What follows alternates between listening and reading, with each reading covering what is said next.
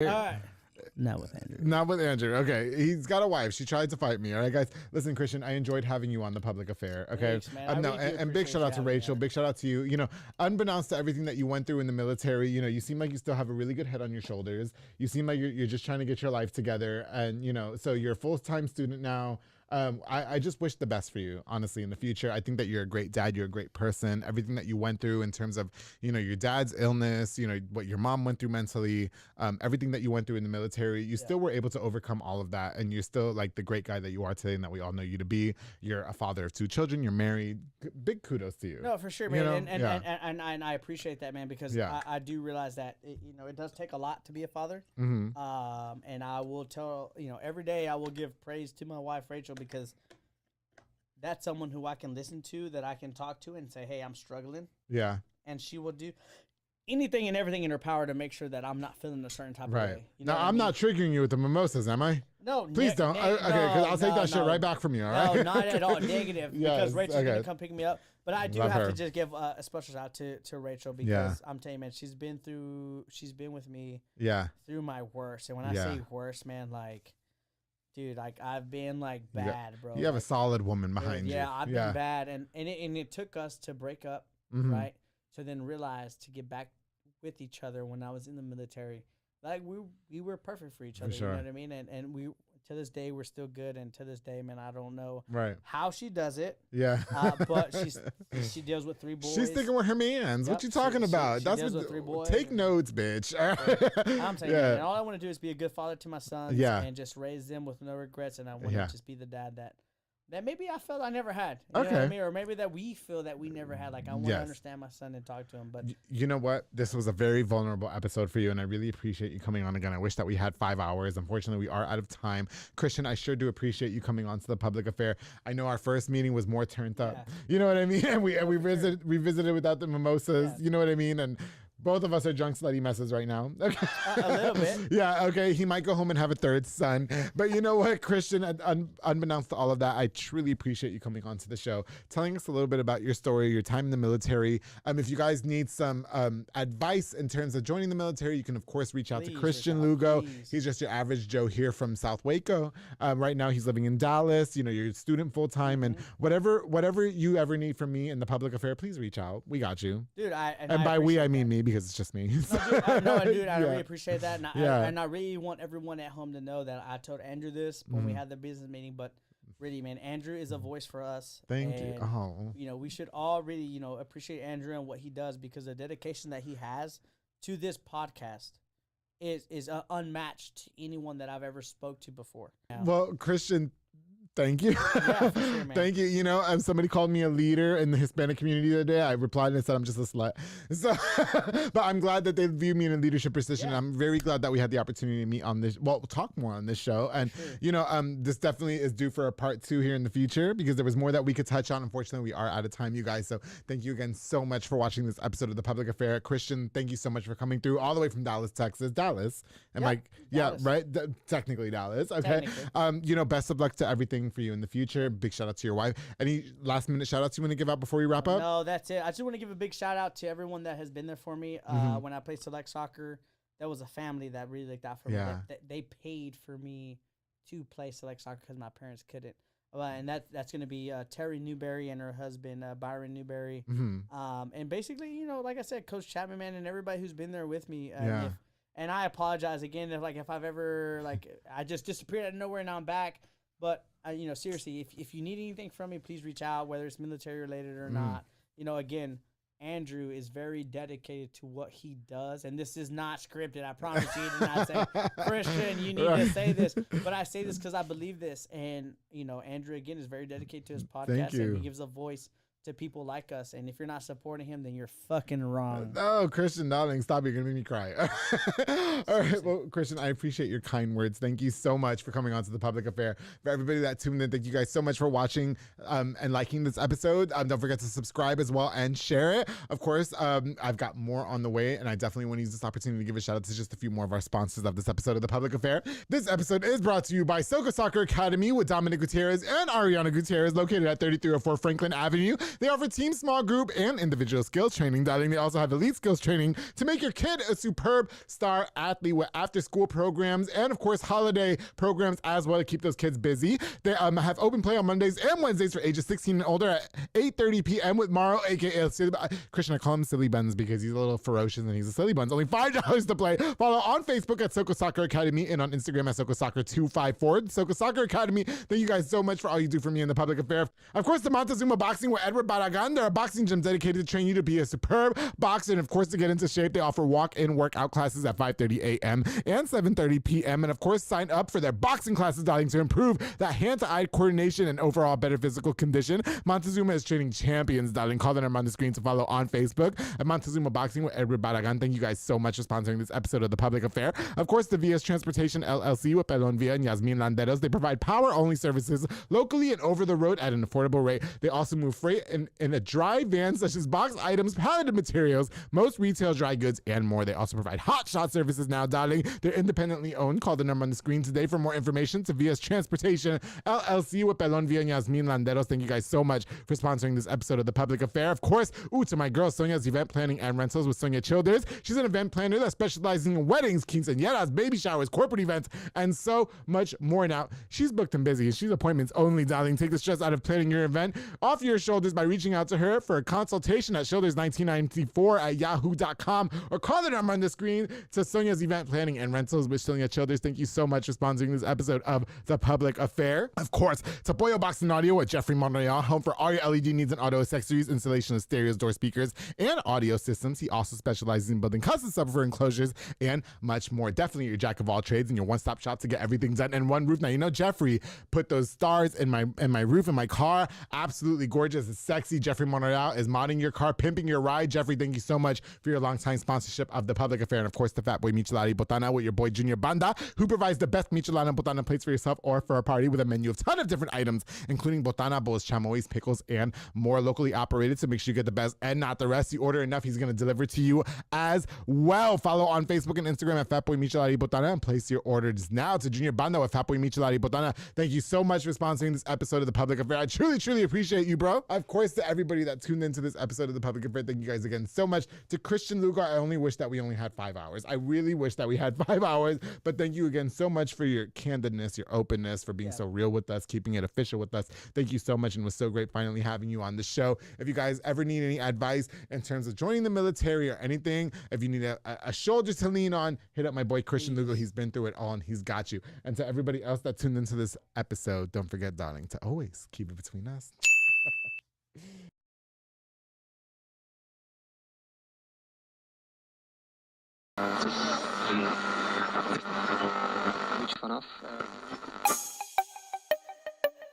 This has been a Rogue Media podcast.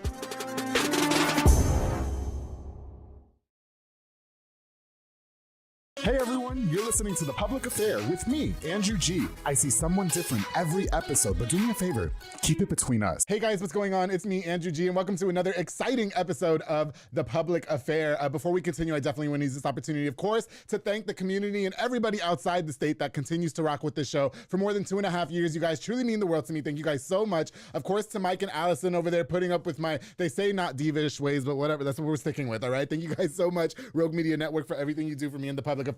Before we continue with my very, very special guest, who I'm so elated is here today, I definitely want to use this opportunity to give a shout out to just some of our sponsors of this episode of The Public Affair. This episode is brought to us by Joe Over with Four Brothers Construction. He provides custom home designs and renovations. He also focuses on roofing, remodeling, plumbing, tree removal, electrical work, and so much more. Darling Joe, his entire team of men that are just scrumptious, build affordable dream homes for you. Girl, they are. Okay, call the number on the screen to Joe Over of Four Brothers Construction. Thank you so much, bro, for being a longtime sponsor. Of course, to B&J Refinishing with my boy Frank Biza, who focuses on resurfacing bathtubs, counters, sinks, tiles, and more to original showroom quality. He offers 5-year warranty on most work and has the best prices in town. He also has inflatables, a mechanical bull, margarita machines, tables, chairs, a foam machine, and so much more. Frank, come through. I didn't know she wanted liquor. I didn't know. Frank, we need you. We need you.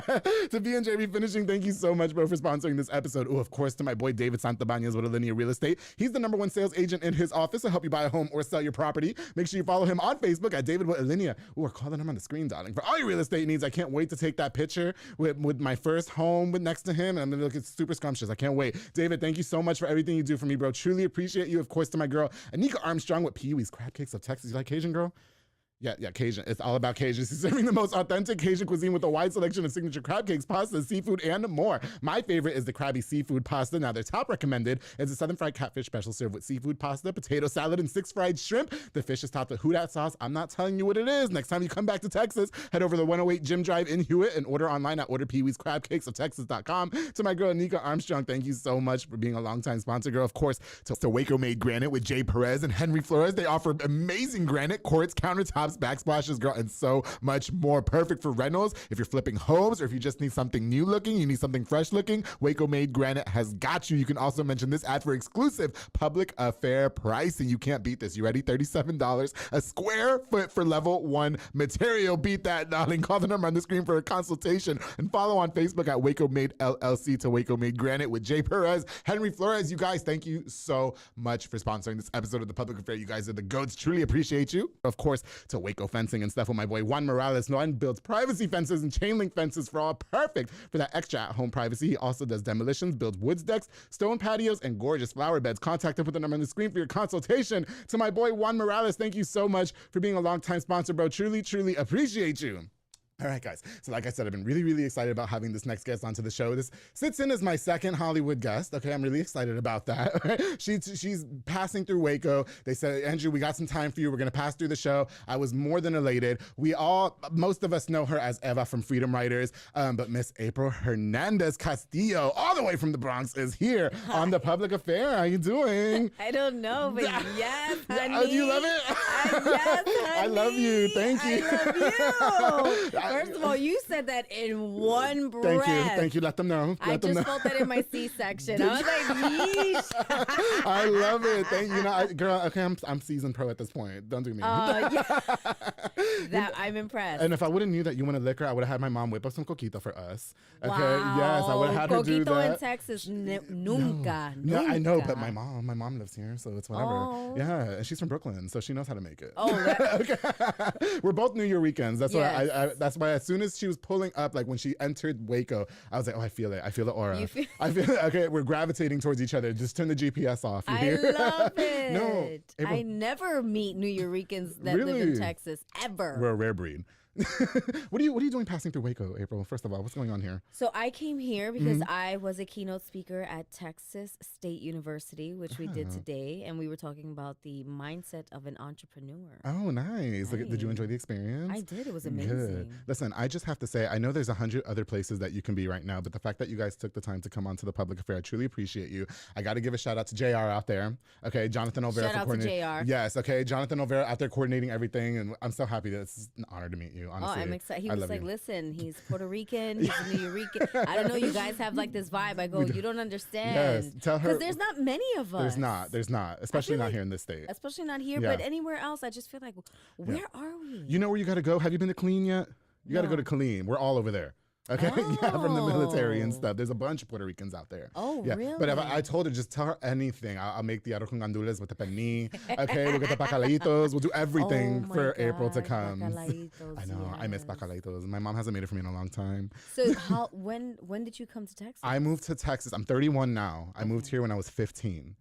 So it was terrible when we first moved here. I'm originally from Long Island. That's where I'm from. And you know, we had the beach everywhere. We had the 7-Eleven. Right. Girl, we didn't even have 7-Eleven out here. Like how we don't have 7-Eleven, I can't get a Slurpee.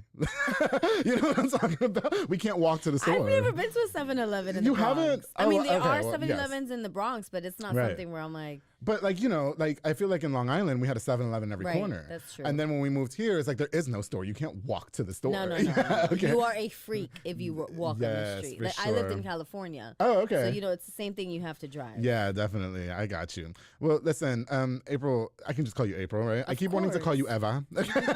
No, I'm going to call you April, okay? April. Well, of course, you're here to promote your new book, Embracing Me. Now, mine is actually in transit, okay, from Amazon. I'm sad I can't sign it. I know. I was like, damn, but that's okay. I'm going to send it to you, and you have to send it back, okay? I'll do that for you. I'm going to send it to UPS. Okay. But shout out to Jonathan Olvera for bringing the book. But you know what, April, for people who may not know who you are, like I said, we know you all from the movie. Can we get to know a little bit about you life growing up and such, please? Of course. I grew up in the boogie down Bronx. Darling.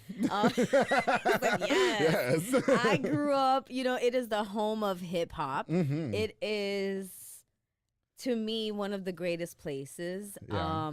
It's who made me. It's what has made me into the woman that I am today.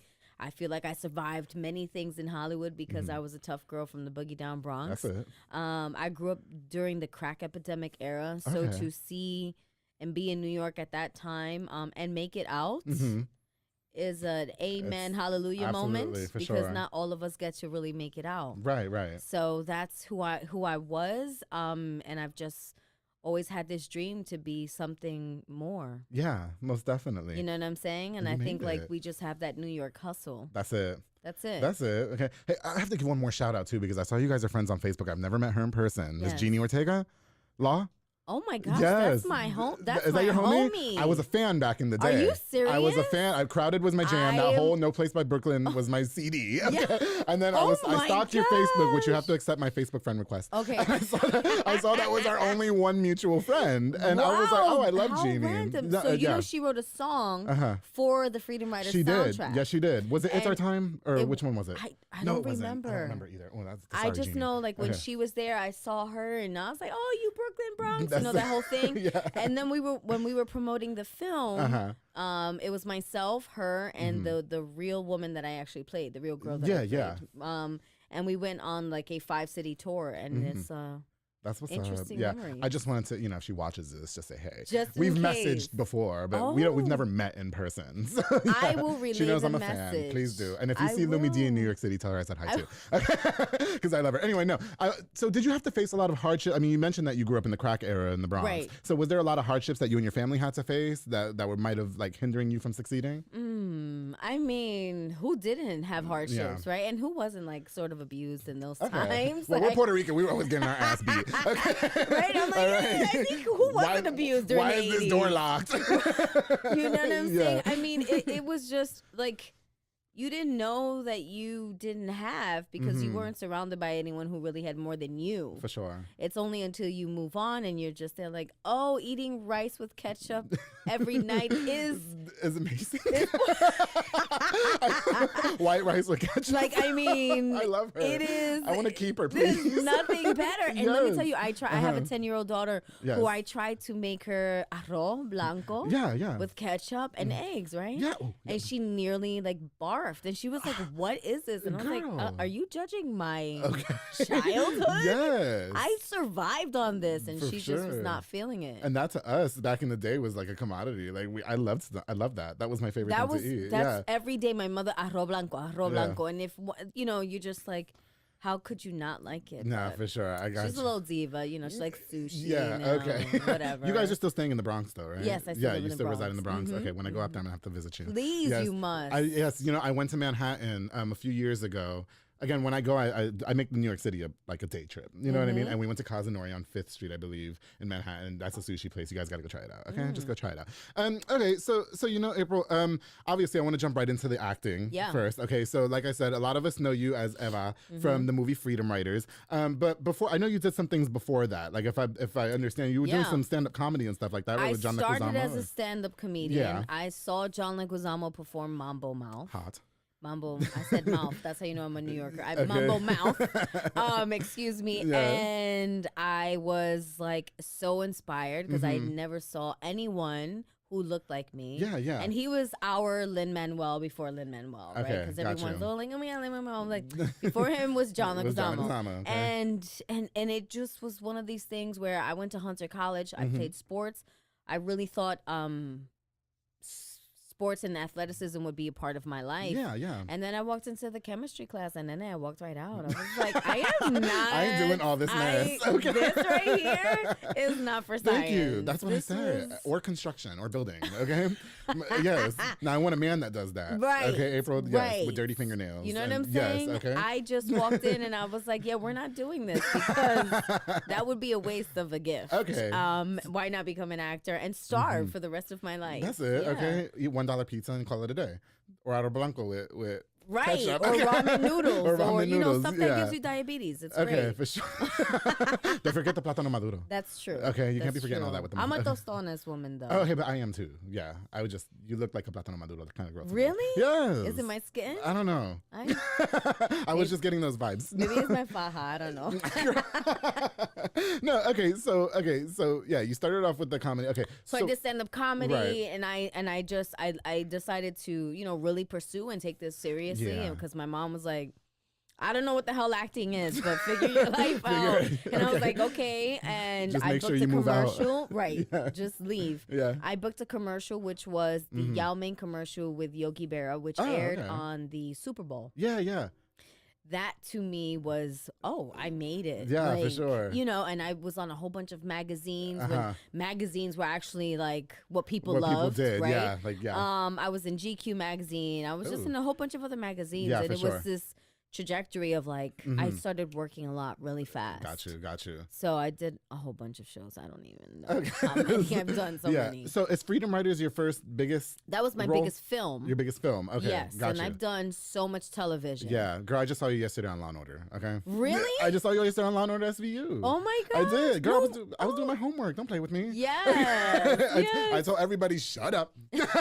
I got to do something I gotta important do some work. tomorrow, Yeah, and I gotta go yeah. watch Eva on. I mean, that's like the thing that Yeah. actors do when you don't do like a Law and Order. You're like, man, I must suck. Okay, yeah. Just because that's just you know the who doesn't do thing. Law and Order. Yeah. And now they've been. I mean, SVU has been on for over almost close to a over million 20 years. I years, think it's yeah. 21 years now. It's crazy, and it's still there. I just want those residuals. That's it. Okay. I don't need Give like. me the monies, and we good. Okay. I don't need to be on set. I just want your residuals That's because it's all. forever. Yeah, for sure. Forever you're getting residuals. And now you're streaming. That's awesome. Yeah. So how did you end up getting cast for Freedom Writers as Eva? I mean, was that something like? How did that all come about for you? I had auditioned, I believe, like twice in New York City. Okay. And at that same time, that's when I booked ER. That's before you know Grey's Anatomy was Okay. here, and I ended up booking a recurring role. Yeah. That was like my first, like, more than one This is episode. what's up? And I moved to LA. Okay. No license, no car, straight like That's it. hood. Like straight up like, we're gonna Girl, figure this out. with the baggy jeans. That's it. Okay. And then you realize you get to LA and you're like, oh no, I need a car. Yeah. So I had a third audition, Oh, okay. but I didn't really understand how big and important Freedom Riders was. Okay. Like I really didn't. I Right, didn't. right. I was like, oh, okay, they did this, they did that. Yeah. But then once you started filming, you understood, oh, this is pretty powerful. Yeah. But it's become this classic film Right. that now everyone knows it, even to this day, especially when the George Floyd was Oh, happening. yeah, for sure.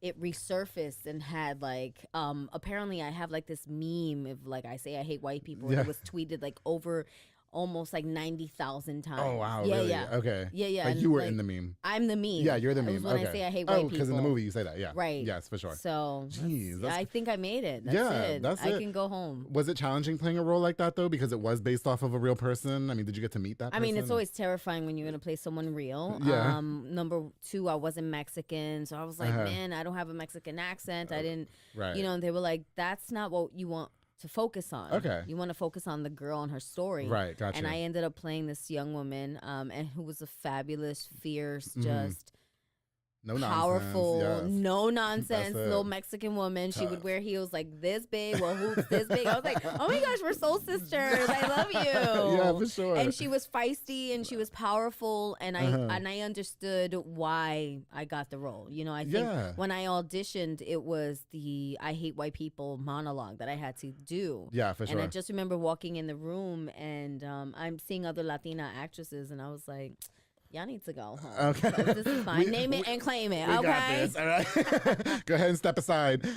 Did you find a lot of challenges playing that role, though? I mean, I think the only thing for me was understanding racism more, because I grew up in New York City, Right. and it is a melting pot. right. Everybody's there. Everyone is Yeah, there, for right? You sure. can get on the D train, whatever train. You're sitting next to millionaires going to, you know, Wall Street. You're sitting next to Muslims, whoever. So Absolutely. it's like I couldn't understand the beef and the racism between the blacks and Asians, Okay. or that was very foreign to me. I got you. Yeah, most definitely. Did you get a lot of feedback from the actual person? Is it Maria Hernandez? Is that her name? Or Maria. Reyes. Okay. Why did I say Hernandez? No, she loved it. I mean, she had a lot of input, and she was like, "Y'all better find somebody who can bring it." That's what's up. And I think, you know, there were other actresses that were up for it, but I just remember saying, "No, this is okay. Let's do this." That's it. That's what's you up. know, Yeah. I came all the way to Hollywood to make my dream come true, and then to work with, you know, a 2-time Oscar winner. Oh yeah. That's got to be scary in itself, though, girl. It was terrifying. Okay. It was terrifying. I think before I remember you got seeing here her, and I was like, hi, Is she at least nice? Is she at least nice? She's nice. She was. Yeah, that's she's what's up. so petite, and I was like, I feel like Mr. Potato next to you. I got you. Okay, hugging her, I'm like, I'm gonna go vomit. No, it's just one of those. I feel you. Yeah. Aside from that role, has there been any other parts that you've played that have been super challenging for you, where you're like, ooh, I don't know about all this? I don't know. I think the role of being a mom With a that was something I didn't really sign up for, but it happened. Yeah. Any parts you regret playing though? Or? No, I don't regret anything. For As sure. of right now, I don't think so. Unless you find something that's a little ratchet, you might. But no, yeah, let's do it. Let's Google ratchet April Hernandez Castillo. Yeah. No, I feel like all the television shows that I've done, it's always been exciting. It's always been like I'm here for this. Let's do this. That's what's up. Well, goodness, April, I definitely want to get more into knowing more about you. I definitely want to talk about the book, other things that are going on in your life, but we're going to take a quick little break, okay? And when we get back, we're going to learn more about April Hernandez Castillo. We're going to learn more about the book that's out now, Embracing Me, which I can't wait for my copy to come in on Amazon, okay? I'm going to send it to you so we can get signed, and more. So make sure you guys stay tuned in here on The Public Affair. Hey guys, I hope you're enjoying this really, really great episode of The Public Affair with Miss April Hernandez Castillo. Before we continue, I definitely want to use this opportunity to give a shout out to more of our sponsors of this episode of The Public Affair. Of course, to the queen, Miss Juliana Resendez with JR Renovations. She's a general contractor specializing in commercial businesses and residential homes. She is a true queen, girl, leveling the playing field in a male-dominated industry. Follow on Facebook and Instagram at JR Renovations and call the number on the screen right now for your consultation. My girl, Juliana, keep it pushing, girl. Keep it pushing. You know I'm here for you. I love you. Thank you so much for being a longtime sponsor of The Public Affair. Of course, to Banda's Hauling Service with Julian and Ana Banda. They rent dump trailers. You fill it up, they haul it away. If the car breaks down, you call Julian, he comes picks you up. He says he's going to be there in 20 minutes, but he gets there in 10. All right? Super affordable, super reliable. He also does junk removals, tree brush removals, and hauls cars in and out of town. Book now with the number on the screen. To Julian and Ana Banda, thank you guys so much for being longtime sponsors of The Public Affair. Oh my goodness, of course, to Embrace Fitness with Lisette Luna and Amanda Switzer. They teach group fitness classes that are fun and dynamic, darling. They specialize in total body workouts by Excolat and by Jackie and Zumba Step. Classes are Monday through Thursday at 6 p.m. and 7 p.m.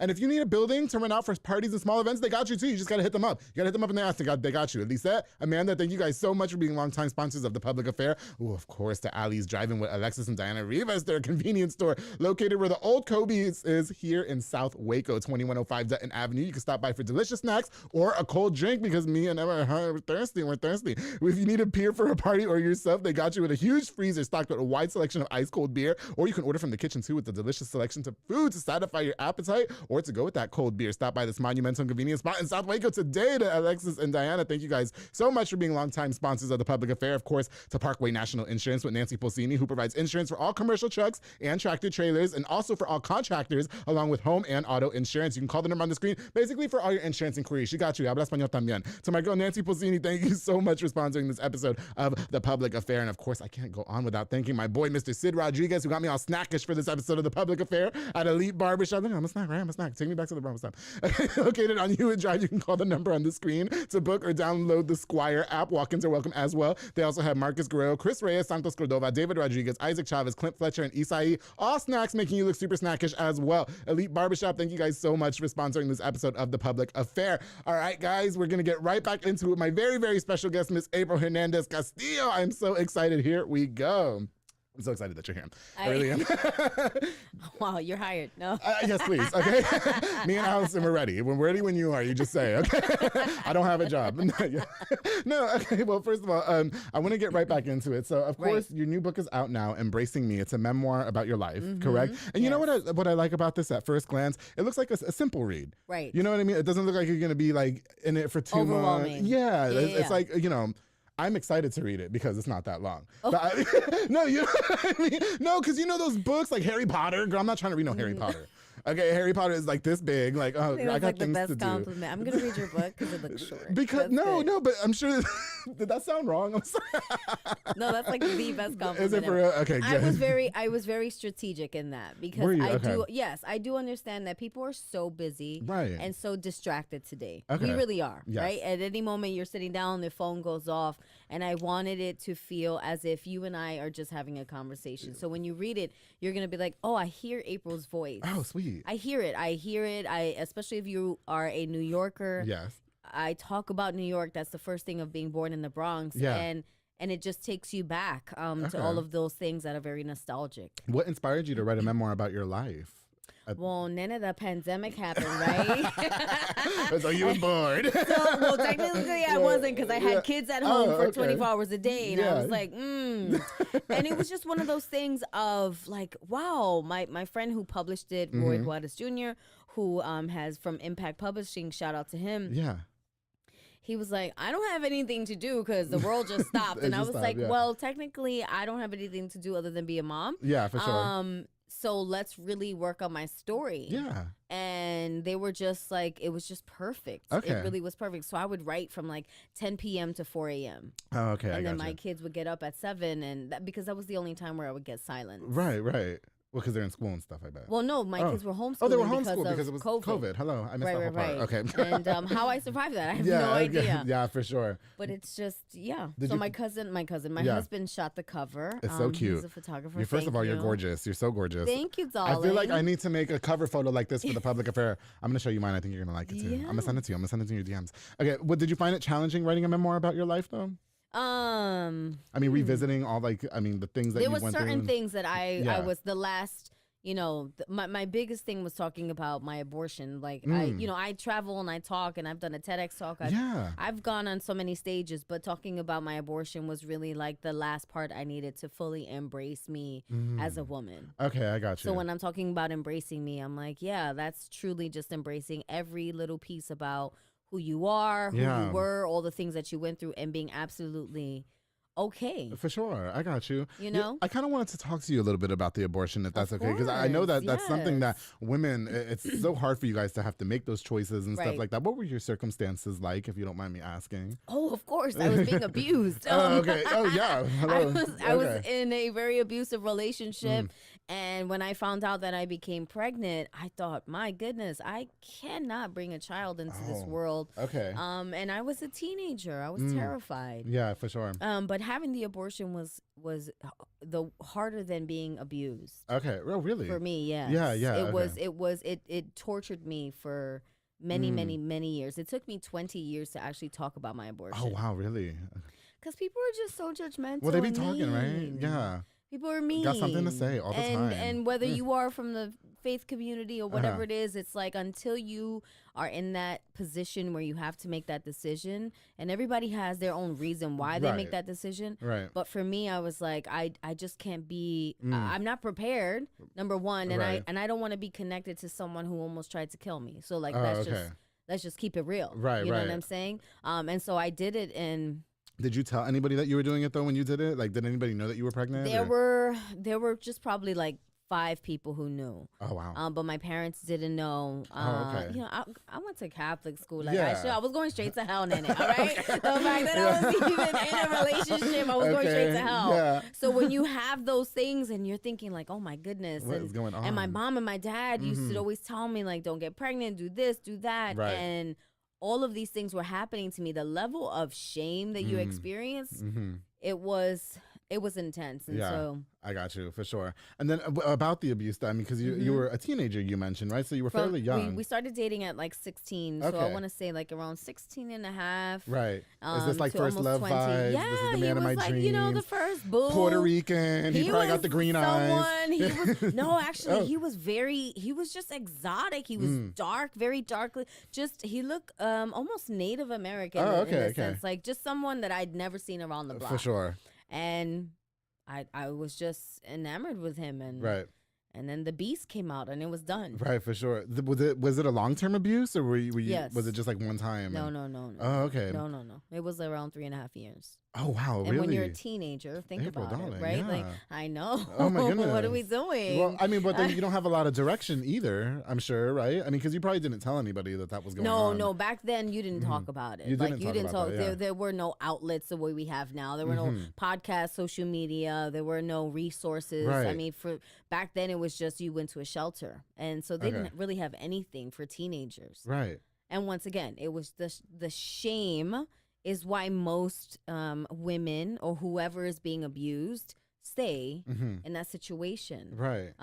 Because like who the hell wants to admit that? Right. And you're terrified. And also if you leave, you don't know how this person's going to react. Okay. I was going to say, so when you did find the courage to pack up and leave, what was that experience like? I didn't want to live anymore.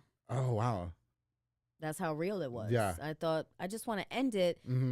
But I don't really want to end it. Okay. You know, which is why when I'm talking to kids who are having like these suicidal ideations, I'm like, you're having a really bad moment. Right. And if you hold on. Right. And if you can just go on a little bit more, I promise you it will get better for you. Yeah, for sure. Especially when you're a teenager, like you have so much more of your life to live. And for me, I just knew like, man, I don't want to do this, but I don't want to be here. Yeah. And I prayed and I asked God to give me this power to leave. Yeah, for and sure. that was it. I really just was like, okay, I'm done. So you just got up and peaced out. I called him and I was like, hey, it's over. And he came and it was a fight. Oh, shoot. But like, that was it. That was it.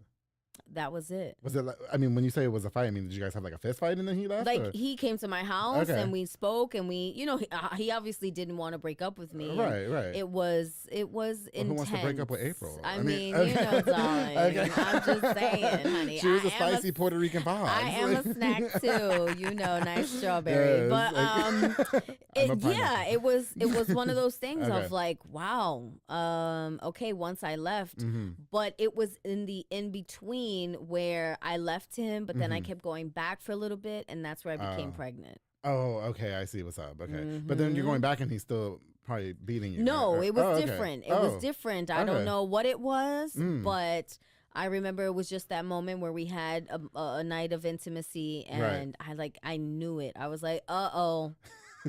You just felt it. It Oh, was just, damn. It was in there. Yes. Yeah. And I was like, Yeah. something happened, and then I became pregnant. I got you. Well, And when I told him, he was like, "You're lying." I'm like, well, not technically, friend, because there's a little human being there's something inside going- of me. you wasn't lying the other day. Right. I'm not lying. I saw. We were. I was there. You were both there. Right. Yeah. So that was the, you know, unfortunately that was it. And then I just was like, oh hell no. Right. I will never be abused again. Okay. I will never fall into a situation For where sure. I'll allow anyone to take advantage of me. Yeah, definitely. Was the main situation and part of the abortion the fact that you didn't want to give this abusive man a child, or like maybe he was going to abuse him, or did being so young play a part in that role as well? I think it was all of that. It was everything. Okay. Right. You know, and I also felt like I disappointed my parents. Okay. You know, they tried their very best to send me to Catholic school and get me out as much as they could of the Bronx and give me some sort of future. For sure. So I knew, like, man, if I have a child, like, It's gonna just, stop everything. I mean, look, I know successful moms who were teenage moms, Yeah. and they're kicking butt. Yeah. But it just adds a level of stress to your life Right. that You just weren't ready for it. I'm just And wasn't only ready. you understand. That's what people need to understand. Only you understand it Right. because you had to go through it. You know what I mean? I had to go through Yeah, it. for sure. And it was a horrible experience. And for me, I never felt empowered. I didn't feel like, oh, this whole feminist thing. I just felt like I did it, Yeah. and I don't ever want to talk about it. I got you. You know, which was like the 20 years later of like, Right. maybe I should talk about it. Okay. Because whatever you don't reveal, you don't heal from, Yeah. friend. You know what I'm No, saying? and I got you. A lot of the guests that I have on this show, April, they it's their first time telling their story. You know what I mean? Talking about being in abusive relationships and stuff like that. So I'm really happy that you women, and some of us men too, I've had some men come on here and Of say, course. yeah, you know what I mean? And we both know it's a taboo. Men are not supposed to be weak. Men are not supposed to be having, Not at all. there's no mental issues, no nothing. You know what I mean? No. So I'm glad that, you know, you finally got the courage. When was the first time that you finally told somebody, okay, look, I was getting beat, I had an abortion. Who was the first person you told, and what was that all about? Well, my husband, who we've been together for 21 years. Oh, He's the love of my life. He's my boo. He's my everything. Shout out to the husband. Shout out to the husband who's holding it down. You know, while mama is working. He's struggling right now with my daughters. Like really? They look like they just fell off a ship. Anyway, combing their hair. But it was him that he was like this saving grace for me. He really came at a time where I just didn't know if I was ever capable of loving. Okay. And I didn't know if I was capable of being loved. That's okay. I got you. And he loved me in all of my mess. Yeah. And in all of my glory now. Yeah. And so when I revealed it to him, he's always been so empathetic and like it was just safe for me to be with him. Okay. And I'm sure it's like a weight lifted off your shoulders as well. Yeah, like, when you finally like I get to confess. I had this moment, but publicly, professionally, I didn't talk about my abuse until 2010. Okay. But I left in like 1999, excuse me. Oh, gotcha. Yeah. Oh, that was a long time. Very long time. Okay. And then it wasn't until maybe 2015, 16, where I spoke one time about my abortion. Okay. And then I was like, never again. Never again. Yeah, that was too much. Oh, really? No, we're not doing that. Well, it's baby steps. Yeah, it's baby steps, baby April. steps. Yeah, okay. And then I did it in front of a huge stage. Yeah.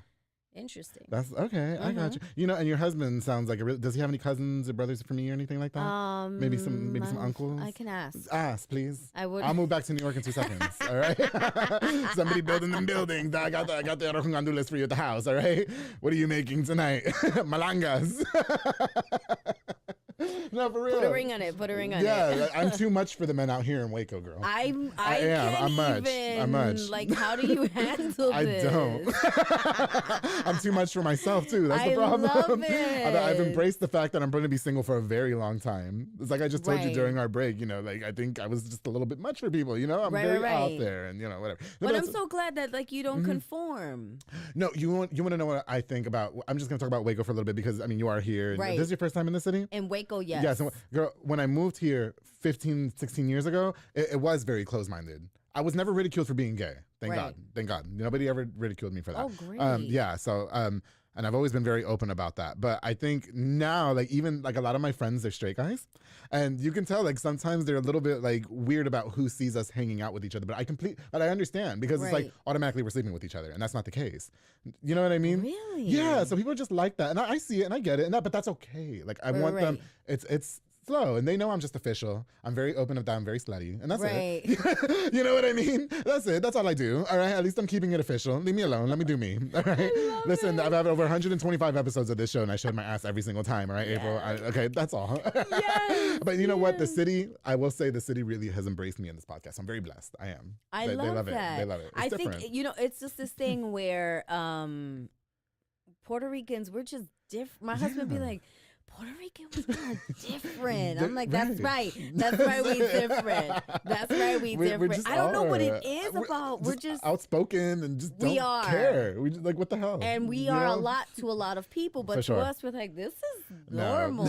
What are we doing? Well, and just to clarify, as much as I am much for a lot of people, especially girl when I'm, if we would have had some coquitos and Greg or something, girl, this would have been, I don't know about no 45 minutes.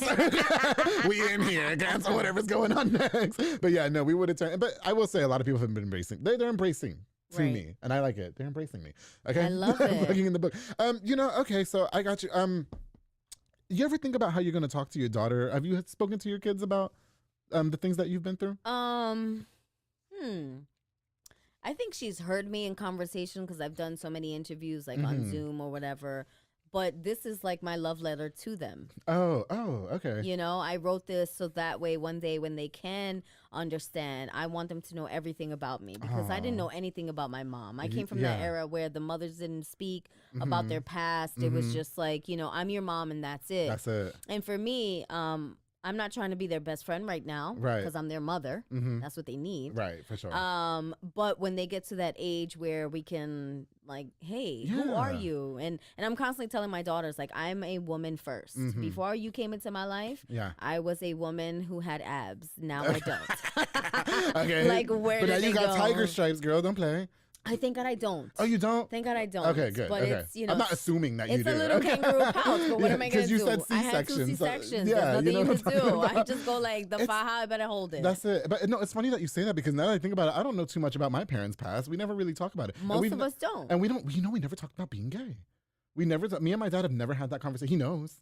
All his coworkers watch the show and they think I'm lit. But like we just never talked about it. That's just weird. That's a different conversation. Yeah, that is. But that's the thing. Like you just them. be like, okay, you know, like when my cousin when he came out. Yeah. My mom used to be like, "This, you know, I think he's." I'm like, "What, mom? Gay? Gay, Like okay. say it." And she'd be like, "I'm just." He got a little sugar in his tank. You know, the old school Puerto Rican moms be messy because my mom used to tell my cousins to ask me. All right, and then she's gonna deny that to her deathbed. And then listen, and then when he finally came out to me, I was like, full, yeah. I knew that when you were crocheting with my mom, like who's crocheting at like the age of 8 and like crochet something really nice. Okay. And he was like, really? I go, Papa, please, yes. don't play I games. just want you to be okay. I want you to be. Just please. I don't ever want you to feel like, you know, when you're around, but you know, my mom's old school and when she was alive, she'd be like, there's no holding hands. There's no holding hands when you with your, you know. With your and I'm like, and stuff, okay, mom, even though he pays bills, it's fine. It's great though because I tell all my straight friends I can't wait till I have a nice construction worker man who decides he wants to be gay for me. That I have him at all the parties so I can kiss him in front of all of them. I can't wait. I can't wait for those days. It's coming, guys. It's coming. And I'm gonna be like, ooh, babe. I said a construction man. Yeah, you know, building I-35. So that way you guys aren't stuck in traffic. That's true. Okay, you know what? Gosh, April, I know you guys are on a time crunch, but there's another thing that I wanted to talk to you about.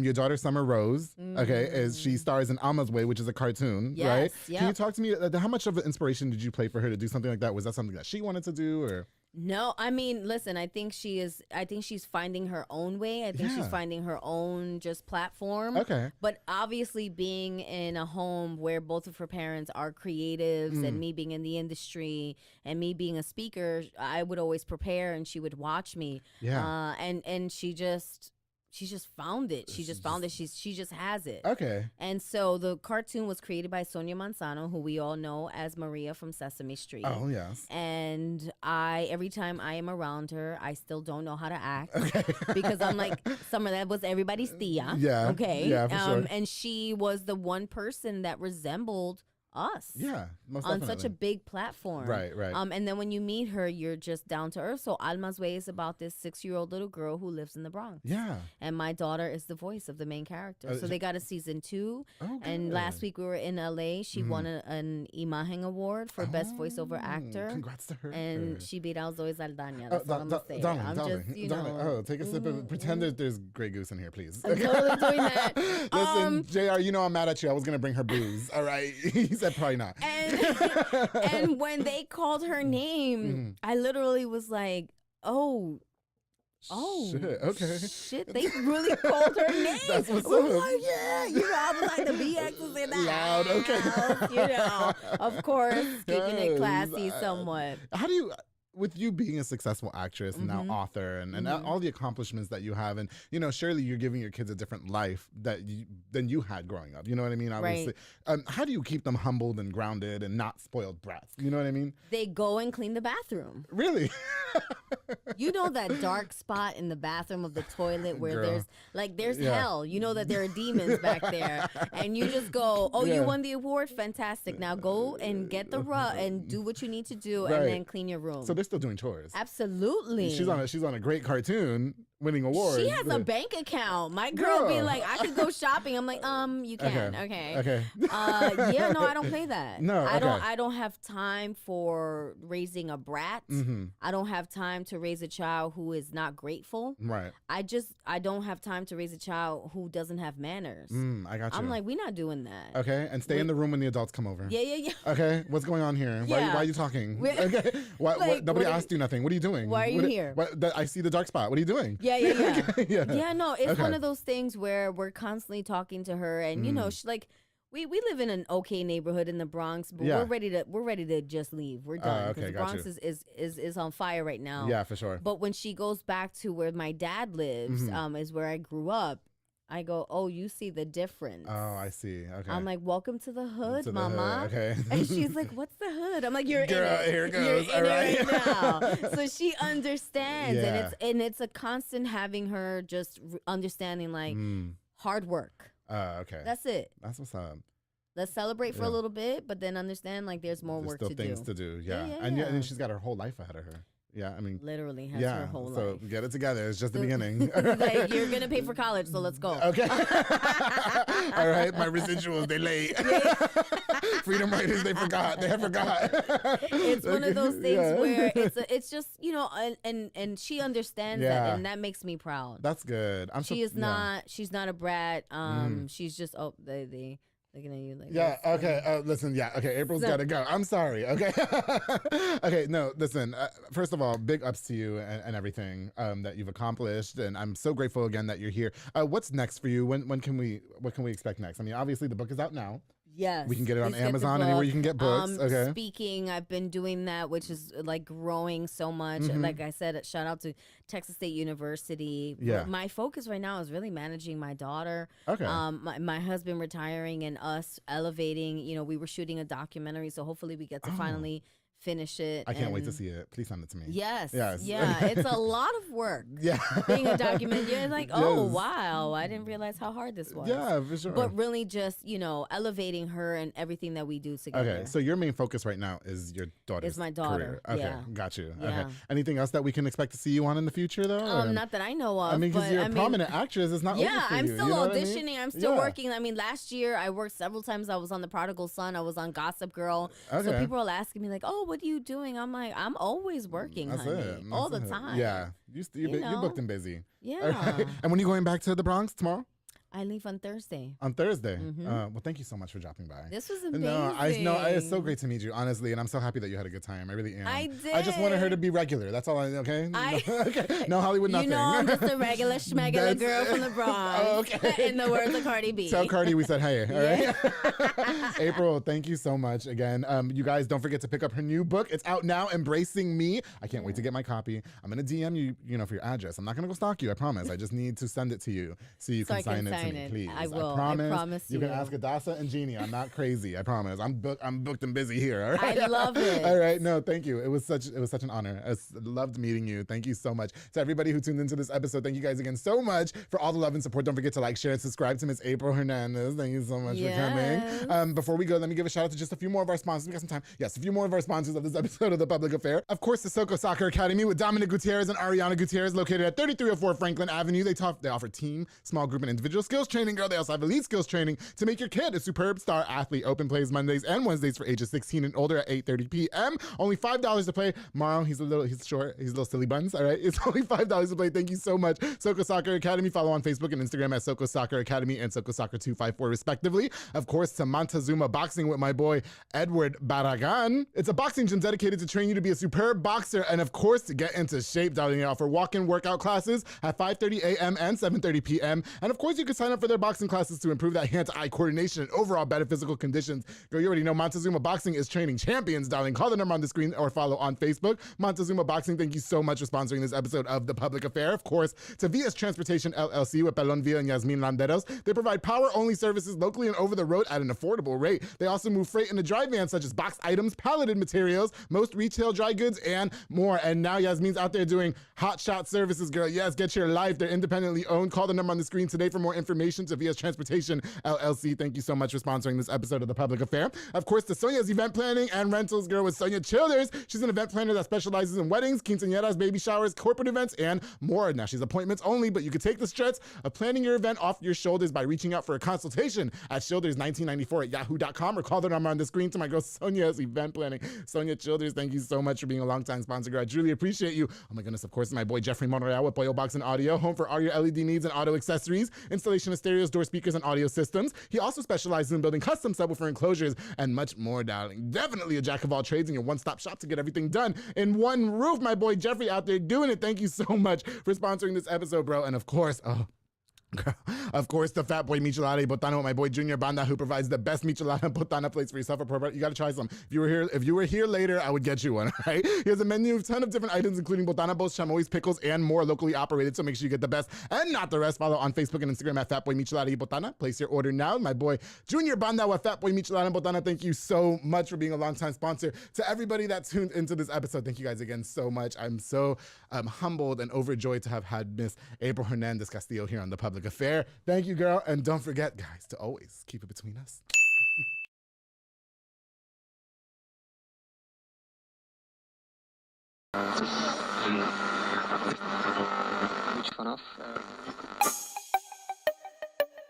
This has been a Rogue Media podcast.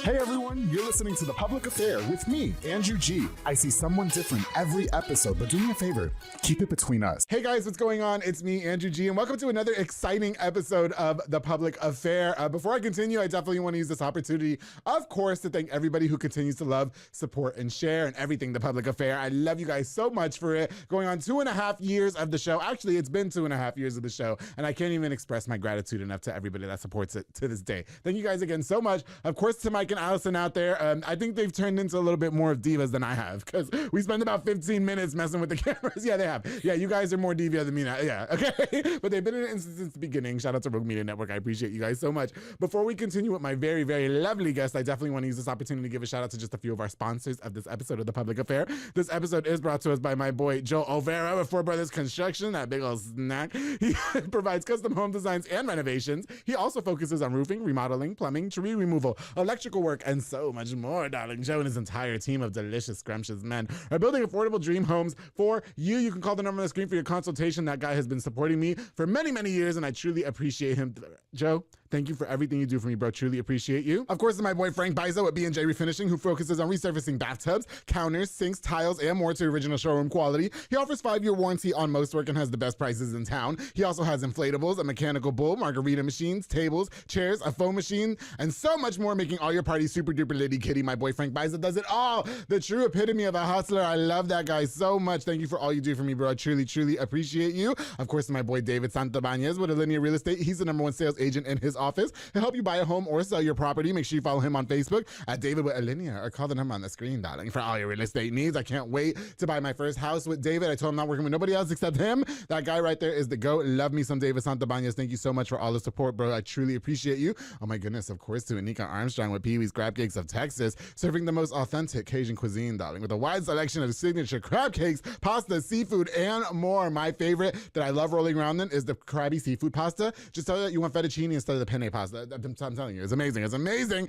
The top recommended is the Southern Fried Catfish Special, served with seafood pasta, potato salad, and 6 fried shrimp. Now, the fish is topped with Houdat sauce. I'm not telling you guys what it is, because you guys know you got to head over to 108 Jim Drive in Hewitt, or order online at orderpeeweescrabcakesonthego.com. To my girl, Anika Armstrong, thank you so much for all you do for me in the public affair, girl. I truly appreciate you. Of course, to my boy Juan Morales with Waco Fencing and stuff. Now, Juan builds privacy fences and chain link fences, perfect for all that extra at-home privacy in case you're trying to walk around any type of way, you know what I mean?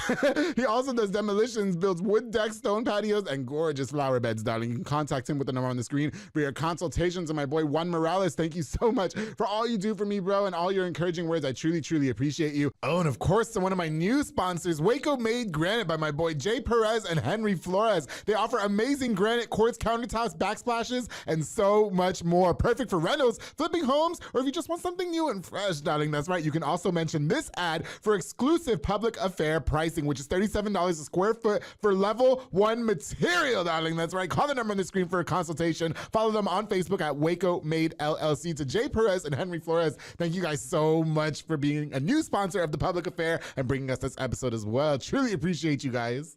And of course, to my boy Enrique Jimenez with Jimenez Bakery, a local bakery specializing in a wide selection of fresh and affordable pan dulces, darling. Oh, they have the best tres leches cake for a party or for yourself. Now, I'm a Mocha Tres Leches whore, and they have the best in town. You can also get a cup of fresh elote if you have a different type of craving. Locations at 1915 Dutton in Waco and 302 West Elm Street in Hillsboro. To my boy Enrique Jimenez with Jimenez Bakery, thank you so much for all you do for me and the public affair, bro. I truly, truly appreciate you. All right, guys. So like I said, I've been really, really excited to be having this next guest onto the show. Been sitting on it for quite a while, like I do a lot of the guests, and I felt like the time was finally right. Plus, a lot of people were just like, you got to get her on the show. You got to get her on the show. I didn't think she was going to do it. I'm not going to lie. I didn't think she was going to do it. And she goes, you know what, Andrew, I have a lot to say. I have a lot to get off my chest, and I want to do it on your show. I was honored.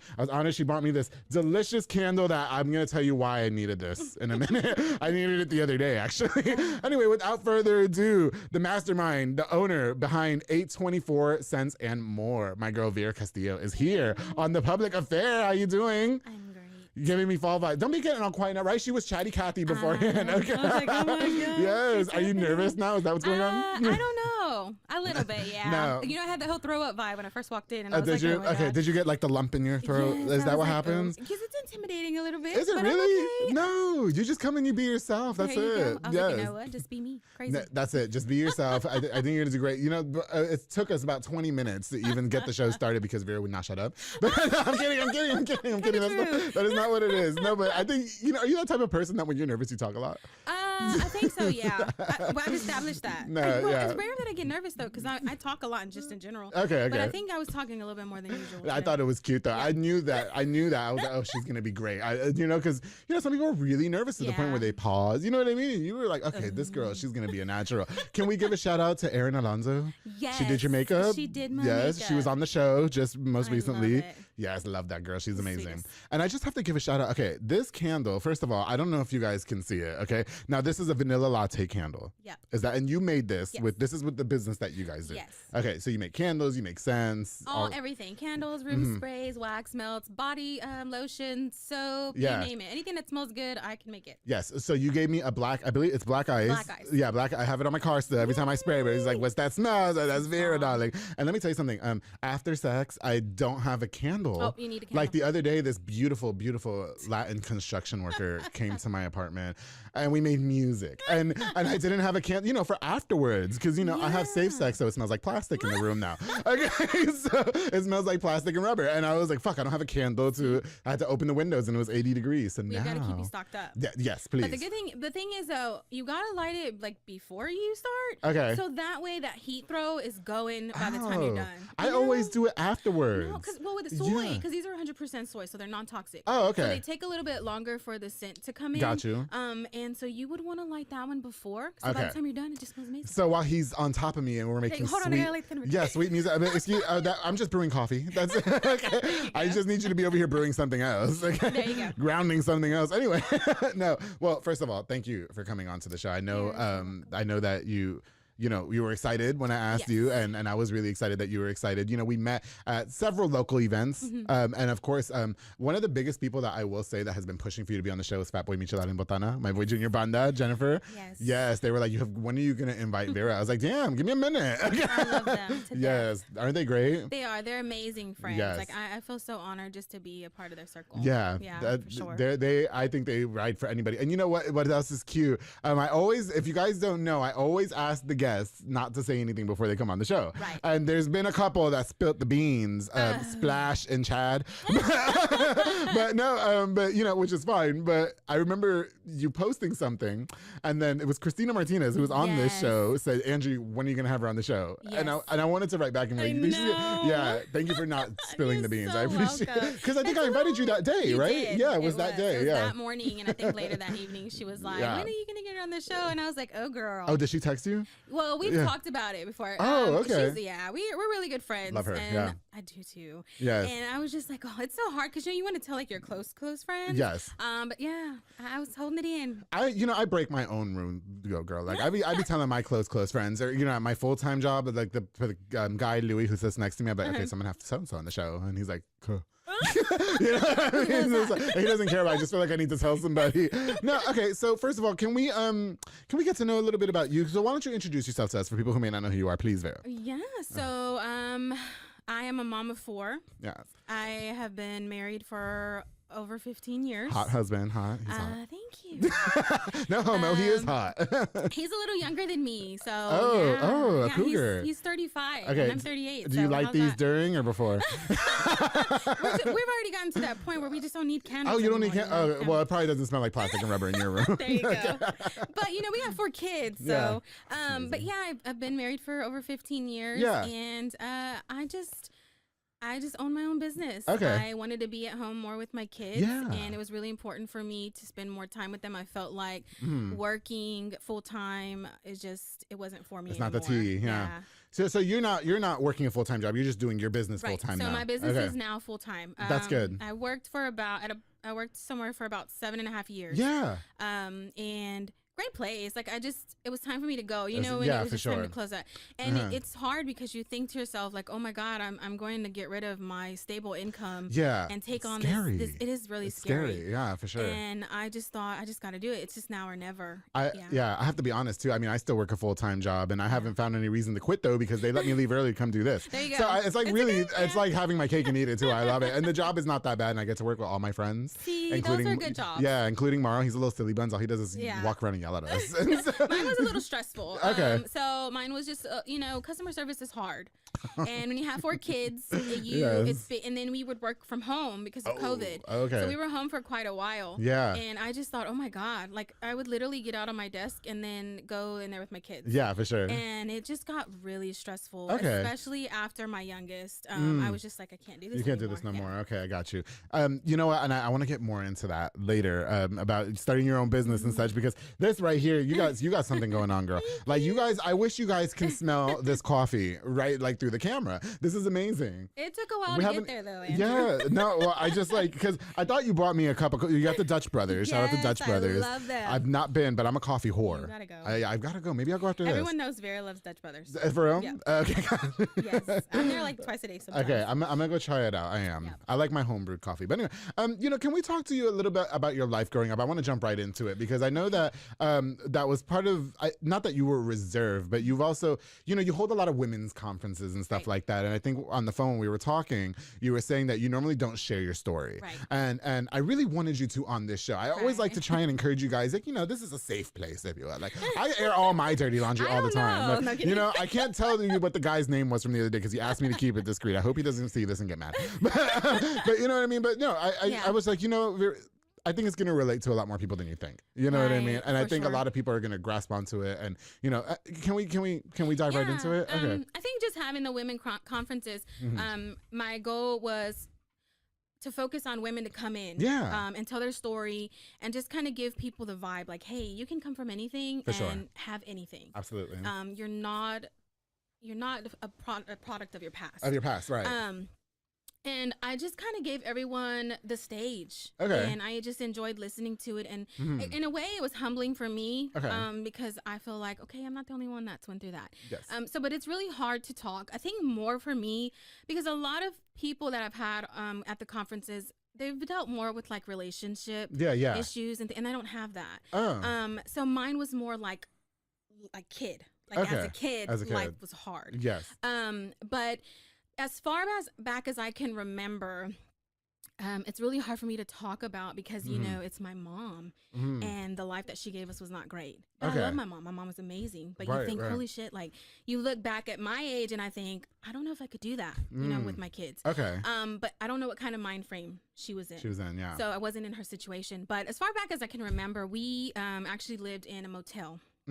In Belmead, and I always remember there was like these train tracks behind us. Yeah. And every day we would catch the bus to school. Okay. So we weren't the only ones that lived there, which was crazy. Like there was other kids that lived in the motel. Yeah. So there was a group of us that the bus would pick us up, and in our mind, because we're younger, it's that was nothing. Deal. Yeah, for sure. But it's still, we would go to friends' houses and you'd see your friends with their own rooms. Yeah. And, you'd kind of be like, well, mine is just 2 beds and a TV. Like, what the hell's going on? What's going on? Yeah. I think all I had to play with was like 2 Barbies. And my mom really struggled relationship-wise. So my mom wasn't like addicted to drugs or an alcoholic or anything like that. She just was in a really bad toxic relationship. And so she was with my stepfather, and me and my older sister, we just kind of tagged along everywhere she went. She was kind of like with him, and wherever she went, we'd go. You guys would go. Okay. And she was just so in love with him, and he wasn't a very good guy. Yeah, you know, he was very manipulative, and he would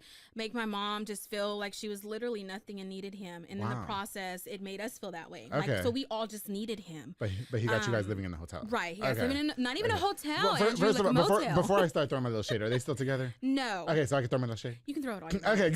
Only once. So he's acting like he's the best thing since sliced bread, but he got you guys living in the Belmead Motel. There you go. Okay, gotcha. So, and you know, back in the day, they were young. So obviously, we're just like kids. I think I was probably like 5 or 6. Yeah. Maybe.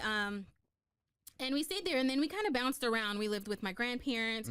Then my grandparents bought a home or invested in a home, and then they gave it to my mom.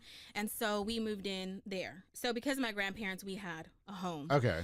So there it was me, my sister, my older brother. He was just kind of coming and going. You know, he wasn't for that. He was out there in the streets. Yeah. Belmead or South Waco or North So Waco? we moved in North Waco. North Waco. Yes. I was gonna say, you know, the north side. There you go. I'm kidding. So we moved there. It was nice to have a home because my brother came around a lot more. And my brother was just my rock. You know, that's good. My older brother was there. He's still everything to me to this day. Shout out to him. And so I think having that house, it just kind of made us feel like we had a home. Okay. But it was still drama. Yeah. It got worse, I feel like. My stepdad would ride a bike to work every day, and my mom would walk to McDonald's or the cleaners. Oh, wow. So my mom would start her day at maybe about 5 in the morning. Yeah, and she wouldn't get home until late in the evening. Yeah. And it was pretty rough watching your parents, because at the time I would call him dad. I was young. Yeah, for sure. It was pretty rough watching your parents like constantly fight. And he was, I want to say, he was an alcoholic, but to an extent. Like, it wasn't like all week. Yeah, but it was like that when he But like when he drank, it was just horrible. it was like out of control. Yeah, like there was no self-control. So he's an alcoholic. And he was just shit, you know? Okay. And he was just a horrible person. And my sister seen it, my brother seen it, but me, I was just too blind. Okay. You know? So I would call him dad and cry and miss him. And he was really just abusive to my mom. I was going to say, so did you experience a lot of him, like when you say abusive, was he being physically abusive? Or oh, wow, okay. So it was really bad. I mean, just the things that he would do to her. Can you recount the first time that he put hands on your mother? No, isn't that sad? Wow, because really? I feel like it was that happened often? So when I was small. Oh, wow. Yeah, I just feel like it never stopped. And he was just a dangerous person to be around. My mom would threaten, to leave, and he would like pull guns on us. What the fuck? Can we say that on this show? Of course you can. You can say whatever you want. I'm like, wait a minute. Oh, wow. Okay. But yeah, allegedly. Okay. There you go. But that's really a big topic, something I've never really told anyone. Wow. Yeah. So I remember a night where they were arguing. It was just me and my mom. My sister wasn't home. And my mom was like, I can't do this anymore. We've got to go. We've got to leave. So we were not even out of the front door yet. And he pulled it on me. And he was like, if you leave, I'm going to shoot her. He pulled a gun on you? Oh my God. So my mom froze, and that's why now I think back and I'm like, why didn't you ever leave? And I'm like, well, of course she's not going to leave. Right. Look at how the things that he would do to her. And we just kind of froze, and we stayed there a while, and she was just like, so I don't know what to do. Yeah. But she was tired of being beat and tired of being mistreated. And this was my grandpa's house, and we're leaving. And I'm like, wait a minute, this isn't even your house, homeboy. Right. But yeah, and we stayed. Okay. I remember a time where he was drunk and hitting my mom, and we just snuck out the back door, and we were hiding at the neighbors behind their central air unit, like on the ground, just waiting for the police to come, because he was just out of control. Wow, really? So those were things that my sister and I grew up with. Okay. Just a lot of, I felt like it was torture almost. But did he ever, was he ever abusive physically or sexually towards you? No. Okay. So I really feel like he viewed me as his daughter. Okay. I think the only encounter we had was that one time. When he was just as out of control. Right. But I feel like for the most part, he was very father-like towards me, like buy me things or take me to the store. Or he even helped me ride a bike. Okay. So that's why I was just so confused, because here this man is mistreating my mom, and I love her to death. She was amazing. Yeah. And he was treating me good, and I couldn't it was like mentally just challenging for me. For sure. And my sister, that's a different thing. Just out of respect for her, of course, but he wasn't very good to her. Oh, okay, gotcha. So my older sister, he mistreated her a lot. Wow, really? He wasn't very respectful. And so she never wanted to be home, but I wanted her. I needed her. Yeah. So she would stick around. And I always feel like my sister got the most damage from really? this, our past. Does she ever, because I know like you didn't really ever talk about it, but does she ever? She's not very vocal about it. She used to be. Okay. So we used to talk about it a lot, actually, to each other. Yeah. And that's how I just found out a lot of stuff. But no, she's not very vocal about it. And I think because she just really wants to not relive it. But man, she's like one of the strongest people I know. Right. Like, Can we give her a shout out? Or who is she? Yeah. She's my sister Marlena. She's like my babysitter, my rock, like everything. She got the kids right now, all four of them. Okay, so she can be on the public affair. Thank you. All the kids. Yeah, for sure. So what was it? Because you guys are trying to leave, right? And so stepdad is batshit, okay, and then he's pulling guns on you guys and stuff like that. So how did you guys finally get out of that situation? So, yeah. It wasn't by choice. So what happened was my mom committed food stamp fraud. Oh, okay. So basically what happened was my mom was getting help from the government, but she did not claim my stepfather. So it was me and the kids. Is she supposed to? I don't know how that works. So I guess if you have income coming in, you claim everybody in the home. Oh, like she didn't say he was working. Right. So basically, they're the impression of, well, it's just her and her kids. We're going to give them food stamps. Which he worked at Luby, so I'm not really sure how much money he was. He was riding a bike to work. She didn't really commit food stamp fraud. Yeah, like, come on, give her a break. He had the bicycle, had to air the tires. Just a mess. So, yeah. She committed food stamp fraud. I guess Okay. they found out.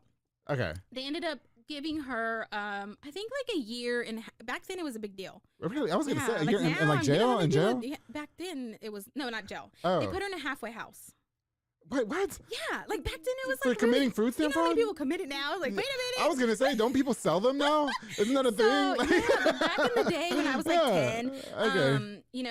it was just serious. That must have been when food stamps was getting lit. Yeah, okay. It was those little paper ones. Yeah, I don't know. I've never had food stamps. So I don't know what that means. The little yeah. paper ones. Okay. So she committed food stamp fraud. Okay. They put her in a halfway house, and then she was supposed to be there for like a year. And during that time, they were going to help her like manage her money, find a job. It was kind of like one of those programs that the government put you in. Okay. But you couldn't leave. So you had to, it was literally a halfway house. Yeah. So she was there. She wasn't even there like a month, Andrew. And my stepdad convinced her. I was staying with my grandparents because there was no way they were letting me stay with him. I was going to say, like, who were you guys staying with? You're leaving out context. Like, we need to know. Like, where the hell were you at? Yeah, okay. So I was with my grandparents. Me and my sister moved in with my grandparents. The most peace we've ever had in forever, honestly. I'm sure, yeah. But yeah, he basically helped her escape. He pulled up one night, she ran out, and they left. She never went back. Nobody ever like found them? So, well, yeah, they found her. Oh, okay. So, she was probably out for a few more months. Okay. And I went with her. My sister was like, "No, I'm not going. I'm staying with grandma and grandpa. If you want to go, you can go." Well, I was so young, so of course I'm gonna go. It's my mom. Right. So they came and they got me. I left with them. My grandmother was so upset. She was just like, "You're ruining your life. Yeah. This guy doesn't care about you." Right.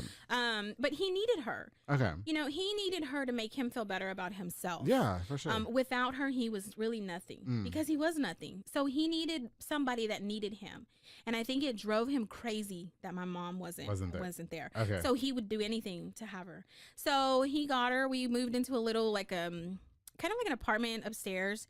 And I think we were there a few months, and man, here comes the police. Oh wow, really? Heck yeah! Looking for your mom or for? Yes, for my mom. They're like, "Look here, lady, you're wanted." Yeah, yeah. You were basically escaped. Yeah, for sure. You escaped from a halfway house. That's So guess what? You get to go to prison for 3 years. Yeah, for sure. So they took her, and she went to prison for 3 years. Oh wow! And during that 3 years, a lot happened. Okay. So a lot. Wow. Okay. Gosh. Okay. You know what?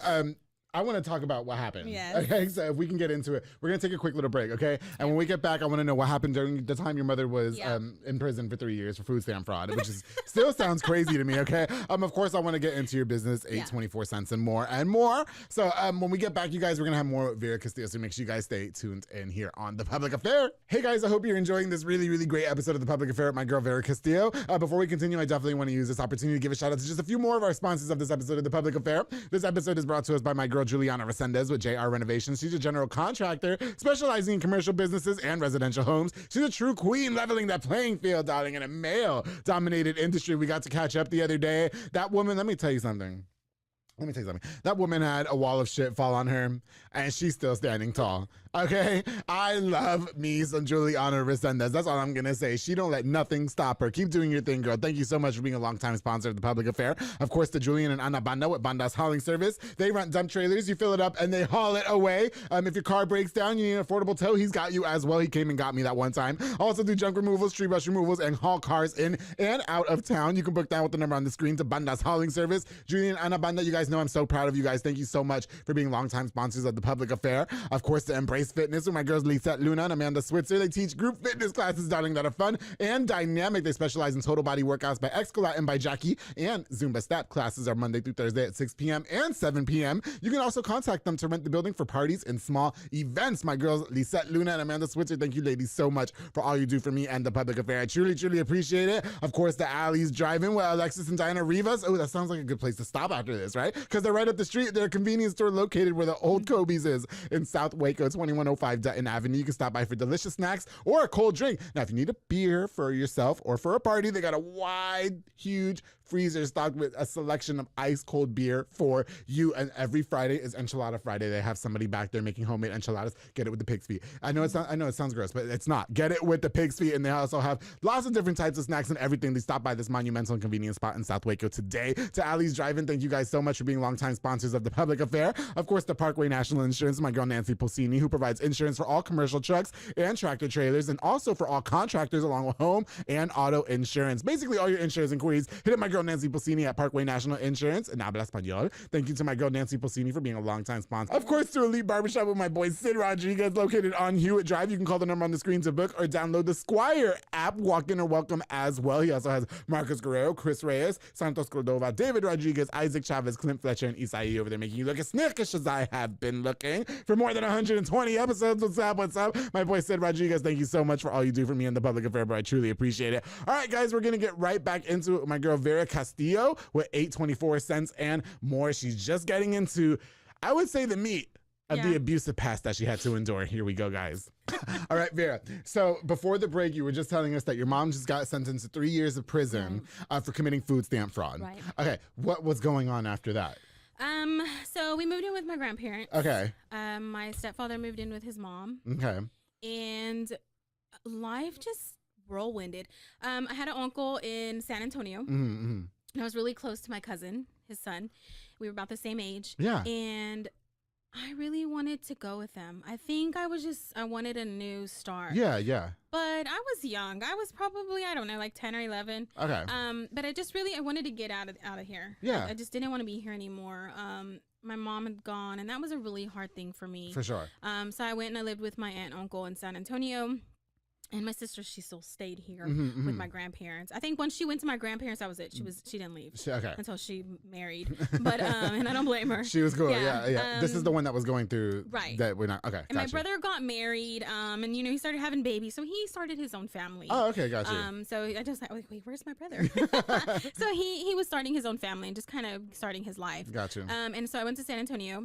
I was in San Antonio for probably about a year. Yeah. And things were really bad. Yeah. So my grandfather is everything to me. Mm-hmm. He was the man who hung the moon. Yeah. And so when I moved, my grandfather always wanted to make sure I was good. Yeah, for sure. And so he would send, money monthly to my aunt and uncle for me and just making sure that I was well taken care of. Yeah. I'd never been spanked in my life. Mm-hmm. I've never been hit or anything like that. When I moved to San Antonio, I began to experience abuse. Wow. So from your family? From my aunt and uncle, right? From your aunt and uncle, okay. My aunt and uncle, I really contemplated on saying this, Okay. but I thought to myself, What happened? Well, it's just I don't forgive them, which is really sad. 'Cause Okay. you should forgive and move on. Don't But go there with me. Okay. Yeah, but I think the only people I find so hard to forgive is them, and I think they feel that. I don't really conversate much with too much of my family, which is really crazy. But I think it's because no one was ever there. Yeah, for sure. But I moved there and I started experiencing just spankings, in general. But they were like really bad. Right. I can recall a time where my cousin and I were running around the kitchen table just playing. Yeah. And my aunt would give my uncle is my mom's brother. Okay. She would give him this look like, you need to take care of it. Oh, wow. And she had her mother living there. Man, they're going to hate me after this show. Well, listen. Listen, it's okay. It's okay. It's okay. But it happened. It happened. Just real quick so I can interject. A lot of, I think it's safe to say, like, let's just talk on behalf of Hispanics because you and I are both Hispanic. And so they never want to talk about the past. Right. They never want to talk about the shit that they did to us. Yeah. You know what I mean? They don't. I've had guests on this show that, their parents called me and it's like, what the fuck? Yeah. You know what I mean? And I'm like, uncle are going to call you. And I'm kidding. No, please don't. Please, I really don't have the time. And uncle. I have not, listen, I don't know you guys. Okay. Listen, don't. Please. I'm looking at both cameras. So I am busy, bitch. Okay. No, anyway. Okay. It's fine. It was something that I really discussed, and I felt like it was. How bad did it get, though? Was it? It wasn't like to beat me like till I was unconscious. Yeah. But my aunt and her mother lived with her. Okay. She hated my guts. Really? Okay. I'd never experienced someone hating me so much. Okay. And I was so young. It was like, what in the world could I possibly be doing to you to make you hate me that much? Right. But she just hated it. I would talk and she hated it. Anything I did. So she'd give him that look like, hey, you need to handle it. Yeah, for sure. And I recall a time where he would spank us with belts on our butt. Mm-hmm. And one day it rained and they had an old wooden rocking chair. Those big wooden rocking chairs. Big, thick backs. Well, it had fell apart. So he used that back part as a paddle. Oh, wow. And he took me to the room and he spanked me and he hit me so hard I fell to my knees and he busted me in my back. Oh, wow. And I think that was the last straw for me. Yeah. I was like, I can't do this anymore. Right. This is not okay. Well, you came over here to find a different route in life. Because they bribed me practically. They're like, hey, you can be a cheerleader, you can be in drill, and like all this. But you know what? Life. You know what drives me crazy too? Like, so the stepdad never hit you. No. Your mother never hit you. Right. What the hell? Right. is wrong with these people to think that they can, I mean, I guess I understand the rule. Like, okay, you're living under my household, it's my rules. Right. But you're putting your hands on somebody. Yeah. If your mother doesn't even put her own hands on you. First of all, where's dad? So I don't know who my real dad is.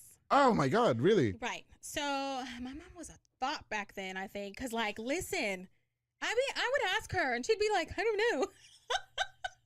But my sister and my brother know who their dad is. I think when my mom left my sister and my brother's dad, she kind of was like... Wait, do you want to find out? No. Really? Because we'll get there. Okay. I'm sorry. I'm jumping around. We need 2 hours. Okay. Hold on. My dad, who I call dad, he's going to watch this and be like, she don't need nobody. Okay. Now, this is not the stepdad. No. You have a different dad. And it's not the uncle. Right. Okay. Gotcha. So... Anyway, beat the life out of me practically. Yeah, for sure. They beat the confidence out of me, I think. For sure. I went there with confidence. I wanted to be a cheerleader. I wanted to do all this stuff. Yeah. My aunt would watch what I ate. Okay. Because I'm a big girl. My mom was big. So we were a little heavy. And so she didn't like that. And she wouldn't accept it. So she would limit my food. Okay. I remember one time I was eating cream of mushroom soup. It's like my favorite back in the day. Yeah. Kid can, I don't know. Yeah. After school snack. I cooked it, put it in a bowl, sat down at the table, and she went and got water and poured it in my bowl and stirred it because she said it was too thick and made me eat it. But the water's gonna Yeah. Okay. And I was just like, what is wrong What's with these going people? on? Yeah, for sure. So there's little things like that. Yeah, for sure. They hated my guts. Okay, gotcha. She just hated me. So you just took off, yeah. Well, I told my grandpa. Oh, okay. Yeah, I called him and I was like, Grandpa, this is what's going on. Yeah. I can't be here anymore. I'm going crazy. So he called and he was like, you bring her home now? And they're like, no, we're not bringing her home. My grandma was blind. Yeah. My grandpa had no legs. Okay. They were both diabetics. What? But they were like straight up G's. Yeah, they for sure. were the backbone of the family. Yeah. And whenever we needed anything, they were. So yeah, we had a friend. Okay. Her name was Martha. Mm-hmm. Shout out to Martha, for real. What's up, Martha? Okay. Martha, you're the one. You're the MVP. Really? Okay. She was like, look here, you're not going to take this stuff anymore. I'm going to go pick you up, have your stuff packed. You're going home. So she drove from Waco. No, she lived in San Antonio. Oh, she lived in San Antonio. She was a family friend who lived in San Antonio. And she was like, no, you're not, not doing this. I had told her too. So yeah, I packed up my stuff and I came home. And I just waited for my mom to get out. Okay, got you. In the process of that time frame, so it was probably two more years. I lived with my grandparents and happy. Spoiled. My stepfather died. Okay. So I don't know how he died. So just speculation. So I really wouldn't say. But he passed. I don't think he was living the best life after my mom left. Probably not. Obviously. Yeah. Okay. So he died. And my mom met a man who was a family friend of ours for like quite a while. Yeah. And they started writing letters, and then he started to go see her. Oh, that's cute. Right, it's like jail love. Okay. Oh my goodness. But yeah, that's my dream. I can't wait for somebody to get out of jail. And I'm their one true love. You know. Listen, she was it. Yeah, for sure. And okay. When she got out, he had a home for us. Had a car for her. Oh wow. Had a bedroom for me. Yeah. Bedroom set. Everything. This is your dad. This is my dad. The stepdad dad. Jesse. Like, okay. Yeah. Shout out to Jesse. He loved my mom. And he wanted to give her the life that she never had. Yeah. So he brought her home and I moved in with him. And it was just like a good, happy family type life. Yeah. And it was almost surreal. Yeah. Because I was like, oh my God, like I have a mom and a dad. This like, is crazy. Is so well, cool. You've been through so much in your life up until this point. And I was just going to high school. Oh, okay. So my dad would take me skating. And, you know, my mom would be like, don't take her skating. She's in trouble. So my mom would go to work and he would drop me off and then pick me up. And then as I got older, I loved going out when I turned 18. Okay. And so I would say, and then when I would go out, I'd be like, oh, I want money to do this or to that. My mom like, I'm not giving you money to go out. Yeah. And I'm like, okay, well, I'll just get a guy to buy me a drink or whatever. And my dad's like, no, here you go. Oh, so he was the MVP in my mom's life for sure. He was a great guy. Yeah. I feel like God blessed her. Yeah. She grew a lot in prison as well. Oh, really? Okay. She grew as a woman. She grew with confidence. She was just a totally different person when she got out. Right. And I think she owned up to the life that she gave us, and she felt really bad. Did you guys ever talk about it? Like, no. Really? No. And I think that's probably why I don't talk about it, because I never had that conversation with her. Now, she's no longer with us. She's passed. She's passed on. Do you have any regrets not having that conversation with her? Do you feel like there's a void? I don't. Okay. It's kind of crazy. Okay. Because I feel like I wanted her to enjoy these last years of her life. Yeah. That why bring up that horrible, past. Yeah. Sorry. No, I'm sorry. Yeah. But yeah, it was just really difficult for her. So I can only imagine. Yeah. So. Okay, I got you. Okay, I need a minute. No, you're good. We'll get there. But no, it's okay. It's okay. Yeah, for sure. You know, Vera, can I just ask you though? You know, with the mom passing, and then you know, you guys never had to talk about it. And I want to go back to you saying that how you've never met your biological father. Right. Okay, so what? I mean, do you know like zero about him, or have you ever tried to want to look? Or so there's a guy that my aunt always says is my dad. Yeah. He's passed or whatever. Oh, okay. So they've talked about, oh, well, you know, you should look into it. He's probably left you something. And I'm just like, I don't want anything from him. You know, like I just. Do you have resentment? Like, was he not in part of your life on purpose? Or? Yeah, right. So from what I understand, he found out my mom was pregnant. And because my mom was Hispanic, his father didn't want him to have anything to do with her.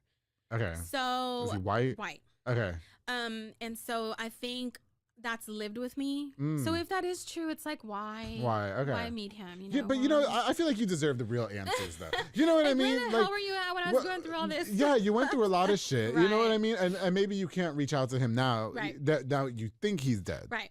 So he may not be dead. Possibility. Girl, we're gonna find her dad if he's watching the show. I know. Please. What if he's one of the guys that slid in my DMs and now I'm your dad? Oh my god. Now I'm your dad.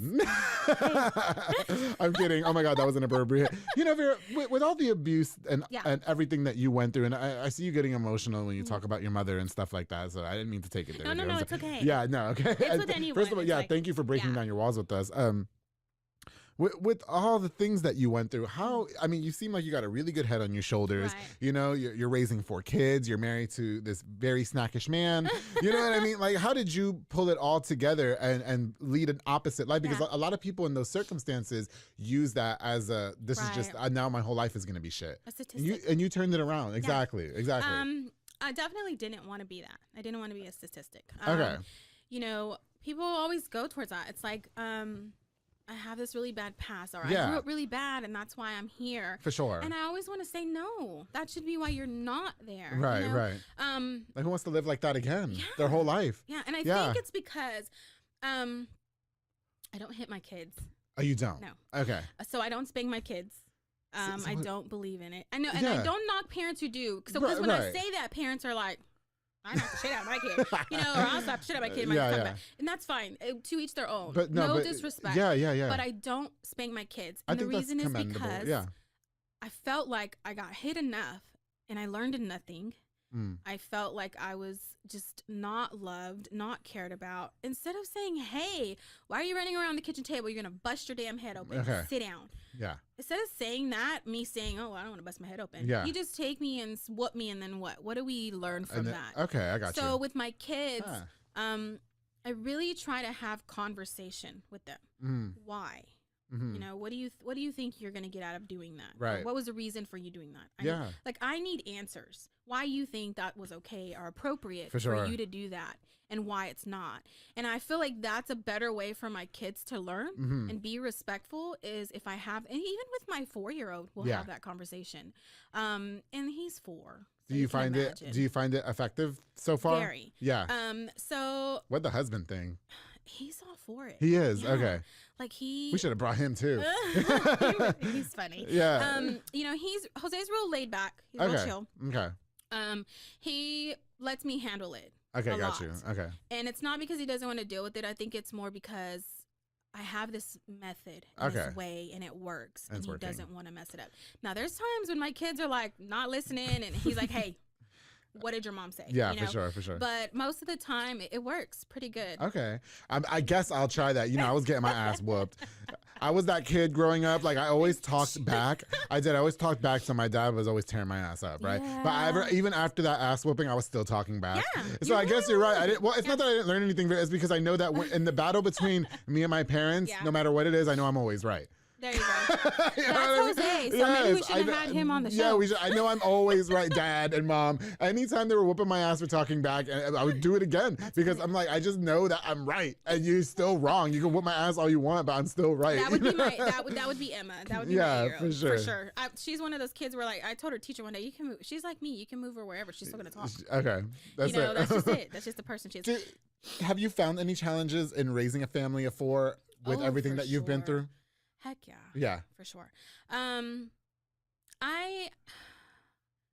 my kids spend the night places, I find myself sometimes saying, how was it?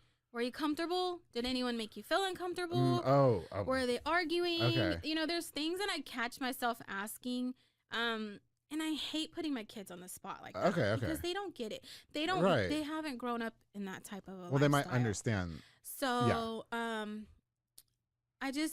I don't want to do it, and I try really hard not to, but it just comes out. And sometimes I feel bad because it could be anywhere, like family. For sure. And for me to ask that, it's like, oh, am I wrong? Yeah. But at the same time, I need to make sure my kids are okay. Okay, for sure. And safe. So, yeah, I think that past still creeps up on me a lot. It does, yeah. Hey, do you feel safe? Do you feel comfortable? Where'd you sleep? Right. Things like that. Have you spoke to the aunt and uncle that were hitting you? Yes. So we talk recently I haven't talked to them. Jeez, it's been a while. Yeah. When we would go to San Antonio, we would visit for a few minutes, maybe. I think I have a lot of grudges towards my aunt and uncles. Do you? Yeah. You know, I don't find yourself addressing these problems. Right. Do you feel like you want to? No. You don't? No.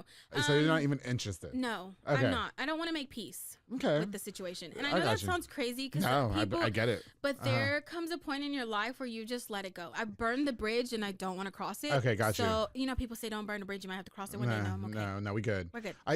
Just real quick, I say the same thing about my brother. Somebody was, my brother's in jail. Yeah. And he's been in jail for the last 7 years. And I think he's got 3 more years before probation. Otherwise, he's serving 20. And I haven't talked about what he did, but somebody was, are you sure you don't, like, what if something happens to him in prison? You're going to regret it. And I just have no feeling.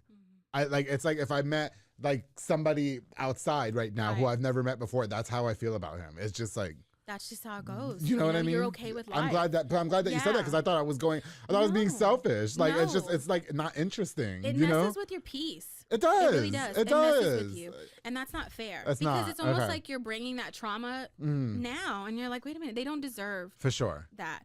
I love them. Yeah. Okay. I love all my family. Yeah. When my mom got sick, they told her she had kidney failure. Okay. She was not gonna make it. Right. I think I was like 19, 20. Okay. I'd met Jose. Yeah. We were just friends at the time, and he would come over and we would like watch movies and just make out. No. Oh, okay. Just watch movies. I didn't like him like that. Really? Oh, okay.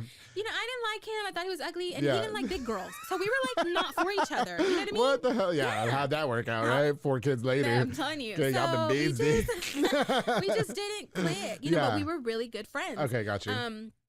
And I think when she got sick, it really, well, let me back up a little bit, because when I lived with my mom, Michael's like, okay. Let me get back. My Okay, mic let me fell. catch my train of thought, 'cause Okay. we're My gonna be mic fell. jumping all over the place. Good. Okay. So whenever I met Jose, we were friends. Yes. I lived with my mom. He would come, hang out, whatever. And my mom got sick. Yes. My mom got sick around the time me and Jose started to like each other. Okay. And so I think it was a lot of, he was there. Yeah, for you sure. know, for he sure. was really there for me. Okay. And he was there in the most time of need. Right. It was just, I was falling apart. I was gonna lose my mom. Yeah. And she got sick, but we had plenty of time. Yeah, for sure. To make memories. Most I think definitely. they gave her like 3 or 4 years, and it was hard to accept at the time. But I thought, 3 or 4 years is better than 1. Yeah. So I dated Jose. I took my mom everywhere. My mom lost her legs. Oh wow. Okay. Due to diabetes. Yeah. So she was kind of like my grandfather. And I was just like a taxi cab for her and let her live life and just enjoy it and have fun. And I loved my mom. We had a great relationship. Her, me, my sister, my brother. We loved life together. Definitely. It was nice. And I'm so grateful that she was able to experience a happy life before she died. Especially towards the end. Right. Especially everything. She got really sick. So we got married June 7th of 2007. Don't forget that now. And at the time we were about to get married, my mom was admitted to the hospital. Okay, gotcha. And my mom was supposed to be there at my wedding, but she couldn't. And my dad was supposed to walk me down the aisle. Right. We made the decision that we were not going to leave my mom by herself. Okay. While I was getting married. Right. And my mom wanted me to get married. She did not want me to cancel my wedding. Okay. So we had this huge wedding. And my dad did not walk me down the aisle. My uncle did. Oh, wow. The one who used the one to that hit was me. hitting you. Okay. Right. And it really bothered me. So I felt like he walked me down the aisle with pride because he helped raise me. And I thought, and you know what he did?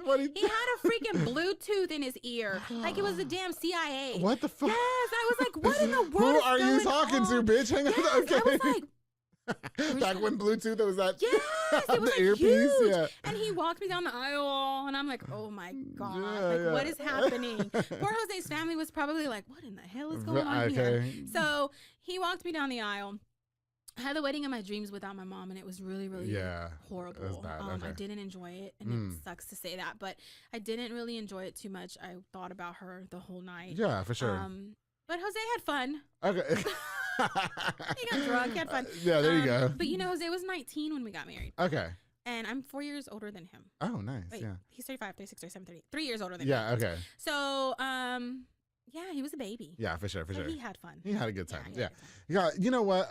Goodness. Again, it sounds like you have a really good head on your shoulders, unbeknownst to everything that you've been going through in your life and stuff like that. And now you run your own business. Right. Okay. We got the two. Oh my! I said something else. 824 cents and more. Yeah. Okay. So walk us through about what you do with that company, please, if you don't mind.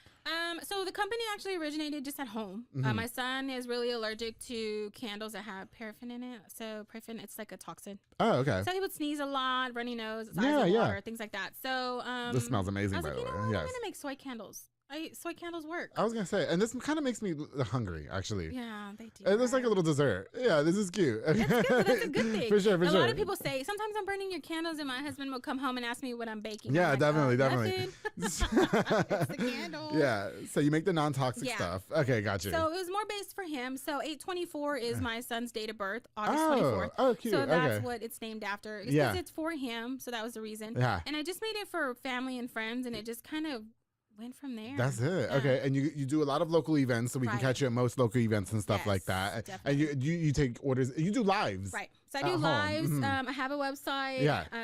We do orders on Facebook, Yes. Instagram. We do pop-ups. Yes. So yeah, we're legit. And with that company, you guys I should say you, or whoever helps you, puts on floating mercados, right? Right. Okay, So so, I work yeah. with Dietrich at the Hispanic Commerce. Okay. He actually is in charge of the floating mercados, and he allows me to help him. Oh, got you. So it's Okay. nice. Yeah. Yeah, I went to that. Girl, let me tell you something. I met the Conrad and Perla over there. Oh yes. Okay, Del Real. I love Now it. it was 107. Oh, wow. I went to support y'all, but girl, it was a little toasty outside. I brought you water. You brought me plenty I of was like, you water, look hot. and I was trying to eat at every station. We had Taquisa Palacios out there, Fat Boy know. Michelada was out there, Osa's Barbecue was out there. All these great food vendors were out Yeah, there, and it I was was wonderful. yes, and I was like, I don't know, man. It was nice. It came out really for good. sure. It did I'm come out really good. big on small businesses. I was gonna say, yeah. The Hispanic Commerce has allowed me to help, and I really take it serious. Yeah. Yeah, it's really important to me. Yeah, you're all spread, but I've seen you be very vocal too Right. about people who might maybe not have the same views as you, when it comes to supporting local businesses and stuff like that, or people who aren't paying on time. Do you ever find like those types of things can negatively affect your business and your brand? No. So Yeah. I really limit Good what for I you. say, and I try to sound as professional as possible. Girl, you And be when- popping off. But Girl, you be popping off. Shut up. Okay. Like, here goes there again. Look at what she put. Oh, my goodness. But you know what? I really try to be good to people. Okay. So that's my main thing is like, You've always been very kind. I will say that. I yes. really try, but I don't let them run over me, Oh, you gotta can't. draw that line. You can't. Yeah. Yeah. Because Mhm. people will take advantage of you. Absolutely. And one thing I don't like is, for small businesses just in general, and I Yeah. speak for pretty much all of us, Okay. this is our job. Right. This is how we support our family. Don't be asking me no discounts. So, yeah. no, and it's okay. Sometimes people want to, it's friends mostly, but I really don't get too much of that. I Yeah. think what bothers me most is when people will shop and take the last of things I have and Oh. then not pay. And Oh. it's like, wait a minute. Like, I told you it's my last one. Someone else wanted it. So you don't homegirl. take the payment first? No. So on my lives, people will claim things. Oh. And then I invoice them that night. Oh, And okay. so I usually give like 24 hours to pay To the pay, invoice. okay. So pop-ups, yeah, of course, they pay up front. Girl, keeping up with invoices, like that is not the That's a tea. mess. I No. can't stand it. I'm Shout sorry. out to yeah. Jose because Yeah. he deals with a lot of stuff like that. He invested in my business a lot. Well, tell Jose to get one of his little cousins or something that needs a man's in their life to come do my invoices. There you Because go. damn, keeping up with them is tough. Yeah, it's a lot it is. tougher than you think. Yeah. And then tax season comes, it's like, whoa. Well, shout out to Kaylin, girl. She got me. There. I need to get me one of them. Yeah, Yeah, Kaylin but Flores. he just, I don't know. It's just hard for people who take advantage of other businesses. Okay. And it's even worse when it's a person who owns a small business and they don't pay you. And I'm you're sorry. like- I'm just obsessed with the color. Has it affected a lot of your friendships then? No. Okay. So I don't really, to be honest with you, Andrew, I really don't have like enemies or that I know That's of. good. Yeah. I really don't have people I feud with. Okay. I don't have people that I feel disrespected by Okay. or I don't want to work with them or I'm just That's good. I accept people for who they are. That's like good. my aunt and uncle, I don't disrespect them, but I Right. don't speak to them often. You Yeah, know? I yeah, just yeah. kind of draw that line. Well, and then anything that you say is really your Yeah. truth. So who's gonna hold that over your head? Do like you know what how I do mean? you right. Like why we got to be mad at you? You don't get to choose This was how, my if you experience. hurt me or not. Exactly. Yeah. Exactly. And Thank you. I think it's just I've grown. Yeah. Because in the past, man, I was hood. Really?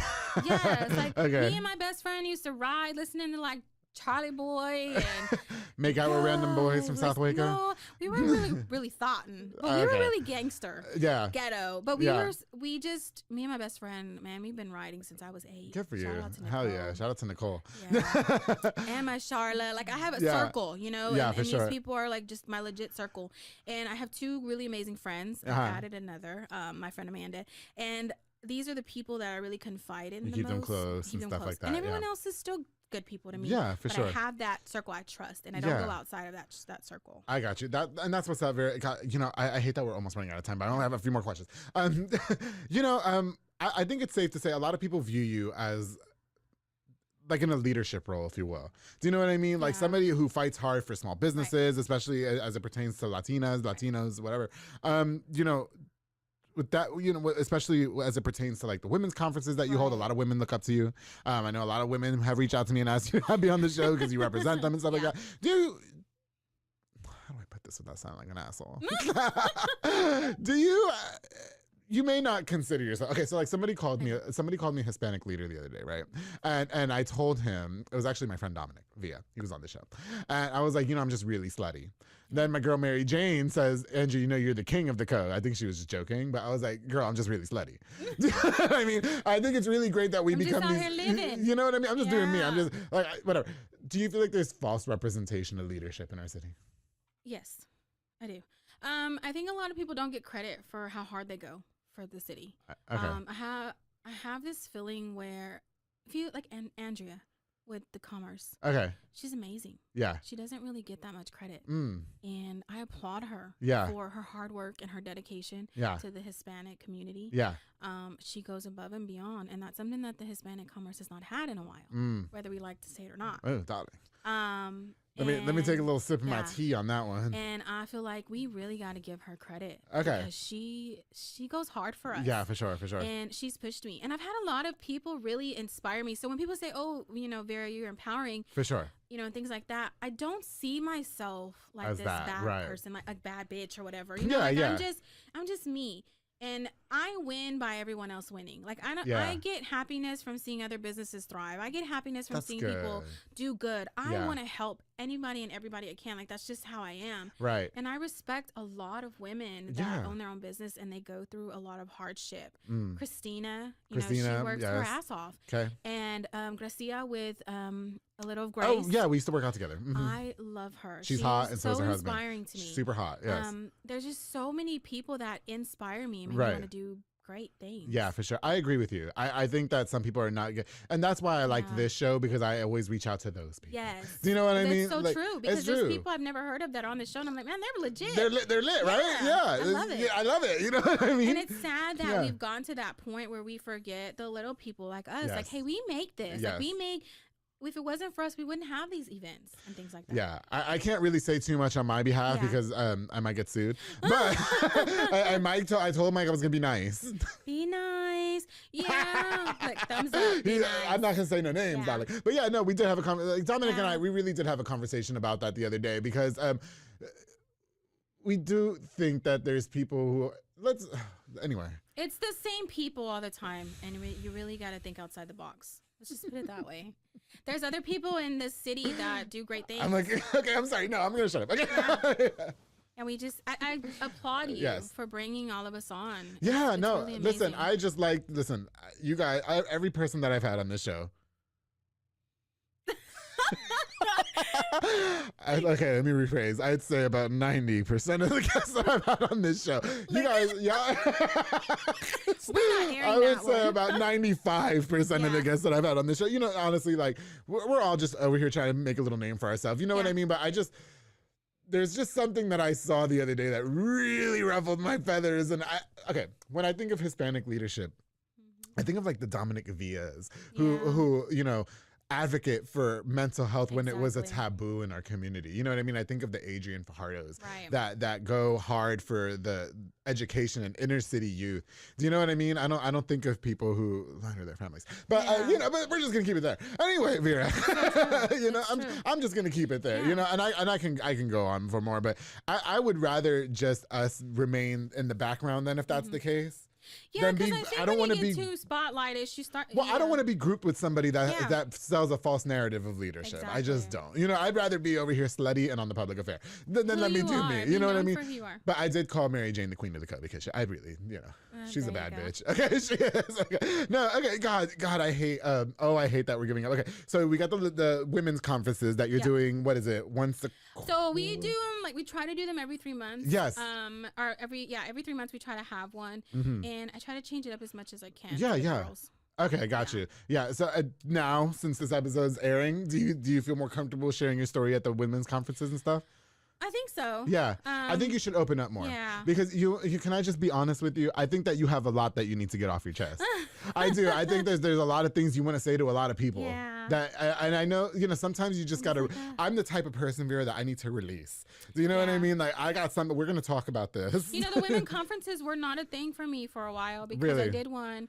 And I had someone accuse me of only doing it for money when I was only charging, I think, like $12 a ticket. Okay, babe. Okay. So I was like, wait a minute, what am I going to get? Did that really happen? Somebody accused you? Yeah. So it was $12 a ticket. Don't you hate when a bitch don't mind her donated. business? The room was donated, and so were some of the supplies for awards. But I still used the funds for food, giveaway gifts, things like that, decoration. I was gonna say. So I was like, I think I had like $36 left over. Okay, yeah. And I was like, you know I can't what? even go to Jack in the Box $36. Like, I'm telling you. Okay. And I felt really, I was really discouraged. Really? And I didn't want to do it again. Okay. I ended up sending her what I had left. That's how upset I was. Sending The girl who accused you of me. that? Mhm. Oh, wow. And I was done with it. I don't hold any animosity to her. Okay. I feel like that's something mental. Yeah. that she's going through. Okay. I think it's nothing with me, so I don't take it personal. So you're not going to do it with her again? I will never do it with her again. Yeah, you got to be careful with the money I'll never business. speak with her again. Okay. We'll never be friends, but I will always have respect for her. There you go. And that's probably the only person in my life right now that I've ever felt just didn't like me, but I think it's not me. Yeah. But yeah, my husband and some It's friends never were me. like, look, you are doing something really good. Yeah, for sure. Don't stop. And I had a second one. I was like, you know what? To hear these girls, Yeah. to sit in a room with these women and talk about our past and talk about our accomplishments and talk about overcoming things and cry. Yeah. And just feel so empowered when we leave. Yeah. That's what I do it for. That's lit. It's not for anything Absolutely. I agree. Yeah. I think that's great. You know, fuck it. Yeah. Everybody's always going to have somebody an opinion. Yeah. You know what I mean? Mind your fucking you gotta business. have thick skin when you have a You small have- business. Oh, yeah, you do. You do. Yes, you do. And Believe you can't me. really let things bother you like that. Well, I'll tell you what. I've gotten like to the point where I just don't give a fuck anymore. You know what I mean? No, you just have to learn not to give a fuck. There's like this whole group of people that really can't stand me. And I don't give a fuck. You know what I mean? And you know, real quick before we go to Vera, we talked about, because I've heard you be ridiculed about this, which I think is so shitty. But people do it. Which I think, okay, you have is it a skin condition? It is. So it's a really bad psoriasis. It's called prurigo nodulus. It's something that's not very common. I started getting it when I was probably about 17. And I ended up getting like skin cancer. It wasn't anything terminal. Okay. So it was removed and it kind of just spread from there. Yeah, yeah. And I have it on my arms, hands, and knees. And it's just like little bumps that come and go. Yeah, yeah. And it's very ugly to say, but I think it makes people feel a little uncomfortable, which I'm not too offended by because I get it. Like if you, and then we have like, what is that stuff called? Monkeypox or whatever. Oh, monkeypox? Yeah, so okay. you're like, do people think you got monkeypox, girl? yeah, No. it's like, I'm pretty sure some people have thought it. All right, please. So, you know, I think it just makes people uncomfortable. Yeah, for sure. And it's not contagious. It's not anything that I've had passed down to my kids. Thank God. It's just it's more of like a nerve issue. Yeah. So my nervous system is not good. But people like will really stare at you at events because I think you made a post about that. Yes. Yeah. And I was actually in the line at McDonald's. What? With my daughter. Can I get a McGriddles, bitch? Like. She told her friend, bro, what the fuck is on her hand? Oh. And somebody heard said her. that on the line? Yeah, she was getting my money, and she told the girl next to her. It was the worker? Yeah. Oh, bitch, it's McDonald's. So what do you... So I wow. had a moment, you know, because I'm super nice and I respect people. You know, I just, that's how I am. Yeah. But my daughter was with me. Yeah. And I lost it. Like I just looked at her and I said, it's a psoriasis.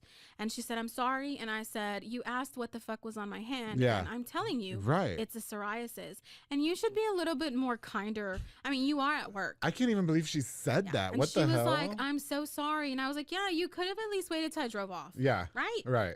we talk about people when they walk off, but it was just like, dang. And my daughter, she's savage. Yeah, Emma is okay. savage. Yeah. So I drove off and I apologized to Emma, and I was like, Emma, I'm really sorry. Mommy shouldn't have talked like that in front of you. She's like, it's okay, Mom. Handle your business. 'Cause she's tired of it too, probably. She's a little gangster, yeah. But I just learned to treat people with kindness. Okay. Yeah. And that's, I don't mean to sound any type of way when I ask you this, but has it affected business? Like, I don't think so. No, okay, or good. I'd like to not say that it has. Right. I haven't noticed it. I think majority of my friends know, or majority of my circle or people that I know it's not a big issue. I didn't feel no type of way about it. Yeah. But it is awkward. You Yeah. know, and I understand and I get it. And if people feel a little put off by it, it's not offensive. Yeah. Just because I'm human and I understand that too. So if I was to see something like that, I would be a little standoffish. Right. Because it's, things are going around nowadays and you're like, what the fuck? That's it. I still get looked at sideways for being gay as fuck. You know what? But then I end up sleeping with them, so it doesn't even matter. It really doesn't even matter. You know what I mean? It's true. Yeah, it's true. Like, it is what it is, I feel like everyone has something wrong with them. So this is mine, and unfortunately, it's more open. Yeah, I got you. God, Vera, it has been a pleasure having you on this show. I hate that we're on a time restraint. I really do. What's next for you? What can we expect with your business? Because you guys, first of all, you guys have got to buy a fucking candle. I can't wait to invite him over to my house tonight and say, hey, now I have a candle so we can have rubbery sex again. Okay. Yeah. What's next for you? I think my main goal now is to start helping small businesses. Yes. I love my small business and I do want to move forward with it. Can I just break the ice on something real quick? Yeah. I am so sorry that I still haven't reached out to you about the sponsorship. I know I got you now though. Yeah. I got you. We're gonna talk about it after this. Okay. Well, I have to say that about Vera though. Like we didn't know each other, and a lot of you guys don't know me when you guys reach out to support me, and it really means a lot to me. Yeah. And I'm sorry that I haven't reached out to you. I'm just a hot, busy gay mess. I know. The more I got to know you, I was like, well, that's okay. That's just how he is. No. We'll get there one day. I love your business. Okay, no, but yeah, you guys are growing. Do you ever want to have your own store? We do. So I really do want to have a storefront. Yeah. I don't want to move fast. Okay. Just because I really want to make the right decisions. Absolutely. And I don't want to move into something really quick and then have to turn away from it. Okay, got you. So my main goal right now is to just get there. Okay. Yeah. That's what's up. Did we leave anything out that you wanted to share with us? I mean, I know that there was so much that we could have covered, and I have to thank you. No, okay. I'm so thankful that you opened up, about your past, and you said that you haven't shared that with a lot of people. I haven't. Yeah. So.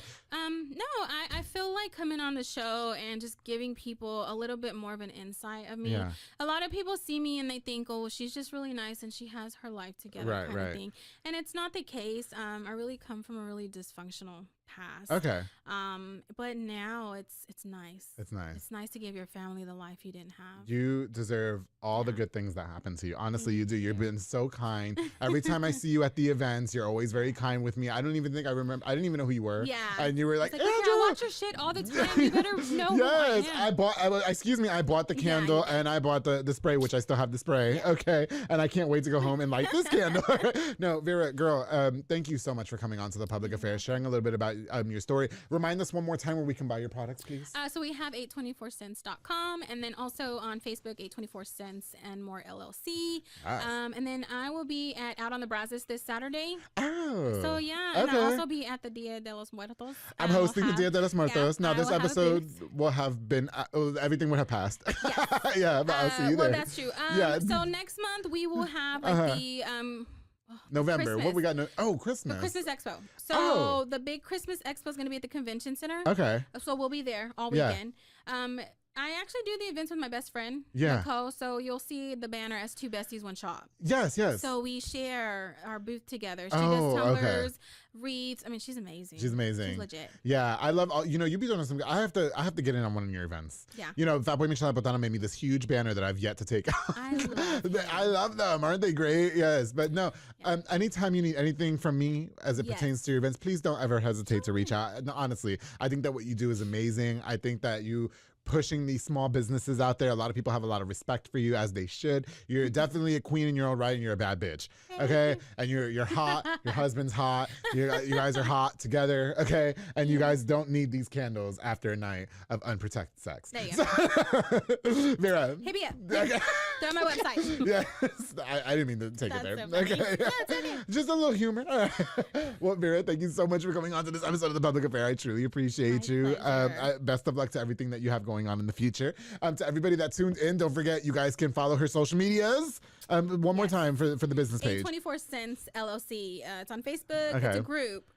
Just because I'm able to put more. Oh, okay. And then also we have an Instagram, and then you can Yeah. find my website. So yeah. Yeah, okay. I'm all over the place. Go check her out. Order one of these candles. And guys, I've been smelling it the whole episode. It smells amazing. All right. Don't forget to like, share, and subscribe. Before we go, let me give a shout out to just a few more of our sponsors of this episode of The Public Affair. Of course, the Sogo Soccer Academy with Dominic Gutierrez and Ariana Gutierrez, located at 3304 Franklin Avenue. They offer team, small group, and individual skills training. They also have elite skills training to make your kid a superb star athlete, darling. Open play on Mondays and Wednesdays for ages 16 and older at 8:30 p.m. Only $5 to play. Follow on Facebook at Soko Soccer Academy and on Instagram at Soko Soccer 254. They've also got some really lit after school programs in case you want to put your kids in some after school programs, keep them busy. Also some camps during the holidays. So you guys got to check that out. Soko Soccer Academy. Thank you guys so much for being longtime sponsors of The Public Affair. Of course, to Montezuma Boxing with Edward Barragan, a boxing gym dedicated to train you to be a superb boxer and of course to get into shape, darling. I've been going to the 5:30 a.m. workout classes. My core is about to be super lit, and so is yes. It's intense, darling. And of course, you can sign up for the boxing classes as well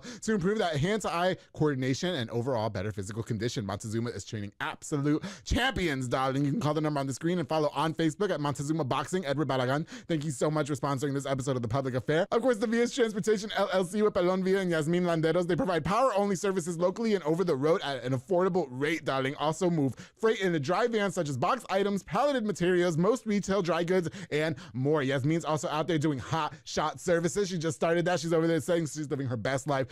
Love me some Yasmin Landeros and Palon Villa. They're independently owned. Call the number on the screen today for more information. Via's Transportation LLC. Thank you guys so much for being longtime sponsors of The Public Affair. Oh, you know I got to give it to my girl Sonia's Event Planning and Rentals with Sonia Childers. You know her? Yes. Yeah, girl, she's the business. She is the absolute business. She's an event planner that specializes in weddings, quinceañeras, baby showers, corporate events, and more. Appointments only. So take the stress of planning your event off your shoulders by reaching out to her for a consultation at shoulders1994 at yahoo.com or call the number on the screen to Sonia's Event Planning and Rentals. My girl Sonia, you want to talk about a businesswoman too? Just a little side note. I love the way that woman does business. You tell it. Okay. Straight to the point. Yeah, straight to the point, crosses her T's and dots her I's. I respect it so much. Shout out to my girl Sonia Childers. Thank you so much for being a longtime sponsor. Of course, the Pollo Box and Audio, my boy Jeffrey Monreal, home for all your LED needs and auto accessories, installation of stereos, door speakers, and audio systems. He also specializes in building custom subwoofer enclosures and much more, darling. Definitely a jack of all trade and your one-stop shop to get everything done in one roof. Now, Vera, you know he put the stars in my car. He put the stars in my car, but I got to turn them off now because I got the dark tint. But you could, yeah. Anyway, to my boy Jeffrey Monreal, thank you so much for being a longtime sponsor, bro. I truly appreciate you. And of course, you know where I'm going next, all right? Yes. Fat Boy Michelada y Botana with my boy Junior Banda, who provides the best Michelada and Botana plates for yourself or for a party.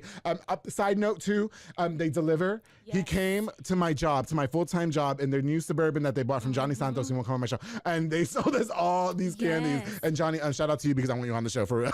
He has a menu of a ton of different items, including Botana, Bowls, Chamois, pickles, and more locally operated. So make sure you get the best and not the rest. Follow on Facebook and Instagram at Fatboy Michelada y Botana. Place your order now. Like I said, I think that was so lit that it was cute. So smart. I love me some Junior Banda. Thank you so much for everything you do for us. Of course, everybody that tuned into this episode, thank you so much for all the love and support. Of course, I've got more on the way, so make sure you guys keep it locked on The Public Affair. Don't forget to subscribe. Turn your notifications on, please. My girl Vera, thank you so much for coming on to the show. I truly appreciate you breaking down the walls for us. Okay, you did perfect. Don't text me talking about you want to take shit out. No, you did great. Okay? And don't forget, darling, to always keep it between us. I can't drink it. It's candle wax.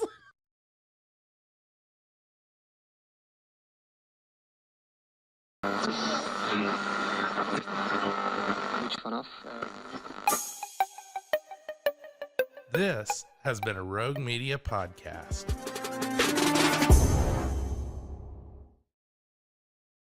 Hey guys, come join the Cultural Festival Dia de los Muertos, hosted by Andrea Kosar and myself, darling. That's right. Saturday, October 29th from 4 to 11 p.m. There's going to be a super lit parade, live music, art, food truck, kid activities, and so much more. You guys can register for this event as a participant or vendor by messaging Dia de los Muertos Waco on Facebook or Instagram. See you guys there. Hey everyone, you're listening to The Public Affair with me, Andrew G. I see someone different every episode, but do me a favor, keep it between us. Hey guys, what's going on? It's me, Andrew G, and welcome to another exciting episode, and I should also put highly requested episode of The Public Affair.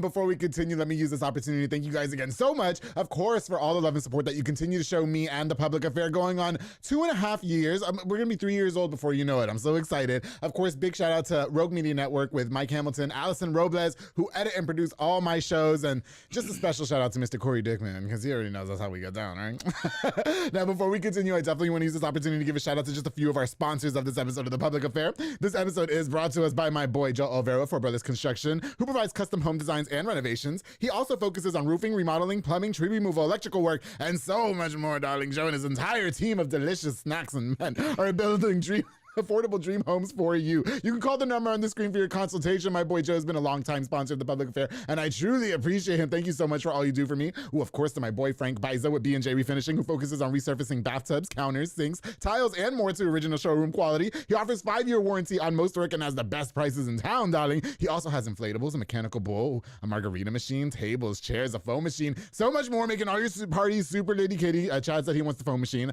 I'm not asking why. Okay, I know I'm inviting myself to the house when he does so. My boy Frank Biza, a true hustler at heart. Thank you so much for all you do for me, bro. Oh my goodness, of course, to David Santabañez with Alinea Real Estate. He's the #1 sales agent in his office. He'll help you buy a home or sell your property. Make sure you follow him on Facebook at David with Alinea, or call the number on the screen, darling, for all your real estate needs. My boy David is the go-to when you need to get your first house. I can't wait to find my first house with David. It's gonna be super lit. I can't wait. He's such a good guy, and all his work ethics I take note of. David, thank you so much for all you do for me, bro. I truly appreciate you. Oh my goodness, of course, to my girl, to the succulent and delicious Pee-wee's Crab Cakes of Texas with my girl Anika Armstrong, who's a whole snack and has all the guys on my Facebook sliding in her DMs, serving the most authentic Cajun cuisine with a wide selection of signature crab cake, seafood, pasta, and more. My favorite is the Krabby seafood pasta, but their top recommended is the Southern Fried Catfish Special, served with seafood, pasta, potato salad, and 6 fried shrimp. Now, the fish is topped with Houdat sauce. I'm not telling you what it is. I'm not telling you. You gotta go to 108 Jim Drive in Hewitt, or order online at orderpeeweescrabcakes.texas.com. To my girl Anika Armstrong, thank you so much for all you do for me, girl. I truly appreciate you. And of course, to Juan Morales with Waco Fencing and stuff. Now, Juan builds privacy fences and chain link fences for all that extra at-home privacy, darling. He also does demolitions, build wood decks, stone patios, and gorgeous flower beds. You can contact him with the number on the screen for your consultation. My boy Juan Morales out there killing the game, and I appreciate him so much. Thank you for all the love and support that you show me, bro. I truly, truly appreciate you. All right, guys. So like I said, I've been having people all up in my DMs, and not in this kind of way that I like, you know, when they want to come over. It wasn't that, so I was a little bit pissed off. But they were like, when are you going to have this guy on your show? I was like, whenever he has damn time, he's busy. But we finally were able to coordinate under the circumstances. He's here to get some things off his chest, and I want to get to know him a little bit more too, because he seems really nice. So without further ado, I want to welcome the People's Champ here on The Public Affair. He's finally here. How you doing? Man, what's up? Good. I asked him before the cameras started rolling, do I call you Chad or do I call you Peoples or Champ? And he said whatever I wanted. But Chad, you have to be careful what you say, darling. Say Chad. We'll just say Chad. No, how do you even pronounce your last name? I didn't want to fuck it. Coet. Okay. Well, it's so nice to have you on The Public Affair. First of all, thank you so much. You said that you were getting a lot of requests to be on shows and stuff, and you picked The Public Affair to be the first one. So thank you for like the exclusive interview. I appreciate that. How you been? How you been holding up? Been good, you know, maintaining. Yeah. One day at a time. One day at a time. Okay. A lot's been going on in your life, as we see on social media. You hold nothing back. Okay, nothing. Okay, I just don't give a damn. That's good. That's what makes you a perfect guest to be on The Public Affair. So appreciate you, bro. Now, before we get into all the juicy stuff, though, you know, I've always wanted to meet you in person. We've never had the opportunity to just cross paths. Right. Can you introduce? Or maybe there's people watching too. Like, who the hell is that? What's she up, right? Because everybody in this fucking town has been telling me to get you on the show. Can you introduce yourself to us or me and tell us a little bit about you, please, Chad? Well, you know, they call me Big Chad. If you don't know me, I'm the People's Champ. You know, I got my own. I'm pretty much like. I built my own brand, made my own name. I do it by helping people. You know what I'm saying? Oh, okay. You know, I'm the #1 salesman in Texas. Oh. The #2 salesman in the United States of America. Oh, okay. That's #2 in the nation. Yeah, that's when it comes to the Lithia Auto Group, and I love them. And you know, everybody's waiting on me to say where I was going. I'm going to All American Chevy in Killeen. There you go. Starting back on the 3rd. Oh, okay. Well, congratulations. Y'all better be ready. So, are you originally from this town? Is there a reason I'm from Waco. You're from Waco? Yeah, I'm from okay. Waco. So now you're gonna be driving to Killeen? Are you moving to Killeen? Be driving back and forth. Oh, okay. They just, you know, Waco just, you know, they just don't want to help people here, man. It's all. everywhere I go, you know, they're gonna pay me this. They're gonna make sure I'm number one paid, this and that. You know, money's always good, right? Okay. But for me, the reason I got the name People's Champ is I actually want to help people. Oh, like I'm from the hood. I was born and raised in East Waco. Oh, okay, got you. So coming from where I come from, people don't want to help people like us.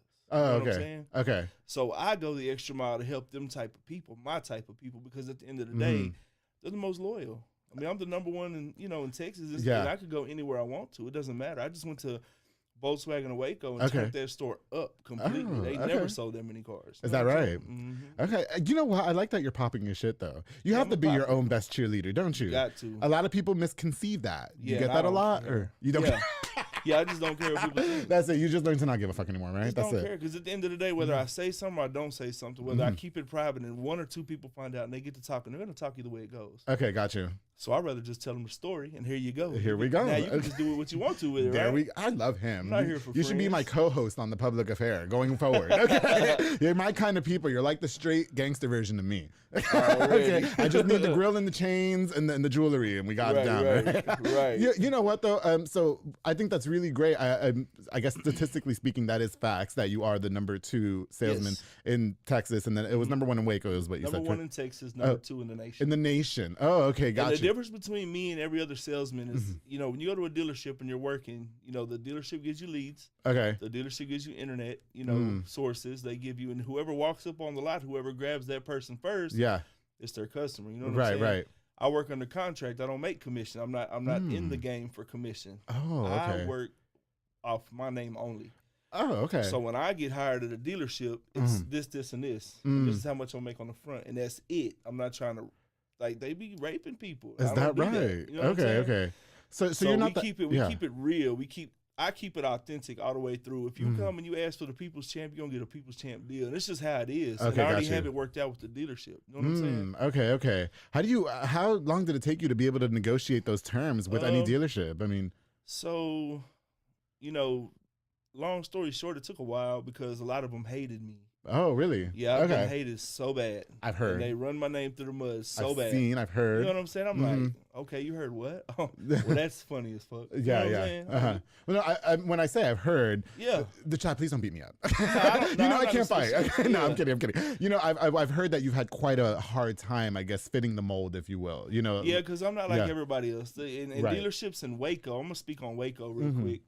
I worked at a couple places. I worked at a lot of places, actually. And I always quit so fast because they just don't do right. They don't do right by people. They don't do right by me. And they work off this thing called the buddy system. I'm like, fuck a buddy. I'm here to do my damn job, and you get the fuck out of my way. You know what I'm saying? Okay, I got you. And I'm not arrogant with it, but I let them know right off the muscle, you can't fuck with me. I tell the managers, you can't fuck with me. Yeah. And I'm not doing it in an arrogant way, but they try to put their thumb on top of me, like where I have certain pull and I don't have pull, and I can't do this, and I have to go ask them for permission for this. I don't do all that. No. So you're just first of all, you're a manager, and I don't mean no disrespect to managers out there, but there's not a manager in Waco that can outsell me. There's not a manager in here that can get on the floor and do what I do.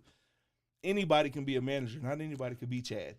I could only be the best that I can be. You know what I'm saying? I like this guy.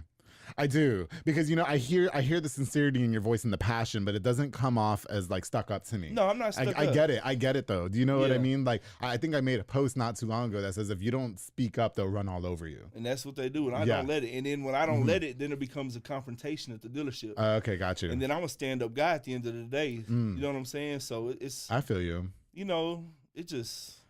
It's politics. You gotta be part of politics, and I'm not good with politics. Oh, no, neither am I. And I don't do well with people with the buddy system. I don't do well with watching them move up their friend when this guy's working so hard to feed his family, and he's way better than him. But no, we're gonna move him because that's my friend. Because that's your friend. Okay, got you. You know what I'm saying? I feel you. Well, you know what, Chad, I definitely want to. I want to call you Peoples so bad. I just want to call you Peoples because it sounds more gangster. Like, you know, my prison name is Big Peaches. Like if I ever go to jail, because Chad, that's what I'm gonna do. Yeah, I am. Like I like straight to the point. You know what I mean? So whose girlfriend am I? Okay, don't be tossing me around. And this is Big Peaches up in this bitch. Okay, that's all I'm doing. All right, don't be tossing me around. Well, yeah, toss me. Anyway, okay, so. Before we get into the dealership stuff, though, I really want to know about your life growing up and stuff. So you mentioned that you're from East Waco, and I'm actually from New York. So if I know correctly, East Waco, at least back in the day, was a little bit more of a rougher part of town. Am I correct to say that? Or okay. So what was life for you growing up like? You know, to be real, I was the only white boy. Okay. I'm the only white boy in the clique, and I'm a real one. I don't try to be something that I'm not. I'm just how I was raised, how I am. I've always been 100%. I don't have no enemies unless they're just hating. Yes. But as far as a natural enemy, I don't have that because I'm genuine. So when you give off genuine, whether they like you or don't like you, if you don't like me, that's none of my business. That's I facts. don't care. Yeah, I feel you. As long as you don't come bring that shit to me. You know I got you. So did you have a hard time being like, I guess if East Waco is predominantly like black, yes. and is it just black or Latino or? It was mainly black. You know what? No, I do know East Waco. Let me shut up because my unofficial bodyguard is from East Waco. Her name's Chastity really? Stanford. She's the. I know Chastity. Do you know Chastity? Yes. Isn't she ferocious? That's my dog, Perfect for the head of security because she fights and ain't a stain on her. Yeah, she does. She'll fight you if you're a man as big as you or me, and she don't give a fuck. I love her. But no, did you have a hard time fitting in with the culture, being the only white person, or no? I mean, no, because like I grew up in it. It's different when you like come from somewhere and you're trying to fit in after you move in, right?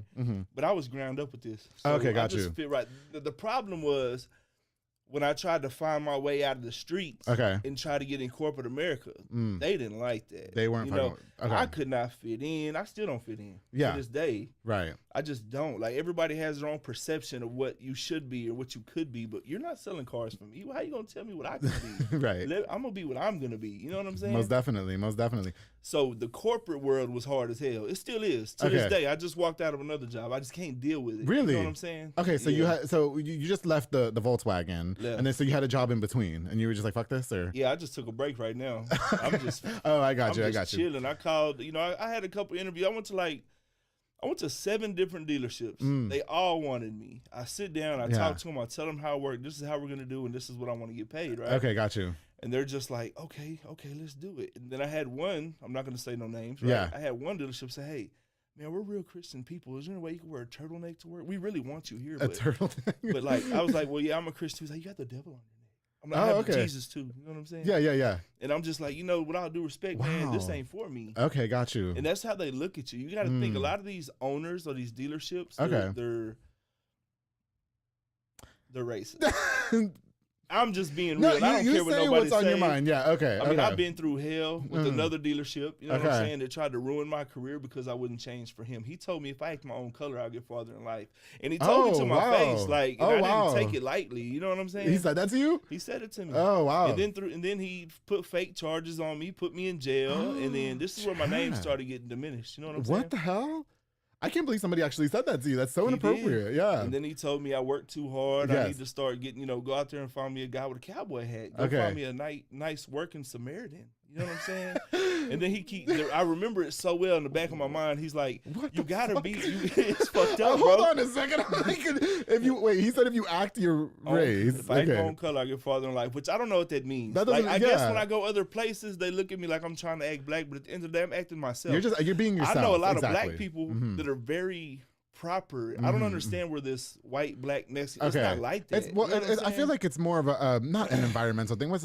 Not cultural. What about like where you grow up? You know what I mean? That's what it is. That's what it is. That's how you act. But they make everything about color. It's about color. That's ignorant for sure. Ignorant. Yeah. Wow. I can't believe that happened to you. That's fucking crazy. That being said, did you face a lot of hardships growing up? Yes. Well, I ain't gonna lie. I didn't really have. I had hardships just growing up in the hood. You know what I'm saying? Like regular stuff. Lights get cut like off. fighting. Yeah, fighting. Baby mama. Gang members. All that. Kind of stuff. Gotcha. You know what I'm saying? Yeah. So it's been. I had it rough, but I'm saying I remember the struggle, and that's way easier than corporate America. I like the struggle. I got through it. Yeah. It built my character. It taught me how to appreciate things. How to survive. Yeah, for sure. Okay. But you weren't put onto this Merlot though, right? No. You're not fucking with the Merlot. They weren't drinking this in East Waco? No.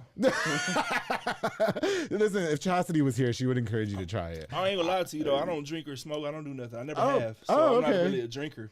Oh, okay. But when I do drink, I drink like I told you, Dos Equis or Dos Equis, okay. Like Crown Apple. Can we just give a shout out to the girlfriend? Don't you have a really banging hot girlfriend? Yeah. Shout out to my baby, Mac Marie. Yeah, Mac. I feel like I've met her before, and she's super hot. And every time I see pictures of the two of you guys are both super hot. Then you guys took that vacation. They took the vacation, and I was like, I wonder what they're doing over there. You know what I mean? Yeah. No, okay, got you. Straight over the balcony. That's what's she up. almost went swimming with the fish. Oh my God. I got carried away. Chad. I need to go on vacation with this guy. No, Chad, you're not my type. My type needs papers, dirty fingernails, construction workers. Oh, okay, yeah, that's my me. type. Yes, you know what I mean. Totally opposite. Yeah, and I actually told one of my Clean everything. That's it. Okay. Okay. So so you're growing up. Did you get in a lot of trouble at all? Oh, I was a troublemaker. Okay, got you. Okay. All the coaches, everybody still knows me, and it's crazy. Yeah. Because I was told my whole life, growing up, that I'm gonna be in prison. I'm not gonna be nothing. Did you ever go to prison? No. I've been locked up a lot of times, but never prison. Okay, got you. Oh, was there like jail? Like you just kind of go in for the night and then come out? Nah, the longest I did was like 8 months. I did 8 months. Oh, okay, got you. Nothing just major. Yeah. I don't know the difference. I've never been. I can't. I was just telling you big peaches, but I really can't fucking survive. I was just smart out there, bro. Yeah. I swear I was. What made it easier for me to maintain is that I just didn't do drugs. Okay. See, a lot of people get slipping and lacking because they're on something or they're not thinking straight. You know what I'm saying? I wonder. I always thought straight, and I always wanted some money. That's all I wanted. That's all you I never had nothing, so I'm like, I just want the money. How did you not fall under the influence, though? I mean, especially being in a rough neighborhood like you said you're from. Watching people. Okay. Watching people older than me, seeing what they're doing. When you're sitting there, you chilling on the porch, and this old school's on bars, and they go in and take like $2,000 from him out of his pockets. You don't even know because he's all fucked up. Yeah. I'm just like, damn, I'll never want to be like that. Yeah. No, I feel you. No, I've never done drugs either, but I'll sure, drink the shit out of something. I smoked weed before, but I haven't did nothing else. No, yeah, for sure. Pills, powder, none of that. No, I got you. Yeah. Ugh, anyway. All right. So now let's get into the good stuff, Chad Peoples. All right. So, at some point in your life, you decide that you're going to take a stab at selling cars. Okay. So why that? What inspired you to do so? Uncle Manny. Yeah, man. Oh, Uncle okay. Manny put me on. So what happened was... Is he from here? Uncle Manny's he's from here. Oh, okay. He owned Second Chance Autos in East Waco, right behind the Delta Inn. Oh, okay.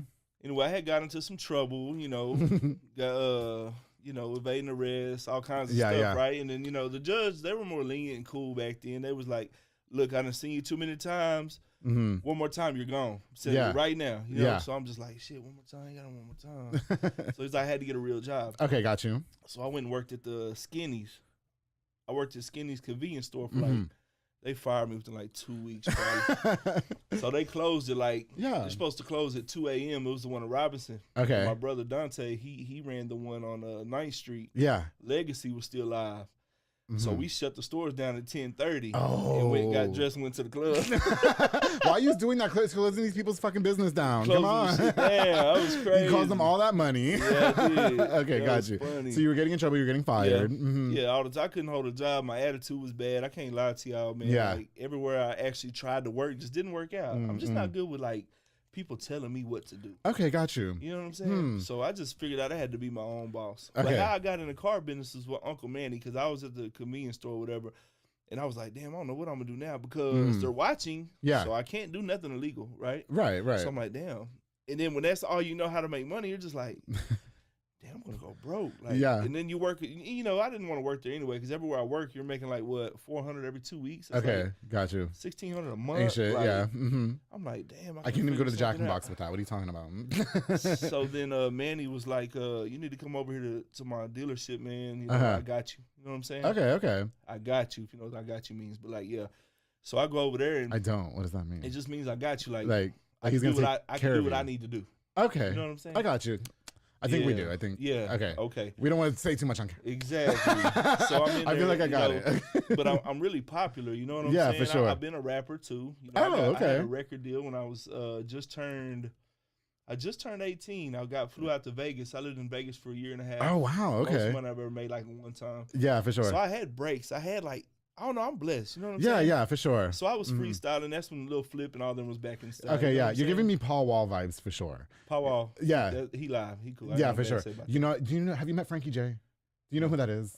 Okay, forget it. He's an R&B singer. He has songs with Paul Wall. All right, go ahead. Right. So anyway, long story short, I had got a little deal. It wasn't no major, millions of dollars. It was just a little 30,000. But that's a lot at one time, right? Oh yeah, for sure. So we flew to Vegas. I was with Sin City Records up there. And it's crazy, when I got there, they were in a lawsuit with another Sin City Records out of Texas. Oh, wow. They already had somebody with that same name or whatever was going on. Okay, yeah. Well, long story short, me and my homeboy, we was in there. He called himself, what did he call himself? Man, I don't even remember what he called himself. Scrappy. He called himself Scrappy. Scrappy, yeah, okay. From Lil Scrappy from Love and Hip Hop? Yeah, but not him, though. Not him, though. Yeah, but he, I forgot where he said he was from. I want to say he was from Temple. But anyway, we were rapping at Azabachi one night, and then I got that call like, "Hey, we gonna talk to you." Anyway, long story short, I flew up there. You know, spent that money fast as hell because I ain't never had that kind of money at one time. For sure. What do you do with $30,000, right? Exactly. I got a chin chill. It was 120 degrees. In Big Vegas. booty bitches in the strip club. Don't fuck with me. Okay. 20 grand just to get laid tonight. That's where it all went, wasn't it? Yeah, it was. I'm sorry. Nah, I never had a problem with I ain't gonna lie. Right hand to the man. I ain't gonna pay for no coochie unless it's a movie or a dinner or something. Well, that's the only way. Well, okay, so since we're doing right hand to the man, if I lived in Las Vegas, I'm absolutely selling my box on the corner. Yes, I am. Okay, because it's legal out there. All right, and that's it. This is a gold mine down here, I Chad. ain't never had no problem with that. No, I'm fucking with you. Yeah. Yeah, I went down there, and you know, they ended up getting raided, door kicked in. I never heard from them again. Okay, got you. And I was down to like $6 grand. I'm like, oh shit. Yeah. So I was 18. I'm like, what do I do? Well, I guess the only thing you can do is spend it, right? Yeah, for sure. I spend some old shit. Next thing you know, I bought me this what got me in the cars, right? Okay. Before Uncle Manny, before I even went that far, I met the king of cars in Vegas. Okay. It was just live. I went up there and bought my car. It was a freaking genie up there. This big dude, what's his name, Mike or Mark? Yeah. But he was like, man, you could just come over here and sell cars. I'm like, no. He was trying to show me how the money is money, right? Yeah, but for sure. I'm already out. I need to get a car and take my ass home. Go home. Yeah. So I got a little bit of money. Drove all the way back to Texas. Yeah. But long story short, on the car business, I got in trouble. Uncle Manny was like, hey, man, you need to come sell cars over here. I'm going to look out for you. Woo, woo, right? Starts there. So then I'm just popular. That's it. You know what I'm saying? So the popularity is what made me who I am because everybody knows me. And I keep it genuine with everybody. Yeah, for sure. So why not do business with Chad? You know what I'm saying? Yeah. I never got over in the streets, and I don't get over in real life. You know what I'm saying? Okay. So the word was I was out there at Uncle Manny's. You know, we had them cop cars like Caprices, Crown Vics, all that kind of stuff. Yeah. And shit, we selling the hell out the mode now. You know what I'm saying? And he was like, man, Chad, you doing good. I feel like I'm holding you back. I'm going to try to get you a shot. Oh, okay. I'm like, okay. Like to work for a bigger dealership? Or okay. So it was the funniest shit ever, man. I went out to Marstaller Motors, and he hired me. His name was Jeff. Yeah. But it wasn't an easy hire. Because I'm up there with my Caprice, Bang, grill. I got braids at the time. You went up with their grills? How much were your grills? Can I just ask? Because I want some. What, these right here? Yeah, those. I paid $1,800. Show them to the camera right there. Look at that. So I need $2,000. Sponsors. Grills. I need some grills. Yeah. Yeah, I paid $18 a piece. Okay, got you. Okay, so you go to Mall. I got overcharged because I got it from a name. You know what I'm saying? Name guy. Okay, got you. The designer grills. Is that what's going on there? Come on, man. Do you use those in bed? Can those be used in bed? Can I use those in bed if I have grills? Yeah. It doesn't hurt. Don't hurt at all. It doesn't. Guys in my DMs. That's what's next. Grills for me. Listen, Chad, we have to take a quick break, okay? But when we get back, I want to learn more about the car business. I know you've been going through a lot right now, so we got to get that off your chest. I want you to tell us everything, spill the beans, okay, if you will, if you're not being shy. And if, I ain't shy. Okay, perfect. I do got to watch what I say, though. No, watch what you say. Listen, I don't want to get sued. I don't have that kind of money. Okay, we'll just leave names out of it. But before, when we get back, guys, we're going to learn more about the People's Champ and how he's become so successful in the car business, everything that he's endured, and how he was able to overcome it. So make sure you guys stay tuned here on The Public Affair. Hey, guys, I hope you're enjoying this really, really great episode with the People's Champ. He's here live on The Public Affair. But before we continue, I definitely want to use this opportunity to give a shout out to just a few of our sponsors of this episode of The Public Affair. This episode is brought to us by my girl, Juliana Resendez with JR Renovations. She's a general contractor specializing in commercial businesses and residential homes. She's a true queen, leveling the playing field in a male-dominated industry, darling. Make sure you follow on Facebook and Instagram at JR Renovations and call the number on the screen for your consultation. My girl Juliana is the queen. You can't tell her shit. Don't tell her nothing. She's over there doing the damn thing, and I appreciate her so much. Thank you for all you do for me, girl. Ooh, of course, the Julian and Ana Banda with Banda's Hauling Service. They rent dump trailers. You fill it up, they haul it away. They also do junk removals and tree brush removals and haul cars in and out of town. Also, if you need a tow when you buy the car and it breaks down, you can book with the number on the screen. They got you. It's super affordable and very, very dependable. Julian and Anna, thank you guys so much for everything you do for me in The Public Affair. Of course, the Lisette Luna and Amanda Switzer with Embrace Fitness. They teach group fitness classes that are fun and dynamic, darling. They specialize in total body workouts by Escalate and by Jackie, and Zumba Step classes are Monday through Thursday at 6 p.m. and 7 p.m. And you can even contact them to rent the building out for parties and small events. Those girls are super snackish. They're going to make you look snackish as well. Embrace Fitness. Thank you, ladies, so much for everything you do for me in The Public Affair. Of of course, the Parkway National Insurance with my girl Nancy Posini, who provides insurance for all commercial trucks and tractor trailers. She also provides insurance for all contractors, along with home and auto. So when you buy your car from Chad, you can get some auto insurance with Nancy. What's up? Call the number on the screen for all insurance inquiries. Y habla español también. So my girl Nancy Posini, thank you so much for all you do for me in the public affair, darling. And of course, oh my goodness, of course, he's got me looking super snackish today with the enhancements. Elite Barbershop with Sid Rodriguez, located on Hewitt Drive. You can call the number on the screen to book or download the Squire app to book your appointment. Walk-ins are welcome as well. They also have Marcus Guerrero, Chris Reyes, Santos Cordova, David Rodriguez, Isaac Chavez, Clint Fletcher, and Isai over there making you look as snackish as I am on episode 100 and whatever this is with the People's Champ. Thank you so much, Sid, for being a longtime sponsor of the Public Affair, bro. I truly, truly appreciate you. All right, guys, we're going to get right back into it with the Public Affair. The People's Champ is here. The #1 sales agent, car salesman in Texas. #2 in the nation, I didn't want to fuck it up. Here we go, guys. I didn't want to mess it up. I thought I was going to mess it up. My bad. Okay. So, Peoples, before we did the break, you were just, you're still talking about the beginnings of your car salesman career. How much of a hard time did you have fitting? Because, we look at you, you got the tattoos, you got the grills, you got the flashy jewelry, maybe you don't fit the mold of the sales person. Do you know what I mean? So did you have a hard time in the beginning? I guess Man, hard to tell. I couldn't get hired.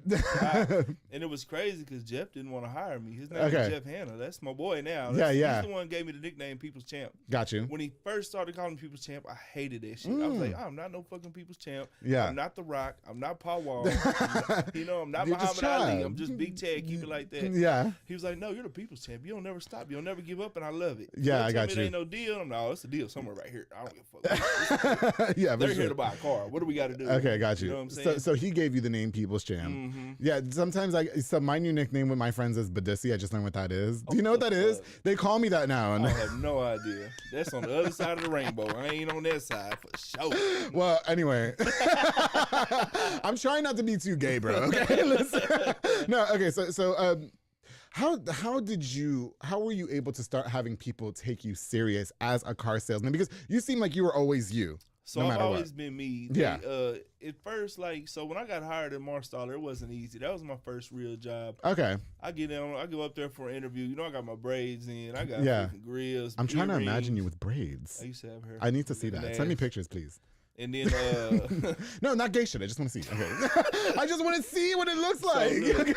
So I get up there and I walk in. There's a dude named Murray Payne, cool old school vet. He's been there for 20 years. Another salesman named Papa, been there for over 20 years. Oh wow, damn! They lasted at All-Star Motors. Yeah, I walked up there like, well, what you looking for, son? I say, shit, Jeff Hanna. That's what I'm looking for. He's like, well, what can we do for you? I said, I'm looking for Jeff Hanna. Okay, got you. I know, but what do you need him for? So right. I'm thugging. I pull up my bang up loud, shaking the windows. Right, the braids. Because nobody knows when you're raised a certain way, that's all you see. Like now, I'll be like, damn, that was dumb as fuck what I was doing. Okay, I just wasn't there yet. You know what I'm saying? But that was normal to you. All I know is me, normal. That was normal to you. Yeah. Abnormal to them. Okay, got you for sure. Yeah. So I go in there and I'm like, look, Jeff, my name is Chad. My uncle Manny sent me down here. His name's Manny Dowling. I love him, man. He the one got me where I'm at. You know? Shout out Manny. What's his last name again? Manny Dowling. Dowling. Oh, okay. Shout out to him. Tell him to watch this episode. Nah, for real. Yeah. Okay. Yeah. So anyway, I got the job up there. I was in there talking to him. He was like, "What do you want to do?" I said, "I want to sell cars." Yeah. He's like, "Well, what makes you think you can sell cars?" This is how I came. Wow. Straight up. Okay. I'm like, shit, what you mean? What the fuck? I just did this shit. I just did and this. He was like, no, he said, it's different from that kind of a car lot. Is that right? Okay. Yeah, it is different, but. Like, why? Very professional. You know, you have to have, you're pulling people's livelihoods. You know what I'm saying? Like, you just can't be walking around niggas and bitches. Be a nurse, a doctor. Yeah. You know what I'm saying? I got you. So Okay. You got to be ready for that professionalism, right? Okay. But I was never that. I never wanted to be. I'm more professional now than I ever been, but I know how to. I'm still gonna be Chad. Yeah, so for sure. They're still gonna see it in me, and it's up to them whether they like me or not. Right? Yeah, well, I've seen your live videos when you were at the another car dealership that you were working at. Okay, and even with the language and how you are and how you speak. First of all, that's just very Texas to me. Like I told you, I'm from New York, so the way you guys all talk. It's like funny to me. Yeah. That's the Texas little North Waco East slang, or not East Waco in your case. And it was like, these niggas hating on me, blah blah blah, and you're in front of the fucking job, and I'm like, what the fuck is going? You know what I mean? So were you always like that as a salesman, or did you like learn to be comfortable as you went on? I was always like that. Like I said, it's just like a natural thing to me, right? Like you asked me if I was gonna be nervous on here. No, You yeah. know what I'm saying? Yeah, he came with it. Yeah. I don't know. I just got that natural. I'm Aries. I think got a lot to do with, Well, you're a people person. Yeah, I'm a people person. Yeah, you're a people person, which is essential for your career. Yeah. Yeah. So this fool told me, like, what makes you think you can sell cars? I'm like, man, I already did it. What would we go through it all that? He's That's like, it. nah, he says, I could probably start you over there at the wash bay. I'm like, I ain't washing no motherfucking cars. Okay, what is I this? just started walking out. I'm like, shit, that's y'all's loss. Because I feel like I always feel like I'm the man, no matter what I'm doing. Okay, Like, okay. you see what I'm saying? Yeah, My for sure. confidence is at an all-time high. Yeah, I got you. So I'm walking out. I said, that's y'all's loss. And I'm walking out, and Jeff tells the other Jeff, which is Jeff Campbell. He tells Jeff Campbell, man, go get that motherfucker. Just like that. Like, real motherfucker. You know what I'm saying? Yeah, for sure. What happened to being professional? Now I'm a what the motherfucker? fuck? What's Yeah. up? Okay. No, March Starter wasn't really just super professional like that. Okay. It was cool there. You know Yeah, what I'm for saying? sure, for sure. So we he goes and grabs me and he comes back. He says, sit down, boy. Whoa, first of all, they call me a boy. Boy, You know what I mean? So isn't that fighting words in Texas? Yeah, that's what I'm saying. And then I remember Uncle Manny telling me, hey, man, when you go up there, he might say some shit, but you need it. Don't look at it like you finna fight him or you finna go off. He's like, if you want to make it in this world this type of way, then you're going to have to take some sacrifices. You're going to have to let him talk the way he wants to talk. And I'm just like, in the beginning. and he already knows what's up because I'm a little different. You know for what sure, I'm saying? for sure, yeah. So I get in that hole. I'm like, man. And he's like, he says, sit down, boy. I'm just like, and I'm looking at Uncle Manny's face. Yeah, like you about to put the beaters on him. All right, well, let me just chill. Okay. It was December 14th, 2010. He talking about you gonna start on the 16th. Do you have any money in your pocket? I'm like, yeah. For sure. You got to take all this bullshit clown. You like a fucking clown. He says, what is this fucking stupid shit? He's talking to you like that? Yeah. Wow, okay. And I was young, so I'm like a kid to him. He's in his 50s, and I'm like 18. You know what Oh, he's okay, 40s, okay. Yeah. So I'm like, man, and I'm just listening to him talk to him. Mm. You know what I'm saying? I come beat your bitch Like, ass. what is going on here? Yeah. So anyway, long I story really can't short, believe you didn't just walk out. Yeah. I just took it. Yeah. And then, I did it because I heard so much about the car business about, it's just like dope money. You know what I'm saying? Okay. That's really what I heard. And everybody that does it that I've talked to are really successful. You know what I'm saying? For so sure. I'm like, you know what? Maybe I just need to take them. All right. Just put your pride to the side. All right. That's what I was doing. Okay, got He you. made me cut my hair. Cut all that shit off. Cut the braids off, the braids? Remember the braids, man? You had the tight braids? Come on. Allen Iverson, man. Oh, man. So anyway, I was like, cool, it's time for me to change. You know what I'm saying? Yeah, so, for sure. And my son just got born. That was a big thing for me because my dad wasn't there for me. Okay. So when my son was born, I was like, shit, I got you. You ain't got to worry about nothing. I'm always going to be here. I made a promise to him. You know what I'm saying? For sure. I'm like, shit, Your dad, so you didn't grow up with the dad? No. He pieced out. He pieced out on me. I did. No, let me say that. My biological father pieced out on me. But you have like a dad. I do have a dad. My last name is Coed. My real last name is Crane. But my stepdad adopted me, my sister daddy. And he raised me. He was a good father. That's your dad. But when I was just, I don't know, you can't lie to your kids, man. That's why I tell everybody, don't lie to your kids. You gotta keep it real with them, no matter what situation you're in, because it fucked me up. Like, it really did. When I found out that he wasn't my real dad, I flipped out. Really? Oh, wow. Okay. Like, man, you can't whoop me. You can't touch me. Like, my real dad. I mean, I went through hell, and he would still beat the shit out of me. Yeah, for sure. He was a real father figure, and I'm happy I had him, though. You know what I'm saying? Real quick, do you have you met your biological father? Do you guys have a relationship? Yeah. Okay. Bad relationship. Okay. Bitch ass up. Oh, okay. well, there's that. Okay. Yeah. My life, I got evading arrest when I was 13. I stole my mama's car, and me and my homeboys were out joyriding. But the officer, we get in so much trouble at skate country. That the laws, it was Mr. JW and the Mexican lady. I remember JW. He knew it was me in the driver's seat, and my little homeboy Angel in the front with me. Yeah. He talking about, man, once she seen us, we looked at her, she looked at us, we locked eyes. Oh, fuck. We was gone. Yeah, for sure. So we got evading arrest. I got in trouble for that. They towed my mama car. They found me out in the woods. I was trying to hide till I ain't gonna lie, I got scared in the woods. Okay, I'm yeah. Like, I'm finna take my bitch ass to jail. Yeah. I'm 13. Who knows what the fuck's in the woods, right? Yeah, I started hearing shit. Lyme disease and shit. Fuck out of here. Keep on taking, man. Wolves and bears and coyotes. Man, it was weird. It was a wooded area. It wasn't really I got woods. you. It was Okay. back behind Orchard Lane, like where the tire place is. Okay. I took off running back there. I'm imagining that in my head. That's crazy. With the tight braids. So, Okay. No, I'm sorry. I didn't mean to get off track, but go ahead. Yeah, so the person in my life is my Uncle Alden. He passed away, but he was the one that always been there for me. And when I got in that trouble, I'm running my mom through hell so bad. She put me in boot camp. She tried to get me over to the state. I was a bad kid. I was bad. Okay, got you. So And then that's all on her. She's a single mother. I'm not helping her. I'm hurting her horribly. She's getting fines from school. Me skipping school. Laws looking for me. You know what I'm saying? Yeah. So just a troublemaking little boy. That's it. Okay. What the hell?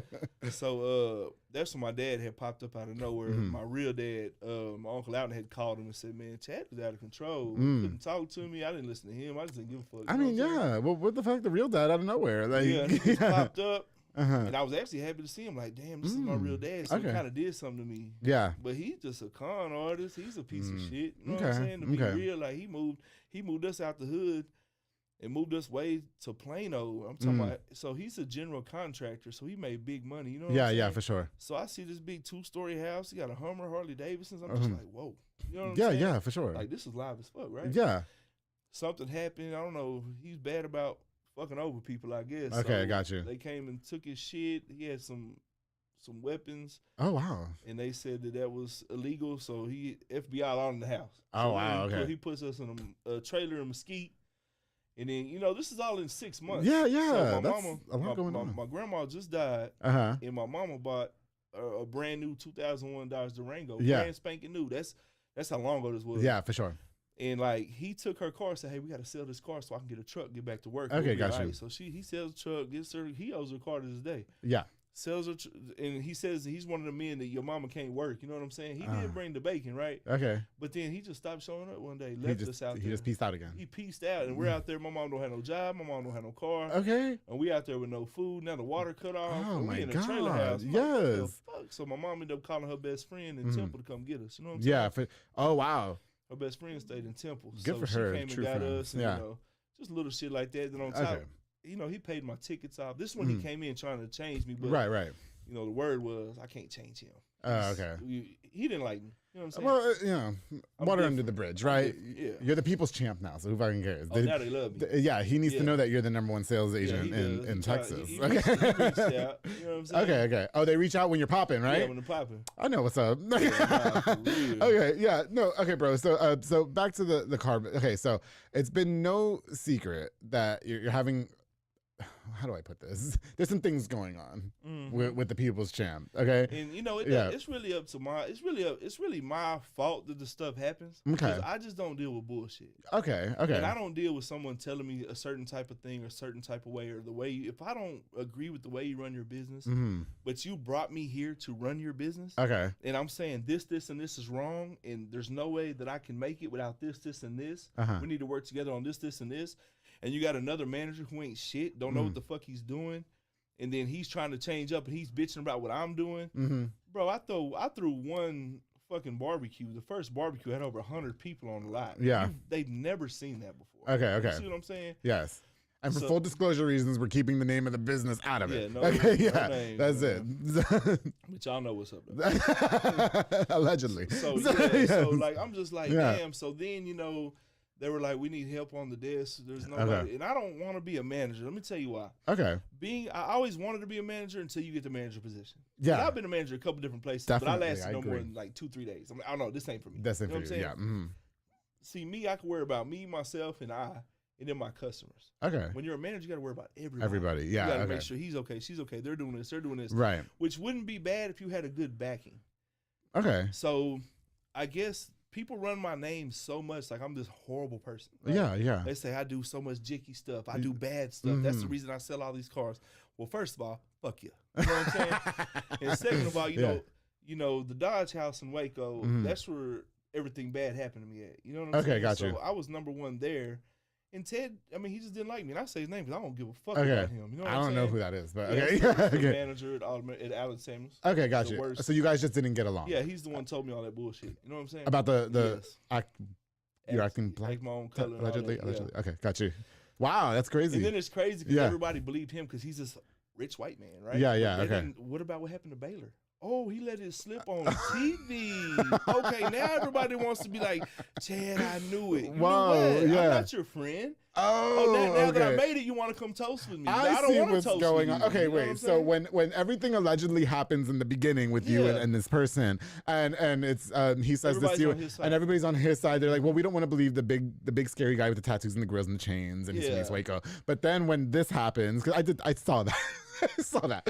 So now I know what you're talking about. But I saw that, and now everybody's like, "Oh wait, look, Chad. Look, so you don't find room for like, oh no, fuck that. You guys weren't on my side in the beginning because it gets. I don't fuck with nobody. Here's the thing: it gets lonely when shit hits the fan, and you really figure out who's there for you, right? I'm gonna tell you right now, I'm lonely as hell. I got my same people I grew up with that I love to death. Yeah, I got, of course, acquaintances, right, and just me and my girl. Most my definitely, kids, just family. That's it. All that. Marie's hot too. She is hot. Yeah, that's my baby. Yeah, she's all hot. that super popular shit. That shit's dead. That shit's so fake and watered down. Okay. You know what I'm saying? Well, I spoke about it most recently on one of my most recent episodes, actually, Chad, because you know, when shit, social media and the tool of that is like fucking.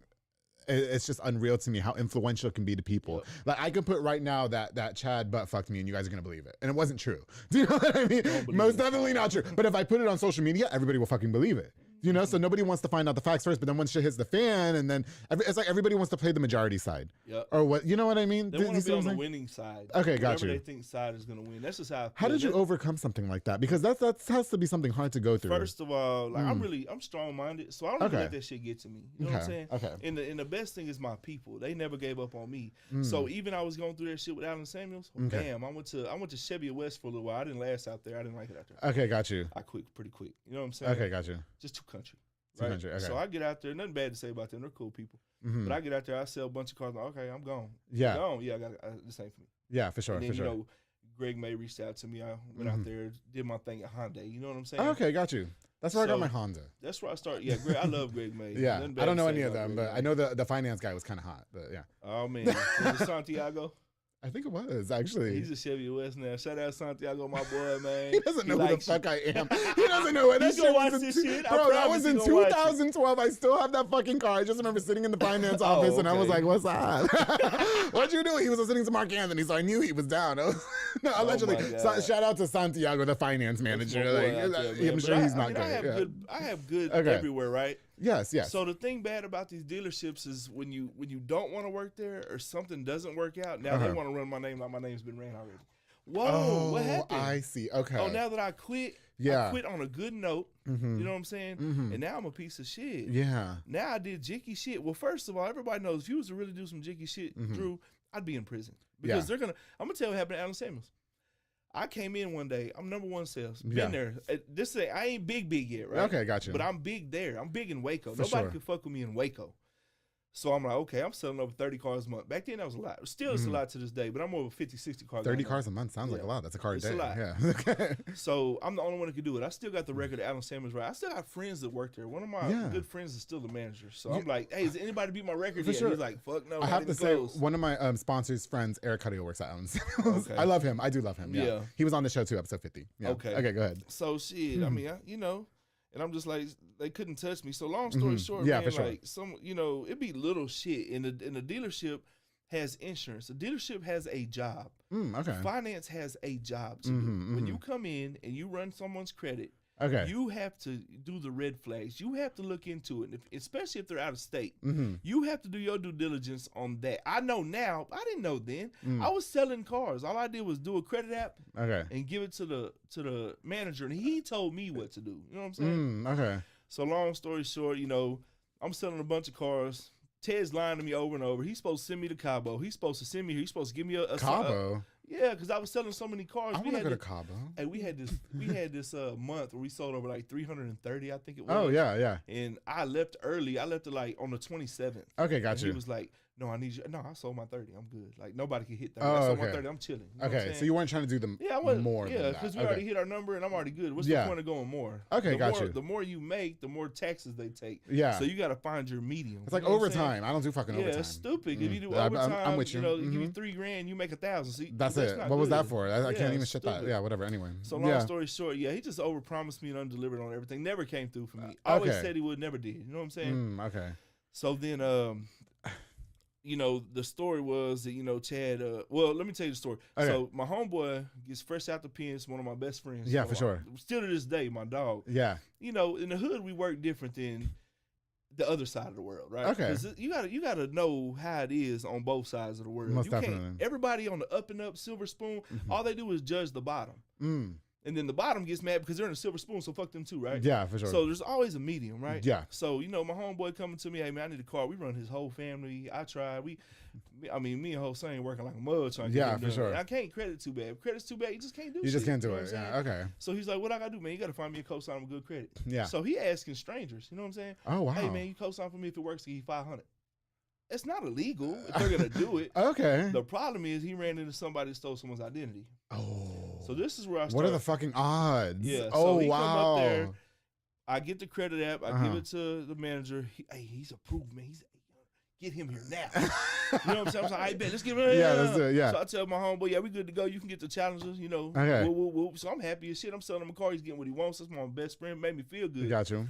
Then the other guy comes in there, and, you know, he only wanted one car, right? Okay. But the other guy, you know, he said he was going through like a divorce in Oklahoma. He's down here with a side chick, and he don't know what he's gonna do. So he's like, Chad, I mean, that's exactly what the story I got. He's really, they're good at this shit, right? Good deal, yeah. So he's like, man, you know, I ain't gonna lie to you. I don't need another car. You know what I'm saying? Like, not right now because I got too much going on. Okay. And then he was complaining about the payment, you know, the other car because his name's on. Yeah, you know, for sure. Just a bunch of bullshit, right? Yeah, definitely. But at the end of the day, like, you know, my job, try to sell another car. You're approving it. Okay. So you need to buy this other car, bro. Yeah. What if I give it to you for like no money down? He's like, no money down. Let me call my bitch. For sure. So he calls her. She's driving like an 06 Saturn. So it's a piece of junk car. Okay. So he calls her, and I'm listening because they're in my office. I can listen to I can hear it. You know what I'm saying? Mm-hmm. He's like, hey, baby, you want this car? She was like, man, I can't really afford nothing over like $350. He was like, Chad, go show me some used cars because I can't. I probably get a used car if you get $0 down. I keep the payment low. Okay, like, gotcha. Bet.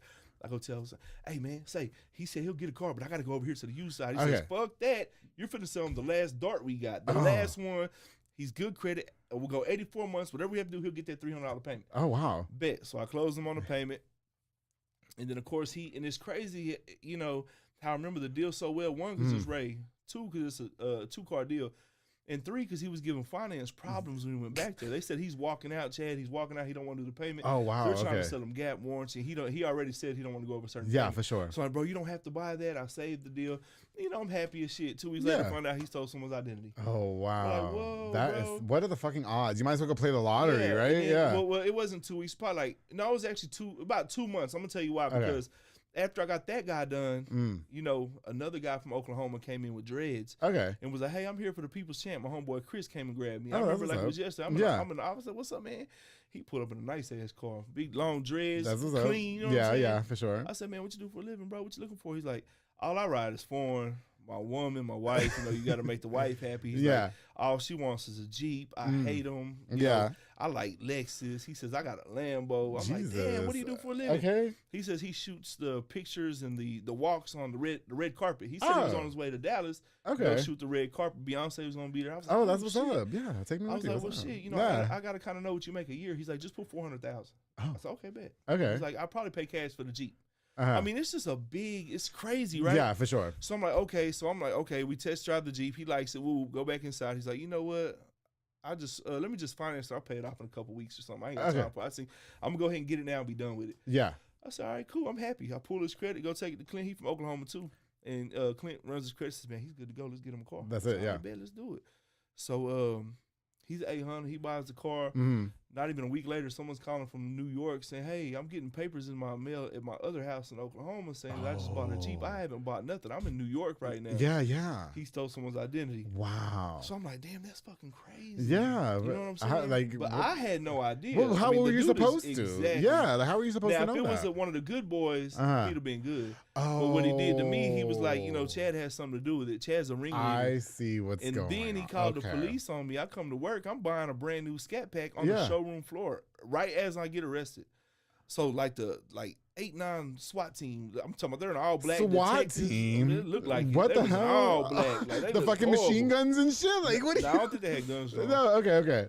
But I come out the office. I didn't have nothing to worry about. I said, hey man, what's up? Y'all here to get a car? Are you Chad? That's him. Grab me, tackle me, bam, put me on the floor, arrest me. I'm like, hold on, what are y'all arresting me for? This is all happening at the dealership while you're at work? The dealership. So he called the laws and said that I had something to do with them 2 cars, and they charged me with theft over 50, under 150,000. That's 3rd-degree felony. So the assumption is because maybe, and this is what you're thinking, correct? Or maybe this is, I don't know.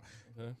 he thinks you had something to do with it, just be based off of the way you look? Is that what's going on and the way you act? Or man, I think that was his way of getting rid of me. I think he did not want me to quit because I would have just went to Toyota and turned up. I mean, this is a true story. Yeah, right? for sure. He's number one in Central Texas. He was number one when I was there for a long time, especially with Marcus Ward as a manager as well. You know what I'm saying? Okay. So every time I thought about quit, I quit like 3 or 4 times. Why wouldn't he just let me quit? He wouldn't. He'd call me back. Hey, just come on back. You know, we're good. We'll do this. You need a little break. You get a little hot headed, whatever. I go back because the money's good, right? Did nobody ever just like pull you in the office and talk to you and say, "Hey, like, what's what's going on? Like, what do you have any information as to why this happened? Like, do you have anything to do with it?" I'm talking about before the arrested part. Yeah. So I'm already getting into it with him all the time because he's overpromising under. He never gives me what he's He never supposed gives to you. give me, Yeah. you know what I'm saying? You learn that in this world. Don't and, fucking you know, believe you talk nobody. to other managers, you talk to other people, and you already know Ted don't like you. Ted didn't even want me to work there when I came from. When they switched from Allen Samuel Chevy to Auto Nation. Yeah. I left. I didn't like the pay. Okay. You left. Right? Yeah. Okay. So I went with Marcus over there to Allen Samuels. And he didn't want me there then. But I'm selling 30 cars a month. You say how they ended up liking me or dealing with me, but he sells a lot of motherfucking cars. For sure. And then it's so easy because, you know, dealership pays so much advertising to have people come in their doors. Yeah. So the average is $600. Okay. So the average, what they spend in 1 month's time, once one person walks on the lot, that's $600. Okay, got you. So me, it's all free. Yeah. I have my own people. I don't need none of your people. I just need your cars and your inventory, and you know. And we good. And I got this. Yeah. So man, it was crazy. I get arrested. I go to jail. I'm just like, what the fuck? This is crazy. Yeah, definitely. And I'm still like, don't know what's going on. I'm like, damn, they arrested me for what? And the whole time he's talking to me in the car, I'm like, man, look, check my bank account. I ain't got to steal a bitch ass thing. Why the fuck am I going to steal 2 cars? Yeah, for sure. And I'm like, I don't even see how I get charged with that. So this is where it gets real grimy, right? Okay. So I get charged, call a lawyer. My lawyer's really David Hudson. That's like my best friend. Yeah, right? yeah. But I had another lawyer at the time because he wasn't down here. I think David was in Alabama or something. For sure. So I hired Seth Sutton, and I'm going to put him out there because he's trash too. You know, he told me everything. I'm talking about, I cashed him out, didn't even ask no questions. He looks into my case. He's like, you know, you got a lawsuit, you got this, you got that, you got, you know, all the good stuff, right? And I'm like, damn, that's what's up. You know okay. Well, you know, he's calling me like once a week, twice a week. Let's go lunch, let's do this, let's do that. All of a sudden, the phone call stopped. Oh, wow. Whoa, bro, why you stop calling? What's going on? What's going on? Like, I need your help. Then I'm calling him, he ain't answering. I'm like, damn, what's going on? It's not right. And then he forgot about my court date. So they put a $250,000 bond on me because I didn't even know I had to go to court. Oh, wow. So I had to go to court. Okay. You know what I'm saying? Like, but nobody told you, like. So they arrest me again. I'm like, man, what the hell? People. So it's nothing. So, you know, I'm good, right? Okay. Because I'm always going to make a way for me. Yeah, for sure. So I plead my case, whoop, so they let me make it or whatever. And then he's like, oh, I'm sorry, I've been tied up with this and that. But come to find out, I don't know how true it is to this day, but I have people on the inside too. He was paid off. You know what I'm saying? Oh, okay. He was paid off. And it only makes sense because he didn't ask me for no more money. He didn't ask for nothing. You know what I'm saying? For sure. So then, you know, I'm going 2 years fighting this bullshit ass case that they don't have nothing on me. Wow, that is 2 years. Wild. I'm like, wow. And then, of course, you know, he's giving word in Waco. They're trying to blackball me, make it where I can't sell cars. Of course, But you have to prove it. Like, you're putting all this on me, and you haven't proved the shit. You know what I'm saying? For sure. So I'm begging them to just prove it. Get the shit out of my way. You know what I'm saying? So I get David Hudson. David Hudson's back down here. He gets it, boom. Yeah. He gets it dropped within like 4 months. Okay. Quick. Gotcha. And the DA, they were, and they all work together. Yeah. And I'm saying right on your camera, how are you going to try to prosecute me when Ted Teague funds y'all's stuff and inaugurations and y'all are all in bed together? You know what I'm saying? I can prove all that shit. Gotcha. I got it all. What's I got up? a badass I got a badass private investigator. I got a lot of shit. I might need somebody private investigated for me. So, I'll give you that. So of course at the end, you know what I'm saying? He was like, you know, they were trying to drop it, but I had a lot of customers call. My customers are loyal. Okay. And I'm good to my people. For sure. You know Yeah. So I'm getting calls, hey Chad, the DA just called. I'm like, whoa, the DA calling y'all? Yeah. I said, oh, what did they say? They said, hey, did Chad do anything? Did he sign a paper for you? When you went up there, did he lie about anything? Yeah. And they're like, no, they all had my back. And like 7 people called me. 7 within like 3 days. So they're scrambling because David put the fire on them to try to figure out, what they want to get me with. That's gotta suck, Yeah, dude. it sucks Holy for me. shit, So I'm sorry. So they're telling me that I'm such a bad person and I do so much fraud. Right? Yes. I did over 500 deals at that dealership. Yeah. And they went through every deal with a fine tooth comb. Yeah. I'm not in jail. Right. And my charges got dismissed. So what I do wrong? Exactly. Well, there has to be a sense of redemption in that too, for sure, don't you think? Good. Yes, I got you. So, but the problem is, like, everywhere I go, that still, that still lingers. Say, well, Chad, you got to watch him. What you got to watch me for? Yeah. And it be haters. You know what I'm saying? Okay, I got you. So one thing that you're most publicly being, I guess, looked at for is you just most recently left another dealership. And you were just a manager, if I'm not mistaken. I became a manager. Got you. I stepped down. Now, I it seems was a like manager for a week. Yeah. And then I didn't like the way shit was going. I don't like the direction that he was going in. Okay. The owner's a great person. Yeah. I have nothing to say about the owner. For sure. But I have something to say about the manager that's in charge, that he leads to run his dealership. And then when I try to reach out to you, you just have his back. You know what I'm saying? Okay, got you. It seems like a lot of people were leaving that. Everybody So left. I had a friend that worked there, and she stopped working there after a while. Horrible. And then I saw you, and then somebody else, and then somebody, like, it was like, what is going on? I swear it is the most worst place I ever worked for. Is that right? Like, period. Yeah. Like, he was very real about the money. Okay. So I got paid great. I didn't have to leave. Yeah. But see, me, I want to work for my money and I want to get people approved. You know Okay, what I'm got saying? you. Yeah. So I was like, okay, this ain't for me. And I told him I'm stepping down from management because what's the point of putting me in management and I'm still having all my customers come in and I'm giving them to other salespeople and I'm closing them still. And then you want me to do this. For sure. I said, it doesn't add up. The money don't add up neither. Okay, got right? you. Okay. And then you can't do what you want to because you got another guy in there that don't know what he's doing. Already got fired for sexual harassment, and they let him right back. Like, oh my God. Like, what are you doing, What bro? the fuck? And then he yells at people. He ruins the mood. And Yes. once I tell the owner, he's like, man, that's my right hand man. Like, whoa, it's your right hand Oh, man. that's Well, what I we're understand. doing. Well, I'm gone. It's the Okay. buddy system, right? Okay. And, I talk a lot about race because it's real. Absolutely. It's the I same agree. thing, bro. Okay. Like, no matter what race you are, you know Yeah, what I'm for saying? sure. So they say I act black. Cool, whatever. I'm Chad. Okay. That's all I know, right? Yeah. But they are very racist up there.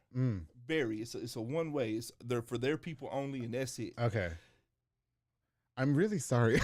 Okay. And I got like 15 people that already know. I'm like speechless. Been through it. Yeah, you know what I'm saying? Well, it sounds like you've been through it in your business, and you still maintain this high reputable position. Yeah, as the number one sales agent in Texas. How do you maintain? I just. Shit, I don't even know how I maintain. Do you know what I mean? Sometimes Like, I just be like, you're back and forth in dealerships. You know what I mean? Well, that was my fault that I left this last time because All American Chevy treats me very well. Yeah. They give me. They never lied to me. I never lied to them. Okay, I did got great you. business there. The general manager is just freaking awesome. You For know what I'm sure, saying? for sure. Just the whole facade. It's just great. It's working great, there. yeah. It's a great environment. I was going through some things. I wanted to do something different. Got tired of the drive, and Okay. I'm just chilling. I'm thinking about, do I want to move around because it's really good here? Do Yeah. I want to go back to Waco? If I do go back to Waco, where would I go? For sure. Is it worth it? Okay. You know what I'm saying? So I put all this in there, and I'm just like, man. Then I got a phone call from my homeboy Todd, like, hey, Chad, like they fired that dude Ralph. I'm like, okay, cool. He was like, the owner wanted me to reach out to you. He wants to talk to you. You know This is from the last dealership? Uh-huh. Okay, got you. I'm like, all right. This is from the last dealership that I just left. Okay, got you. Okay. And I'm like, yeah, what's up, man? So, he talks all this good stuff, how he can do this, he can do that, I can do this, he needs help getting his dealership off the ground. We need to do this. Okay. And shit. I need to sell a lot of cars, all that. I'm like, you know what? Write the check, Okay. And at the end of the day, he wrote the check. Oh. Shit, so I do got to leave. There you go. I really didn't think he was going to write it. Right. But he don't play when it comes to money. He got money. You know what I'm saying? Okay. He wrote the check. I came. And I showed him what I could do, knocking the shit out these cars. You know what I'm saying? But the previous regime that was there did a lot of bad things. You know what I'm saying? Got you. So now, how can you sell cars with no banks? How could you sell cars when you're calling the banks and the banks like they don't want to do business with Volkswagen? Oh, wow. See what I'm saying? Okay. We have to believe that. Yeah, no, I'm kidding. I'm fucking with you. And then, I talk to a lot of banks that I'm cool with. Yeah, just for like, sure. We can't do business with them. They did this, and that. And, Don't you just think though? Because I was in sales. I was. I was on the radio for a long time. Okay. Don't you just think that's the fucking nature of the beast? I hate sales. I can't stand sales. And my most. I told you where I work. My most current employer has asked me to do sales, and I said, no fucking way. You know what I mean? Don't you just think that it's the nature of that business? They talk a good game. Do you know what I mean? Especially people that who you work for. Right. I think I work for a lot of good people. But they do turn out to be the same. They're all the same. They all talk the good game. They all tell you what you want to hear. You know, and I put down references because, you know, there's stores that I brought from nothing. I know the store here that I was talking about earlier. The you know, I'm not saying you're good. Listen, at this point, you do whatever the fuck you want. They were selling like 15, 20 cars a month. I get there, turn that bitch up. We're at 100 a month. That's 80 to 100 a month. You know what I'm saying? Why was that never? Then I just decided I don't like it because of the way they do service. It's always something, right? Okay. So service was a problem with this dealership, and I got tired of paying for customers' stuff out of my own pocket because I'm not gonna let my people ride. Okay. I'm not gonna sell you a car you had for 2 weeks and you need a tire or a battery or a belt, and I'm not. The dealership don't want to fix it. I'm gonna. You're gonna fix it because this is my name on it, right? Good for you. I'm just like, okay. Why? You know, I'm spending $5,000-6,000 a month on cars. I'm like, that's stupid. You could have bought your own car at this point. Like, what the fuck? You know what I'm saying? So I take it to the owner and I'm telling him, he was like, you know, they're as is. They're signing as is forms. That's not a good business practice. Okay. And you're making money. So why are we raping them and hurting them? Because at the end of the day, you're going to do this for a good time or a long time? Right. I'm in it for the long run. For the long run, for sure. Bro, people's, God, I hate that we have to wrap up soon. Fuck. But, why is that just never good enough? Why is you being the #1 sales agent in Texas, #2 in the nation, you go to any dealership, you can walk into any dealership right now and turn them out. You know what I mean? And why is that just never good? Why don't they fight to keep you? Like, I don't understand. It's because of who I am. They don't like who I am. Okay. They don't like that I'm flashy. They don't like that I have tattoos. They don't like that I'm not Billy. And you know what I'm saying? Is it because you're vocal too, though? I'm vocal. I don't keep nothing quiet. They don't like it when you stick up for them, for yourself. They don't like when I stick up for myself. Okay. They want to put you down. And then, you know, it's just a lot of hate, bro. Every time I just went on a job interview, no lie. Yeah. In a different city. Yeah. So it's not even here. Okay. And they're ecstatic.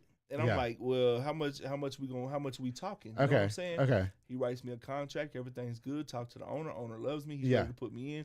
And at this dealership, I could sell like 7 different brands. It's a big one. I'm like, for sure. Oh, I'm gonna turn my people up with this, right? I'm excited about the shit. I'm just like, okay. Come to find out, it's the tattoos. Oh, okay. You were saying that, but they still wanted me, right? Yeah. So I'm like, okay, cool. Then I get a call saying, hey man, you didn't pass the background check.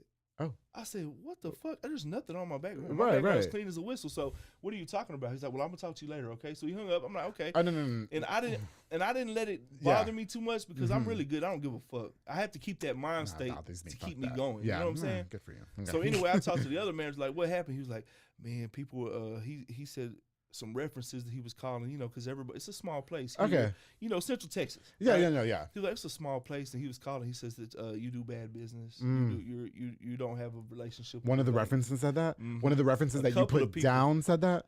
He said yes, but I think no. You know what I'm saying? But he said it was, if I'm not mistaken, I know one of them said it was a wholesale guy, which okay. And then there was another dealership and another dealership. Because you look at my credit, you can tell where I worked at, right? Oh, okay. So I think he was calling around and they were hating on me. You know what I'm saying? I see. So instead of telling the real, they was like, you gotta watch him. He's jicky. If I'm jicky and I do everything bad, they're just hating because I sell a lot of cars. Yeah. They can't do it. I hate your business. You know what I'm saying? So instead of hating on me, why don't you congratulate me and ask me how I do it? Because it's really simple. Help people. Yeah. That's it. All you gotta do is help them. You sit down, you listen to their story, and you find out what's best for them. You know what I'm saying? And sometimes you got to put customers in their place, and I'm the one to do it. But that's what I just don't understand, though, because in sales, you almost have to be like, it seems like the really good salesmen almost are liars, but you don't seem like that type. Why wasn't that good enough? That's what I'm saying. When they come in there, I have people like, I'll tell you right now, I turn people down, they got to prove, Chad, I got to have the scat pack. Yeah. All right, bet. Let's see this where we're at. This is what we're doing, bro. You need a cosigner. Get the cosigner. Cosigner's good. Grandma got good credit. You got bad credit. Oh, hold on. Bro, you're not making enough money for this scap. Nah, I can do it. I can do it. I mean, I understand you can do it, bro, but you're already in a bad situation. So why don't we just do something different? Let's go to something a little less and we'll build you up. And they don't like to hear that. I don't sell them the car. Yeah, okay, I got you. Why not? You know what? I mean, you've had multiple negative experiences at all these car dealerships. And I just have to say, you know, we've been sitting on the couch for about an hour now. We got to wrap up soon. But I can definitely tell that you are a very genuine person. You know what I mean? You're very nice. You're very respectful. I can tell that there's not like a malicious bone in your body. It doesn't, I have no doubt in me that. So with all that being said, what stops you from just doing your own, like why not build your own car dealership? So I was going to do that, but you got to think about the overhead and the headaches. Okay. I don't like that. You don't want to do all that. I was gonna do it. I already had my LLC. I had backing. I had I had a floor plan. But man, I just want to go to work, be happy, sell a lot of cars, and then if something goes wrong, I don't want it to be my problem. It's like, why can't you just go to work, do your job really, really good without being the repercussions or anybody hating on you or jealous or whatever the fact because you don't look like they do, and then just go home. I feel you. And that's what it is. That's really what it is at the end of the day. That's why I'm going to All American Chevy and Killeen. We can hit him up home, baby. No, for real. They help me with everybody. Do you know a guy named Corey with the keys? Yeah. Do you know him? Yeah, I know Corey. Yeah, he lives in Killeen. Yeah, we're friends on Facebook. I reached out to him. It's just cute. He has Corey with the keys, and he was like, "You're the famous Andrew G." I was like, "Fuck you! Like you're famous, bitch. You're Corey with the keys." I know because you said Killeen. I just had to give him a shout out. Corey with the keys. Yeah, is he really? Yeah. Okay, I need to meet him in person. I need to go out to the lot. And since I'm in Killeen, I'm gonna go visit you as well. You know what, Chad? God, I hate that I have to cut you short. But what am I leaving out? Is there anything that you just wanted to say to us before we? listen, the floor is yours. You do you. Yeah. Man, you know, the only deal I can't beat is the deal I can't see. No, for real. Yeah, with everything that went on with the previous car dealership and the other dealership. Oh, yeah, I'm just trying to let y'all know, man, that, you know, there's bad people out here that's doing good. You know what I'm saying? Okay. So instead of going somewhere and getting raped, do your homework. That's all I'm going to tell you. I don't care if you buy from me. I'm good. You know what I'm saying? But at the end of the day, you need to do your homework, and you need to make sure you're making a good decision. Because the two biggest decisions in your life, I don't care what nobody says, is a car and a house. So why would you go buy a car for $10,000 over sticker, $4,000 over on warranties that you don't even need? Like I hate it, bro. The business part that when the getting over, I understand you're gonna make some money. Everybody has to make money. Definitely. But come on, man, you don't have to. You see what I'm saying? Just make this much. Like oversell it. Keep them going. Keep them happy. Keep them coming back. That's how you build your reputation. And All American does business like that. I got you. That's why I really wasn't going to leave All American. It was really hard. But when he showed me the money and I'm like, I'll be back in Waco. I can do my thing. Bro, they don't sell no cars like that where I just left from. Yeah, I got you. I'm up there. I sold like 47 cars. And, I'm just knocking it loose. That's it. You're doing the thing. Then everything's slowing down. I'm like, why can I not get my people approved? I'm calling banks. I'm like, hey, what's going on? Yeah, for sure. Well, it's the previous facade. I couldn't, you know what I'm saying? Jeez, por favor. You know what? I will just put on record too on camera. I actually personally know 3 people that purchased from you just most recently. And they said it was the most pleasurable experience. They said they love working with you. That was the guy. He made it fun. They said when you call and you leave him the voicemail because you pre-announced our episode, which I forgot to tell you not to do. Right. Okay, which is okay. That's fine. Everybody knows now. But, and they were just like, that guy right there, just the way he talks and the way that he makes it such an easy, pleasurable experience. So, they're very reputable people as well. Yeah. So I will say that. Listen, I only wish you nothing but the best. Personal life. Do you have a lot of time for personal time? I mean, I know you were just hanging the wife off of a boat that you just said. I do what now, I mean? Because I was supposed to go right back to work when I had quit. Okay. But I was like, you know what? I need some time. You need time for yourself. Yeah. So me and my girl, we just been kicking. I've been kicking it with the kids. Yeah, for sure. This is the longest I've been without going to work. It's been almost 3 weeks. Don't you feel like you need it though? Man, I needed it. You need it. I really did. I just needed the reset button. You have to do that. And everybody just hit me up. Where you going? I just didn't want to release it yet. Okay, got you. I'm gonna let them know. That's it. Y'all gotta watch the show. Yes. You know what I'm saying? Shout out to Andrew, man. Oh, I appreciate you coming on the show. I really do. And I listen. If we had 3 more hours, we could have went on. Okay, we could. But yeah, I think you gave us an earful. And again, I want to apologize to you for anything negative that you've experienced in your career. It's life. I love it. Because I learn from each and everything that I go through. I'm not one of them. I'm not gonna pity. I don't look for pity. I don't give a fuck. I tell them, hey man, it just didn't work. I don't give a fuck. I'm gone. That's it. Because the crazy thing about it, everywhere I go, I leave. If I do quit, I leave the door open. Hey man, it's not working. No hard feelings. I'm gonna clean my deals up. I'm gonna go this way. I think this is it's only for a better opportunity to better me. It has nothing to do personal. For sure. But when I leave, they take it so personal. Yeah. And then when I'm going to the next place, they want to call them and tell them all kinds of shit. Okay, I'm like, got you. Okay, y'all, I didn't go to jail. Yeah. I didn't go to prison. They went through all my shit. I was under investigation. Yeah. Like, come on, man. I didn't do nothing Do you think wrong. that'll ever finish? Do you think that'll ever stop? No, because they like to keep that up. They really do. They like to bring it. And then, and it makes them feel better for not selling as many cars. Yeah, for sure, for it's sure. Like, I can sell 15, but I do mine the right way. What's the right way? I just sold 60. Yeah. Like, what's the right way for my 60 and you're 15? Mm-hmm. What's the right way? I feel you. Because it's you and not me? Oh, I see. There's only one way to sell a car. Yeah.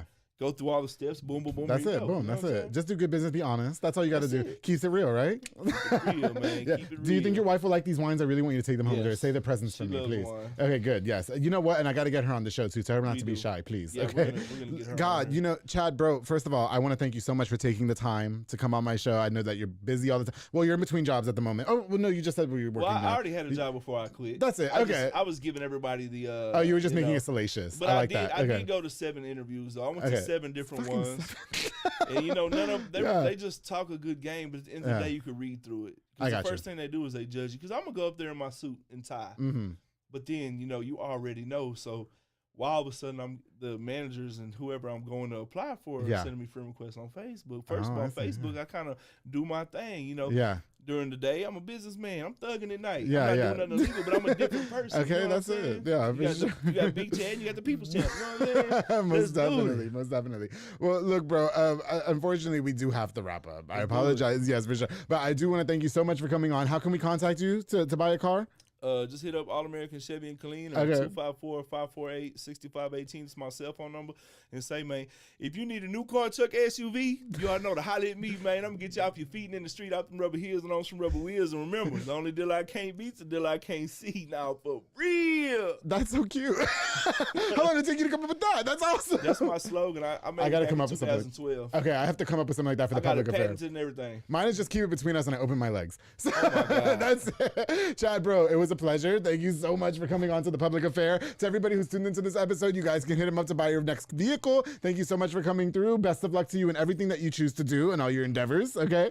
Now, before we go, I definitely want to use this opportunity to give a shout out to just a few more of our sponsors of this episode of the public affair. This episode is brought to us by Soko Soccer Academy with Dominic Gutierrez and Ariana Gutierrez, located at 3304 Franklin Avenue. They offer team, small group, and individual skills training. They also have elite skills training to make your kid a superb star athlete. Open plays on Mondays and Wednesdays for ages 16 and older at 8:30 with Morrow, aka Silly Buns, only $5 to play. Follow on Facebook at Soko Soccer Academy, on Instagram at Soko Soccer 254. To the Soko Soccer Academy, thank you guys so much for all your longtime sponsorship. Truly appreciate you. Of course, the Montezuma Boxing with Edward Barragan, George Farcon, a boxing gym dedicated to train you to be a superb boxer and of course to get into shape. They offer walk-in workout classes at 5:30 a.m. and 7:30 p.m. and of course, sign up for their boxing classes to improve that hand-to-eye coordination and overall better physical condition. Montezuma's training champions, darlings. Champions, that's right. Call the number on the screen and follow on Facebook to Montezuma Boxing. Thank you guys so much for your longtime sponsorship of the public affair. Of course, to Via's Transportation LLC with Pelon Villa and Yasmin Landeros. They provide power-only services locally and over the road at an affordable rate. They also move freight and dry vans such as the box items, palleted materials, most retail dry goods, and more. They provide hot shot services as well. They're independently owned. You can call the number on the screen today for more information. To Via's Transportation LLC. Thank you guys so much for sponsoring this episode of the public affair. Truly appreciate you too. They're hot. They're hot. Of course, the Sonia's Event Planning and Rentals with Sonia Childers. They're an event planner that specializes in weddings, quinceañeras, baby showers, corporate events, and more. She's appointments only, so take the stress of planning your event off your shoulders by reaching out for a consultation at shoulders1994@yahoo.com or call the number on the screen to Sonia's Event Planning and Rentals. Thank you, ladies, so much, girl. I appreciate you. You're the best. Of course, the Pollo Box and Audio with Jeffrey Monreal, home for all your LED needs and auto accessories, installation of stereos, door speakers, and audio systems. He also specializes in building custom subwoofer enclosures and much more. Definitely a jack of all trades. So when you get your vehicle from Chad, you take it to Pollo Box and Audio. He's going to hook it up with all the extra stuff. Your one-stop shop to get everything done in one roof. He put the stars in my car with my dark tint, but now the stars shed the dark tint. So I can't do shit. To Pollo Box and Audio, thank you so much for sponsoring this episode. And of course, to Fat Boy Michelada Botana with Junior Banda, who provides the best michelada and botana plates for yourself or for a party with a menu of a ton of different items, including botana bowls, chamoy pickles, and more. Locally operated, so make sure you get the best and not the rest. Follow on Facebook and Instagram at Fat Boy Michelada Botana. Place your order now. Thank you so much, Junior Banda. I truly, truly appreciate you. To everybody who's tuned into this episode of The Public Affair, thank you so much. The People's Champ roll through. He's got the thing going on. Listen, best of, I really do appreciate you. I wish we only had 5 more hours. I really do. I wish we had 5 more hours, but we don't. And don't forget, darling, to always, fuck my wine. Keep it between us. That's it.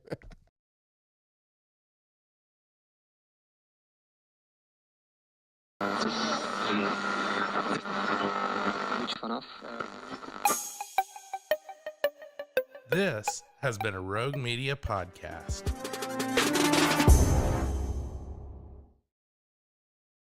Hey guys. guys, come join the Cultural Festival of Dia de los Muertos, hosted by Andrea Kosar and myself, darling. That's right. Saturday, October 29th from 4 to 11 p.m. There's going to be a super lit parade, live music, art, food truck, kid activities, and so much more. You guys can register for this event as a participant or vendor by messaging Dia de los Muertos Waco on Facebook or Instagram. See you guys there. Hey everyone, you're listening to The Public Affair with me, Andrew G. I see someone different every episode, but do me a favor, keep it between us. Hey guys, what's going on? It's me, Andrew G, and welcome to another exciting episode of The Public Affair. Before we continue, I definitely want to use this opportunity, of course, to thank you all so much for all the love and support that you guys continue to show me and the show. You guys are lit. I love you guys so much. Of course, to Rogue Media Network with Mike and Allison, always doing the most for my show and putting up with my diva-ish ways, allegedly. And of course, big shout out to Mr. Corey Dickman. Our episode's out now. He has a show called One Star Rewind. If you haven't seen it, I saw on this side of the couch and I was being super slutty. Go watch it right now, okay? Look up One Star Rewind, Andrew G, episode 38, I believe it was called, right? Yes, okay.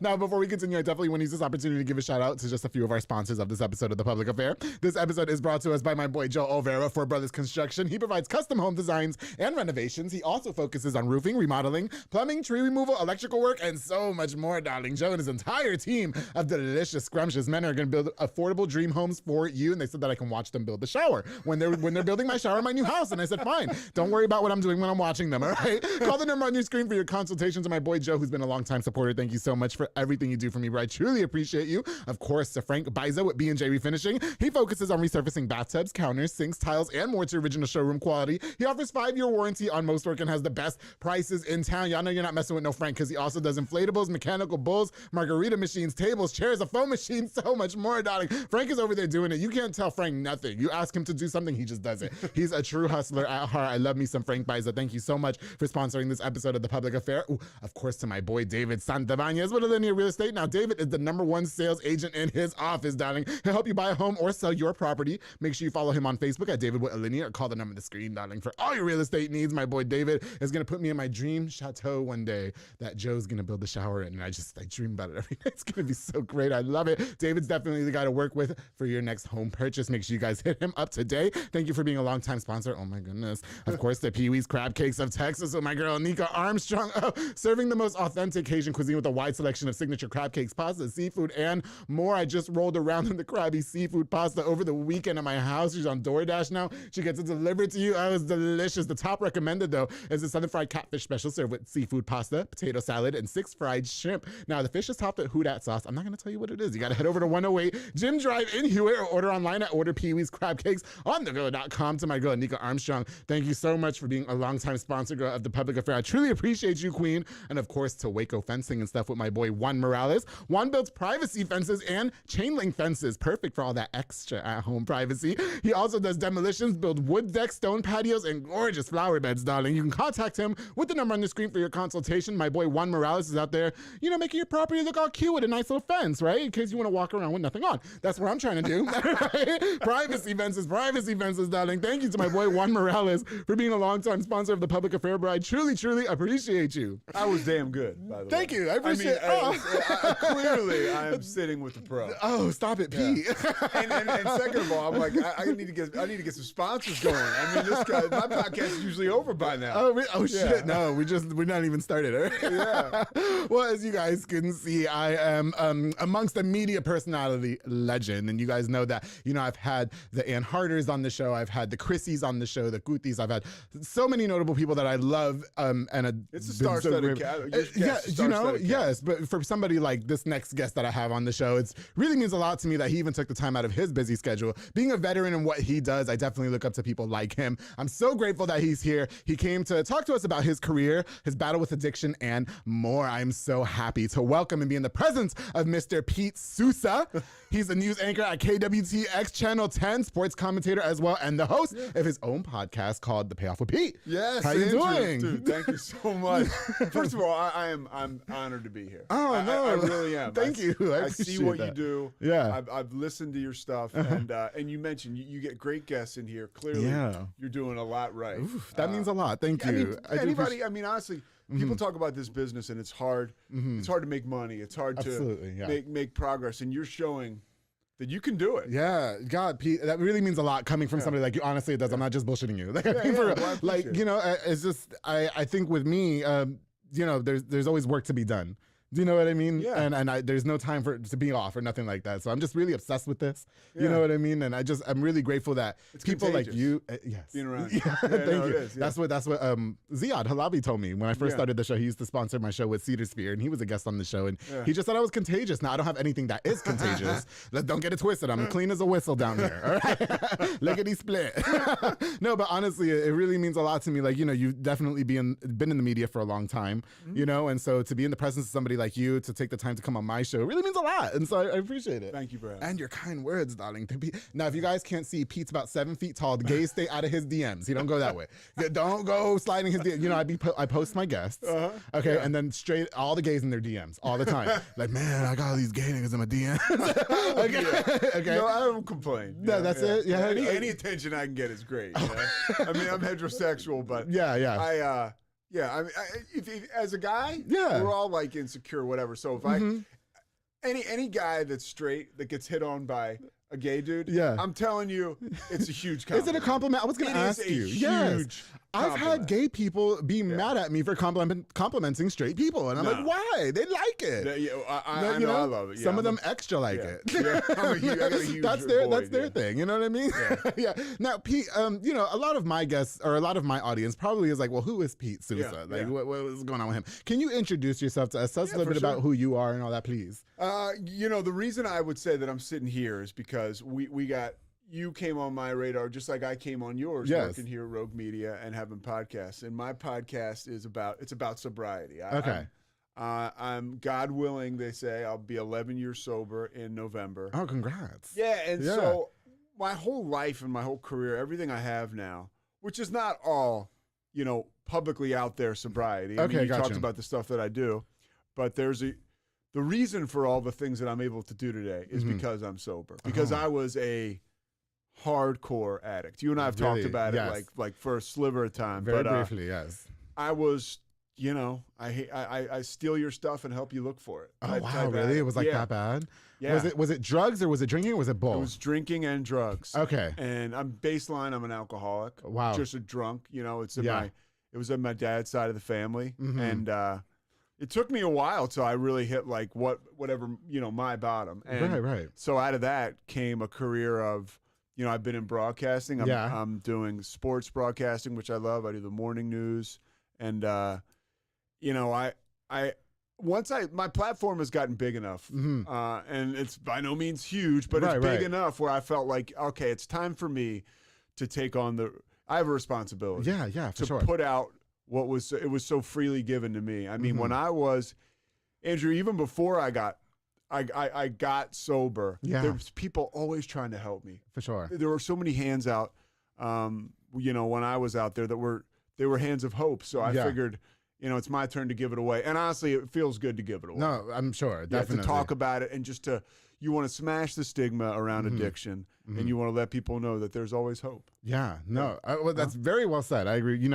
I've said on this show that I've been around somebody that struggled with addiction. Yeah. We're no longer friends, but it's a hard thing to watch somebody go through. In my community, I will say, there's as a Latino, it's like we don't talk about alcoholism and stuff like that. You know what I mean? There's always the uncle that he just drinks a lot. Do you know what I mean? Yeah. And that's just it. Nobody acknowledges it as, oh, that's an alcoholic. They need help. That was what it was like in my family. Yeah. Until both my brothers are sober now too. So you guys all. Yeah, I tell people it's the last club we wanted to be a part of. Right? Oh my God, yeah. But we had it in our family to the point where people were ended up in jail, and people were dying of drug addiction. And my brother Kevin was the first guy to try to get help, and it took him a while. My brother Michael kind of snapped off that branch of the family tree. He got sober probably in like 2005. So I always knew there was a place to go and a different way of life. But when I grew up, man, if you could keep a job,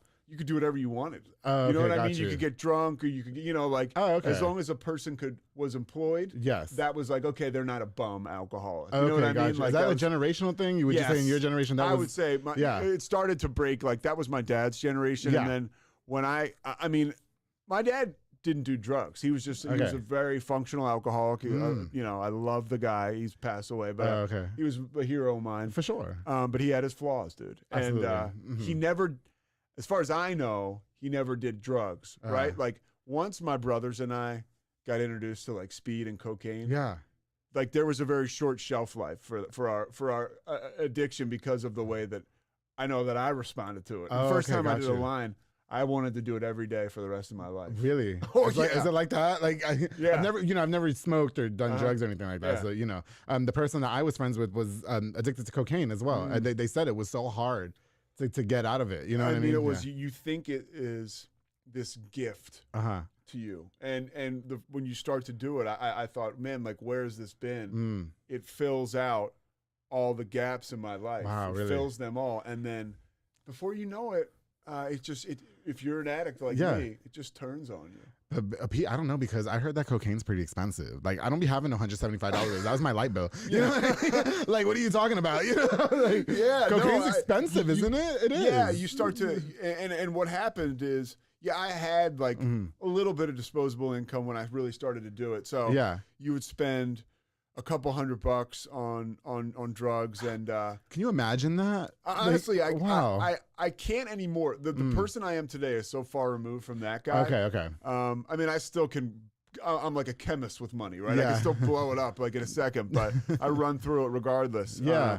But I mean, back when I was using, I would just I would spend money like it was, anything I had was going towards. Yeah, for sure. Yeah, wow, that's really crazy. Goodness, wow. Yeah, it's just the way he caught me. Fuck, I'm sorry. That's never happened before. I blanked out. Here we go. Wow. All right. It's a real live broadcast moment. By the way, the fact that you do, I gotta give you credit. You do live reads. Yeah. Like most people. Thank you for saying that. Yeah. Like I'm like, why is he doing these? This actually takes talent and it's hard. I'm like, I would just record. I record all my stuff afterwards. Oh no, that's 7 years in radio. I used to love doing live reads. That was my thing. Yeah. Well, I like it nice and fresh. They pay the big bucks. They pay the most. You know what? We have a really good relationship, my sponsors and I. No, we do. There's a good understanding, and I'm just here to help them like they're helping me. Yeah. I will say, Pete, when I first met you, I kind of felt bad, but I appreciate you not judging me, because we did have we had this mixer for Rogue Media Network where all of us were all together in that little basement or whatever. And I was all wine breath in his face. They had red wine. They trapped me. They trapped me because I love me some red wine. You know what I mean? Oh, I get that. Yes. And so when we were talking and he was telling me about his addiction and how bad we wanted to meet each other, it was just wine breath. Do things like that, being in environments like that, does that ever trigger you? No. Well, here's the deal. It did. When I got sober, I finally came to a point where if I was going to really do it, I went to rehab. I went to a treatment facility, and then I went to an extended care, but basically a halfway house. Oh, okay. And after that, I lived in Jersey City, New Jersey, and I worked in a kitchen. This dude, worth mentioning, this gay dude, Stephen Smith, who I met in rehab. Shout out Stephen. Shout out to Stephen. And he was big in the gay community in New York City. Oh, okay.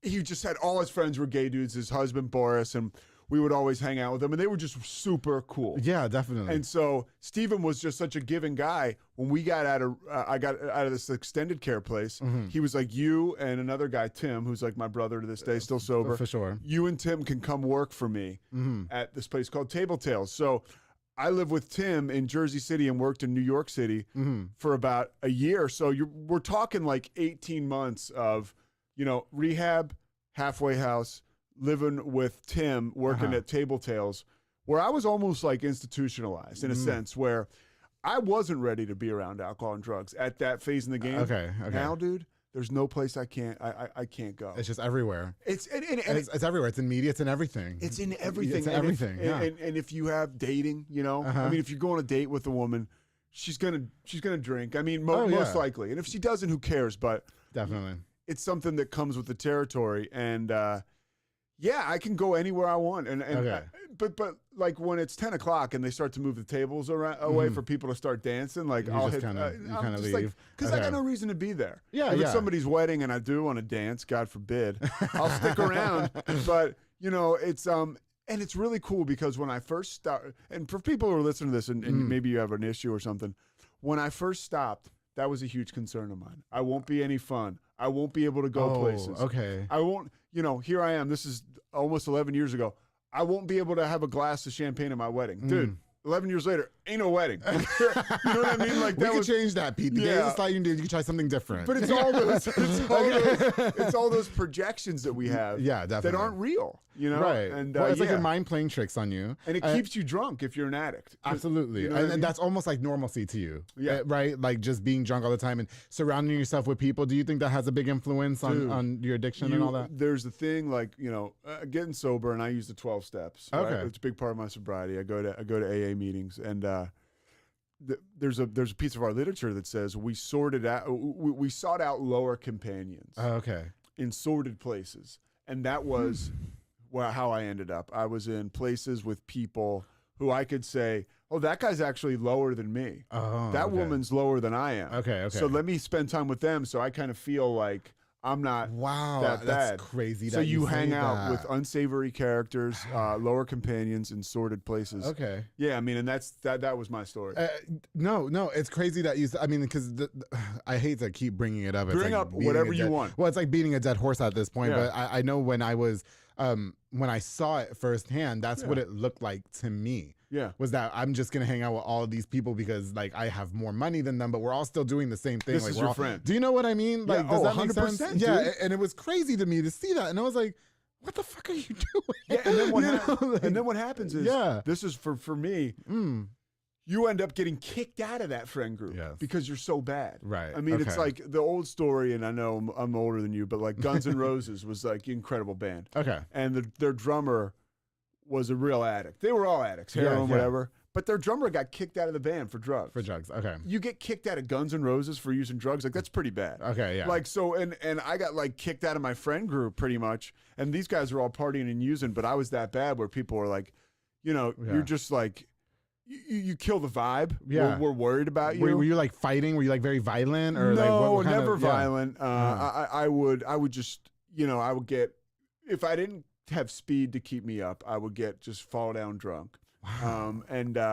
Yeah, I mean, one of my bottoms was I ended up at my buddy's house, and I was there with the girl I was dating at the time, and we were such a mess. He asked us to leave, and we left. Yeah. And then we went to back this car out from. He had this beautiful home, and the car ended up in a ditch, and we had to call a tow truck. And this was a party. It was just like wow. And that was a month before I got sober. But a lot of the times too, it wasn't always. You know, I had jobs. I had good jobs, and but at the end, I didn't have anything. I got you. You know, I mean, you've been in media for a long time. Yeah. Were you in media when you were using? No, I for a little bit towards the end, I did some radio for the Charlotte Hornets, and but isn't being like on a little side note, and this is kind of funny, isn't being on the radio drunk like the best thing ever? Yeah, dude, I mean, come on, it is one of there's it's lit. Like I did it a couple times. It's for lack of a better word, it's intoxicating. Okay, a lot of times, if you can go in a studio by yourself and have one other person there with you, you can go in drunk, you can keep it going. Yeah, you're on 100%, and that's another thing too. As an addict, you think like I have this superpower where I can go on the air, I can use drugs. I see. And then like nobody can tell you nothing. No. Yes, exactly. I got you. And then one time, one time I was working for the Hornets, and I've talked about this before. I was working a playoff game. I was on drugs, and I just wanted to leave. I mean, I didn't, but all I wanted to do was leave, and this was an experience that I should have been loving. Okay. I'm working my dream job. I'm in the media. But I'm like, all I want to do is chase that high. Okay, got you. Yeah, it was just like, I need to get out because there's nothing here for me at the moment. Exactly. Yeah, I need to chase. I need to go drink more or do more partying. And listen, guys, I'm not an alcoholic, but I was very open about the fact that I did record that one commercial drunk that one time, and they aired it. Oh, really? Okay, I was a little tipsy. I was. It was. I shouldn't say which commercial. Person in radio. Let's not. Okay. Yeah. Those in glass houses shouldn't throw stones. Well, okay. That's one of the things that for me was always attractive about radio, working in the media. There was a kind of a sexy lifestyle to it. Okay. You know, like you would work in the media, or for me, I worked in sports for pro sports teams. Yeah, yeah. And you would always party after the games, or you party with people in the media, and you know that's all a lie too. Yeah, for sure. You know, because if you're going to be successful, if you're really going to be a success, you're not closing up the bar. You have to wake up in the morning to do a morning show or afternoon drive. So you got to be with it. You know? No, yeah, definitely. Yeah, there's definitely a sense of responsibility for sure. But I've definitely made some poor choices in my career. I've been drunk on this show. You know what I mean? Mike and I also know they've had to chop it up. When it comes to your addiction for the drinking and the drugs, what was like the first time for you that you used or drank and you were like, and it got out of hand? Well, was it like the first time you experimented with No, the first time. I mean, look, dude, that was my first spiritual experience. Was the first time I drank. I was like, I can't. The first time I got drunk, I drank when I was a kid once, and just like because it looked like such an exciting thing to do. Everybody in my family did it. Yeah. But I drank once when the first time I drank in high school. And I could talk to girls. Yeah. I was always nervous to be around girls. I could talk to them. I had confidence that I had lacked. And so that was like, it was again, like I said, the same thing with cocaine, which came into the picture much later. I felt like I could do things that I wasn't able to do before without this stuff. Yeah, yeah. So it was a while. I think that's a great question. When did it start to get out of control? Was there one instance? I think in high school, the way I treated women wasn't great. I mean, I never was abusive, physically or verbally, but I was dismissive. I was, I looked at them as, whether it was like a trophy or like you use them as a drug, like they're exciting. It was all ego. That's all men, Pete. Yeah, that's not a problem. That's all you men. That's that's all y'all do is use us. There was a lot of ego stuff. Yeah, for sure. And I look back on that behavior now, and I'm embarrassed by it. Okay, got you. And it's not the way I am today. But so that's kind of like, I think it started to get out of control in high school with the way that I looked at women. And I think in college, I just started to get. This is when I knew. So I was in high school. Yeah, I was in high school, and I got a scholarship to play football in college. Oh, cool. But I was partying so much. My second semester in high school, senior year, I was taking I discovered pills, so I'm taking all these pills. Okay, got you. And I'm drinking all the time. And I went to play in this all-star game in the city of Philadelphia, and this guy was giving me a physical. You had to get a physical to play in this game. Okay. And he was like, something's wrong with your heart. It's beating funny. So I was like, oh, I'm fine. He's like, you got to go see a cardiologist. And the cardiologist was like, you have an enlarged heart. You have cardiomyopathy. He's like, you can't play football ever again, pretty much. He's like, you could have gotten it one of two ways. You could have had a virus that went through your body and attacked your heart, or because basically your body gets so used to fighting this virus that the virus goes away and your body attacks your organs. So that's they call it viral cardiomyopathy. Or he said you could have gotten it through abusing drugs and alcohol. Like, but you're pretty young. And I remember thinking like, oh my God, like I'm starting to damage my body. I can't play football. They kept me, I was lucky. They kept me on scholarship. I went to the University of Richmond, so I had to be affiliated with the team. But that was my first real consequence. And Andrew, they were like, how do you think you got it or whatever? And I was like, oh, it must have definitely been the virus. Got you. You know what I mean? And there's no way it could have been the addiction. And now I'll show you. I have a whatchamacallit, defibrillator right here. Oh, okay, really? I got it last year. I got it in July. And that's it's the closest we've gotten to a man taking a shit off on the show, by the way. I only it's beg like, all the guests. It's a legit like situation. And now, were they dismissing? I mean, because you mentioned, okay, it could have been from the virus or it could have been from drugs and alcohol, but you're pretty young. Were they like automatically dismissing that? They were kind of, but my mom was honest with the doctors because she'd been kind of on my case because she knew it in my dad and knew it was in my family. So they were like, you can't drink anymore. And I remember being like, oh man. And I remember thinking like, I can't do that. Yeah. Because I had, again, and I look, it was so funny. I was getting ready. Some of the stuff I do college football for ESPN. I was preparing for a game, and sometimes I'll watch YouTube videos to prepare for a game of the team that I'm going to broadcast. Yeah, and for sure. Somehow I came upon, and really it was by accident, I came upon like a Temple high school championship game in like 1990 something. So I was like, maybe I can find one of like my games. Yeah, yeah. So I found one, and I was watching myself, and I was playing. I was lazy. I wasn't giving up. Like, I was just like, you weren't giving it your all. You're sluggish. And I remember I used to drink a lot around those games. I would smoke weed the night before. If I couldn't take speed, I felt like I wasn't any good. Yeah. And I remember looking at myself, and that was like that was who I was at that point in time. Gotcha. And I remember thinking like, I was bummed watching that. This was just like a month or two ago, but I was thinking like, one, I'm never going to let that happen again. Right. And two, you know, I put alcohol before everything. From as early as 18. Here I was this football player with a shot at really being something, and definitely I just wanted to drink and smoke weed and chase girls. Do you think you wasted a lot of time? Do you have regrets? Regret. Everything that I have done has got me here on this couch with you, which is awesome. And which is awesome. Thank you. I'm chasing my dreams. Right. However, I regret that I hurt people. I hurt people. Okay, you know what? That's a really good place for us to take a break because I that was my next question for you. Yeah. Okay, but we got to take a little break. Okay, it's the commercial break. All right. Now, when we're gonna get back, we're gonna learn more about Pete Sousa and his drug addiction and alcohol addiction. We're gonna learn more about his career in media and more. So make sure you guys stay tuned to this very exciting and informative episode of The Public Affair with Mr. Pete Sousa. We'll be right back. Hey guys, I hope you're enjoying this really, really great episode of The Public Affair with the king, Mr. Pete Sousa, darling.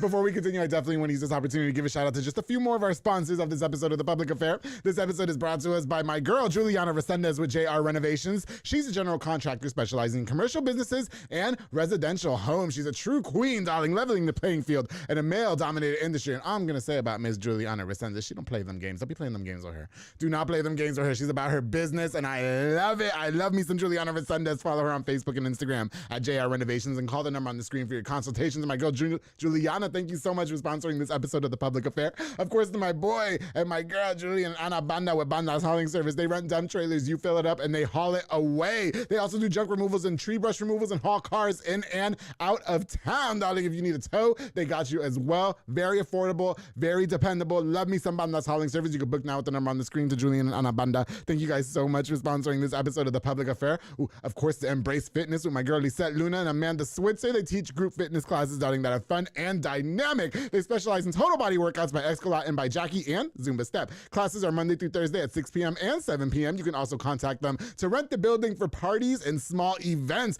My girl Lisette Luna and Amanda Switzer are snackish and they want to make you look the same. Thank you so much for being a longtime sponsors of The Public Affair, girls. Truly appreciate you. Oh my goodness, of course, to Ali's Drive-In with Alexis Rivas and Diana Rivas, a convenience store located where the old Kobe's is in South Waco, 2105 Dutton Avenue. You can stop by for delicious snacks or a cold drink. Now, if you need beer for a party or for yourself, they have this huge selection with a wide selection of ice cold beer. Did I say selection? I meant freezer, darling. You can order from the kitchen too with the delicious selection of food to satisfy your appetite or to go with that cold beer every Friday. They have Enchilada Friday, homemade enchiladas. It's called Ali's Drive-In, 2105 Dutton. It's right up the street. Go check them out when you get out of here. Yeah, sure. It's like a convenience store and they have like homemade food and everything. It's delicious. Absolutely. Tell them I sent you. Okay, yeah. Tell them Energy sent you. You can stop by this monumental and convenience spot in South Waco today to Ali's Drive-In. Thank you so much for being longtime sponsors of The Public Affair. Of course, to my girl, Nancy Pulsini with Parkway National Insurance. She provides insurance for all commercial trucks and tractor trailers, and she also provides insurance for all contractors along with home and basically all your insurance inquiries. You got to hit up my girl, Nancy Pulsini. She's out there giving out LLCs too, all right? Call the number on the screen for all your insurance inquiries. Y habla español también, to my girl, Nancy Pulsini. Thank you for being a longtime sponsor of The Public Affair, girl. I truly appreciate you.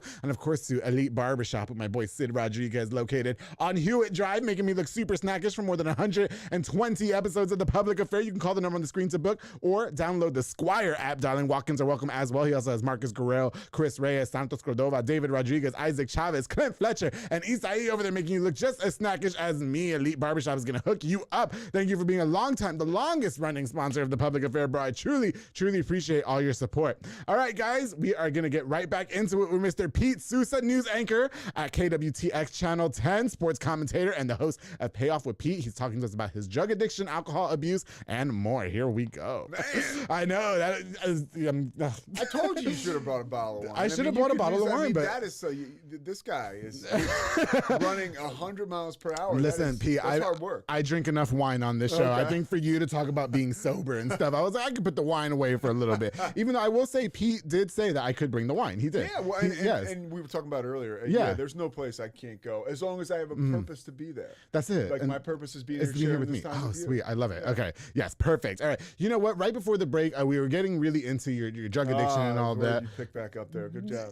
Yeah, you see. Okay, listen, I know what's going on here. Yeah. All right, Pete, listen, I'm a professional, darling. I know you've been doing this for 50 more years than I have. All right, but I do this. No, you know what? You mentioned that in the midst of your addiction, that you were really hurting people. Yeah. And I think that's one of the biggest things that a lot of addicts don't realize how it's affecting the people around them. You don't how it affects us. Because again, I was involved in that. And so it's a hard thing to watch somebody that you love and care for go through. What were you doing to hurt these people? Can you indulge us a little bit, please? Lying was like a whole language unto itself. Oh, yeah. And that was something I did all the time. I'm not even going to say I was good at it, but it was anything I could to just keep people off my back, or because it wasn't so much as like I was betraying these people for another person. It was I was betraying them for this thing. And I think it's a shame because like you have felt, you know, you gaslight people, you know, as an addict who's in active addiction, you can make them, I mean, there's such a dedication to that. You can make other normal people think that they're insane. I got you. And there's just a lot of that. And, you know, there are a lot of letting people down. You know, somebody gives you an opportunity. Yes. And you blow it. Yeah. And because here's the deal. I mean, I could clean it up for 5-10 minutes or 5 weeks or 5 months. But eventually, when you're dealing with the beast that is addiction, it is coming for you. Yeah. It's going to show up. Maybe not right away. Okay. But it is going to show up. That's how my experience was. How do you feel about people who try to recover cold turkey? I mean, look. Do you think that's effective? I know how I did it. Okay. And that's one thing about my podcast is like I try to have people of all walks of recovery come on. I mean, I had this one girl on recently. Her name's Gentry. She's like this social media superstar. Okay. She's sober 4 years, right? But 2 years ago, she had a slip and she drank. Now, in her mind, she says, I don't call it a relapse. I call it a lapse because there's so much connected to the shame of drinking again.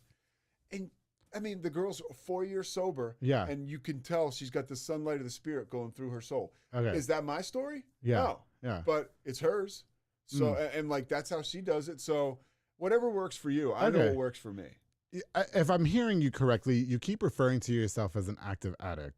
Well, I was an active. You were an active. Okay, I was like, what does that mean? Because I mean, you didn't snort no lines before he got in here. No, that's for sure. When I was in active addiction, so I'm an addict right now, but I'm sober, right? Like, explain. Yeah, that's what I'm like. I have questions. Okay. Yeah. So the reality is, I'm always, you know, people can slice and dice it however they want, but in my experience, again, I have that alcoholic gene, right? I have that alcoholic mind. Okay.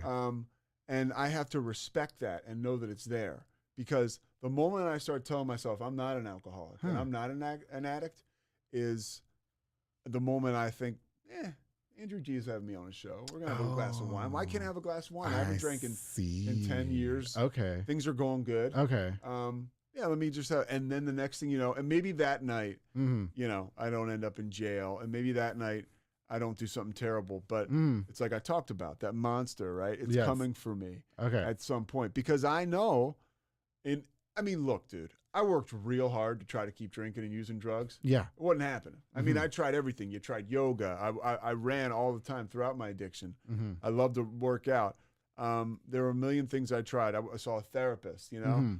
Nothing has taken the place of just total sobriety and working in a program. Got you. Yeah, and living free. So are you still in these programs now? Yeah. Okay. I went to an AA meeting yesterday. Oh, wow, really? Okay, yeah, that's what I was gonna ask. Yeah. So even though you're not drinking and it's been 10 years since your last drink. Yeah, I still got the mind. Dude. Okay. Yeah, the monkey's off my back, but the circus is still That is so crazy. That's what I say. So dude, because think about it. Just like you, I'm insecure about things. I have stress. Yes. I have moments where I want to lose my mind. And so I have a group of people who I can go check in with every day and tell them, because all the emotions that I have today, I used to pour alcohol and drugs on. So I basically didn't even have them. Okay. It was like Arrested Development. I mean, when I got sober, I was kind of like a 14-year-old kid emotionally. For sure. Yeah. So now I'm what? Like, you know, it's like 24. I'm still like, I'm still a JV over here. Dude, but that's so wild. Okay. I've never heard anybody say that, though. And that's also a big part of it is too,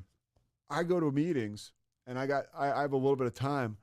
I owe it again to the people coming for the kid that's in there with one day. Yeah. And can't even see straight. Yeah. I am responsible to be there to share my story, or just to be there and talk to him after the meeting and to let him know that dude, you never have to feel like this again. For sure, yeah. That's what you can tell somebody that's at a meeting and is like has one day sober. You never have to feel that way again if you just one day at a time. I mean, the one day at a time shit is so cliche, but it's true. Yeah, right. Yeah. Oh shit. You know what, Pete? What were your triggers? Well, I mean, when I was drinking and using, it was a lot of time. Honestly, okay, a big thing was, if I'm being honest, which I've been the whole time. Women, relationships. Really? I told you it was the women. I told you guys. Well, it wasn't wasn't necessarily their fault. Yes. But I never allowed myself to mature as a person or just experience life on life's terms, right? Like, so the moment I drank and I realized, okay, I can drink and talk to a girl, why wouldn't I do that forever? So if I had to talk to a girl, or go on a date with a girl, or be involved sexually with the girl, I was like, I need to have this extra superpower. Okay. So women were a huge trigger for me. If I were to date like a woman who I saw as like beautiful, in my mind, I felt like I'm not good enough for her. Yeah. So I would drink and take enough stuff to make me feel like I was. Yeah. I gotta get personal with you. Yeah. You're single now? Yeah. Is that because of that? Or? No, I was actually just living with a wonderful woman, and she lived in Dallas, and we were doing this commute, and it just like, it was exhausting for both of us. Okay. So we kind of backed away, but no, I now I can. That's another thing I want to say. Yeah. I've dated girls who drank. We dated girls who drank a little, a lot. Right. None at all, and I don't have that problem anymore. Okay. Like, I don't. And that's the thing, like, I tell young guys that come in, I can remember when I was like a year sober, scrolling through my phone and being like, dude, I don't have one. I'm a year sober now. Yeah. I'm not texting with one girl romantically. Okay. And it's not like that anymore. Right. You know what I mean? Like, that was all bullshit. I would tell myself, I'm never going to meet a girl. Dude, Andrew, a big thing is like, I'm never going to how can I have sex sober? Well, it's a blast. You know what I mean? Like, I didn't know that. Yeah, but there's nothing like that red wine sex either, though, Pete. There's nothing like that red wine slutty drunk sex. Yeah. I mean, but that's I respect sober that. sex is fun too. Yeah, anytime I had that surprise a couple weeks ago. It was nice. You, it is. Yeah, because it's beyond my wildest dreams because I never experienced it and I never had the confidence to. I still sometimes don't know what the hell I'm doing, right? But I never had the confidence to navigate that, and now I do. You met the right person. I'll give you tips. I got all the tips for you, Pete. Okay. Wow, no, that's so crazy to think. So even all that was dependent on the drinking and all of it. Okay. So that's another thing that's a complete like a complete lie you tell yourself. It's yes. Like, all that is connected to this thing that I have, and if I take this thing away, there will be none of that. Yeah, I don't want you to see any of the jokes that I made about cocaine and asses in the show. Don't go back. You ever seen The Wolf of Wall Street? Oh yeah. Yeah, I don't listen. I think drugs are horrible. Yeah, but that was kind of hot. Oh, I think it was hot. Dude. It was kind of hot, right? It was. Of course it was. You see how real Pete's keeping it? Yeah, that's all that stuff is still. Sorry, that's still. Like, it's Android TV. It turned off twice, like in the last few episodes, right? Yeah, dude. I think that stuff's like seductive. Yeah. Okay, got you. So with all that being said and everything, though, I mean, I wanted to talk to you about. So you've been sober for 11 years. 11 years in November for drinking and drugs. Is that correct? 100%. Okay. In November coming up. Yeah. Okay, gotcha. So over a decade. Okay. Can we just discuss relapses a little bit, please? Because you talked about your guest Gentry is her name, correct? Gentry, yeah. Gentry, excuse me, and that she called it a lapse because she only drank that one time. Yeah. Have you relapsed at all in the last 11? No, not in the last 11 years. But there was a time when I couldn't shake this thing. Like I would stop drinking for a month, and then I would, convince myself that like I needed to for whatever reason. Okay, gotcha. Whether it was to be a part of with my boys watching video games. Oh, they're smoking weed. Well, I can smoke weed, and then eventually it led back to drinking. See how people do that. Like I need to be concentrating. Like what's going on here? People do. I mean, like but and that's the thing. Like I told myself I could do it. Yeah. And so every time I drank again, I would end up at this like, you know, just I would end up bankrupt, like you know, fiscally, like, and also, but most importantly, emotionally. Yeah, for sure. And yeah, but I see guys, dude, and that's one of the reasons I go to meetings because you know, there's a guy who once I've seen guys, Andrew, with like 20 years, okay, and then they'll get away from whatever was keeping them sober, and they'll say, I can have one, and then the next thing you know, 6 months later or 6 weeks later, they're drunk in front of their kids and their wife, and they're having guys pick them up, take them to rehab. And the saddest part about that is they struggle so hard to get back to that place of sobriety. Yeah, for sure. I mean, I know that I have another drunk in me, dude. Okay. But I don't know that I have another, like, sobriety in me. Like, you know what I mean? It's... Like, if you relapse again, this is it. I can't even imagine what that would be like getting back and... so it's like, and that's why it's cool to just talk with you about it and kind of reconnect to the person I used to be, and realize like I don't ever want to be like for that. sure. Yeah, no, I got you. Wow, the relapse is real, dude, and no, honestly, absolutely, it's part of the process too. Like it was part of my process. Like if somebody relapses, you know, just come back or go back. I mean, you know, again, it's like you never have to feel that way again. Yeah, a lot of people, dude. I know people that have gone to like 30 rehabs and now they're sober like 10 years. You did rehab as well? I did. And that was what worked for me. I needed like... Was it? Okay. Well, because, you know, like a lot of times like in the media, like in movies and TV shows and stuff like that, sometimes they'll portray rehab as like just, oh God, you're here again. You know what I mean? No, I went to this place called Cairn in Pennsylvania. And I was very lucky. I had like family, not family, a good friend of mine. Yeah, for sure. Whose family was kind of dialed in over there. And I remember, this is like the drug addict in me. Yeah. I remember him saying, when you go and you get there, they'll give you something like a Valium to even you out so you won't like, because if somebody's drinking every day and you take alcohol away from them, they could seize up. Or something. And you have like withdrawals, right? Your hands start shaking and stuff. Yeah. When I heard that I would get Valium in rehab, I was like, okay. You know, it was another one of those things. And that's what they say too. Whatever gets you there, like if you've got somebody you're trying to get sober and they won't get in the car to go to the rehab without like a bottle of Jack Daniels or a bottle of wine, just let them drink the wine while you get them there. I mean, yeah, you might as well, right? Like, Dude, honestly, you're going there to get better. Like, my last day, I was completely wasted. Yeah. Were you really? Oh yeah. My parents took me to rehab. I showed up, and my mom was like embarrassed. You know, my mom, God bless her, she wanted to have the house cleaned before the woman who was helping clean would show up. Like, you know, Maud or whoever, her name wasn't Maud. It was Ruby's coming over. Yeah. Make sure everything's clean. I'd be like, dude, the clean lady's coming Ruby's over. Cleaning. Yeah. Who cares? Same thing with me. She's like, you're going to rehab. I'm like, yeah, exactly. Like, let me get wasted. That's actually cute that you say that. Just a little side note. You know, one time I had the cleaning. One of my friends actually was cleaning my apartment. And I left the porn on my TV. I was so embarrassed. But she didn't turn the TV on. Thank God. She didn't. Okay.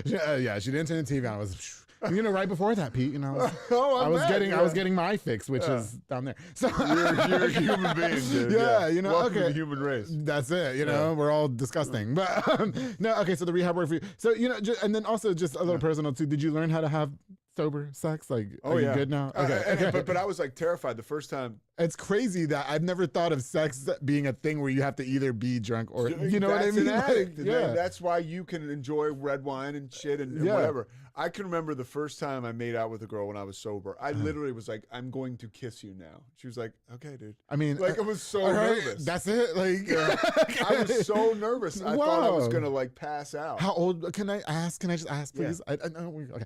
How old were you when you had sober sex the first time? Oh, I was 34. Yeah. Yeah. It's like you're a virgin. Like, yeah. What is going on? I was 34 and honestly, like the girl was, incredible girl. Yeah. It didn't last, but like to this day, I like think so fondly of her. Like I almost look at it as like, wow, what an opportunity I was provided. Yeah, because I know I had to work it out with her a little bit. I was not, prime timing. Okay, but now we're good. Okay. Yeah, So I like to think it's not so. prime timing. That's so cute. Yeah. No, listen, I've had both. Like I told you that. You know what I mean? I don't depend on my red wine. I'm just saying the red wine influence. Oh, I look. You know, I had Clarissa Ramos on this show. Yeah. She's happily in a relationship. Yeah. And I said, oh, it'll have you and your husband's DMs, and I was definitely in DMs. Anyway, okay. So, one last thing I'll say is, oh like, yeah, sure, please. I like when I'm dating a girl. Okay. If she drinks, and this is like maybe like a fault of mine. Mm-hmm. I love if she's drinking for whatever reason because I see a girl that's not an addict, but I see like, you know, there's a little like there's fun, you know, like there's like she'll start to have fun and like, you know, there's a different vibe it brings, which is always that's so kind interesting. of. I have no objection to like that. It's sexy to you, like it's to like a degree, sure. It's like like an eternal thing for you. Okay. Yeah, and then that's cool. Yeah, I can't stand when somebody. You got me talking about sex. I love talking about sex, especially with some tall man. Not the morning news. No, it's not.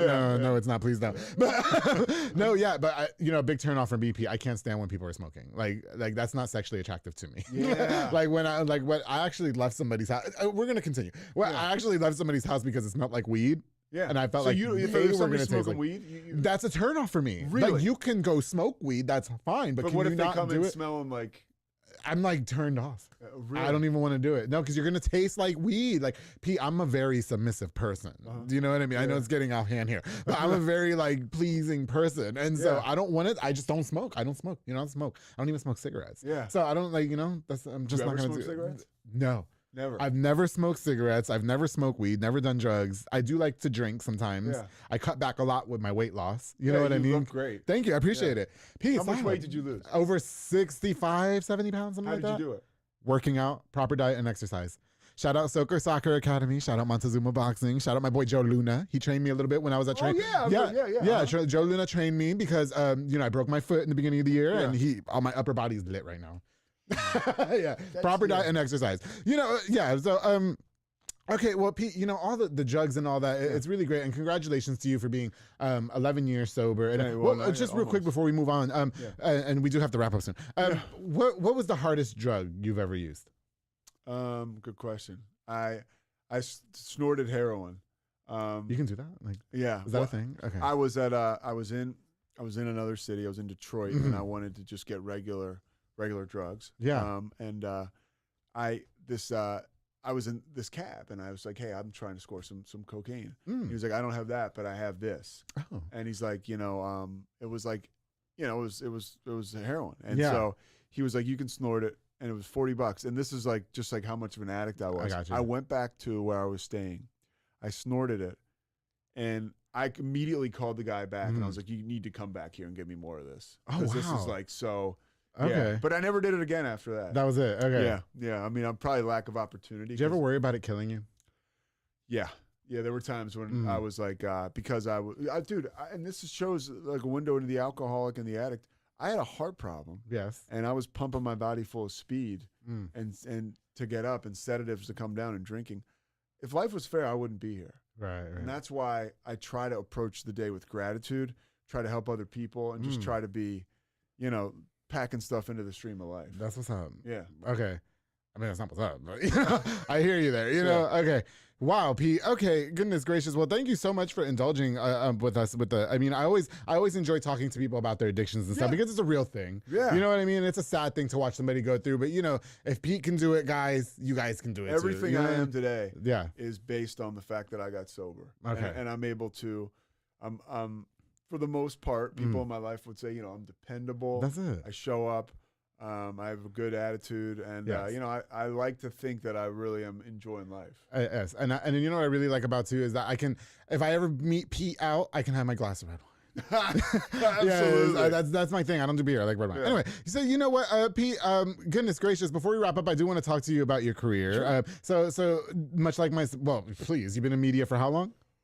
As long as I've been sober. I was sitting in, okay. I mean, I told you I flirted with radio for a little while. Yeah, okay, got you. I was in, and this is like about chasing your dreams, and like, I was sitting in rehab, and I was like, what do I want to do? And I was like, I want to get into I want to get into sports broadcasting. Okay. And everything just came together. I started to, when I got sober and was working a program, I was filled with this confidence, and I started to do esteemable things, so I got self-esteem. So I leaned back on old relationships. I got into sports broadcasting, and then I got into TV news. Okay. And then I saw that I was halfway decent at it. Yeah, for sure. but honestly, like when I was, one thing we skipped over, and I'll say this quick. When I was living in I got sober in a rehab, and then I'd already worked in the NBA at this point, and they were like, I got to the halfway house, and they were like, you got to get a job. And I was like, well, I don't want to get a job. And they were like, you have to, or you won't be able to be a part of this program anymore. Okay. So I was like, okay. And I ended up working at a Kentucky Fried Chicken. Oh wow. When I was in this halfway house, and I say that to say like that was a humbling job. Okay, gotcha. And to show up and to think that your shit doesn't stink, but you don't know how to work the register. So you got to learn this. Well, because you were just working for the NBA and you were doing all these. Yeah, now you got to go, I want the 10-piece. Like, you know, I don't know how to put that in the register, so let me get Sharik over here and let me work it. Yeah, so okay. That was humbling, and I learned how to learn. Okay. And so I've learned how to deal with failure. I learned how to deal with failure in sobriety. So it ain't all been unicorns and rainbows. You know what I'm saying? Like there's been failure, there's been rejection in my career, in my personal life, but that has helped me deal with it. Yeah. That experience is always something I lean on. But yeah, I mean, I wasn't great at doing the news when I started. Right. I've gotten, people would say, tremendously better, a lot better, not tremendous, but a lot better. And what time do we see you on the news in the mornings? Well, 4:30 to 7. I'm on with Keisha Lopez. And Sean Bellafiore. Yeah. Literally, I have to, when I mention them, I just have to say that I love them because they put up with me. Keisha's my girl. She sits right next to me every day, and I know I drive her nuts because I'm just kind of crazy, and she deals with me. Can I just give a shout out to my good friend real quick, Justin Early? I love me some Justin. Justin Early. By the way, that was a wink if you're just listening to audio. Justin's on that night, right? Yeah, like, Justin is later. Yeah, he is the straw that stirs the drink. I had to do it. Yeah, Justin's on. He's on at 5. Okay. He's on at 4 o'clock. He's like kind of the face of our new 4 o'clock show. And he's on at 5, and Justin is the sweetest, coolest guy. Love that guy. And he's very, very good at his job. Yes, absolutely. Love that guy so much. We've been hanging out a little bit, or we were. Now we're busy. So, we gotta get back to that. Yeah, no, for sure. What's up, Justin? Anyway, okay. So yeah, then real quick. So you dabbled in radio a little bit. I dabbled in radio, and then wasn't your thing. What's going on with that? Honestly, that's why I love the podcast because it kind of flexes that muscle. I love a long form interview. Just sitting here doing this, and I've noticed I have a genuine interest in people. So if I'm doing a sports broadcast, like a couple weeks ago, I was doing an Oklahoma State game, and the game sucked. It was a blowout. It was an awesome atmosphere and incredible opportunity for me. But the final score is like 55-10. Okay, gotcha. So when you have a game that escapes you like that, I'm working with this guy, Chad Brown, who played in the NFL forever, and I can talk to him about. I'm so interested in his career, which can kind of help navigate the broadcast. And I was thinking, I was doing that with him. I was like, wow, this is like I'm pretty comfortable doing this, connecting with him, and I was thinking, it all goes back to stuff like this. Yeah, and me doing my show like that. I think that I've developed that skill. I think that's where it's at. Yeah, definitely. I love what you do, what I do. Yeah, sitting down with people, getting to know them. Dude, let's get beneath the BS. Yeah. What makes you tick? What do you like? That's what I like. Yes, I like to know all the dirt stuff. That's why we got into sex earlier. Yeah. So that is one of my sweet spots. Doing the podcast, interviewing people. So I love radio. Yeah. And I also love TV. TV for sure. I love doing the morning news. I don't know if I could ever do I would love to be a news anchor or something, but I don't know if I could do sports commentating. I'd be over there flirting. Well, you'd be like, "Where's Andrew over there with the 49er? He's with number 69." We used to have to be careful, and I never had all the women I've worked with in pro sports were like on the up and up, but like they were more, you would have to like worry about that. Like, are these women here? What are their morals? Do they want to meet athletes and date them? Or that's me. Yeah. I don't have no morals. I don't know. I don't care what the game was. Let me go to your locker room with you real quick. Yeah. If you didn't know, I started here. My podcast before podcast I did radio for a long time. Yeah, and it was just like a dying breed to me. Yeah. You know what I mean? Well, I love it. Here's the thing. I listen to Howard Stern still. I love him. And he does a great job, Andrew. He talks about radio days and meter clicks and just how everything was about, how hard he worked to come up with bits and just to move the dial. It's changed so much. Isn't it crazy how much it's changed talks about in the years? Ooh. He's older and he's changed a ton, but he talks about, everybody has a podcast now. He talks about, and honestly, that's why you're a talent, because when you start out and you mention off all those sponsors you have, that's what Howard talks about, like, is lacking. But like because literally, what can you do to keep people captivated? You know what I mean? And to have them come back and listen to you. And that's sort of a lost art now in the long form podcast, but it's something that you do, I'm trying to do. And that's what you talk about, being a dying breed. Yeah. You know what I mean? Because if you're going to be a successful radio DJ, you've got to drive ratings. Like that's it. If you don't rate or like you're going to hear about it. I think in just my personal experience, it didn't become about driving ratings and being a personality more. Everything was about business. Yes. Everything was about selling commercials. They weren't like pushing personalities. Yeah. Like when we were growing up, I wanted to listen to so-and-so on the radio. Yeah. I wanted to see so-and-so at Joe the Mama restaurant. in you Philadelphia. know, whoever. Yeah. Yeah. Oh, yeah. And so it just wasn't about that Yeah. anymore. And me and Chrissy, you know, I love Chrissy, Yeah. Power 108 Chrissy. And we had a big talk about it right before I left. Or like, What whatever was you the want talk to like? call it. You know what I mean? Yeah. It was, she just said, you know, personalities is just not a thing anymore, Andrew. Yeah. Like it's just like all of us that this is it. You know what I It's mean? happening in TV news too. Really? Okay. Yeah, it's just you notice it's just more of a monster, more of economics driven. Yeah. more of it kind of takes the fun out of it. Like yeah, that's why I try to like. Yeah. That's why and I'm not just saying this. That's why I Yeah. love the people at KWTX. They let me be myself. I'm a nut. Okay. And they really allow me to be myself, and I know that I wouldn't get that in many other places. For sure. But I see like just the industry paying people less, asking them to work more, less experience. Oh. You see people on the air now, Yes. and you hear them on the air, and you're kind of like, this person like go to school for this, or like do they have any training? Yeah. Well, it's just important to know too. We weren't getting paid shit in radio. I wasn't getting paid a damn thing in radio. I was there for almost 7 years. Yeah. Yeah. You know what I mean? It's a labor of love. It's more, just that. It's a commodity being a fucking radio. Anyway, okay. So Pete, God, unfortunately, we do have to wrap up. I wish we could sit here for like 3 more hours because there's so many more questions. But real quick, we can catch you on the morning news. Yeah. You're doing sports commentating for ESPN. Yeah. Okay, so I'll do some college football, some college basketball. I'll end up doing I do the podcast. Yes. The Payoff with Pete. We can catch you on Spotify and where you can get podcasts. And that's why Rogue is so awesome. I can just tell people all the platforms. That's it. And it's great being a part of this family with you. It's great knowing that like there's this is a talent-rich environment, and I really appreciate you like inviting me to come. Listen, it is an honor having you on the show. Somebody who's a veteran that's been through it. Quick before we leave, I know I keep saying that. Quick before we leave, did your addiction almost cost you like your job? Yeah. Okay. Oh yeah. I mean, like there was no more jobs by the time I got sober. Not even KFC. You can. Well, KFC was when I got sober. That's yeah. Okay. So you get sober and you get one of those like kind of like back to work jobs. That's it. Yeah. I mean, look, I put alcohol and drugs before everything. Okay. And now my life, we're talking about it, is full. Yeah. And so if anybody's listening to this and they're like, I can't stop, I don't know what to do, like there's always hope. And honestly, I always say like, I'm not hard to find. Just DM me. We can talk. Yeah. Now, that doesn't mean DM him, gays. Okay.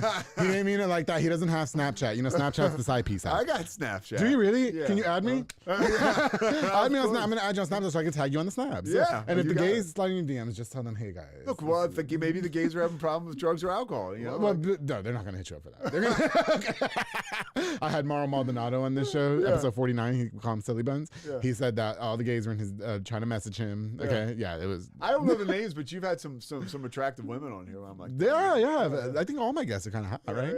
Yeah. Yeah. Have I slept with any of them? I don't know. I'm kidding. Yeah. Okay. What's next for you? I mean, so you don't have kids, right? I don't have kids. Like that? I was thinking about this today. I mean, like we can even just go deeper. Like I love being single, and I love being able to do what I can do. And there's in my mind, there's a freedom to that, and like with work especially, that was one of the things that happened in my last relationship. I work weekends. I do college football. After I'm here in the morning, I get on a plane on weekends. And go somewhere, almost every weekend. So it's tough to find a woman or anybody who's gonna be like, okay, that's great. I'm glad that you said that. Yeah, but so work is kind of first for me now. For sure. But I was thinking today, at times I get lonely, and like if something comes into my life, I'm certainly not going to turn it away. Okay. So are you still open to having kids and getting married and all that? Or? I mean, you're not that old, right? The clock is ticking. No, what are you, like 30? Get out of here. Come on, get out of here. I'm in my 40s. He's still young, please. Pete, I've screwed guys a lot older than you, please. Okay? A lot older than you. If that happened, if that were to come and we're trying to have a baby right now. If that were to happen, yes. It will be great. But I also do. I'm a realist. You know what I mean? Yes. I would love to have kids, but if it's not in the cards, it's not in the cards. And honestly, I look at like the stuff that we do now, and like thanks to guys like Corey and Mike, these podcasts and Allison will live forever. Yeah. And I'm out there trying to help people. So if those can be, you know, a legacy of mine, then that's great. But keep it going too. Get you a nice little side piece. I'm working on it. I can help you with that. I'm the side piece king, whatever. I'm it's the whole life or no life. Okay. I'm just like you. I'm just a younger version of you without. Yes, I'm just. So now you're saying I'm the whole life. Well, there's nothing wrong with being slutty, Pete. You're very attractive and tall. No, he's not. He's not, but we're going to return him slutty. With that being said, Pete, thank you so much for coming on. What can we expect next from you? You know, just hopefully I continue to grow with the podcast and with doing sports play-by-play, and I'll see you in the morning at 4:30. That's always hard for me. Okay. I would like. I'm trying to work on getting later in the day. Okay. Because I've been waking up at 2:45 for 7 years. That's a long time. I'm like that. I want to be at work at 4 a.m. Get it over with. Yeah. Get it over with. That's it. Yeah. Well, Pete, it was an honor having you on the show. Finally, we finally made it happen. I'm really grateful that you came on. A seasoned vet in media. Like, again, having media personalities like yourself that are seasoned means a lot to me. Yeah, you know what I mean? So it's a little bit of a different direction. No, we still were slutty. No, we're good. Yeah, we were slutty. It's all good. Yeah. Pete, it was an honor. Thank you so much. To everybody who tuned in, thank you guys again so much for watching this episode of The Public Affair. Don't forget to catch Pete on the news, Channel 10, ESPN Sports, college football. I know you guys like to watch the college football. And then, of course, the Payoff with Pete podcast, anywhere you can get some podcasts. You guys check him out. All about sobriety. If you guys want to hit him up for any advice, not sliding in his DMs, advice about becoming sober, hit him up, just DM him at Pete Sousa. Yeah. That's it. All right. Yeah. Pete, it was an honor. Everybody, before we continue, I definitely want to encourage you to like, share, and subscribe. And I want to give a shout out to just a few more of our sponsors of this episode of The Public. You love that? Okay. I know, it's awesome. He like smiles on the side when I'm doing my reads. Yeah. I love it. Impressed. It's hot. All right, here we go. Of course, I want to give a shout out to Soka Soccer Academy, my boy Dominic Gutierrez and Ariana Gutierrez, located at 3304 Franklin Avenue. They offer team, small group, and individual skills training. They also have elite skills training to make your kid a superb star athlete, and awesome after school programs and holiday camps, if you will. Open plays on Mondays and Wednesdays for ages 16 and older at 8:30 p.m. with Morrow. Only $5 to play. I call them the silly buns. Okay. Follow on Facebook at Soko Soccer Academy and on Instagram at Soko Soccer 254. To Dominic and Ariana, thank you so much for being longtime sponsors of The Public Affair. Of course, to Edward Barragan with Montezuma Boxing. It's a boxing gym dedicated to train you. Can you say that one more time? Edward Barragan? I'm sure it's just Barragan. Was that hot? Was that hot? It was hot, right? Yeah, put a little sauce on it. I'm flirting. Stop. With Montezuma Boxing, it's a boxing gym dedicated to train you to be a superb boxer, and of course, to get into shape. He offers walk-in workout classes at 5:30 a.m. and 7:30 p.m. And of course, you can sign up for boxing classes to improve that hand-to-eye coordination and overall better physical condition. The core is going to look super lit. You know, Edward, he's kind of hot. I'm not gonna lie. You're walking advertising. That's it. You know what I mean? Montezuma Boxing is training champions, darling. You can call them on the screen to follow or follow on Facebook. Thank you, Montezuma Boxing, for being a sponsor of The Public Affair. Of course, the Pelon Villa and Yasmin Landeros with Vias Transportation LLC. They provide power-only services locally and over the road at an affordable rate, darling. They also move freight in a dry van, such as box items, pallet materials, most retail dry goods, and more. And now they're providing hot shot services. The people are always out of town. I love Pelon Villa. I love Yasmin Landeros. They were guests on this show. They're independently owned. Call on today with the number on the screen to Vias Transportation LLC. Thank you so much for being a longtime sponsor of The Public Affair. Ooh, of course, the Sonia's Event Planning and Rentals with Sonia Childers. She's an event planner that specializes in wedding, quinceañeras, baby showers, corporate events, and more. Now, she's appointments only. You know, she'd be booked and busy, but you could take the stress of planning your event off your shoulders by reaching out to her for a consultation at shoulders1994@yahoo.com, or just call the number on the screen. She's got you. Sonia, thank you so much for being a longtime sponsor of The Public Affair, girl. I truly appreciate you, and congratulations to Arisa. She's out there doing it.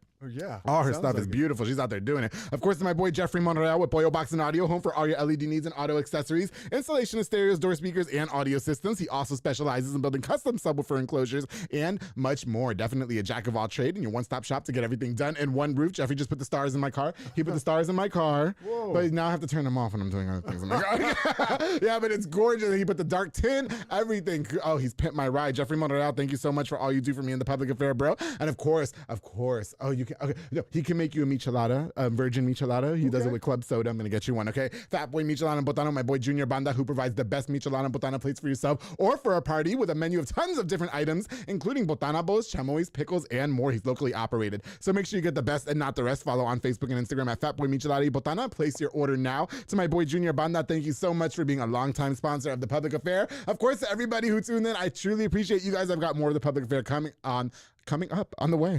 Okay, I'm slurring my words. I'm not drunk, I promise. And don't forget, darling, I don't have my wine. To always keep it between us.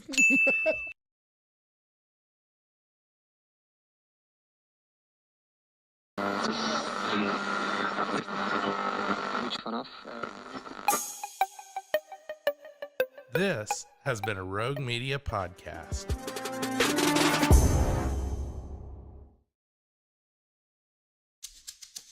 Having health insurance is important. So, if you or anyone in your family has Medicaid or CHIP, listen up. Check your mail for a renewal form from your state. Complete the form and mail it back right away so you don't lose your coverage. If you do lose Medicaid or CHIP, visit healthcare.gov to see if you're eligible to enroll in a low-cost, quality health plan. Keep your family covered. Paid for by the U.S. Department of Health and Human Services. Hey guys, come join the Cultural Festival Dia de los Muertos, hosted by Andrea Kosar and myself, darling. That's right. Saturday, October 29th from 4 to 11 p.m. There's going to be a super lit parade, live music, art, food truck, kid activities, and so much more. You guys can register for this event as a participant or vendor by messaging Dia de los Muertos Waco on Facebook or Instagram. See you guys there. Hey everyone, you're listening to The Public Affair with me, Andrew G. I see someone different every episode, but do me a favor, keep it between us. Hey guys, what's going on? It's me, Andrew G, and welcome to another great episode of The Public Affair. Of course, before we continue, I definitely want to use this opportunity to thank you guys again so much for all the love and support. This show has definitely made moves even outside of Waco, so for everybody who's tuning in even outside of Waco, I truly appreciate you guys. You know, just side note, I'm slutty. I was called a leader the other day. I was called, and I thought that was really, really great, you know, for the Hispanic community because, you know, anyway, and I was like, you know, I think that's great too, but I really don't consider myself a leader. I consider myself very slutty. But there's a lot of people that, anyway, digressing. Got me talking shit already, Aaron. And of course, I need to thank Rogue Media Network with Mike and Allison for everything that they do for me behind the scenes, and the network has been so good to The Public Affair. So thank you guys so much. Truly appreciate you. Of course, before we continue, I definitely want to use this opportunity to give a shout out to just a few of our sponsors of this episode of The Public Affair. This episode is brought to us by the luscious Mr. Joe Olvera of Four Brothers Construction, who provides custom home designs and renovations. He also focuses on roofing, remodeling, plumbing, tree removal, electrical work, and so much more, darling. Joe and his entire team of delicious dudes are building affordable dream homes for you. Aaron, they said that when they build the shower, I can sit there and watch. Okay. And I'm going to, darling. I'm going to because they're all scrumptious. That's okay. It is. I don't know if you've ever met him, but he's a bit of a hunk.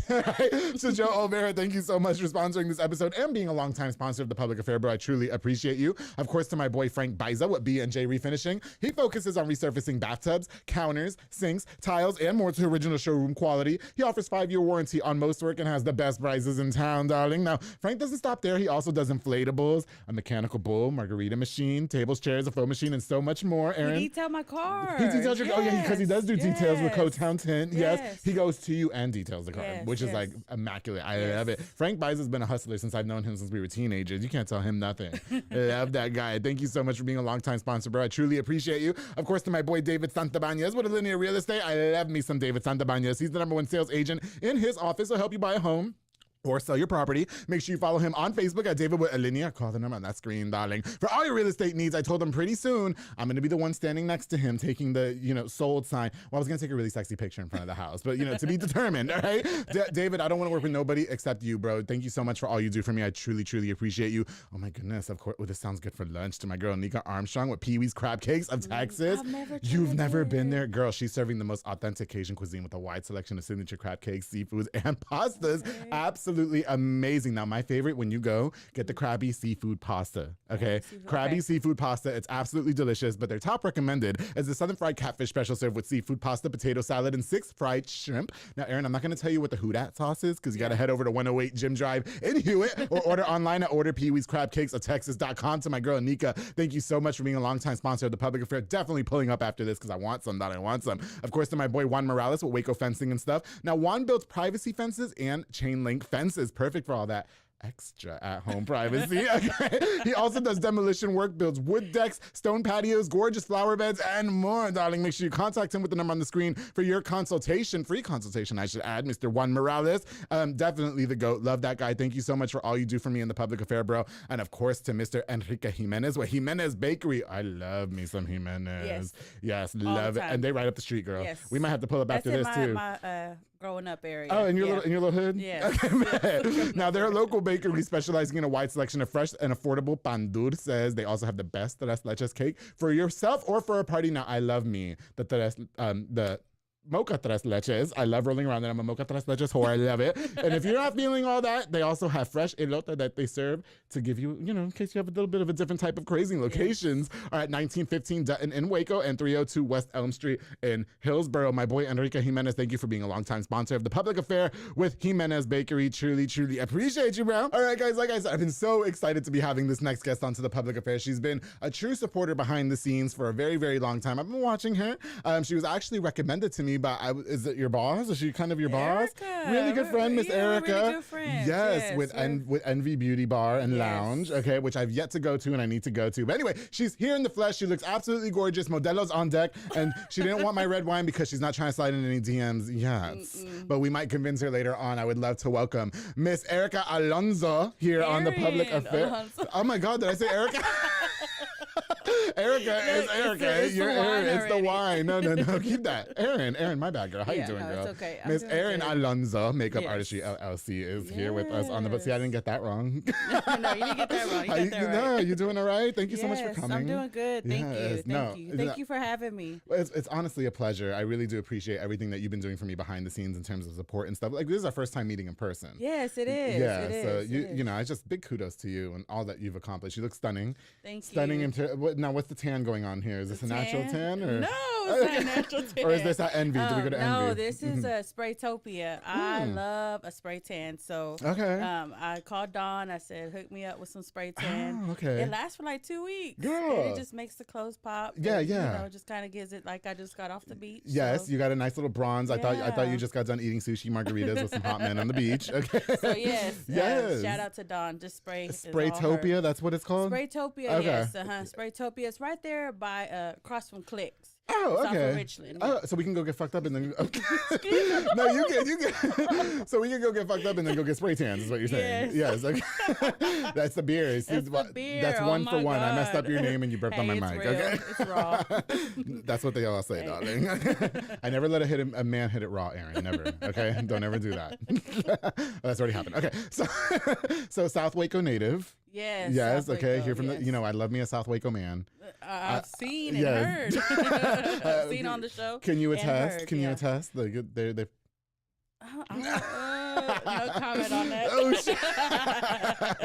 But yes, South Waco for sure. Yes, 20th and Connor. Oh, okay. Got you. No, the North Waco guys, they're can't tell. You know what I mean? I didn't know about that. No, I did. I screwed a guy in North Waco a few times, and he was neighbors with my friends. They didn't know it. It was really great. It was actually kind of hot. You know what I mean? Because like, what if they would have caught me? Like, I just, Nah, you good. Erin, enough about me. Can you please introduce yourself to us for a little bit, for people who may not know you, just a little bit about yourself, please. So of course, the name is Erin Alonso. I grew up in Waco, Texas, South Waco. If we had to pick a side, the sides of the compass. But yes, I mean, I'm here and I've always just had a love for makeup. I'm a full-time makeup artist, freelancer. I'm at Envy Beauty Bar, being a makeup artist there, for sure. And it's been great. Like I have worked in the industry for a while now. I was counting the years. And it's been like, oh my God, like 14 years that I've been in just like the whole beauty industry. Okay. Been in the corporate world more, but now I'm actually just on my own. Ventured, I just got my LLC from Nancy. So just Nancy Pulsini, one of my sponsors. Yes. Okay. That's Nancy. what's up. Parkway National Insurance, yes. Yeah, so, giving out them LLCs. Yes, and it's been a great ride. Teamed up with Erica Herrera at Envy Beauty Bar, and we are just it's great. Yeah, that's really great. She was actually one of the ones that referred me to you. Was like, hey, you got to get Erin on the show, because I reached out to Erica shortly after Clarissa was on, which you did Clarissa's makeup, if I'm not mistaken, correct? I did, Clarissa was just on The Public Affair. She did amazing. She looked beautiful, by the way, gorgeous. I might need you to start doing my makeup too. But I have the secrets. I have men that come and do you really? Yes. They get the eyeshadow and everything. I'm not into all that. No, not even that. Oh, really?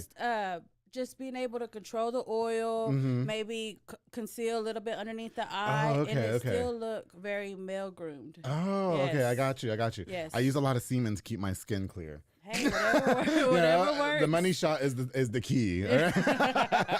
No, but well, then you're good in that that's department. it. You know what I mean? And it's nutritious too. Yeah. 110 calories a swallow. The New York Times, according to Joan Rivers. Yeah. Okay. No, okay. So yeah, Erica did refer me to you. She was a little bit nervous. You have to tell her to just come on the show. What's your experience like working with Envy? Because I've definitely seen them at events outside of these settings and such. Events that I've hosted, events that I've been at, partook in, and everybody seems to be really close knit. Yes. And I like that. Yes, yeah. everyone is close knit. I've known Erica for a long time, like back in high school days. She's a few years older than me. Oh, okay. And so we've always kept in contact. And whenever I was transitioning into becoming my own, business. Yeah, for sure. And so on. She was actually one of my mentors. And so we were able to, she was really kind of just able to give me some insights on business wise. And she's like, come on to Envy. Yeah.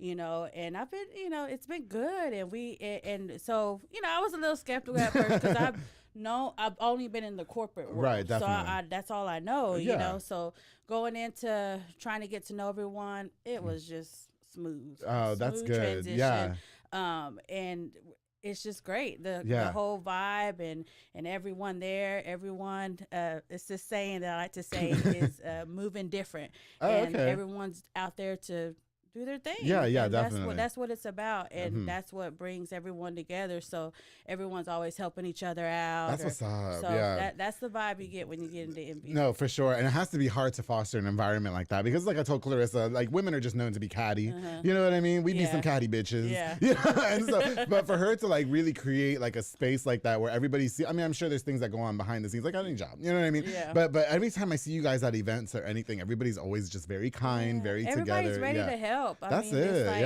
like, we had one event where we're like, hey, this is going on, and everyone has life outside of work too. But for majority of part, everyone's like on deck, ready to go. And so that's what I love. I like to surround myself with people that have the same vision or wanting to really help each other out. I think that's what I've always been about ever since I've been in the whole work world. Is that if I'm going to give this, I want to give this. I want them to give me that, and we're going to make it happen. That's it. Yeah, okay. It's all about supporting each other at the end of the day. Stop this bullshit. And genuine, though. It has to be genuine. You have to be genuine. Absolutely. Real, yes. I tried that once anyway. But anyway. No, but, big shout out to all of you. And, Erica and all she does with that business is I have to come by. I do. I want to come by. When are you coming? I'm booking you I know. right now. You need to book me. No, because I told Clarissa I was going to come. I want to get a nice facial. Yes. I mean, I don't need it. I just want it. So there's a lot at Envy. Okay. I mean, there's the Waco Beauty Nurse. You got Susie. You got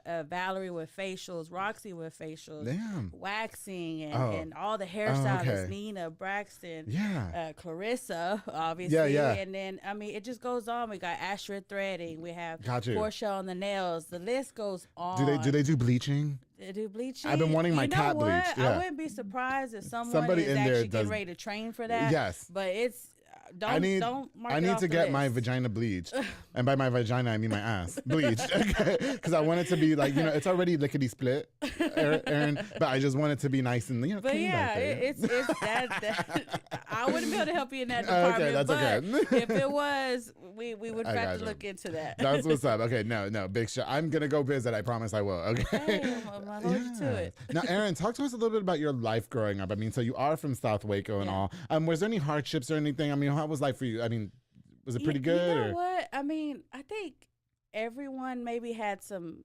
hardships growing up, but for the most part, I would say it was pretty chill. Like my mom and dad, we were all together in the family. We lived at my grandma's. Like it was just a team thing, and I think that's probably where I get that from because my mom and dad worked. My grandma, she cleaned, cooked, she took care of us.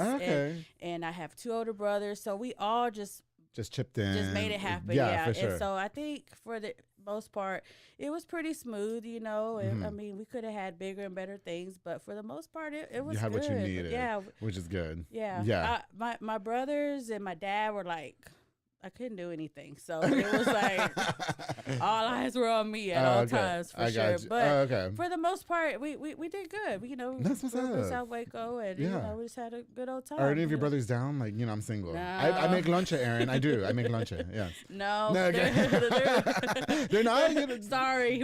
Sometimes they're down. Like, I'm not. You know, no disrespect to the brothers. I'm sure they're great. You know, I'm just saying. Like, no, they're good. Maybe there's an uncle or two in there that can. You know. Not that I know of. From Mexico. Your parents are from Mexico? No, they're not. Oh, where are they from? No, they're from. They're from here. Yeah, from here. Okay, but I meant your roots. Like, roots. Yeah, roots from Mexico. Okay, got and you. Then my dad said like a lot of his family's like from Spain. Ooh. So yeah. Oh yeah, your dad got some family members that's down. They do. Okay, you know them Spain people. But yeah, Spain, you know, down the road. Yeah, but definitely. yeah, everything was good. So you never caught yourself like rebelling? You were never into any mischief or anything like that? All the fighting? If anything, I might have been a little sneaky. Oh, like what? Like sneaking out the house or bringing in boys? I mean, or... no. Tell us. We want to know, please. No, I mean, for the most part, because all eyes were on me, so I felt like I had to be an angel at all times. Like you were a little overprotected? Yes. Okay, got you. Yeah, and I think it still is. I'm like almost 40 and it still is. Oh, shit. But I think for the most part, it's just... if anything, if I did anything, I was just a little sneaky. Sneak out, but you know, go to the club. You know, yeah, for sure, to have a good time. Yeah, obviously. Which I wanted to get into too, because you definitely seem like the party animal. I mean, what you were saying on the phone, you said you like to turn up. Okay, so I think everyone will. Say whenever you go out with me, I'm all about a good time. That's it. And I mean, it can get a little bit like, okay, it's time to go home. Okay. But for the most part, anyone that's around me that takes the time to like hang out and conversate, listen to good music, because I do got a good playlist. Okay. But I really want everyone to have a good time. Okay. That's what it's all You're all about. about the positivity. Yeah. Listen, when I go out, I just want to F. Like, there's usually intent with drinking. Okay. I think that's after like 2:00, right? No. I mean, the girl. Listen, first of all, I don't even like going out anymore. Okay, I don't like going to the bar and stuff like that. And I'm in bed by 10. Yeah. Okay, so if you're not at my house by about 9:30, you know what I mean? Yeah. We could do this before the club. It's fine. You know, get your little energy out. You know what I mean? No, yeah. You know, God. Did you always have a lot of the guys on you and all that? Do you find that because you're very gorgeous? You know, you have to push them off, or they're scared of the brothers. But I think if anything. If they did, I didn't know, and I think a lot of them were scared because of my brothers. You know what I mean? And so that your brothers are all big and macho. Well, they're tall. They're tall. wait. No more description. So do they have the beer bellies? Is that what's going on? No, they look good. Oh, okay. Because I was gonna say, you know, beer bellies are in. That's what's in right now. You know, not muscles and six packs. It's all about beer bellies. All right. Yeah, but winter's coming up, Aaron. Okay.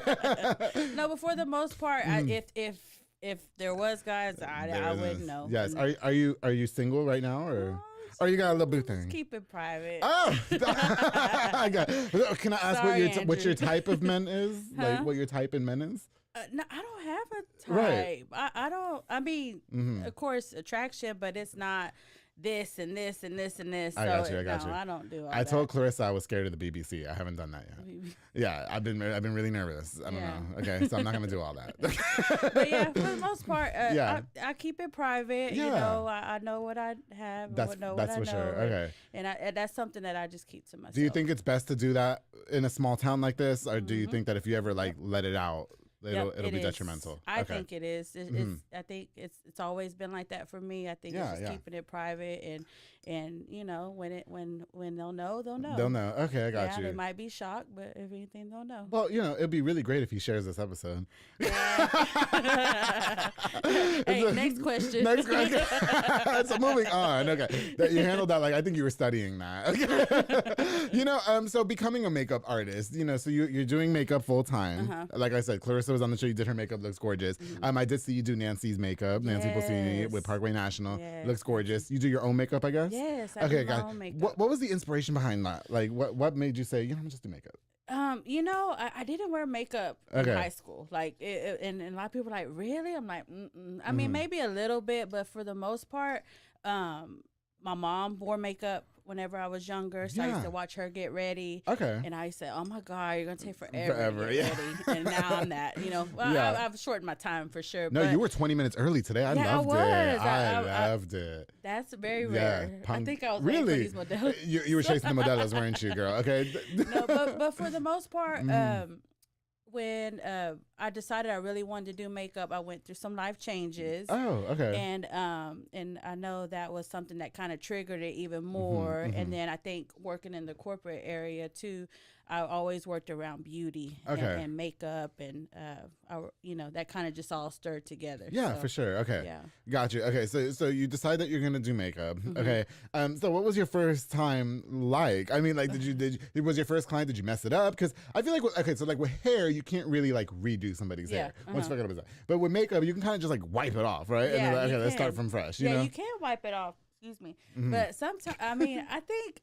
I really haven't had too much of a like, oh my God, I hate it. Yeah. But I'm not up to that. Like sometimes people are just not feeling what you're giving them. Okay, but got I you. think it's all in how you read the client and For stuff. sure. So I feel like I've been pretty smooth. So I really hadn't had a dramatic breakdown. Yeah. I think one time at counter when I worked at Mac, there was this girl. She was crying. She was like, she didn't like it. She didn't like her makeup. Oh, that's sad. And so I'm managing and walking around. And I'm like, oh my God, like it's busy and people are waiting for their next appointments. And I'm like, so I went to her and I'm like, okay, first off, I need you to stop crying. Okay, you running up all the makeup. I said, we're going to take care of you, but I need you to stop crying. And she just like wiped her tears and we went in and we tag team and we made it happen. And so she was good. I think that was probably the most one that stands out. Like the most dramatic experience. Okay. I've been nervous though at times because everyone has a vision, and sometimes the vision's not explained well. Right. So, well, I was gonna say, how does somebody come in and like order makeup, like a makeup like thing? Like, how did you know to do that to Nancy? Did she say, okay, I want the glitter on the face and all? Yeah. Like, or do you just say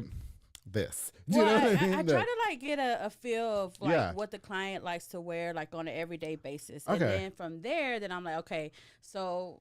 You want to spice it up a little bit? You want to keep it low key, or where we going? Like, are we trying to, Yeah, definitely. We're trying to make something happen for later or what? Like, outfit wise, that also plays a part too. Oh, really? Yeah. So with Nancy, like she sits in my chair, she lets me do whatever. Oh, so really? then Okay. I'm like, all right, I'm feeling your vibe. You got the hair style by Nina, and let me go ahead and just do this look to you. For sure. She's always down for it. So if I go to you after this, sorry, the wine, and I say, okay, Aaron, just do me, and I don't mean do me because I don't do girls, but I mean just like put makeup on my face. Like, what do you think is going for me here? So for you, I mean, it just depends, like what you're wanting to like. If you're a little bit oily, I'm gonna put a little bit of blot powder. If you want to brighten up under the eye, I'm gonna put a little concealer. I just want you to do my makeup where dudes are gonna be in my DMs. That's all I need. Okay. Yeah, I want the DM special. I mean, for real. People have come in and like, oh girl, like we're going on a second date. Or, Oh shit! So, y'all hear that, right? Hey, We gotta hit up married,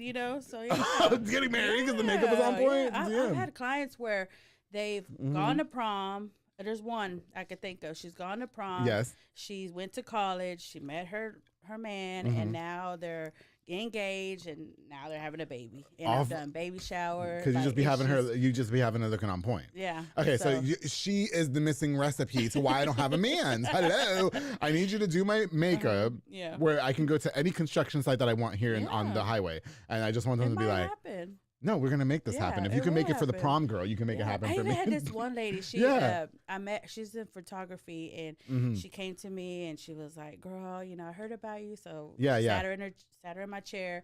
We're doing the makeup. She goes home, and her husband says, "Dang, where was she whenever we got married?" Oh shit! But that's wild. They have a cool relationship like that. Okay, so I got you. Like, he goes, "Where was she?" He goes, I don't know. That's why I said the same thing. How often do they come to you, Aaron? Because it's not like I'm gonna make a makeup appointment every single day. Like I got work. Yeah. You know what I mean? So like how is it just like for events? Like how do you keep a clientele?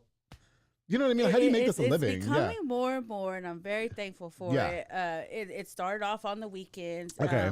But it's just a little bit of connecting and really getting a feel of what is going on in Waco, and that's something that's kind of like a goal that I'm trying to do is network more and really tag team with people, but also a lot of people get stuff done during the week. It's crazy. They are like, because I wonder if girls like will come like before work. You know what I mean? Every day. Nancy's one of them. Oh, really? Nancy running up that bill. Yeah. Okay. She is. She comes in and it's convenient. And then when you start coming more, the thing is like with it, I'm done in 30 minutes. Really? Like, yeah. Oh, okay. I'm thinking it's like a 2-hour process. It shouldn't be. But this is over working with Mac for 8 years. Right. Being in the world. In the beginning, you're going to be a little bit slower. Oh, yeah. I was taking like an hour and a half. Yeah. Almost 2 hours. Well, see, I thought that was standard. That's my thing. But everyone's different, though. Everyone's different. Okay. But just in that corporate world, we learn to move fast, and that's just kind of where I've learned to speed up. I just want you to. I'm gonna go get my makeup done. I don't wear makeup. I'm like a manly gay guy, even though I'm a little bit like feminine. SPF. But I want you to listen. I have this friend, Cody, and he's a lot more feminine than I am, and he fucking does some makeup, and he does makeup really good for a guy. You know what I mean? Yeah. Like, well, I don't know, and I just want to try it one time. You should. I'm gonna go to work. They'd be like, who the fuck is this? Don't mind your business. All right, with the eyeshadow. I don't want the fucking lashes, everything. Yeah. Okay, so I wanted to go ask you this before we go on break. With makeup, what's the difference between doing it professionally, like you do, versus just like somebody who just does it really good at the house? What's the difference between it? Yeah, I mean, like why doesn't a person that just does, this is coming from somebody who doesn't wear makeup, so you have to mind me if I sound ignorant, okay? No. But like if I'm a girl and I just do my makeup every day at the house and I always look on point, is there a difference between that versus somebody who does it professionally like you do? Yeah, I mean, I guess it's good either way. Either way, it's good. Because I know some people that are self-taught. I was a little self-taught because I always watched my mom, and my mom, she actually learned from, because there wasn't social media back then, learned from magazines. Oh. Like it would have step 1, 2, 3, and 4. Like she'd have a stack of, because my grandma never wore makeup. Oh, okay. So she had to learn on her own. Got you. So there's nothing wrong with self-taught, but I think when you're in a professional environment, you learn how to move, you learn what to use that'll make the process quicker. Right. Tips and how to angle the head, like you just get a different vibe. Yeah, for sure. But then you also can learn that on YouTube too now, and Instagram and so on. Because I'm still training my mind, learning. Even though that I've been a makeup artist for almost like 15 years. I still retrain my brain. That's because you got to keep learning. Yeah, for sure. Yeah, you guys do wonders though. I went to a wedding, and shout out to my friend Leslie Delgado. I don't know who did her makeup, but I was like, girl, you serving some face. Like if I was her man Mara, I would have definitely went home and got her pregnant. You know what I mean? There's a lot of talent here in Waco. There's a lot of talent, and it's cool just to see everyone upcoming like that. But everyone is their own style though too. I was gonna say, girl, with a lot of talent, a lot of people doing what you guys do you find yourself in a lot of competition? Do you find a lot of people like have you been in an instance where somebody's maybe trying to like outdo you or something like that? You know what I mean? If it is, I don't even know. You're unbothered, unshabothered. No, I mean it shouldn't be, because again, everyone's their own artist, right? And I'm learning different. They're learning different. We're using different tips, and sometimes we're using similar products. So it's not. I got you. It's not even like it shouldn't be, but like again, there is a lot of talent here, and it's cool just to see everyone get together and make it happen. Well, Aaron, I think that listen, the modelos are getting to you, okay, and so is this wine. So we're gonna take a quick little break, okay? Now, when we get back, of course, I definitely want to learn more about you. You mentioned earlier about a life-changing experience that happened, which I want to get into with you, if you will, okay? And of course, when we get back, we're gonna learn more about Erin Alonso. We're gonna learn more about Makeup Artistry LLC, how she was able to overturn the unfortunate series of events that took place in her life, and more. So make sure you guys stay tuned here on The Public Affair. Hey guys, I hope you're enjoying this really, really great episode of The Public Affair with Miss Erin Alonso. I got your name right this time, okay? Thank you. Yes, of course. Now, before we continue, I definitely want to use this opportunity to give a shout out to just a few more of our sponsors of this episode of The Public Affair. This episode is brought to us by JR Renovations with my girl Juliana Resenda. She's a general contractor specializing in commercial businesses and residential homes. Now, Juliana, I don't care what nobody says, she is a true queen, leveling the playing field in a male-dominated. You know some Juliana? Yeah, I know Juliana. Oh, I love her. My grandpa lived behind my house, my oh, childhood really? house. Yeah. Okay, that's what's up. Yes, she's good people. She is the epitome of giving back. She is the epitome of just hard work. I have so much respect for that woman. You can follow on Facebook and Instagram at JR Renovations or call the number on the screen for your consultation. To my girl, Juliana Resendez, thank you so much for all you do for the public affair. I truly appreciate you, girl. Of course, the Banda's hauling service with Julian and Ana Banda. They rent dump trailers. You fill it up. They haul it away. They also do junk removals and tree brush removals and haul cars in and out of town. Now, my car broke down that one time and I needed a tow, an affordable tow, if you will. Julian came by. He said, bro, I'll be there in 20 minutes. He was there in 10 minutes. Really? If you need an affordable tow, if you need that tree brush removed from the house and the city don't want to pick it up, you call Banda's hauling service. I love Julian and Ana Banda so much. Thank you guys so much for sponsoring this episode of The Public Affair. Of course, to Embrace Fitness with Lisette Luna and Amanda Switzer. These queens teach group fitness classes that are fun and dynamic, darling. They specialize in total body workouts by Escalate and by Jackie and Zumba Step. Now, classes are Monday through Thursday at 6 p.m. and 7 p.m. Those are convenient times, no excuses. Okay, you can also contact them to rent the building for parties and small events. Now, we might have to go hit up a Zumba class after all this beer, okay, that we drinking, all this wine. Choice. Yes, Bad no. choice. Now, Lisette and Amanda, they're snacks. Lisette's a snack. They're gonna have you looking as snackish as they are. Embrace Fitness. Thank you guys so much for sponsoring this episode of The Public Affair. Oh my goodness, I gotta give it to Alexis and Diana Rivas with Allie's Drive-In. Allie's Drive-In. Yes, a convenience store located where the old Kobe's is in Southside, girl. That's right. 2105 Dutton Avenue. You can stop by for delicious snacks or a cold drink. Okay, so every Friday they have Enchilada Friday, homemade. I don't know who that woman is back there making them, but you know what? Today's Friday. We're about to hit them up. All right. We order from them. Envy orders from them. Try to every other week. Try to order from them. They're delicious, aren't they? Oh, absolutely delicious. And of course, if you need beer for a party or yourself, they got you with a huge freezer stocked with a wide selection of ice cold beer. I like that whole setup. It looks very nice. Oh, it's so. Oh my goodness, I love it. Some memories for sure. Okay, right? Okay. And you can also order from the kitchen. They have a selection of foods to satisfy your appetite or to go with that cold beer. The Crispitos, all that. The fast stuff. Absolutely delicious. You stop by this monumental and convenient spot in South Waco today to Allie's Drive-In. Thank you guys so much for being longtime supporters and sponsors of The Public Affair. I truly appreciate you guys. Oh my God, I gotta give it up to my boy Sid Rodriguez with Elite Barbershop, located on Hewitt Drive. You can call the number on the screen to book or download the Squire app to book your next appointment. Walk-ins are welcome as well. They also have, oh my goodness, Marcus Guerrero, Chris Reyes, Santos Cordova, David Rodriguez, Isaac Chavez, Clint Fletcher, and Isai, all snacks, making you look super snackish as well. They've been cutting my hair since the beginning. Okay, all of them. I like a fresh haircut. Oh, I love me a nice little fresh fade. And Sid always got all these guys in my DMs. And one time, Clint cut my hair and I got laid like that same night. It was amazing. It was so amazing. To Elite Barbershop, thank you guys so much for being longtime sponsors of The Public Affair. And of course, I'm going to give it to my girl, Nancy Posini with Parkway National Insurance, who provides insurance for all commercial trucks and tractor trailers. Also, if you need an LLC for your business, she can sponsor that. She can do that for you as well. Smooth process. Oh, a smooth process. I got to hit her up. I didn't. Nancy, what's up, girl? And she also, for all contractors, along with home and auto insurance. Now, all your insurance inquiries, you got to hit up my girl, Nancy Posini. Call the number on the screen. Y habla español también to my girl, Nancy Posini. Thank you so much for all you do for The Public Affair. I truly, truly appreciate you, girl. All right, guys, we're going to get right back into it. My girl, Miss Erin Alonso with Makeup Artistry LLC. Here we go, darling. Don't forget the LLC. Okay. Okay, you didn't pay all that for nothing, all right? That's one thing I've never done, Erin. I still need to make this Public Affair an LLC. I know. I do. I need to. It was something that I did at the beginning of the year. It was something that I do I really want to, it gotta pay a little bit. Yeah, for sure.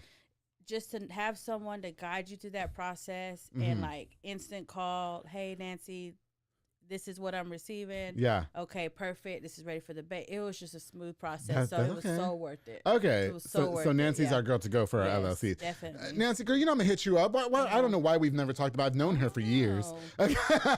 We've never talked about that. I do. I need to make this business. Nice. She helped a few of the girls at Envy Beauty Bar too. Oh, okay. That's what's up. Yeah. Now it is a sole proprietorship, The Public Affair. Okay. Yeah. You're on the right track. Yes, Miss Kaylin Flores did that for me. It's a little bit different, but for sure. my field, it would have been better to go more the LLC route. Yeah. Just because I have a lot of product. And, being insured. Claim all that. And yeah. making sure. Yeah. When I did my taxes last year, Kaylin Flores, she's the one who helped me do all that. Okay. And she was like, "Here, we're gonna make everything." She did. She got me set up, and I was like, "Okay, yeah." So that's what's up. Okay. So you want to know what, Erin? Before the break, of course, we were talking about the makeup, and of course, you look gorgeous, you make everybody look stunning, all that jazz. Now, you did mention that there were some things that happened in your life that kind of took place. Can we touch on that? Is that okay? We can. You sure? Okay. Okay. Great. And you're a cancer survivor. Yes, I am. Is that correct? It's no. It's 19 years. 19 See, years. I'm thinking of my makeup years, but it's 19 years. Oh, wow. So you've been cancer free for 19 years. For 19 wow. years. Okay. You know, I did an episode with Robert Archiga. Yeah. He's a cancer survivor as well. That was a really hard episode for me to record. I'm not going to lie, because that cancer is such a touchy subject. It is. Yeah, and I didn't want to make a joke about it. I didn't want to crack one joke, you know. I have some jokes about it. Oh, okay. Yeah. But I think for me, because I've never gone through that, I didn't want to be, what's the word I'm looking for? Like, I didn't want to offend anybody. Yeah. You know what I mean? Yeah. I didn't want to be desensitized to, or come off as desensitized to how bad that disease is. Because when I recorded with him, my uncle had died like a week prior to it. You know what I mean? Yeah. So, can we talk a little bit about that? Like, what kind of cancer, and when did you find out all that? So I was 19. What, really? Yeah. Okay. When I thought I was getting ready to start my journey. Yeah. They were like, nope, you're not. Hold on a second. Okay. You're gonna take a pause for a minute. So I was 19. It was the first semester of my college year. Mm-hmm. And it happened within a day. Like, wow. Like, you just woke up one day. Woke up, didn't feel right, went to emergency room. They said, you need to go to Scott and White. Bam, here you go. This is what you have. And I had an acute lymphoma leukemia. Oh, wow. Mm-hmm. It's like a blood cancer. Yeah. It's like a blood cancer. Okay. Within a day. From early morning till like that afternoon, my doctor, he was like, and it's crazy because he was an intern. Yeah. He had just started, I was his first patient. Okay. So he was like in his 30s and I was like 19 and it was just like, okay, we're doing this together, you know. Wow. But he was awesome, Dr. Cable. Hey, and Dr. Cable. Yeah, shout out to Dr. Sliding Cable. these DMs. Okay. But yeah, it happened so quick. So I think my whole mindset was like, okay, let's do it. Let's go. Let's do what we got to do. Okay. I got things I need to do. Like, right. I already had a plan. Yes. But the plan was not that just yet. So that's pretty much how it happened. And my army, my family teamed up and just really gave me a lot of support. Yeah, definitely. I think I had to keep them in line because they're scared. Yeah, my brother, I remember I was getting a bone marrow biopsy that day. I'm telling you, so much happened in one day. Oh, wow. Okay. And he was in the corner crying. I'm like, really? Like, come on, I'm right here. Like get it together, bro. Okay, you know? Yeah. And then I remember he just was not. It was my oldest brother, Eric. He was just not feeling it at all. Then when I lost my hair and everything. Oh, wow. Okay, okay. My other brother shaved it off. I'm like, it's going to grow back. Like, stop crying. Like, I was just kind of keeping everybody in line. Like, I'm not dying here. Okay, okay. So that was my whole mindset whenever I took on this, unexpected, I mean, yeah. Well, 'cause it's like you said, you just woke up one day. And now, were you not feeling good for so many days at a time? Or did you just wake up and you're like... Okay, so it was February when it happened. Yes. And I would say a few months prior to that, I kept telling my mom, like, I'm tired. And I think everyone says they're tired, yeah. And, that's scary. It was just a different tired. Like, I would go, I remember, because it was my first semester at MCC, I was going from the car to the building, and I was just, like, breathing so hard. Oh, wow, like, really? Oh, my God. Like, I feel like I just ran a marathon. Yeah. And I didn't. I was walking. It's right there. Yeah. Okay. So I knew something wasn't right. So my mom was like, you just need to go get a physical, just see what's going on. And it's crazy because they weren't able to get me until April, and this happened in February. Oh, wow. So it was just more like anemic symptoms. But not to say that someone can be anemic and not have cancer, but that's just kind of the symptoms that led up to what I had. Okay, got you. So you're just waking up thinking, okay, I'm just going to get a checkup. Surely it's like nothing serious. And then all of a sudden they hit you with the big C word. Yeah. Okay, so what's running through your mind the minute that happens? I remember my mom, my dad, my brothers. We were all in the room, and they were announcing it. And like I said, everyone was like crying. I'm just like, okay. Like, I don't think it had really hit me. Okay. Like, to where I was crying. And then I remember they couldn't like really figure out if I was going to be more of a kid, patient, or more of an adult. Because you're 19. Because I was 19. Yeah. Okay. So that kind of like, but they put me with the adults. So then I'm going up to the room, and they're bringing like this person that didn't make it out, and then I'm like, okay, this is real. Oh wow! But I still didn't let it bother me. Like that was a thing. Like I think I've always been like that. But then when that happened, I was like, from that then on out, I'm like, man, I'm speaking good and speaking good stuff to me. Like I'm not gonna go into this what if. Right. When it comes, and then I'll figure that out. So you're being like, I guess, optimistic. Like you know, you're staying positive or whatever. Was there ever a time, Aaron, where you were just like, this is enough is enough. Like I'm done with this. You know. You know what? I have my moments sometimes, but they were real small, and I really didn't speak to them, like to my family, because, you know, my mom still had to work. My dad still had to work. Well, Grandma life goes would on. come visit me, you know, my brother, everyone. But I'm like, I need to do this too for myself. Like, you know, I told Mom, I'll go home, like, because I would be in Temple. Okay. And I would go once a month for like a week, and I was like, oh, really? I'll be all right. You know, I'll be fine. I got TV. I got a phone. Like, I'm good. like a housewife. It kind of became like normal, you know, living a little bit. Like I knew my routine. And then I think for the most part, it was after the fact, after the treatments were done, after the 2-year maintenance, because there was a maintenance afterwards. That's when it was tough. Really? Going back into the real world. You know, my hair's growing back. Oh, okay. I'm on steroids now, kind of bloated, and you know, that's where I felt like I had a tough time. Like, okay, you beat cancer, you're good now, you know. And I'm like, oh my God, I just beat this disease that some people don't, you know, even beat, you know. So I'm like, what? Like, okay. So then I'm like, okay, I can't get mad. I gotta be good. Like, you know, just thank God. But yes, like, I just feel like I had to be this perfect little angel again. Okay. And so it's just like, you know, it was a little tough. That was probably the toughest part out of the whole thing. Like going back to normal. Going back to the normal world. Okay, got you. You know, the real world, and just trying to figure out, okay, what do I want to do? I need to work. I need to make money. And so are you more conscious about, like, okay, what can I eat? Like, should I be exercising? Like, you know, did they say how it happened? I did a little bit, but then at that age, you don't like. Well, you're really, 19. Yeah, like, that's like, when we're discovering ourselves. I missed out. Like when I turned 21. I didn't get to party hard, you know. Okay. And so 19, 20, you know, that's when you're doing the stuff you shouldn't be doing because you're not 21. So I missed out on a lot of that. So I feel like you're making up for lost time. I'm making up for lost time. Hence the Modelos. I know, right here. But I mean, for a little bit, I did kind of do too much. Yeah. My brother's like, for real? Like, come on now. And I'm like, I know.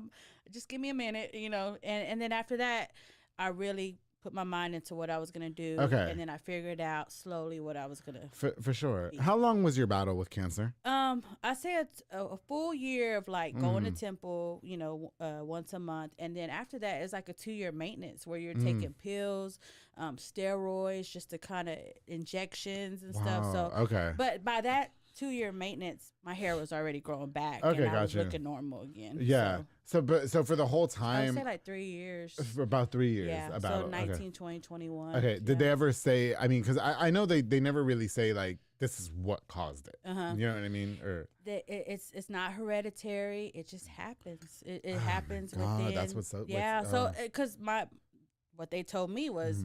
You know, you probably ain't going to have kids, which I have a daughter. Oh, okay. A 10-year-old daughter, Emery. And so there's just a lot of things they have to tell you, you know, because you are going through this, like what could cause effects down the road. For sure, yeah.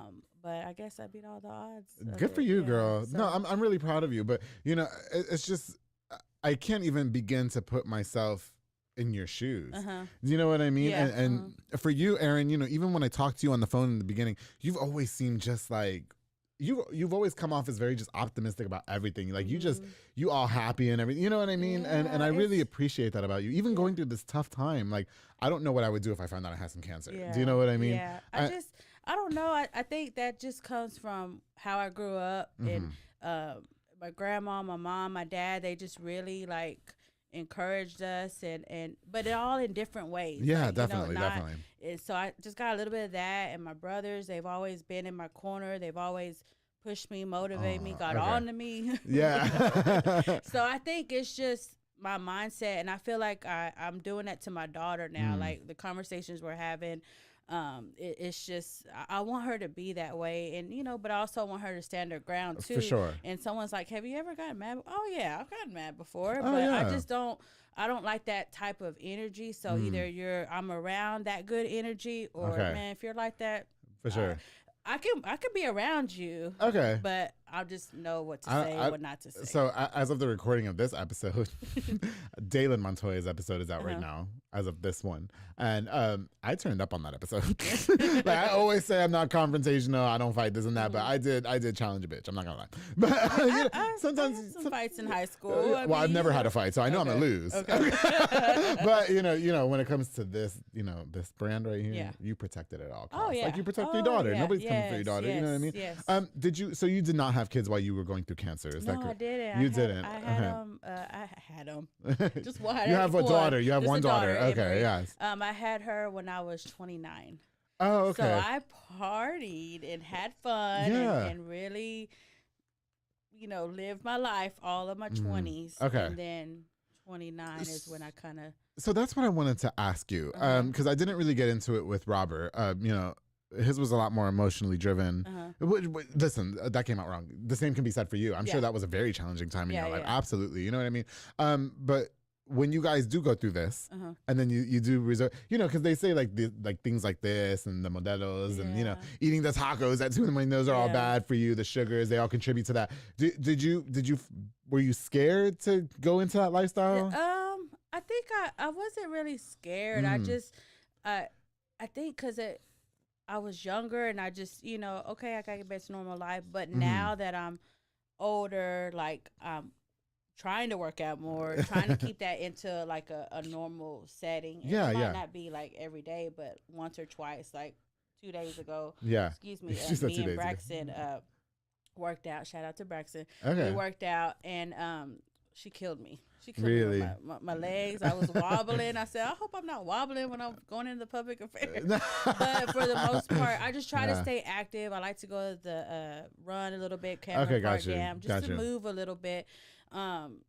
When you get into your late 30s, you start thinking about that, which I probably should start thinking about that a while back. But for the most part, my doctor was very upfront and said, you know what, just live. Like, try to make the right choices. Right. But he said, you're 21, so I get it.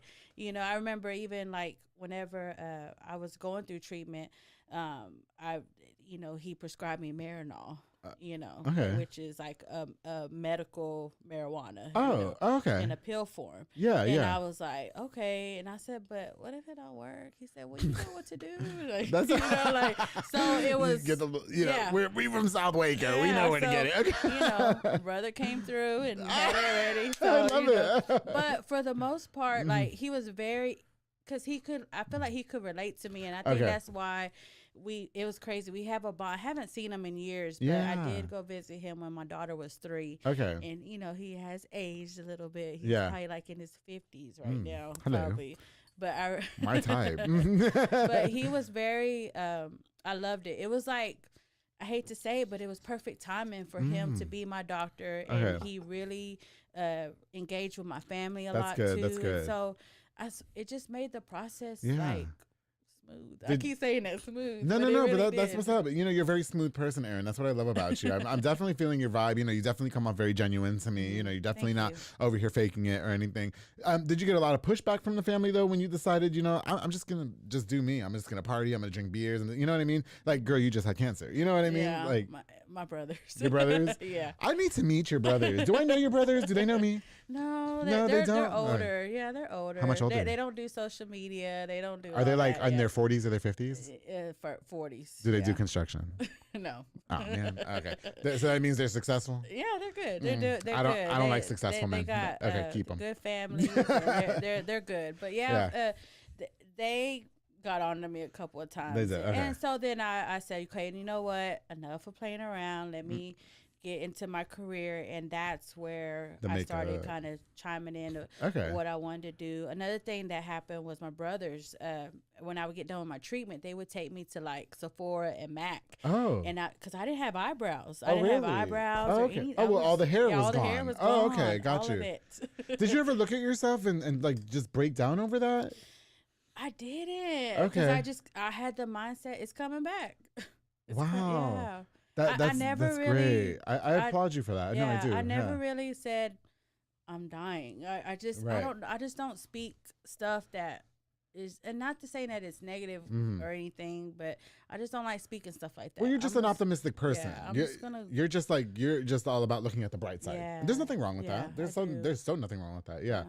Wow, that's great. Okay, so the brothers take you to the makeup, and so you started drawing the eyebrows. You know, I was like a girl in a candy store. I go in there, and they put brows on me and put makeup on me, and so that kind of triggered it a little bit more. Like, okay, so making people feel good, look good. Yeah. And then it just watching my mom do makeup and being in the industry and then working, you know, it just all tied in together. And I'm like, okay, now I know what I need to do. Okay. So it's like, if I wouldn't have went through that, that's how I'm seeing it now. If I wouldn't have went through that, I wouldn't have known. Well, God doesn't put us through things that we can't overcome. Yeah. I always say that, and God makes no mistakes. So true. I'm not a very religious person, but I do believe in God, even though I'm very slutty myself with that one pastor. That was one time. Okay. But you know, I just, you know, I mean, I still believe that God does put us through things that we can't overcome. You know what I mean? When you lean more to him too, it just gets even better. That's it. Yeah. That's it. Did they ever say that there's a possibility that you could, I guess, that it can come back? Or so that was a question that I had whenever, you know, after the fact, and he said your chances are so low. It's crazy. Like, it's like playing the lottery. Single, like, yeah. But it's there still, you know. But for the most part, he said, yeah, just live normal life, and he said you might be able to have kids, and and then you had a kid, you have a daughter, a daughter. Did doing that reassure you that you can overcome all odds? Oh yeah. Yeah. Oh yeah. Okay. Yes. That's what's up. I'm so happy for you. Yeah. If we weren't like locked in these headphones and stuff, I'd go over there and give you a hug. Okay. Well, you know, I'm really grateful to know that you were able to keep a good head on your shoulders going through that. You know what I mean? I know everybody handles it different. Yeah. You know, when I had Robert on here, I don't know if you've ever seen that one, but I did see that episode. Yeah, very emotionally charged, and I couldn't imagine. He actually had kids at the time. Like, he had 3 kids at the time, I believe. And it just hits everyone at different timings, and that's why we got to go get checked. Yeah. Do you find yourself talking about it a lot? Like, do you try to encourage women to go get checked and all that? You know what? It's crazy because for a minute, like when I was going through that, I met a lot of people that were going through treatments. I met people that were survivors, and so for a minute, I really did want to talk like maybe go in that field to be like a counselor. Yeah. I don't know. I think about it sometimes. It's like a something that's like in the back of my head, like right. Like, I think I could do something like that, but I think right afterwards, like I'm not trying to relive. I'm trying to keep going. You're trying to keep going. Yeah. So you don't. But now, you know what I know and what I feel like I've accomplished for over the years. I feel like that would be something cool to do, just to go back and do that for someone, kind of be like a mentor, counselor, or so on. But it's crazy because I had a client not too long ago that came in, and her friend surprised her with the makeover, and we did the brows, and I relived that moment with her. Okay. And it made it 10 times special because I was able to tell her my story, and then she was able to like, oh wow, like you know what I'm going I can through. Overcome this. Yeah. And she felt good. But it's just cool. Like, that's what's cool up. The way it works out. Like that. Aaron, I fucks with you. We need to go. We need to go party sometime. Yeah, we do. Yeah, we do. We need to go party sometime. When you party with me, we have a good time. Anyone will say that. Now, I will tell you that I will end up going home with somebody. Like, I will. Okay. No girls. I'll just let you do your thing. just mind your business. Just let me do me. Okay? Yeah, I'll let you do your thing, and then I'll go to the taco truck. I mean, we finna go to the taco truck. Hey, we've done that before, darling. Okay. You know, my Junction 84 days. Yes. Somebody put on Facebook, where's the craziest place you've ever had sex? And I put Junction 84. Junction 84. Yeah, parking lot. I used to be DV8. Let's see. How old are you? 31. 31. How old are you? 38. Oh, okay. So girl, where are you 38? I'm 38. Get out of here. I thought you were my age. Oh, darling, do it. Yeah, thank yes. you. Okay. Can you tell us some lit party stories? Some. Yes. Oh well, it's crazy because when DV8 was going on, I think I was like 8th grade, 9th grade, or so on. I don't know exactly, but I remember not 8th grade. I just caught that. I remember my dad dropped like me and a couple of my friends off on the side of the building because I said, Dad, on the side of the building, please. But the only reason I was able to go was because my brothers were already in there. Oh, I want to meet your brothers so bad. They just sound like they're so loyal as F. They are. They do. I think I got to meet the Alonzos. I do. I want to meet your whole family. Yeah, so that was the only way I was able to go. So, but, you know, hey, who's all going? I remember my dad pulled up in a little green van. We had a green family van, and we were like 6 deep. And then I said, Dad, just on the side of the building. He said, okay. And then he goes, and the thing was, just make sure you go home with your brothers. I said, okay. That's cool. it. Okay. So I made sure. So you were always good. I was good. Yeah. It sounds like you were raised in a really good village. Yeah. You know, do you find it daunting to provide the same thing for your daughter? I do my best. Yes. You know, I try to do the best for her, but we're not perfect. No, you know, nobody is. Yeah. I've learned from my past, and I've learned from my childhood what I don't want, and it's been a little tough, but for the most part, I feel like I'm doing a good job. Yeah, definitely. I don't doubt it. Yeah. Well, your daughter's at that pre-teen age. What is she, 10? You said she's 10? Yeah, she's 10. Yeah, they know everything, you know? Yeah, but she's so, like, it's crazy. Like, she's just so, like, humble, and I'm glad that she's like that. And she just goes with the flow. Like, she's like a little Aaron, pretty much. A little Aaron, and we're actually going to Harry Styles this Sunday to go see him in concert. Oh, okay. Oh, that's cute. Yeah, so I'm all going to be videoing her and like watching everything that she does because she deserves it. So since you grew up in and I know we got to wrap up soon, but since you grew up in an environment that was so overprotective, like where your brothers and your dad and all, do you find yourself being overprotective with your daughter, or do you just kind of like let her loose? I let her loose a little bit. Okay. Yeah, I let her loose because like I don't want her to be sneaky like me. Is she going up in Southside? You still in South Lake? Yeah, a little bit of Southside. So yeah, like, you gotta be careful with that, okay? These dudes. She's been very open. You know, 5th grade is interesting grade. Like, yes, very interesting because she's getting ready for middle school, but yet she's still a kid, and that's what I love about Emery is that she's still a kid at heart, but yeah, she knows some grown business too. You know, I was really good friends with a former teacher. Her name is shout out to Sharon Roy. She's a little older, and she said that around that age, like Valentine's Day, because she was a teacher, she said it's the worst time. Mike was a teacher. Mike, can you attest to that? Right, like Valentine's Day was the worst time because they're all hormonal. It's crazy because Emery said the other day, Emery was like, Mom, like we have recess, but she said we really don't care for recess anymore. And I'm like, nobody wants to fuck with no recess. Yeah. And she just said that everyone kind of hangs out and chills, like chill. They're not they're not swinging and playing in the sandbox. We just kind of hang out. I'm like, oh my God, it's coming. But for the most part, I think just being open with her, like asking her questions, I feel like, because sometimes my mom didn't tell me the things that I wish I would have known at 5th, 6th, and 7th grade. Especially about these little boys, right? Yeah, so we ain't shit. Okay. So I was like, we've been very open, doing it step by step. That's not trying to overwhelm her, but she knows, like, hey, you got to talk to me. You know, okay, just come to me. Communication's there. That's good. That's really good. I'm really proud of you, Erin. You know, like I think that's really good. You know, listen, you sound like you have a really good head on your shoulders. I'm really proud of you for all the things that you've overcome. You know, I really hope that in the future, if I do go through situations like you went through in terms of the cancer or anything, just the fact that you were able to overcome all of that and always keep a really good head on your shoulders and stay positive, that's like admirable to me. Yeah. It is. You know what I mean? I don't want to fucks with that. I do. And I think that's for anyone that's in any situation. Like it could be the worst situation that's laid in your hands, but there's something good in there. I swear we can overcome it. Yes. Erin, you know, unfortunately we are running out of time, but is there anything that you want to leave us with? Did I leave anything out? Do you want to give any shout outs or anything, or what? Just, I mean, shout out to, you know, everyone that I like, the support for Erin Alonzo Makeup Artistry. It's crazy. Like, how can we reach out to you? So through Facebook, Instagram, through phone number, like it's all there. It's all on social media. I do have a website, a booking website too as well. But just the support, I really appreciate it, and I can't thank everyone, family. The people that I work with and network with, there's a lot. And I just hope you know, like I said, I hope I reached everyone, but for the most part, I try to make good amends with everyone. That's what's up.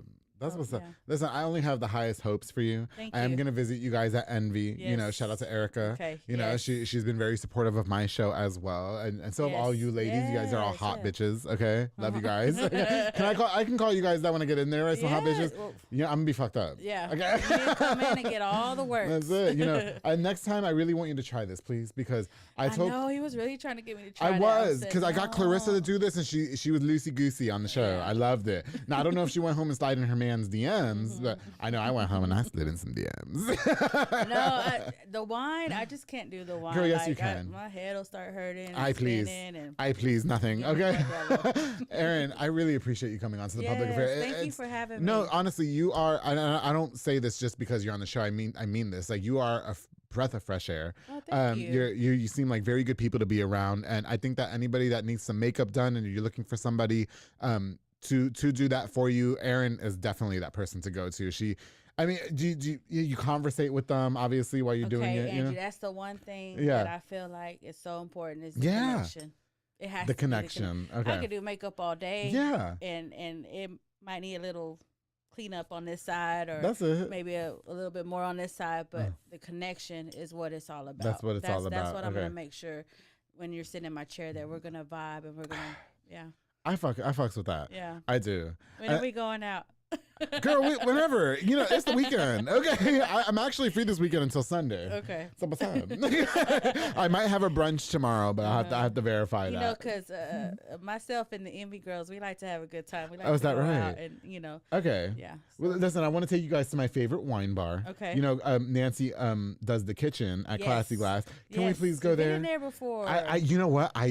Just real quick before we go. I know we got to run out. Okay. Real quick. I hosted like this gay trivia night. Okay. At Classy Glass. Okay. And I had some of my straight friends there. Shout out to Maro. Shout out Umberto. Shout out Leslie. And I told all the guys, you know, they were all gay as fuck. And I told all the guys, I was like, I will give anybody $20 who slides into, and you can still do this, at maro.maldonado04 on Instagram. And they did, and it was fucking awesome. I was also throwing a little shade. I better not say anything because I don't want to get the network in trouble, darling. We like to. I love to have a good time. Have a cold beer. Listen to some good. I'm all about some good music. You know, I will say, if you guys are going to like a nightclub, I really am not into all that anymore. Now, I'm not either. I like a bar. Yeah, I like a bar with just like music playing, not like going out on the dance floor. Let's go to Stay Classy. Okay, it's not Classy Glass anymore. It's called Stay Classy. Yes. And then Nancy, we need to go try her food. Baby, you ain't had Nancy's pizza? I haven't. I feel bad. Okay, and Nancy, she's been a client of mine, but it's coming, Nancy. We're gonna go and shout out Nancy's Cocina and Stay Classy. That pizza right there, good, amazing, and they have charcuterie boards. Oh, darling. Okay. Anyway, okay. Listen, Erin, thank you so much again for coming on to the public affair. I really, really enjoyed meeting you. Definitely, whenever you guys are ready to go turn up, I'm down. Okay. This is all I do right here. Okay. Definitely sliding into some DMs right after the show. And need a spokesperson. One more thing you want to leave us with? No, just I appreciate you having me. Yes. And definitely a fun time. And I really, again, just thank everyone for all their support. It really means a lot to me. That's what's up. Well, Erin, I wish nothing but the best for you and your business. And anytime you need anything from me, you hit me up. You already know. They already know. They know. That's it. That's what's up. Give me 5. Yes. And turn up because it's Friday, darling. Yes, Friday. Now, of course, I want to thank you guys so much for tuning into this episode of The Public Affair with my girl, Miss Erin Alonzo. I'm so happy that we finally got to meet and you got to come on the show. Really appreciate it. Now, before we go, I definitely want to use this opportunity to give a shout out to just a few more of our sponsors of this episode. You like these legs, right? My legs are hot.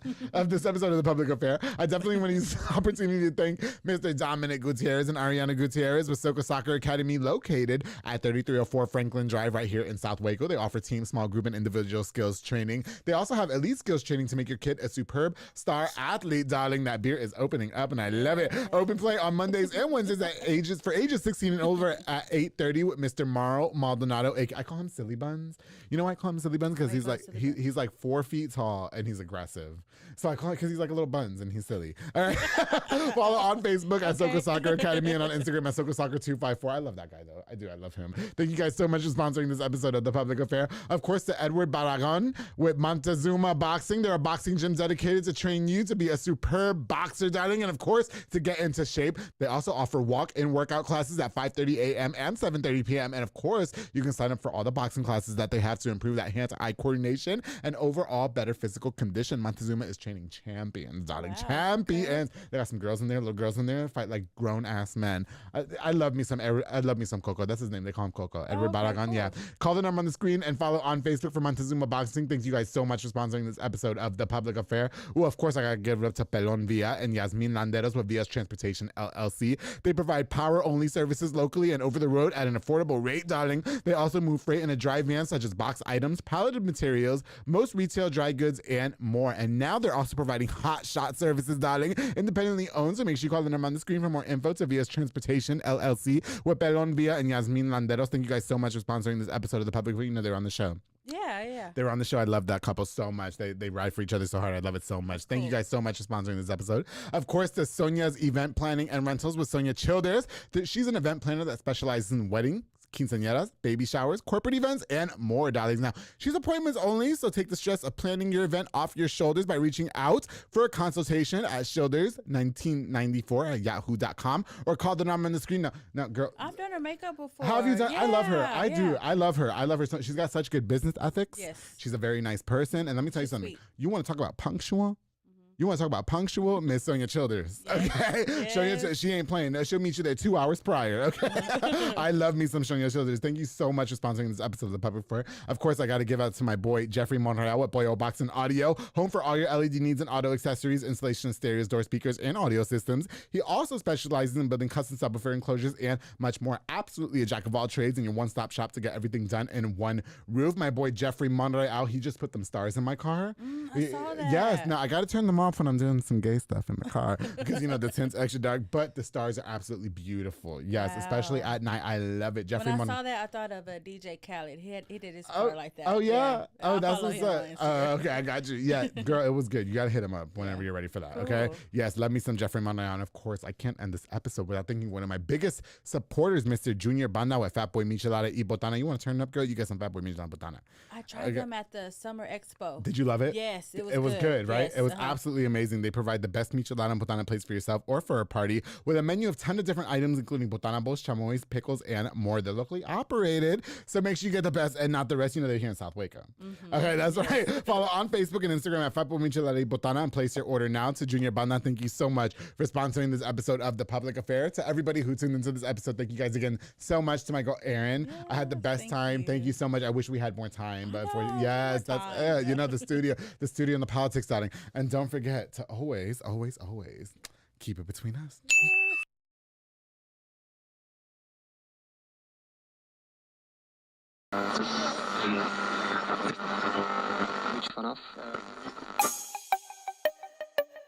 This has been a Rogue Media podcast.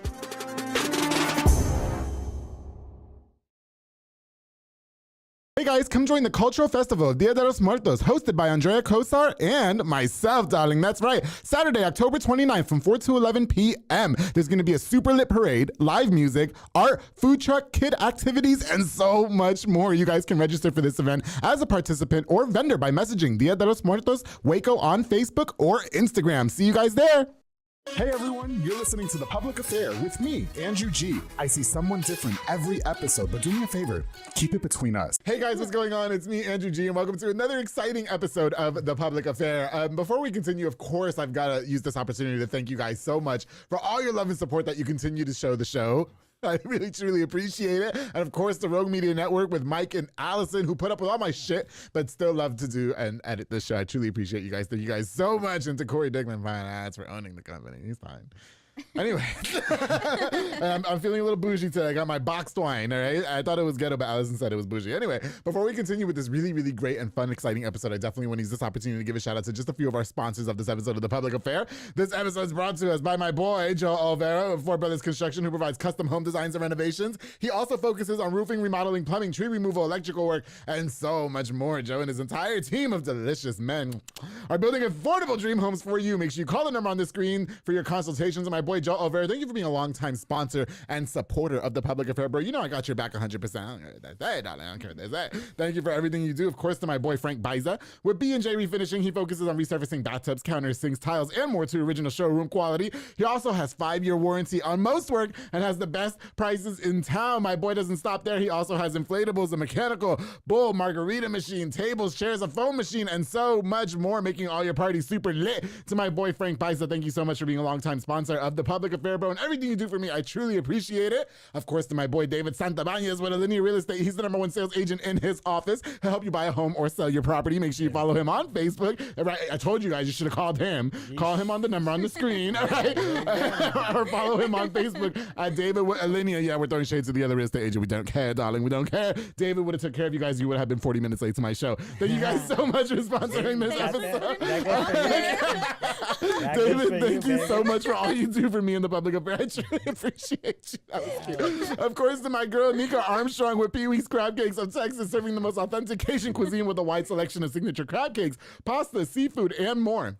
Oh my God. My favorite is the Krabby Seafood Pasta, but they're top recommended. It's a Southern fried catfish special served with seafood pasta, potato salad, 6 fried shrimp, and the fish is topped with Houdat sauce. And I'm not going to tell you guys what the Houdat sauce is because you got to head over to 108 Jim Drive in Hewitt or order online at orderpeeweescrabcakes of Texas.com. To my girl, Anika, that's sounding very dinnerish today. Thank you so much for sponsoring this episode of The Public Affair. Of course, to my boy, Juan Morales with Waco Fencing and stuff. Now, Juan builds privacy fences and chain link fences for all that extra at-home privacy, you know what I mean? He also does demolition, builds wood decks, stone patios, and gorgeous flower beds, darling. You can contact him with the number on the screen for your consultation. He also said that he wanted to be the brick that builds the stone wall of The Public Affair, which I thought was so fucking cute. Juan, thank you so much for all you do for me in The Public Affair, bro. I truly appreciate you. And of course, to my boy, Enrique Jimenez with Jimenez Bakery, a local bakery specializing in a wide selection of fresh and affordable pan dulces. They also have the best tres leches cake for yourself or for a party. Now, the mocha tres leches, I'd be rolling around in that. That is amazing. Now, if you don't want any pan dulces or anything, you can also get a cup of fresh elote if you have a different type of craving. Locations at 1915 Dutton in Waco and 302 West Elm Street in Hillsboro. To my boy Enrique Jimenez, thank you so much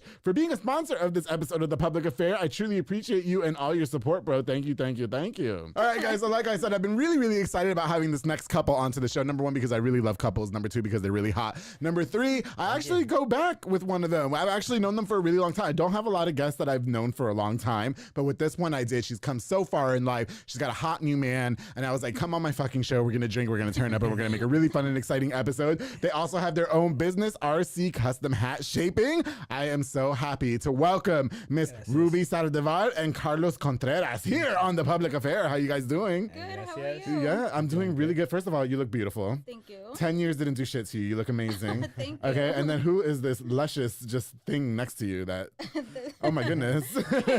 She's my fiance. Oh, fiance. Yes, oh, okay. Well, it's nice to meet you, Carlos. Thank you for coming on. Thank you for inviting me. Of course. If you play your cards right, these legs open. But we'll get into that in a minute. No, well, I'm really excited. First of all, it's like I said earlier, I'd known Ruby since I was like 23 years old.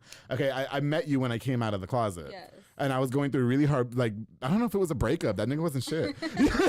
You know what I mean? Like, after, when I think about it, you wasn't shit. You know what I mean? And yeah, till this day. To this day, he still ain't shit. I don't really know what he's doing with his life right now. I haven't seen him. But, I was going through a really hard time. And that's when I came out to all the guys, because we have a mutual friend. We had a mutual friend, David. Yes. And we used to have house parties, bro. We used to have fucking parties all the time, and these bitches would party. We would party. We were such slutty messes. It was disgusting, right?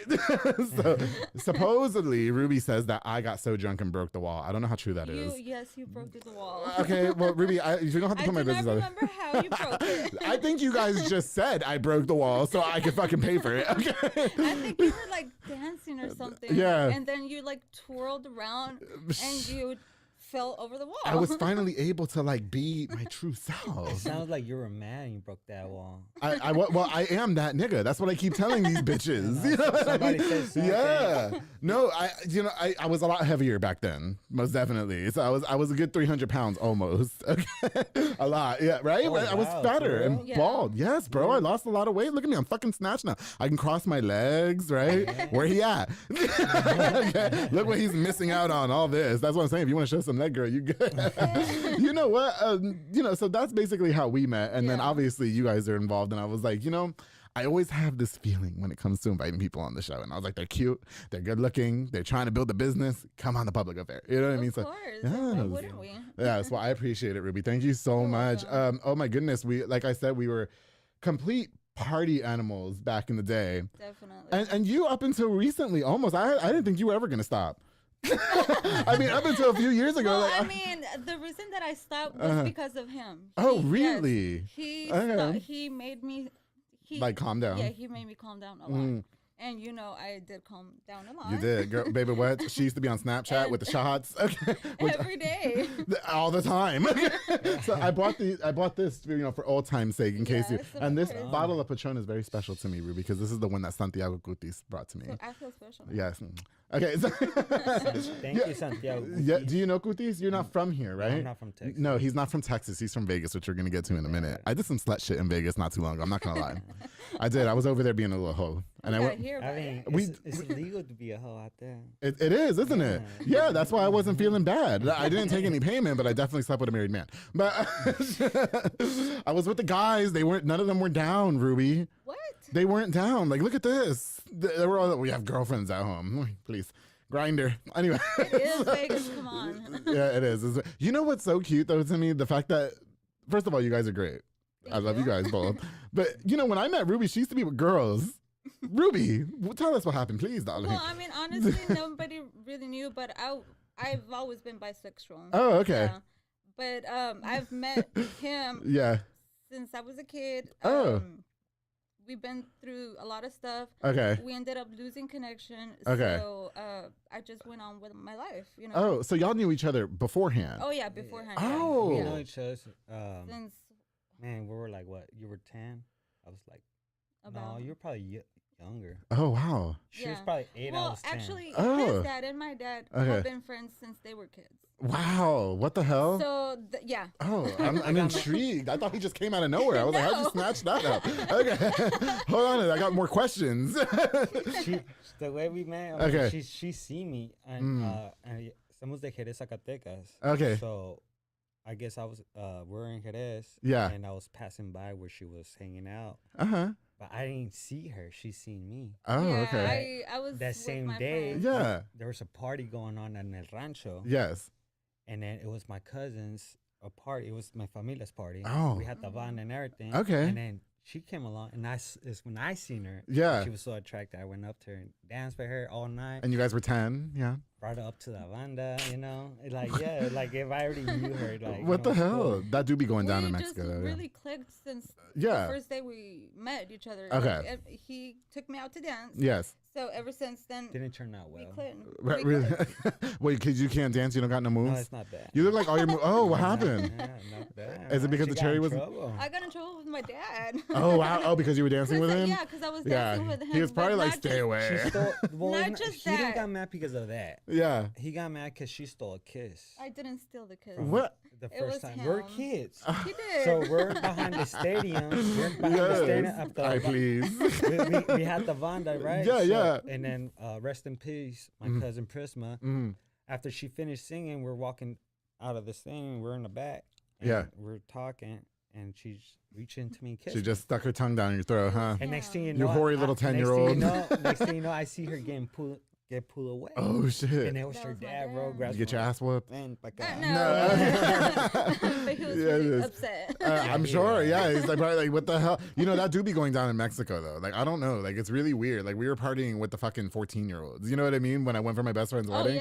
Yeah, the kids were going to get us beer and shit. I was like, it's fucking wild. I don't know. It's just different for me. You know what I mean? It's different for me. Yeah. Okay.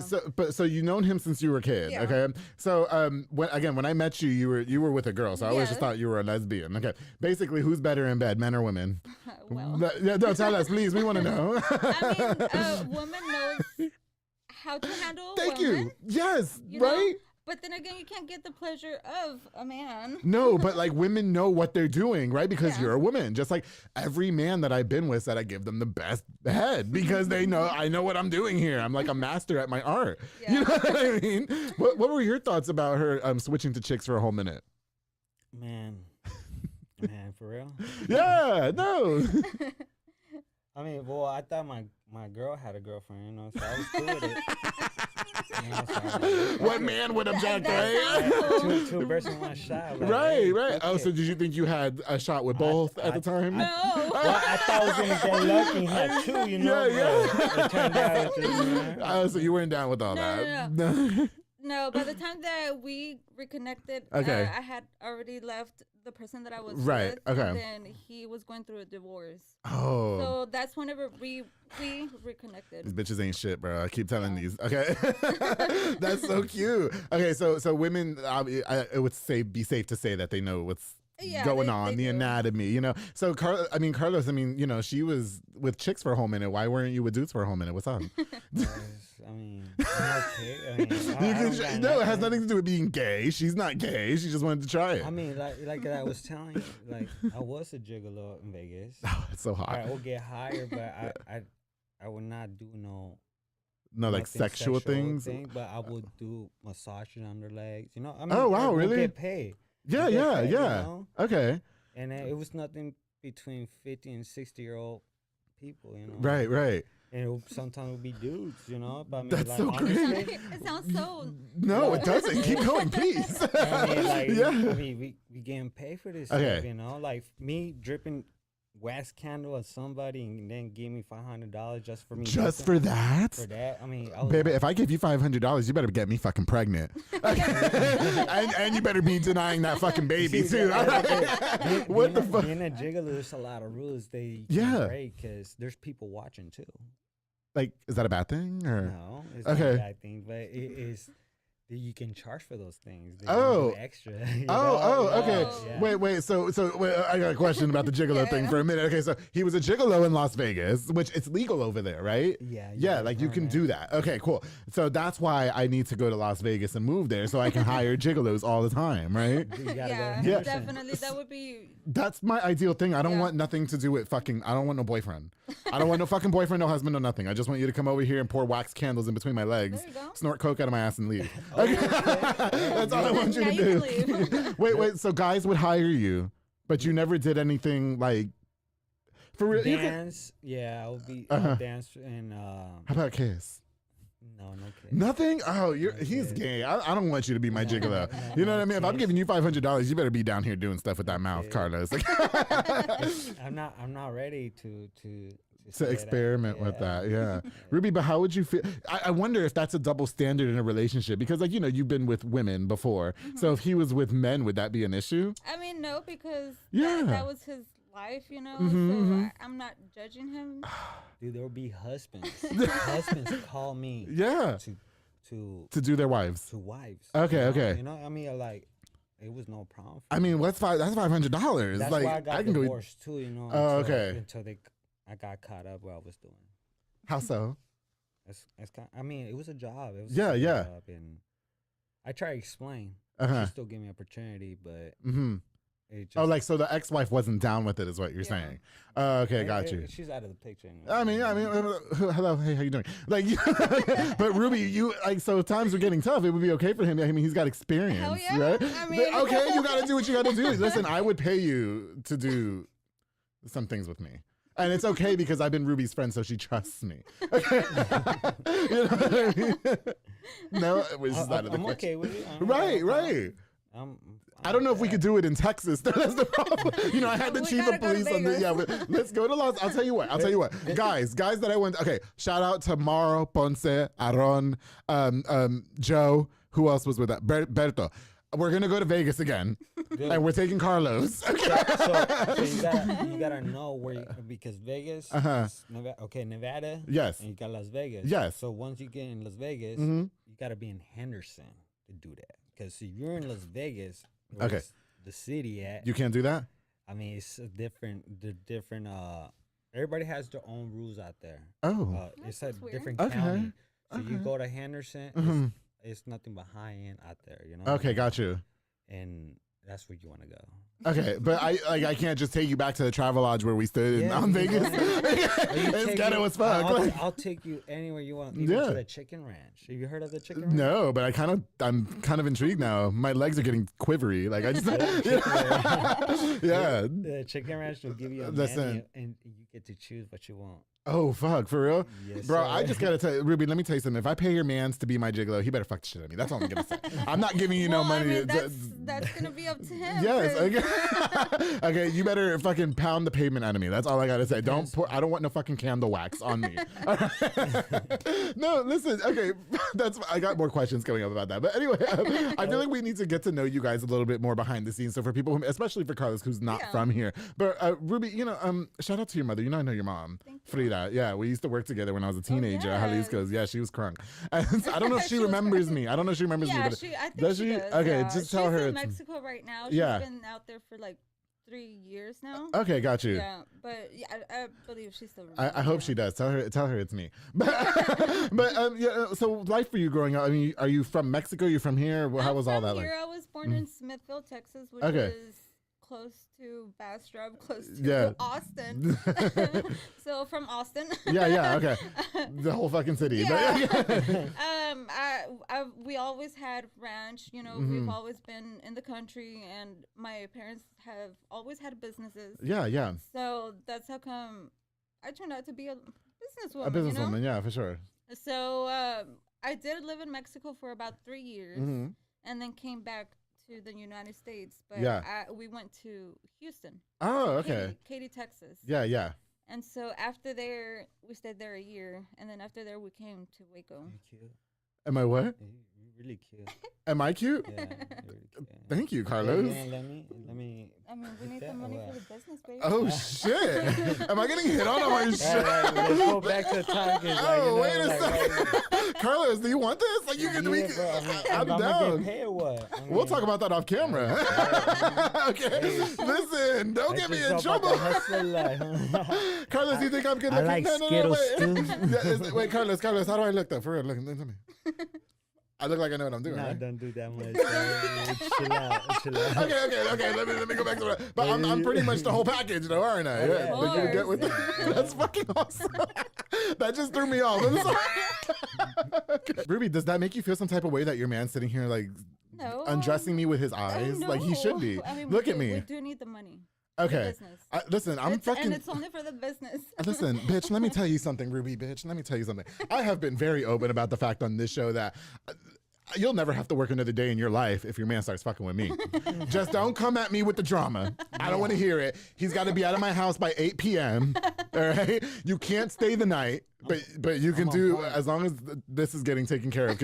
Carlos, let me just tell you something, bro. This is a gold mine right here, okay? This is like a diamond mine. This is just everything is going on down here, okay?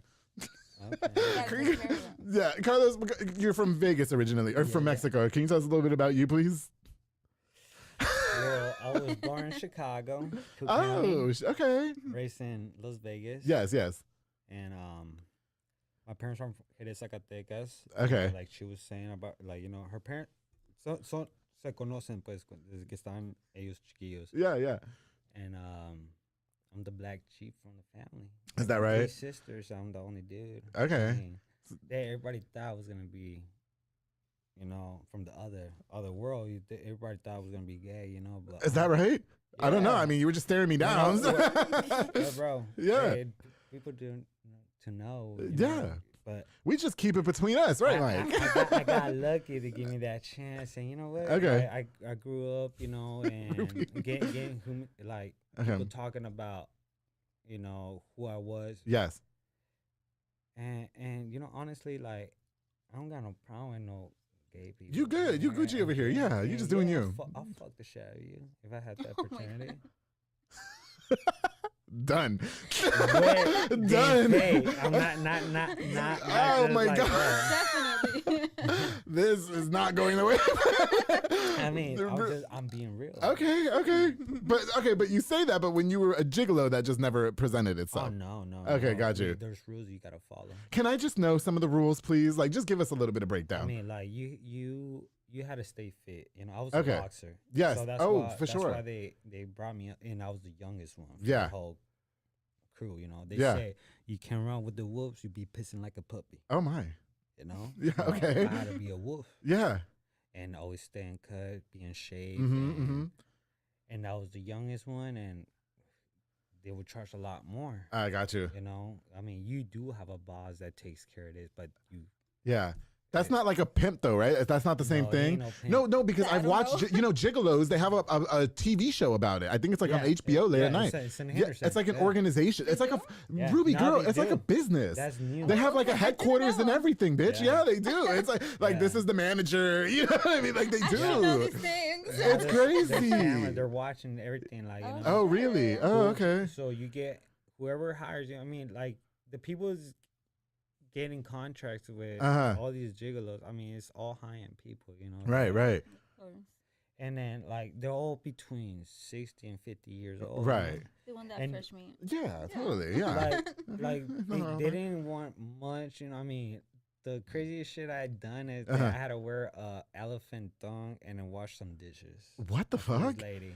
That's like a waste of money to me. I mean, but if you think about it, they do have all the money. Oh, I guess if you got and not only that, you know, like I had other crazy stuff. Yeah. Like, I mean, there'll be some veterans, you know. I don't want to say no names. You know? Okay, guys, no, don't please. We don't say names on this show. Okay. You gotta rub them balls, you know. So you rub some balls. I mean, you have to. You get. I mean, like, fuck it. Ruby, I love you. Do you know that? I'm so happy that you found this fucking man and brought him to my show. I fucking love it. Okay. So no, but Carlos, for real, like, this is something that you would definitely tap with for the right amount of money. Yeah, I will. I love it. Wow, I'm getting all hot and steamy now. How much are we talking about? Okay. Well, first of all, how much are we talking about? Because this is expensive taste right here. Okay. I don't want to work in. I like that tent, man. You got a little tent going. Oh, yeah. I got more than that going on, Carlos. Yeah, Ruby, don't let me take your man, please. Okay? You know those vaqueros are my type, all right? Yeah, definitely. Yeah. If put 50 fucking pounds on Carlos, bitch, I'm taking him from you. All right? I'm taking him right from you. Okay. Oh, my goodness. I got to gain. Yeah. I got to gain 50 more pounds. Just gain, like, because how much do you weigh right now? Like 130? 180. 180? Okay. No, not 50. Like, I would say, like, if you can get to about 230. No, but I like a little meat on my bones. You know what I mean? I got some. Is that right? Yes. Show me later. Okay. You know what? On that note, we do have to take a little bit of a break. But when we get back, I definitely want to learn more about Ruby and Carlos's relationship. I want to learn more about the business that they started, their personal perspective on things in terms of relationships, and a pretty traumatic experience that they both just went through not too long ago. So make sure you guys stay tuned here on The Public Affair. Hey guys, I hope you're enjoying this really, really exciting episode of The Public Affair with my people, Ruby and Carlos. Before we continue, I definitely want to use this opportunity to give a shout out to just a few more of our sponsors of this episode of The Public Affair. This episode is brought to us by my girl, the queen, Juliana Resendez with JR Renovations. She's a general contractor specializing in commercial businesses and residential homes. She's a true queen, leveling the playing field in a male-dominated industry. Don't be fucking with her. Juliana ain't about the bullshit. And I love her. I love her for it. Follow her on Facebook and Instagram at JR Renovations and call the number on the screen for your consultation. To my girl, the queen, Juliana Resendez, I'm here for you anytime you need anything. Thank you so much for everything that you do for me in The Public Affair. I truly appreciate you, girl. Of course, to my friends, Julian and Ana Banda with Banda's Hauling Service. They run junk trailers. You fill it up and they haul it away. They also do junk removals and tree brush removals and haul cars in and out of town. If your car breaks down, you need a tow, they come and they get you. I love it so much. That guy has been working so hard overtime to put that business on the map, and he's truly doing a great job. Book now with the number on the screen to Banda's Hauling Service. Thank you guys so much for sponsoring this episode of The Public Affair. Of course, to Embrace Fitness with my girls Lisette Luna and Amanda Switzer. They teach group fitness classes that are fun and dynamic, darling. They also specialize in total body workouts by Excolat and by Jackie and Zumba Step. Now, classes are Monday through Thursday, 6 p.m. and 7 p.m. Convenient time, so no excuses. No excuses. Contact them to rent the building. Also for parties and small events to embrace fitness. Thank you, ladies, so much for all you do for me in the public affair. I truly appreciate you. Of course, to my boy Sid Rodriguez with Elite Barbershop located on Hewitt Drive. You can call the number on the screen to book or download the Squire app to book your next appointment. Walk-ins are welcome as well. They also have Marcus Guerrero, Chris Reyes, Santos Cordova, David Rodriguez, Isaac Chavez, and Clint Fletcher, and Isai over there making you look super snackish as I am, and for have been for more than 117 or 18, whatever, episodes of The Public Affair. Thank you so much, bro. Sid Rodriguez, you've been a long-time supporter, and I truly appreciate you. Thank you so much. All right, guys, we're going to get right back into this episode of The Public Affair with Ruby Saldivar and Carlos Contreras with RC Custom Hat Shaping. Let's go. Okay, you guys have been wanting a shot. So here, let's do a shot. Can we do it like how you do it at the club? Because I don't have cups. Yeah, let's do it how Ruby used to do it on Snapchat. Can you do a waterfall? Huh? What does that mean? A waterfall? Just from the air? Of course I can. I can do a lot with this mouth, Carlos. Oh my God. Mike, tell him to stop. Okay. That's it? Been wide, homie. I'll show you later, okay? This mouth does a lot of things, Carlos, all right? Listen, I'm sure Ruby's really good in bed, but she don't got shit on me. Okay, she don't got shit on me. I'm telling you, I'll turn your whole fucking life around, Carlos. Don't play with me. Okay? Is he threatening me? No, I'm saying, girl, bitch, your nails finna be done every week. Okay, you about to makeup on point, and just leave me out of it. Don't tell me, oh, Carlos is cheating. I don't care about all that. It's all biz. Cheers to Andrew. Cheers to you guys. Get your beer. I'm getting higher underground. Okay, there we go. Come on, Ruby, you got it, girl. Yes, darling. Carlos, your turn. Let me see what that mouth do. That's a lot of things. Oh my! I love how his shirt's practically like coming off on the shirt. Oh, that's strong. You know what? Can we? Okay, I have a question.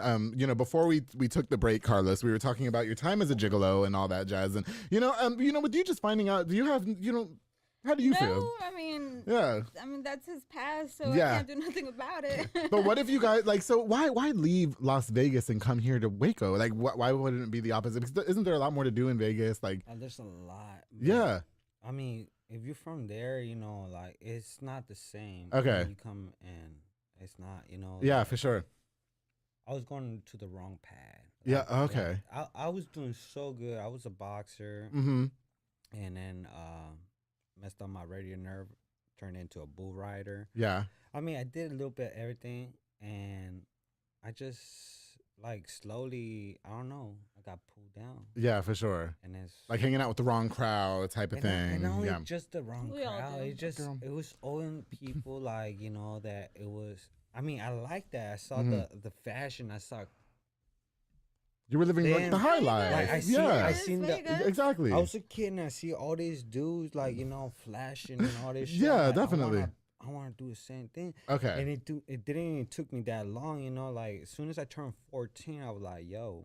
Oh wow. I got higher, And it was young. Because of my looks. Right. It was because what I had. Okay. Down here. Hanging.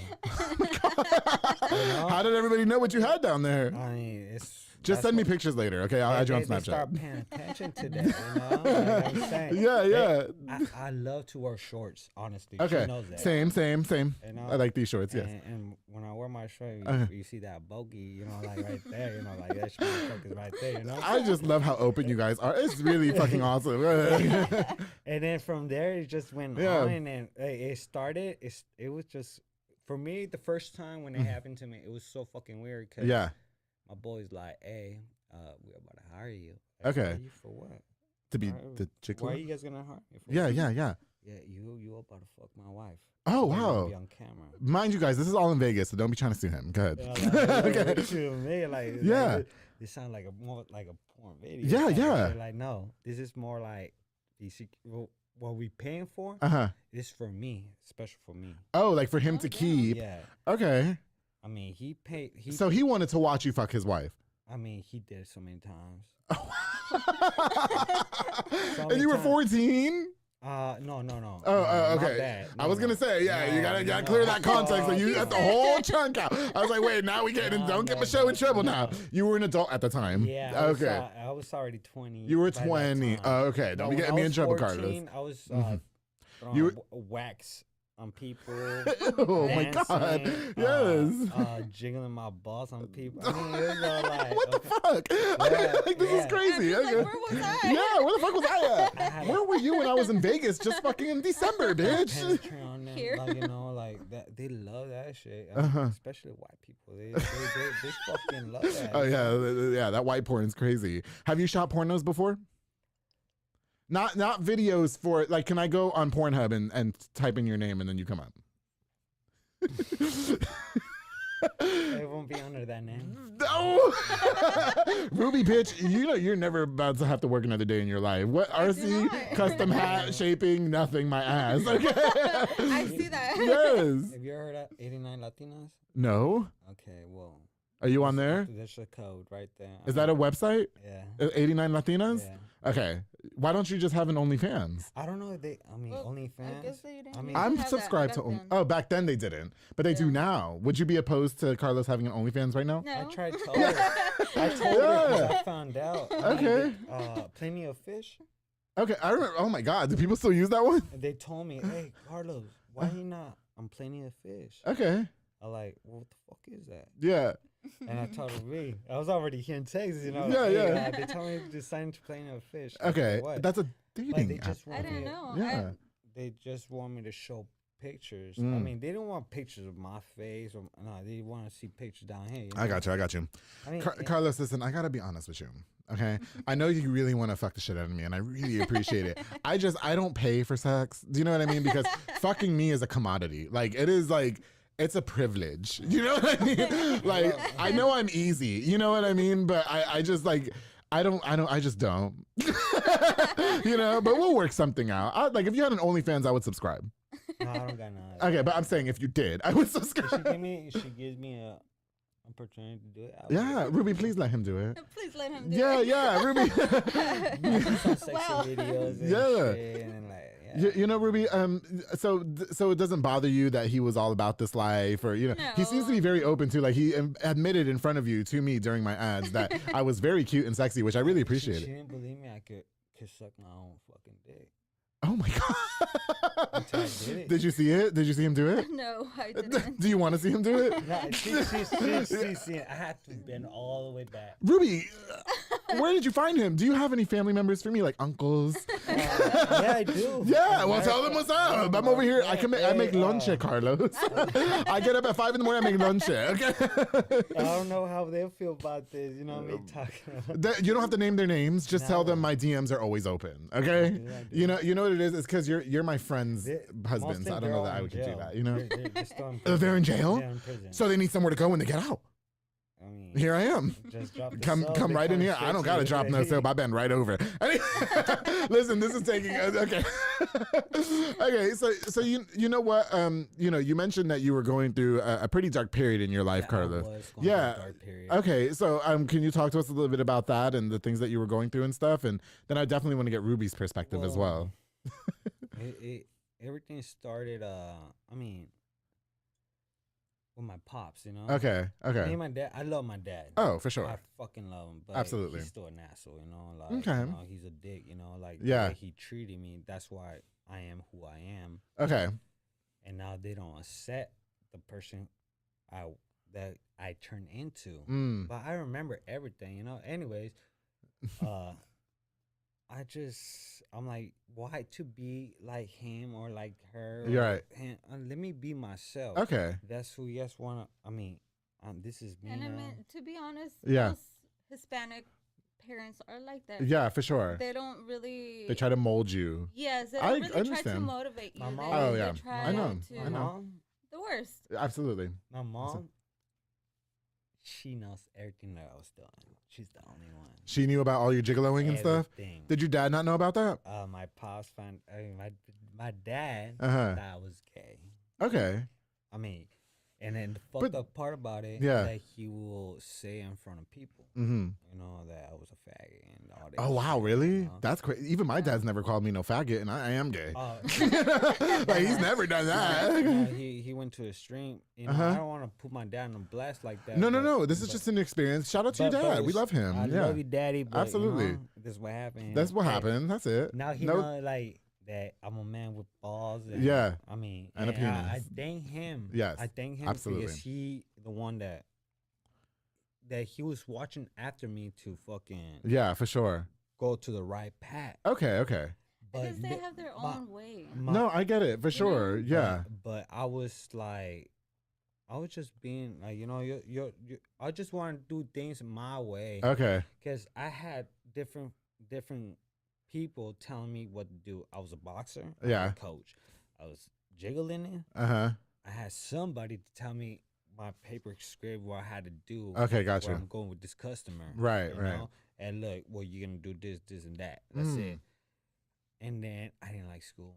Okay. I fucking hate. But I would look. The only reason I would go to school because I wanted to go see the art teacher. You know. Yeah. What the fuck? And also, that's why. Did she end up being a client? She ended up being a client. Oh my god. Yeah. She ended up being a client. Oh, should we air this? After fucking 4 years, she ended up being a client, bro. Did you smash? It's okay. Ruby doesn't care. Ruby, Mr. Mishiaki, I'm so sorry. Yeah, this man.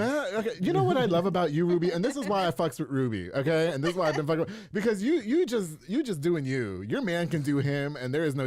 I fucking love you. You know that, right? I love you too. I do because you're over here just letting him do him. Just I got married so young. I was 17 when I got married. Okay. And I was doing all the dumb shit. All the dumb shit. Yeah. All the dumb shit. Mm-hmm.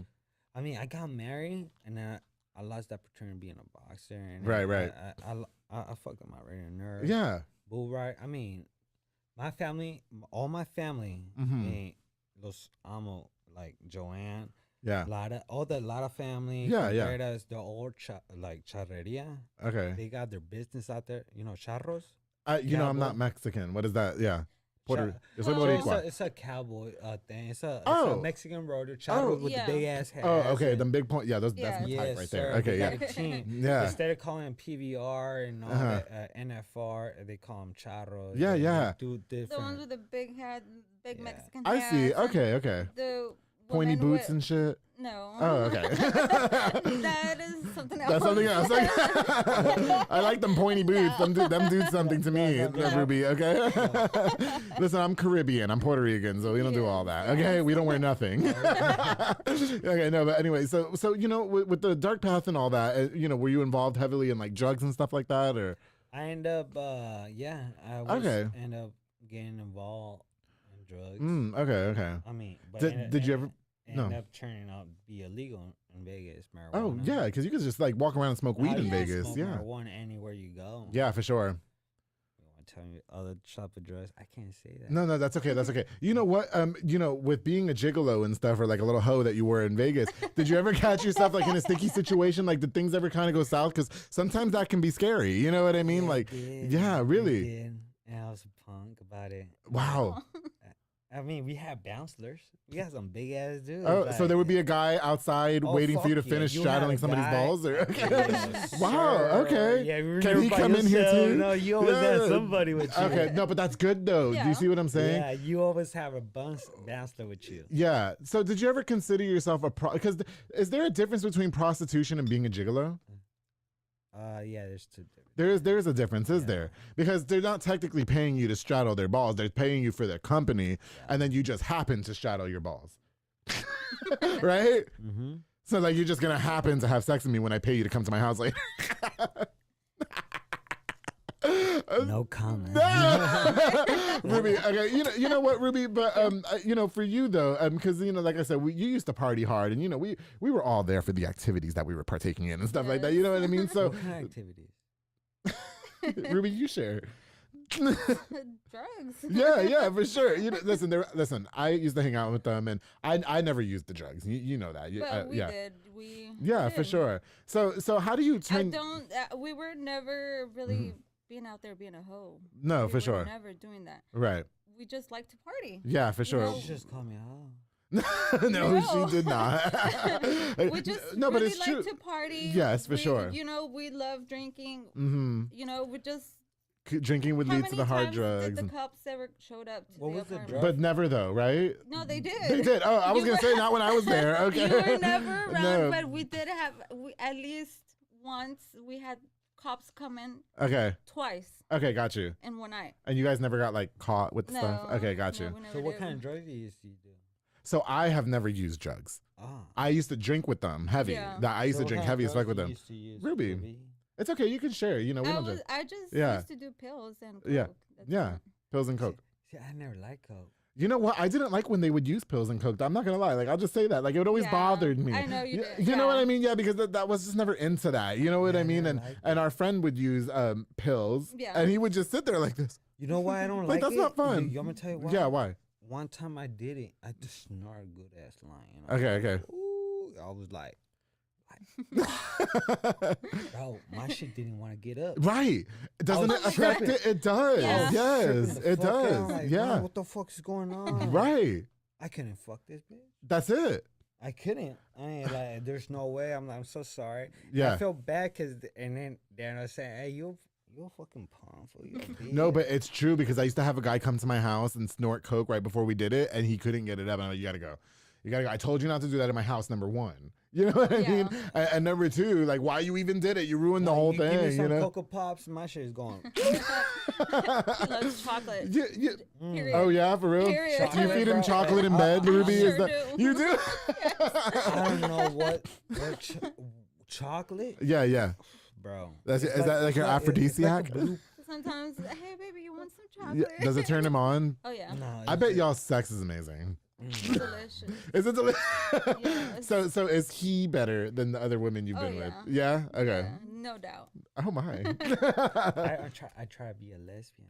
You know? I try to fuck her all type of ways they try to fuck. You know? Did you scissors Ruby? Yes, I did. So you've scissored before? Like you guys clap your vaginas together? Yeah. Are you a lesbian since she likes girls too? Or are you? Well, I've always been a lesbian. But you're only gay for me, right? Yeah. You know what? But I don't consider the dudes that screw me gay. I don't consider that. I don't consider them gay. Because they have needs. I'm cute, right? Fucking cute. Thank you, bro. I appreciate like it. that, dog. Like, Listen, I've worked hard for my body. Right, Ruby, girl, no, Yes. tell your husband. Tell the real, no, seriously. Let me know what you done. 'Cause Workout, exercise, and diet, bitch. Soka Soccer Academy. There's no other way around that. No, there's not. There's not, bro. Let me tell. Ruby knew me when I was a fat bitch. Okay. I can't see you being gay. I was huge. I'll send you pictures. Show him. Yeah, when we used to party, and I work out. You know, I am a fucking snack, bro. Look at me. I'm a whole meal. I'm a Lunchable. You got that all lined up. You like it, right? I take care of myself. Yeah, bro. Damn, Ruby, I'm sorry. I don't mean for your man to be all over me on the show. Anyway, you know what? Switch spots? Yeah.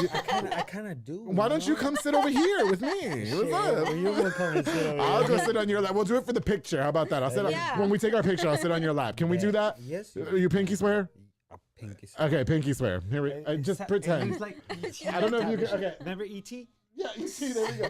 You know what? I have a question. This is a really good question for you guys because you obviously are open about like your sexual life and the things that you guys are into and stuff like that. Sex. Yeah. Everybody loves sex. I love it. There's nothing I love more than getting bent over and smashed. Do you like my legs? No, Carlos. What do you think of my legs? I think my legs are my best asset. Honestly, I do. They're all right. What you think, baby? Yeah. Why are you flexing? Because I want to show you my legs. You don't got to flex. They're fine the way they are. Okay, look. Now I'm relaxed. Good. This is gonna turn into something else, Mike. I'm sorry. Okay, you guys can be 40 minutes late anytime you want. All right. You know what? But as open as you guys are about like the sex talk and stuff like that, and you were openly a gigolo, you used to be with women, we used to party. We all had our hoe phases. Absolutely, you know what I mean? We all go through it. Yeah, for sure. So how do you guys not deal with like? A hoe. Okay, excuse me. You were a gigolo. Okay, excuse me. Yeah. Totally different. Which it is different. You're right. He was getting paid for service. It was a business. How do you guys not get caught up with like being unfaithful with each other? And you know, I'm sure you got niggas sliding in your DMs all the time, and bitches sliding in your DMs all the time. You know, I let her know. Okay. She brought me to Texas. Yeah. Oh, like you kind of just cleared your. No, Yeah. Well, Okay. well, I got divorced. Yes. Right. Okay. And then, and the time period when I got divorced, Uh huh. I got locked up in Tijuana. Oh, really? I was getting some deep shit. I mean, I was staying in the hotels in Vegas. Like, yo, like. The Travelodge. Like, what is this dude doing? Like, how Where he I stays in the casinos? Like, you know. Yeah, like, yeah. Living, like, you know, you know, but thank you, Mom. That's your mom, because she's the one paying the bill. For sure, for sure. You know, I love you. Anyways, and then I was doing my game and then shit, and then until I got caught up in Tijuana. Okay. And locked me up, and I came out. Long story short, she's the one that brought me out here to Texas. Oh, really? Yeah. Before she brought me out here, I told her. Okay. Hey, look, I'm like this. Okay. I'm not. I mean, I'm fucking around, you know. Yeah, I got yeah. too many bitches. Like, I mean, she knew, you know. Ruby, what was your reaction? Like, honestly, he's always been honest with me since we were kids. That's all that matters. Okay, that's all that matters. You know. Yeah. Yeah, of course I'm gonna help him. Okay, got you. You know, and whenever I offered my help, honestly, we were just friends. Right. We never really thought about getting together. Okay. I just offered him my help because I saw that he was struggling a lot. Okay, got you. So you were just there for him as a friend. I said, what do you think about Texas? You know, it's an option for you. Yeah. Different, everything. Okay, got you. New friends, new everything. Yeah, yeah. I'll help you out. And one thing led to another. I'm gonna say something that nobody knew about this. She probably knows a little bit. Okay, okay. And when I got married, I was so young, 17 years old. She was still in the picture, right? You know? Okay. But I got married. I mean, como dicen, amor de lejos, amor de pendejos, you know? So I couldn't, like, you know, like, she's in Texas, I'm in Vegas. Yeah. Like, how the fuck? I mean, we're together. Right. I mean, you're my girl, you know, but I'm sorry. And I got married, dude. Yeah, yeah. And I get a phone call from her mom. From Frida? Not from Frida. Frida calls me. You know, Frida don't play them games. Oh, no, she don't play no games. She don't play no fucking game. I know Frida, okay? ¿Sabes lo que le hiciste a mi hija? No se va a perdonar y blah, blah, blah. I'm so sorry, you know, like, I didn't mean to, you know, like, I didn't mean to. Like, but she told me, like, well, you know, you don't do that to my daughter. I'm like, I will not bother your daughter. You know, Frida, go over there, whoop your ass. Yeah. She went out at me, bro. Right, I didn't know that. I did not find out about that until after we reunited again. Oh, yeah. After years, you know. That's what's up. Yeah, I mean, I didn't even knew Frida in person. Yeah, no, for sure. When I came to, I mean, she said all that stuff through the phone. Okay, got you. And when I first met her, I was like, oh, shit. Yeah, okay. And I tried to bring it up. Yeah. Like, you know, I told her, it's like, what? And she laughs about it. I got you. Laughs about it, you know? I think she just feels a little embarrassed, you know. No, for sure. She was protecting. She was protecting her daughter. I yeah. love Frida. No. I really hope Frida remembers me. I really do, because she was so nice to me when I started. You know, I was 16 when I worked with her. She's out there in Jerez, Zacatecas. I'm about to go visit her. Making cakes. I know. I bet she is. Yeah, she was always gangster as fuck. Hell yeah. Yeah, she's a real gangster. Would you guys say that you guys have an open relationship? Because like he's sitting here telling me in front of you that he would smash me. And you sound like you would let him do it for the right price, if you will. You know what I mean? So would you guys, like, you know, in terms of like, you know, other people being involved, I should say. I don't want to see my girl getting fucked by no other motherfucker. You know? Okay. I don't want you watching me suck his dick. I don't. Like, I'm sorry. I'm okay with that. Yeah, no, I don't want her watching. She has to be out of the picture. If you want to videotape it and show her, that's fine. No, it's true. Ruby, girl, I have a guy who wants me to smash his wife in front of him because he thinks I should do that because I smashed him. Let's do a threesome. I don't. Okay, I'll give him y'all's number. I don't want nothing to do with that. I don't want no girls. No. You. Oh, his wife. Get 2 birds in one. Okay, I'll tell you what. I'll give you that guy's number. If he says okay, I don't want no girls anywhere near me. I listen. Yeah, you know what I mean. understand. Yeah, like that's just me. I just want it to be us. That's you know what I mean. If she knows, that's even better. I don't need his number. I mean, okay. I mean, I'll take his wife. He'll let you. He'll fucking let you because that's how they get down. She'll let me. Yeah. But if Ruby will let you, yes. There's money on it.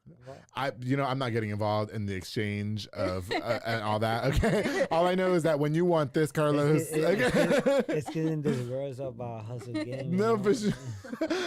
Would you guys say you have a pretty open relationship in terms of that, or is that your man? You want him to yourself? Honestly, we have thought about having a threesome. Having a threesome, but okay. it never happened. Okay. That ladies. It's just, it's just open. You know. It's just okay. Well, But- because you like but girls ju- too. But just with women, you know, not. So you don't want another man? No, I do not. No, You don't? I'm not interested. I'll take a in man. I any will other try man. to taste some of that. I never hit that booty up. What's up? I would be happy to. I just Hey, don't say, do girls. They say save a horse, ride a cowboy. That's it. What's You up? ever seen Brokeback Mountain? Anyway, this is getting really off topic. You know, but obviously you'd be open It's a to bad having. movie, huh? I love fucking Brokeback Mountain. They think it's It's a because good it's gay. It's actually good. No, It's a it good is a good story. movie. It's a good It's a story. good It's a good story. story. You know, Carlos. But see, in that story, I'm Mexican. I ain't black. I got something different. Well, they're white, so I don't know where that came from. You know. No. No, if you see the movie right, pay attention to Okay. it. And then you know what I'm talking about. Got you. yeah. You know, just real quick before we move on, Ruby. You know, with you, I mean, you were openly bisexual and everything, and I know that in Mexico they're a little bit more reserved about things like that. You know what I mean? Like when I went to Jaime, Jaime, my best friend, and Lupita loved them too. You know, they're still my best friends to this day. And I went to their wedding in Mexico, girl. You know, I got banned. Oh yeah. You know, I got a whole fucking lynching. Like I'm the wicked witch of the West because I went out there and fucked with some guy. You know what I mean? Like what you want me to do? It was fun. You know, but you know, so for them and I was open because even Jaime, Jaime as my best friend, he was a little bit more on the reserve side, and even to this day, like, and we're brothers. You know what I mean? Brother? Huh? Her brother? No. He's one of my best friends. Yeah, and so you know, like just because of how he was raised, but his family still really welcomes me. You know, the other people in town I don't know too much. Did you face a lot of criticism being bisexual? I honestly, in Mexico, I was never really open about it. Oh, okay. Only my family, you know, my aunts, my uncles, other out of the family, nobody really knew. I got you. But your parents, how did they feel about it? I mean, because you were with the other girl for quite a while, I think. They were not okay with it, but they dealt with it. They dealt with it. Okay. Yeah, and I appreciate them for that. For sure. Because I was going through a phase. Yeah. But now, like, I found my happiness. You know, he took me. He cleared me off. Of everything. Like the partying, the crazying. Okay. Yes, I really appreciate him doing that. Knew. That's what's up. Yes. She knew. I told her straight up, like she knew, like, cause she knew I was talking. To my friend. I mean, I was like, we know. I mean, right? I mean, she was involved pretty much. I mean, I got married in 2011. Okay. And she pretty much was involved like, you know, like. Carlos is crunk, isn't he? Yeah. He's somebody that you party with. Kind of came back together, you know, like it was not planned. I got you. Somehow just life brought us back together. That's it. I get That's cut it. up, like, you know, doing my little bullshit out there, right? Right. And then she like, well, I'm gonna leave your ass. She's like, look, you're gonna leave me. Okay. Go Carlos ahead, is, you know, he's but on one. I'm not He's gonna look crunk for right now. Look at nobody, him. you know? Yeah. Just don't spill the beer on the couch, please. I got no, you good, bro. You good. You do you. I'm loving it. Go ahead. Like, I was like, I'm not gonna be looking for somebody. You know? Right. Like, you know who you be tripping on. And Okay, I got you. I'd been talking. It was her. It was okay. Got you. I never thought I was gonna be out here in Texas. Right. I got you. You know when we started this business? Right. We were young, we were kids, so it never really happened. Okay. You know, and then here we are today. Yeah, definitely. Okay. I'm getting old. No, we're still young at heart. You know, can I switch gears here for a second? I mean, I love the sex talk, and I love knowing that you think I'm fucking a snack and everything. I think that's cute. You know what I mean? Well, what's up with them checkers? Why don't you take them off and find out? You know, I want to talk about a little bit of a. Huh? You got some money? We'll talk later. So no. Honestly, I want to switch gears here for a minute because you guys went through a pretty traumatic experience just recently, with the loss of your daughter. And I apologize. You know, I'm sorry that you guys have had to go through that and everything. You know, Ruby. And I talked to you prior to the recording of this episode because I really wanted to touch base on that because a lot of parents go through that. You know what I mean? And it's a traumatic experience. And you know, you guys are obviously very fun and vibrant and this and that, but that was what you guys went through. And can we share a little bit about that experience for you guys and how you were able to overcome it? Is that okay? Or yeah. Okay. Honestly, it's hard to overcome. Mm-hmm. I honestly haven't Okay. Overcome Still dealing with it. Still dealing with it. Okay. Yeah, daily. Yeah. And I don't think it's ever gonna go away. But it's been really hard, and I've done my best. And he knows. He's witnessed so much. Yeah. Like I've been through depression, through absolutely everything, and he's been patient enough to be there for me. Wow. And I really, really appreciate him doing that for me because it's I love you. It's something. That's it. It's something out of this world, you know. Something that you could never imagine. Well, you guys were gonna be parents. Yeah. And you know, then now, if correct me if I'm wrong, you gave birth to a stillborn. Your daughter was a stillborn. Is that correct? No. Excuse me. I'm sorry. Okay. No, it's okay. Yeah. Honestly, she was healthy. I was healthy. She was a premature. Oh, got you. She was a premature. I was 22 weeks for 3 days. Got you. So by hospital rules, they couldn't do anything. Oh, I got you. Oh, okay. So she was alive for about an hour. Yeah, you know what? I mean, you guys did share a picture of the baby. Yes. She was beautiful, and I'm really sorry that you guys had to go through that. She was has so much hair, dude. Yeah, so much hair. Definitely. I named her after my cousin Prisma. Oh, really? Prisma Yvette. Oh, wow. We named her Prisma Selena. That's cute. Because Prisma, my cousin that passed away, she loved to sing. She got right. That's how we met through Prisma. I mean, not that, but that he night, took me she up. She was singing that night. Okay. Yeah. I've seen it happen with other couples and then it affect their relationship. Are you sure we're okay? We're good? Yeah. I can tell you're getting emotional, so I don't want you to. It's just like my daughter. I mean, no, for sure. You know, I got 2 other kids. You know, and then honestly, but I think about my baby girl. You know, it's just and she's always around me. Yeah. Every time I see an owl, I know she's around. Oh, okay. That is the representation for you. That's adorable. That really is. How did you guys? I've known couples that have lost children, and then it affects their relationship. You know what I mean? Like the guy will look at the woman and say, "Oh, well, you can't give me kids. I don't want to be with you." Or the woman will be like, "Oh, I'm just not good enough." How did you guys maintain such a good? It has never been like that ever. That's good. Ever. Yeah. He was always so supportive. Every doctor's appointment, he was there. Everything that I've been through, he was there. So, and it's just being positive, you know. For sure. Sometimes I'm not being positive, and he's the one that pulls me in, you know. Like, hey, get it together. Get it together, come back. That's what's up. Be positive. Yeah. Or sometimes the opposite. He's not doing well, and then I'm the one that pulls him back. Come on, baby. You're not being positive. For sure. Be positive. Okay. You know, let's do this for our daughter. And we are trying again. So, okay. Oh, God. I just many blessings to you guys because I know you wanted that bad. I mean, and honestly, I did have a second pregnancy. Oh, really? After that one. Since her. Is that right? Okay. And that one, there was no baby in the sack. So it was I was getting like my belly was getting big. Big, okay. And I was feeling the symptoms. And but there was no baby in there. Okay. So I got to the doctor. She told me that I was gonna miscarriage. Oh, I see. Like it wasn't developing properly. No, it was not. It was not. It was never gonna develop properly. There's no egg in there. Yeah. Oh, okay. I got you. So within the 3 weeks that I found that out, I, of course, miscarried. Right. Okay. Yeah. And that was really, really traumatic for me. Right now, I'm going to therapy. And I really think that. That's good. And it's not, honestly, a lot of people think that it's embarrassing to go to therapy, but it's not, you know. Well, especially us as Hispanics. We've talked about this on the show. Got her back, dude. That's it. Yeah, he's been there for me. That's good for you, bro. I hate bullies. Yeah. Motherfuckers want to say something, you know. Ay, please, por favor.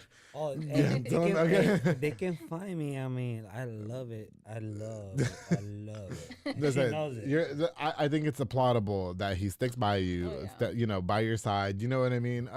So you guys are trying again. Yes. Yeah. Okay. Been trying. Binge. Oh gosh.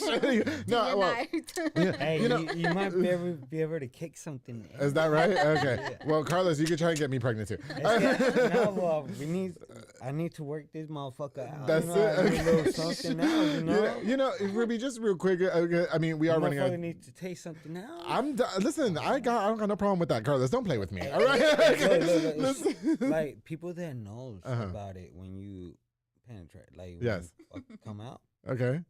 I mean, it's different for every person. Right. Well, mine is magical. So, like when you when I'm with her, though, like she makes me almost pass out. Like, oh God.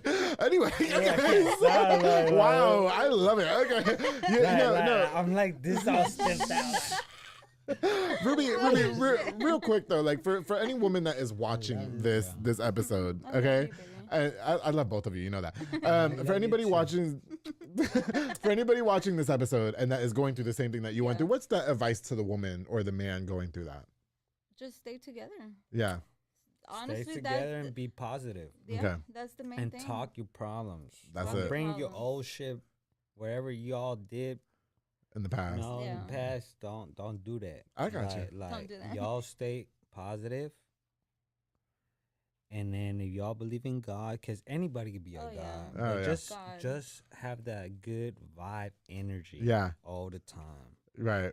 I really applaud the strength in you. I could tell that you guys really fuck with each other heavy. Do you ever get a lot of credit? I mean, Carlos is a very open person. He's a very open individual. He's very outspoken, and I love it. That's what I fuck with on this show. Do you face a lot of like criticism, like, oh, but why are you with him? Like, you know what I mean? He does all these things. Honestly, you know? I do, but I don't care.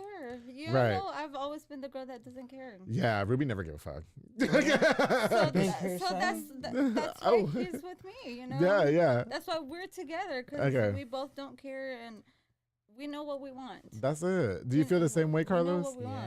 Yeah? Look, I'm a mama's boy. Oh, okay. Yeah. All right? I'm a mama's boy. Yeah. I'm straight up mama's boy. And then when I was getting divorced and through that process, I'm like, Mom, I'm not going to look for nobody else. Yeah. Like, and she thought I was, you know, like, I'm going to go after Ruby. Yeah. She like, ¿para qué? Si es una marimacha. You know, like, Mom, I don't know, but something is drawing you to Ruby.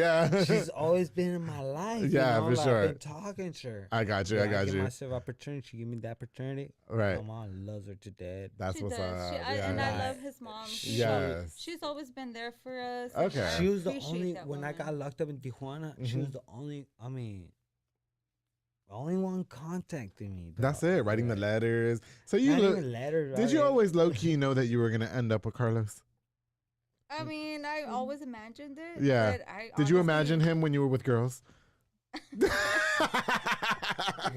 you sometimes have him in your head when you were with girls? Definitely. Woo! All the time. Oh wow. But we never. Okay. Until we reunited, you know. Okay, I got you. So it's always been about phone calls, you know, text messages. You guys were friends. Yeah. Yeah. But we never really fucked. Okay. Until he came to Texas. The first time I can text, we fucking destroy the house. Oh my God. That's really hot. Can you please make an OnlyFans and then I'll subscribe, please? We fucking the kitchen, laundry. Ay, Dios mío. Got him out there. No, for real. Yeah? Almost started in the airport when she picked me up. Oh, yeah? In front of everybody? We're coming from Dallas. She's like, we're in Dallas. We still got to go all the way to Waco. I'm like, where the fuck is Waco? We got an hour and a half to go, bitch. Okay. This motherfucker, I'm in Texas already. Like, I'm in Texas. Listen, okay, guys. Unfortunately, we're running out of time. But before we go, I definitely want to plug in your business. So you guys just found at RC Custom Hat Shaping. Okay. Yes. So what? You guys are wearing your hats today. Yeah. They look beautiful. Okay. So can we got a gift for you? You got to get one for me. Please get one for me. I don't have one. I don't, and I'll wear it for you. I promise. Promise? I promise. Just that. Just that though. All right, I got you a hat. Okay, como just the hat. He's gonna wear just the hat. Just the hat. All right, pónsela. Listen, no, I don't want Ruby's hat. Okay. No, it's not Ruby's hat. Whose is that? It just has her. Well, why don't you let me wear your hat? They're brain shaped. I mean, This one? He shaped both. There we go. Here, pass it to me, Ruby. Here, let me see. You got it. Tell me, what do you think? Did you shape this with RC custom hat? Yeah. Yeah. Okay. Oh wait, the headphones. Here, let me take the headphones off real quick. Okay. It's not gonna fit you. No, of course it is. Look. What do you think? Oh yeah. You still want this? This one looks sexy. Carlos, do I still look sexy with the hat on? That one? Not this one, right? Yeah. Yeah. Take it off. It's because my hair. Yeah, Ruby, let me try yours. Here. Glasses, probably. Oh God, I won't be able to see you. Oh, Ruby, yeah, this one fits more better. Backwards, mijo. I got it backwards. I don't know. Here, how about this?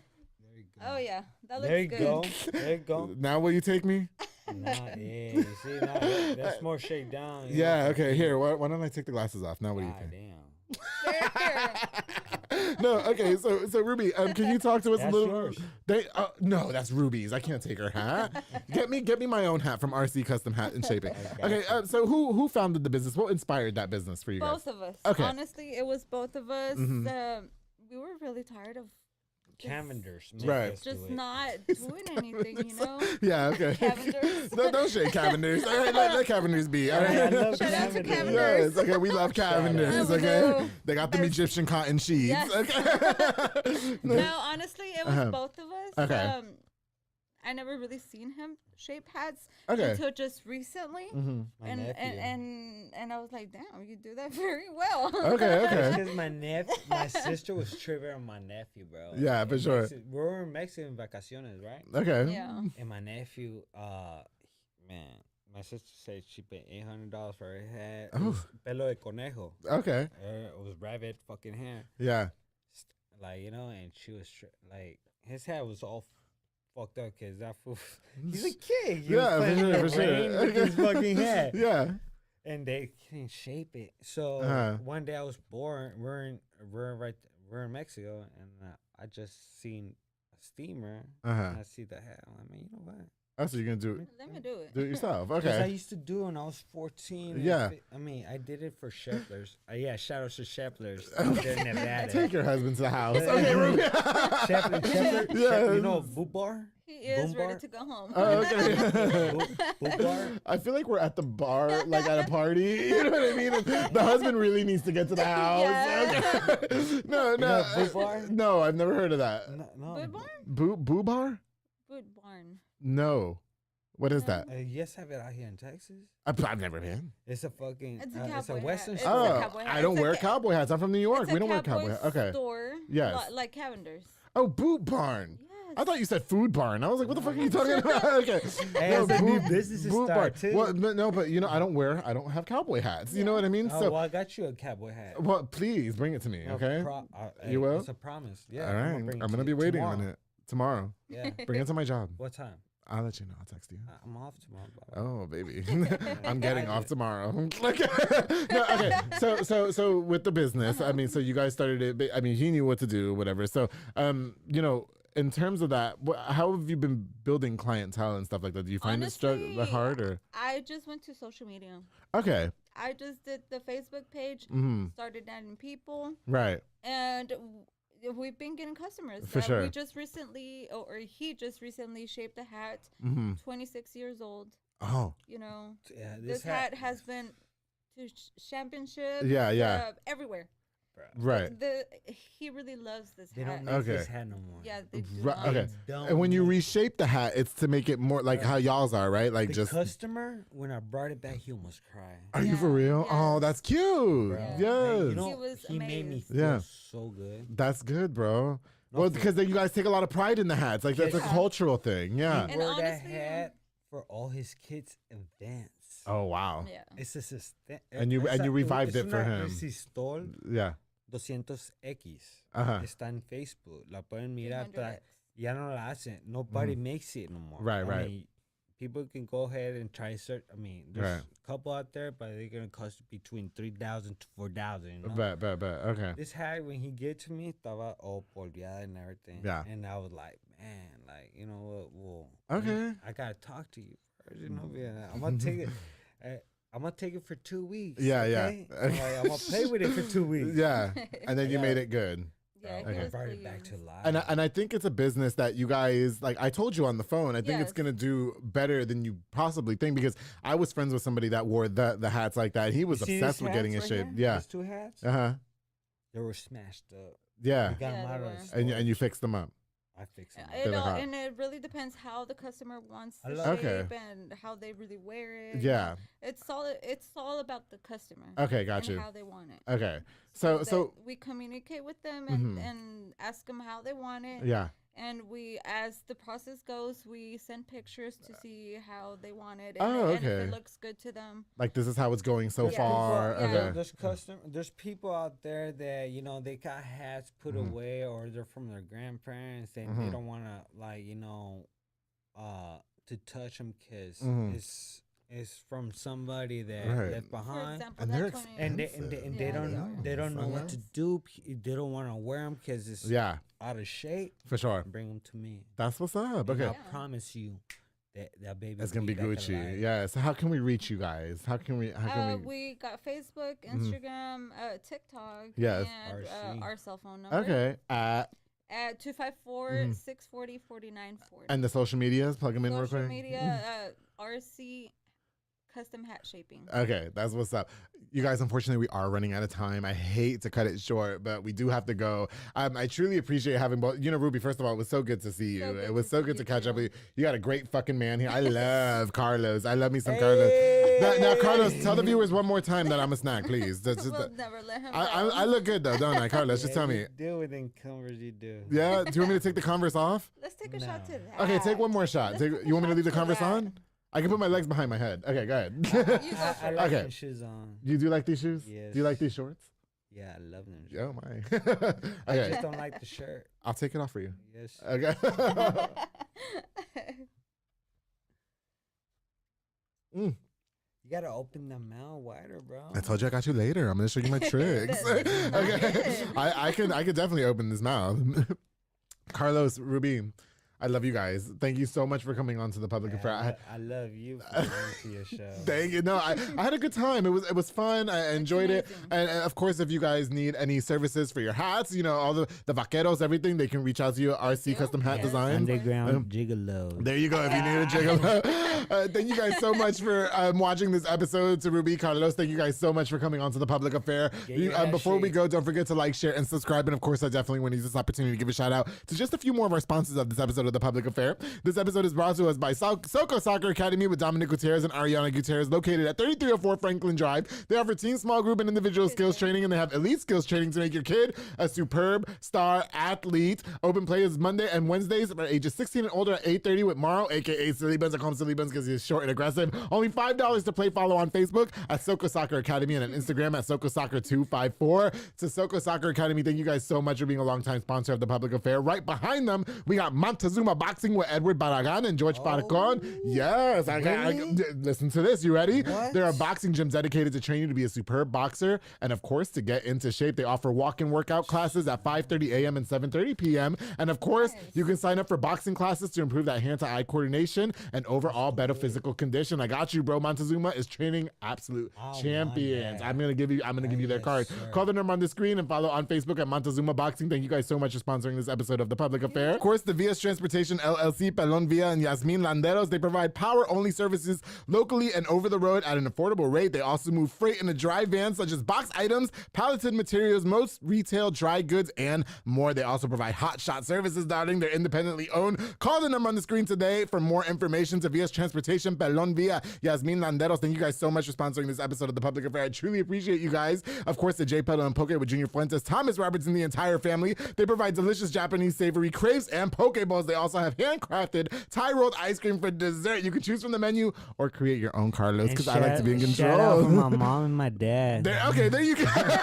Locations on University Parks Drive and on Hewitt Drive. You can order online at jpedaltx.com. To J Pedal and Poke, thank you so much for sponsoring this episode of the Public Affair. Of course, the Pollo Box and Audio with Jeffrey Monreal, home for all your LED needs and auto accessories, installation of stereos, door speakers, and audio systems. He also specializes in building custom subwoofer enclosures and much more. Definitely a jack of all trades. Shade and your one-stop shop to get everything done in one roof. My boy Jeffrey Monreal, he put that tint in my car. It's nice and dark, so they won't see what we're doing, Carlos. All right. Thank you so much for sponsoring this episode of the Public.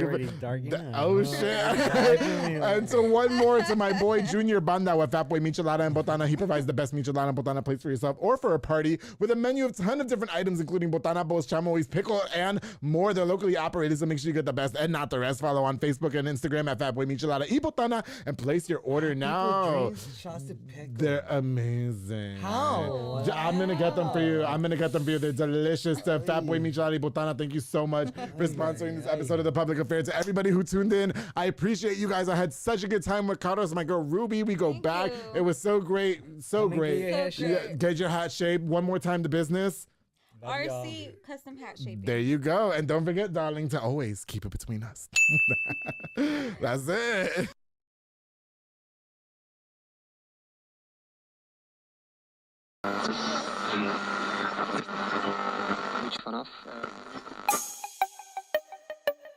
This has been a Rogue Media podcast.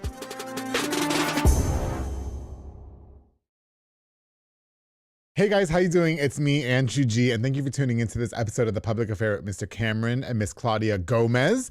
Before we get started, I definitely want to use this opportunity to address something. Of course, in podcasts, technical difficulties occur. Definitely something I don't like, but it's happened before. You know what I mean? Thank God in this instance, it wasn't an audio issue. In this instance, it was a camera issue. So about 40-ish minutes into the episode, you're gonna notice that the camera is not gonna be as much on Cameron and Claudia Gomez.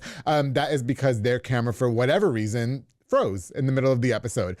So I didn't want a still image, and we actually almost got rid of this episode of The Public Affair. But after talking to Cameron, of all people, he said, you know what, Andrew, give that 20 minutes to everybody who sponsored this episode of The Public Affair. Do full screen ads while we're talking, keep the audio, because all the audio is still good. Cameron, that was an absolutely amazing idea, and it goes to show how selfless you are and why you are as successful as you are in the business that you're in today. I truly appreciate it. Great idea. So we made it happen. Cameron and Claudia Gomez, I truly appreciate you guys for coming on for the second time onto The Public Affair. To everybody who's about to tune into this episode, of course, it was a fun episode, and I really appreciate everything that you guys do for me and The Public Affair and all the support. I truly appreciate it. Cameron and Claudia, thank you guys so much for understanding under the unfortunate circumstances. I truly appreciate it, but great idea. You guys, I hope nonetheless that you guys enjoy this episode of The Public Affair. Here we go. Hey everyone, you're listening to The Public Affair with me, Andrew G. I see someone different every episode, but do me a favor, keep it between us. Hey guys, come join the Cultural Festival Dia de los Muertos, hosted by Andrea Kosar and myself, darling. That's right. Saturday, October 29th from 4 to 11 p.m. There's going to be a super lit parade, live music, art, food truck, kid activities, and so much more. You guys can register for this event as a participant or vendor by messaging Dia de los Muertos Waco on Facebook or Instagram. See you guys there. Hey guys, what's going on? It's me, Andrew G, and welcome to another really exciting episode of The Public Affair. Before we continue, I definitely want to use this opportunity to thank you guys again so much, of course, for the unconditional love and support that you guys continue to have for this show. I'm going on 2.5 years now, excuse me. 2.5 years. Okay, I want my flowers, damn it. I said it, all right? Of course, big shout out to Rogue Media Network with Mike and Allison, who do everything for The Public Affair behind the scenes, and of course, a special shout out to Corey Dickman back there. Anyway, before we continue with this really special episode, I definitely want to use this opportunity to give a shout out to just a few of our sponsors of this episode of The Public Affair. This episode is brought to us by my boy, the luscious Joe Olvera, Four Brothers Construction, who provides custom home designs and renovations. He also focuses on roofing, remodeling, plumbing, tree removal, electrical work, and so much more. Darling Joe and his entire team of delicious men are building affordable dream homes for you. Why are you looking at me do the mic like that when I said that? All right, so my boy Joe Olvera, thank you for everything that you do for me in The Public Affair, darling. That's all I've got to say. And I really appreciate everything that you do for me, bro. Thank you so much for your longtime sponsorship. Of course, to my boy Frank Biza with B&J Refinishing, who focuses on resurfacing bathtubs, counters, sinks, tiles, and more to original showroom quality. He offers 5-year warranty on most work and has the best prices in town, darling. Unbeatable. Of course, he doesn't stop there. If you also need inflatables, a mechanical bull that I want to ride, a margarita machine, tables, chairs, a foam machine, and so much more, Frank has got you, including detailing tints and detail. He does everything. When you ask Frank, do you do it? He says yes. All right. Frank does everything. That's my boy right there. Thank you for being a longtime sponsor of The Public Affair. I truly appreciate you, bro. Of course, to my boy David Santabanez with Alinea Real Estate. He's the #1 sales agent in his office at Alinea Real Estate. He'll help you buy a home or sell your property. Make sure you follow him on Facebook at David with Alinea or call the number on the screen, darling. For all your real estate needs, my boy David's been a longtime sponsor of The Public Affair and always has shown so much love for the show. I truly appreciate you, bro. Thank you so much. Oh my goodness, you guys have got to go to Pee Wee's Crab Cakes of Texas with Anika Armstrong. You're located on Hewitt, 108 Jim Drive in Hewitt. You haven't been? Haven't. Oh my God, you guys have got to go. They're serving the most authentic Cajun cuisine with a wide selection of signature crab cakes, pasta, seafood, and more. Now, my favorite is the crabby seafood pasta, but their top recommended is the Southern Fried Catfish Special, served with seafood, pasta, potato salad, 6 fried shrimp, and the fish is topped with Houdat sauce. I'm not telling you guys what it is. After this, head over to 108 Jim Drive in Hewitt for lunch, or you can order at line at order Pee Wee's Crab Cakes of Texas.com. To my girl, Anika Armstrong. Thank you so much for being a longtime sponsor of The Public Affair. Oh my goodness, of course, the Jimenez Bakery of my boy Enrique Jimenez. It's a local bakery specializing in a wide selection of fresh and affordable pan dulces, darling. He also has the best tres leches cake for yourself or for a whole party. I like to get it for myself and roll around in it. The mocha tres leches is absolutely everything. You can also get a cup of fresh elote if you have a different type of craving, darling. Locations at 1915 Dutton in Waco and 302 West Elm Street in Hillsborough. To my boy Enrique Jimenez, thank you so much for sponsoring this episode of The Public Affair. And of course, we can't go on without thanking my girl Nancy Pulsini with Parkway National Insurance. She provides insurance for all commercial trucks and tractors. She also for all contractors, home, auto, life, everything. She's got you for all your insurance inquiries. Y habla español también. To my girl Nancy Pulsini, thank you for being a longtime sponsor of The Public Affair. I truly appreciate you, everything that you do for me, girl. Thank you, thank you, thank you. All right, guys. So, sorry, the fucking whatever that is. Damn, I didn't eat anything today. All right, so we're good. All right, let's start from there. I have been really excited to be having these next two guests back onto the show. They came on episode 7. They were just in the beginning of building their brand, of their business, becoming bosses in their own right, and they are truly, literally a king and queen here in town. I am so happy to finally welcome back the first lady of The Public Affair, Miss Claudia Gomez, and Cameron Gomez is back. Hey. How you guys doing? Good, brother, man. How are you? Well, I haven't eaten shit, which was like, because I didn't want to be bloated on camera. Yeah. And then this is the first thing I'm putting in my body right now, and you know. Normally, I know that is. Oh my God, please! I don't want to edit the sweat out. Okay. No, well, first of all, fuck! How you guys look great. Oh my goodness, what the hell happened? You guys look 2 years or so. It's been over 2 years. It's been over 2 years since you guys have been on the show. You guys look absolutely immaculate. Claudia, you're glowing. Thank you. Yes. Are you with child? How far along are you? 6 months. Okay, if you want to go ahead and drop the baby on the show, wouldn't that be great, right? No, a little bit too early. No. He'll be fine. Like, he'll be born on The Public Affair. Hey, I'll call you at 9 months so I can come do some squats on the show. Yeah, I really just want you to pop the baby out on the show, and then it would do wonder for our ratings. I'm sure it would. You know what I mean? Straight viral. Yes, I think you're the second woman I've had on this show that is with child. So you know that's pretty good. It's a boy this time, right? Yes. Okay. And so what's his name gonna be? Is it? It's gonna be Cameron, isn't it? It sure is. I didn't have a choice. Cameron second did not have a choice. Did you want it to be a different name or? No, I mean he as soon as we found out. We were pregnant. He was like, if it's a boy, it's Cameron Jr. for sure. Okay, but you didn't care though, right? Because you already had a boy and a girl, or? Yeah, I didn't care. Yeah, okay, gotcha. Yeah. well, listen, first of all, congratulations to all of y'all's successes. You guys are truly writing your own boss. You guys are super hot as normal. As, you know, Cameron, of course, designer from head to toe, because that's what he does. And, you know what I mean? First of all, how have you guys been in the last 2 years? What's been going on with you? We've been good. Yeah, no, we've been good. A lot of changes, you know, in our personal lives. Yes. Now we have a family of 5. Yeah. Oh shit. And then professionally, we wound up moving brokerages here recently. To level up for what's to come. Okay, in the got next few weeks actually. Yeah. So lots of changes. All in all, super proud of you, boss man. Oh, thank you. Over 100 episodes. That's it. In county and so we're definitely proud of you too. I really appreciate that. I think you guys are episode 117. The last 2 episodes that I did before you guys, I did back to back, and I was a hot drunk mess. Like, so I couldn't recall what number I was on at the time. but we're good, right? That's what we do. Okay, you lose counts. That's a good thing. No, but yeah. And I'm really happy happy to say that I can hear you this time. Awesome. I know. I rewatched the episode yesterday, episode 7, if you guys haven't seen it. And your mic, I don't know if it was just off. It was our first time having two people. You know what I mean? And listen, we were new. Okay, now it's okay. Now, did you see everything that we went through just to do this? It's upgraded. I mean, look. Yeah, well, you have to. Everybody has to remember that everything that belongs in here is Rogue Media's. The only thing that's mine is this, and I'm still making payments. So, okay, hey, that's yours then. That's yours. It's mine. But until Best Buy says otherwise, when they can they repo iPads? Is that a thing? I guess if you don't make the payment, we'll find out. Oh shit, that's embarrassing. I'll be all over the tabloids. And I felt really bad because I didn't ask you guys what you wanted this time. Obviously, I would always ask the guests what they want, and you guys bought me this Mike's Hard Lemonade, and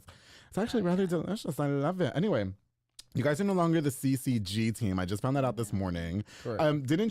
Wasn't that name yours? Like, why is that not a thing anymore? Like, what happened? Tell me, please.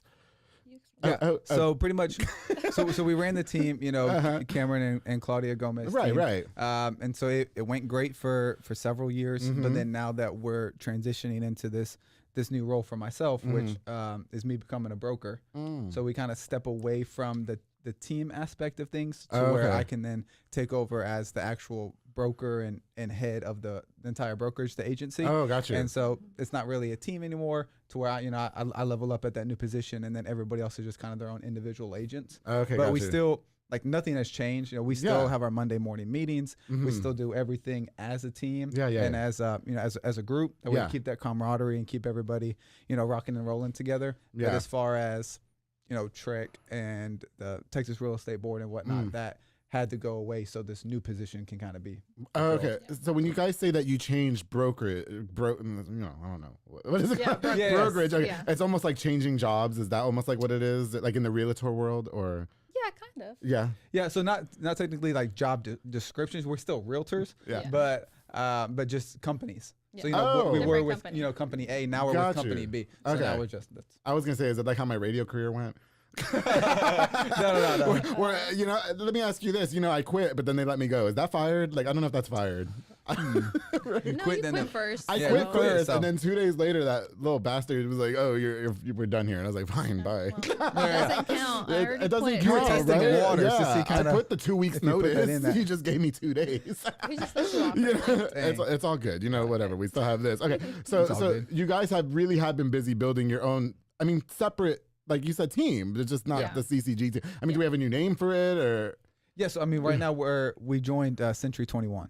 So Century 21 is a national brand. Yes. It's like a Keller Williams, Coldwell Banker, something like that. Okay. And so we're now, technically, as of right now, we're just agents under that brokerage until in a couple of weeks. Actually, I sit for my my brokerage license. Yeah. So once I pass that, then I will then take over as broker of the entire brokerage. How businessy, right? Yeah. I feel like we should have drugs everywhere right now and suitcases. You know what I mean? No. I mean, not because that's how it is in the movies, right? When you're all super successful, and then there's my dream about. Anyway, I know you've seen the show, Claudia. Okay, I want to give a shout out to. I've actually invited him on the show. Just a little teaser. Andrew. Oh, have you? As part of your team, yes, awesome. Andrew Gonzalez, right? Yes. Him and his wife are super hot. Yes. Okay. We love them. I've definitely invited both of them on the show. So whenever they're ready, you guys can come on the show. Yeah, but definitely, brother, come on. I don't know. Do you think he'll be scared? Like, I know I can come off a little bit too strong sometimes, but they know me. Yeah, no, I don't a think little so. shy at first, but they're really cool people. Everybody always is. I think it's so cute when they come on the show and they're shy, because this shit right here will do wonders. As of the recording of this episode, Clarissa Ramos's episode is out right now. If you guys haven't seen it, go check it out. She was a nervous wreck beforehand. I gave her some red wine, and I was all of a sudden started feeling. That makes everything better. Yes. Do you find it hard right now because you're pregnant and having to continue to push the business and all that, Claudia? No. Maybe like my first trimester. Hey, I married a boss. That's it. I did ease up a little bit on my first trimester. Okay, got you. Because of all the, nausea and all that crazy stuff. I got you. I'm rocking and rolling. You're over here doing, there's no excuses, right? No. Claudia, I broke my foot and still did this damn show. I know. Okay, I did. I think the first 6 months of 2022 should have solidified how gangster I was. Yeah. I really do. No, I'm just going to pop my shit because I feel that way. You know what I mean? You were rolling all over the place. Okay, crutches, girl. My upper body is right now just lit, Cameron. You better watch out. I'm going to give you a run for your money. Hey, let me take this jacket off. We can take shirts off right now and do this. Like, it ain't nothing.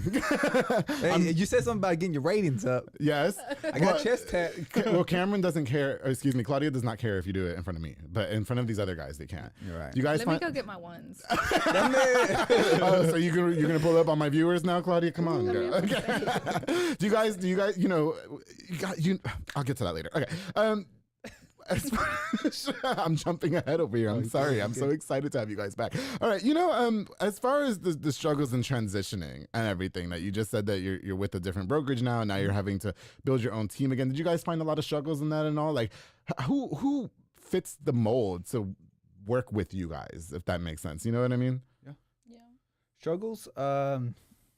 Honestly, haters. Not. Yeah. Okay. Yeah. Go there. Yeah. Honestly, no. Claudia's I haven't felt any. Yes. If she wants to piggyback off of me, look at her. But I'm on episode 7. When I described myself, I have tunnel vision. I really don't care about anything to the left or right of me. I know my goal, where I want to be. Yeah. In the next few weeks with me passing this test, and then what doors that's going to open for me. Yeah. And my now family of 5. That's all I really care about. BS to anybody else that has anything else to say on what we're doing. We're a little bit more flaunty than what other people may be, but that's us, who we are as a person. So if you hate it type of thing. Well, I know Cameron's always been very flaunty. So Claudia, did you follow suit in terms of all that, like with all the successes? No. Jesus is still working on me. Okay, so she keeps us level. He gave us the business answer, Claudia. Let's go ahead and get to the good stuff. All right. What about you? What's your perspective on things? I just feel I know like Claudia. Yeah, I do. Look at we used to party together. Okay. So I mean, there's a lot of stuff that people have to say. And I don't think that nobody really is ready for somebody to come in the business and just take get over. Successful that quick. Yes, for sure. Oh yeah. And so I really think that was a big part of that. Okay. And I mean, he can brush stuff off, and I'm like, take it with a grain of salt. That's it. Babe, but doesn't it get to you? It gets to you at some point, doesn't it? It does. It does. And it sucks because I'm a huge overthinker. Yeah. Oh yeah. And so I'm just like, oof. Listen, girl, do I clap back or not? No, but that's what I'm saying. Like, we spend so much time not clapping back. We're supposed to stay above the fray because we're all successful. Listen, I popped my shit on the last episode. And that was it. I was fed up. I've been going through my own certain situation in terms of cyberbullying and stuff like that. And there's only so much you honestly can take of it. So maybe somebody like Cameron is good at just it is what it pushing forward, and I've tried to internalize a lot of it. Maybe Claudia, just us two, because I feel like we relate more to this. We try our best to internalize it as something that strengthens us to move on and stuff. But sometimes you just got to put a bit in and call it a day. You know what I mean? I think from now on, I'm just gonna be on my Lizzo vibes. VMAs, okay. Where she says, "And now for all the bitches that had something to say That's to it. me in the press, that's it. I'm winning." Well, it's true. You know what I mean? And I'm sure that it's been over 2 years, at least 2 years, since you guys have worked together, started building your brand and everything. Listen, you guys were my you were my first woman on the show. And I don't think the 4th episode came out when are you going to have girls on your show? Yeah. And I feel like I only got that because the show was somebody had to criticize me somehow. Do you know what I mean? Yeah. I'm sexist against girls. No, I just like men. Yeah. Hello, I thought it was... That's the problem with society, man. Yeah. Yeah. You have to tread on eggshells. Okay. Everything you do, and it's... How do you teach your team, Cameron, because, being new in a certain business like this or in any business, it's hard to keep that ahead of, staying strong-minded and not letting it get to you. How do you influence your team to not pop back or anything like that? Yeah, I mean, I really just try to keep them, level-headed, keep them, empowered. Hey, who you are is who you are. Focus on yourself. Don't worry about, what these outsiders are saying or anything like that. Just be true to your roots. And ultimately, you're going to get to where you want to be. I always give everybody, the example that's what I did on day one, and look at where I'm at. True. Yes, everybody's situation is different. People are going to be more successful than me. They're not going to be as, but ultimately, always be true to who you are and what you stand for, which is going to be different between everybody. I love, like I said, I love being flashy. I love being gaudy and this and that. And it's gotten me to where I'm at. For sure. But other people, they may not need any of that stuff and skyrocket above me, which is great. Yeah, for sure.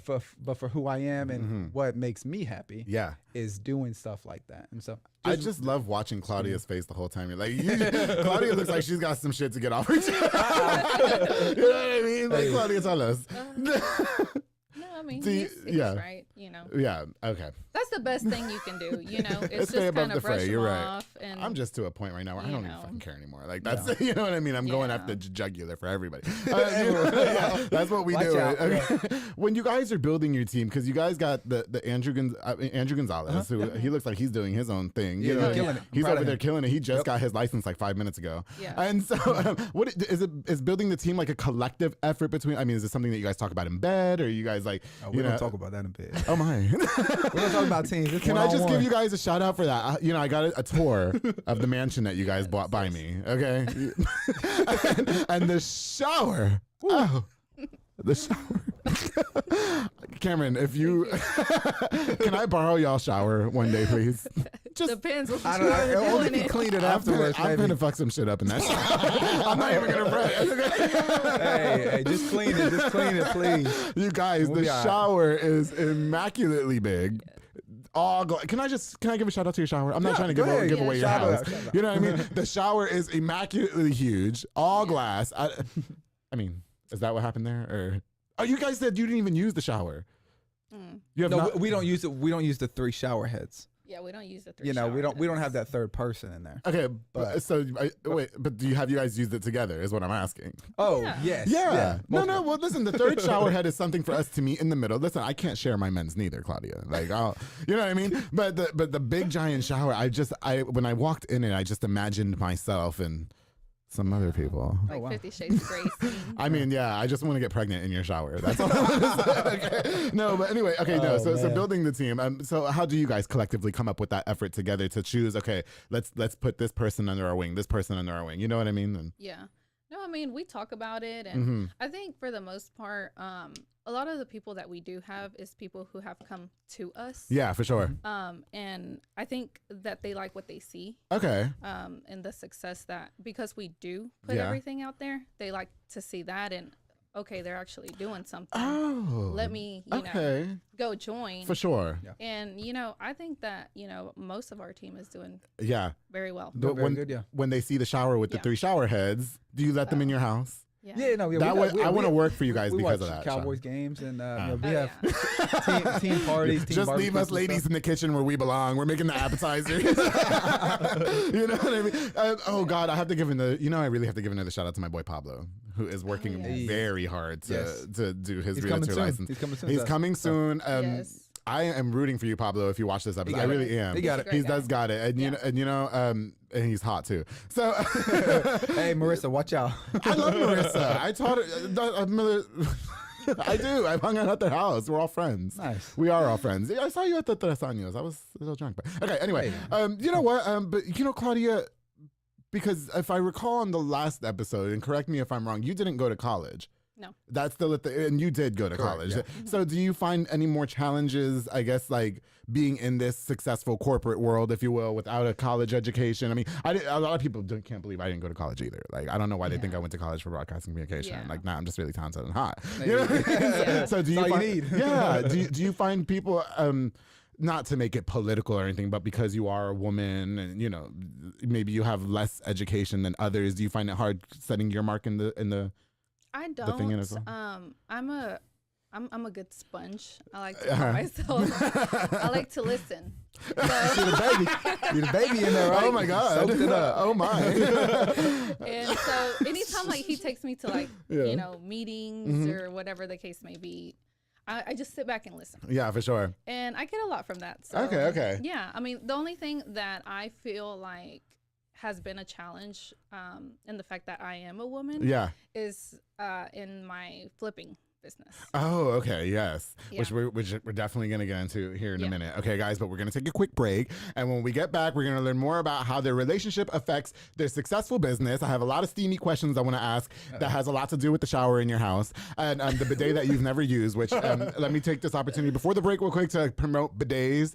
You can save money on toilet paper all day. And if you're like me and you bottom a lot for these straight guys, it works wonders.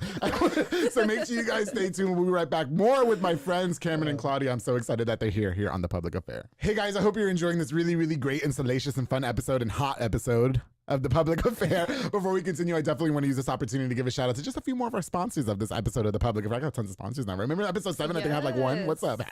This episode is brought to us by my girl. Oh my goodness, I love her. Juliana Resendez with JR Renovations. She's a general contractor specializing in commercial businesses and residential homes. She's a true queen, darling. Queen. Leveling the playing field in a male-dominated industry. You can follow her on Facebook and Instagram at JR Renovations and call the number on the screen for a consultation. My girl Juliana, I say it on every episode, she's the epitome of giving back. She comes off strong, and I understand Juliana. I understand you. I get her. You know what I mean? Yeah. I fucks with her. I love her. Juliana Resendez, thank you so much for sponsoring this episode of The Public Affair. Oh, of course, to my people, Julian and Ana Banda with Banda's hauling service. They rent dump trailers. You fill it up. They haul it away. If you don't want to clean up all that trash with your flipping business, make sure you call Banda's hauling service. They got you. All right. No, they're super clutch. I've hired them a couple times. Aren't they amazing? They are. I love Banda's hauling service. You know, my car broke down. They came. They picked it up. You know, it was embarrassing, but they took it to the shop with all those hot mechanics. They also do junk removal and tree brush removals and haul cars in and out of town. You can book now with the number on the screens of Banda's Hauling Service. Thank you guys so much for being longtime sponsors of The Public Affair. I truly appreciate you guys. Oh my goodness, of course, to Embrace Fitness with my girl Lisa Luna and Amanda Switzer. They teach group fitness classes that are absolutely fun and dynamic, darling. They specialize in total body workouts by Excolat and by Jackie and Zumba Step. Classes are conveniently on Monday through Thursday at 6 p.m. and 7 p.m. And you can also contact them to rent the building for parties and small events. To my girls, Lisette, Luna, Amanda Switzer, thank you ladies so much for being longtime sponsors of The Public Affair. Oh my goodness, of course, the Alley's Drive-In with Alexis and Diana Rivas, their convenience store located where the old Kobe's is in South Waco, girl. That's right, 2105 Dutton Avenue. You can stop by for delicious snacks or a cold drink, or if you need a beer for your party or for yourself, they have a huge selection with a wide selection of beer, ice cold beer. It's absolutely great. You can order from the kitchen too every Friday.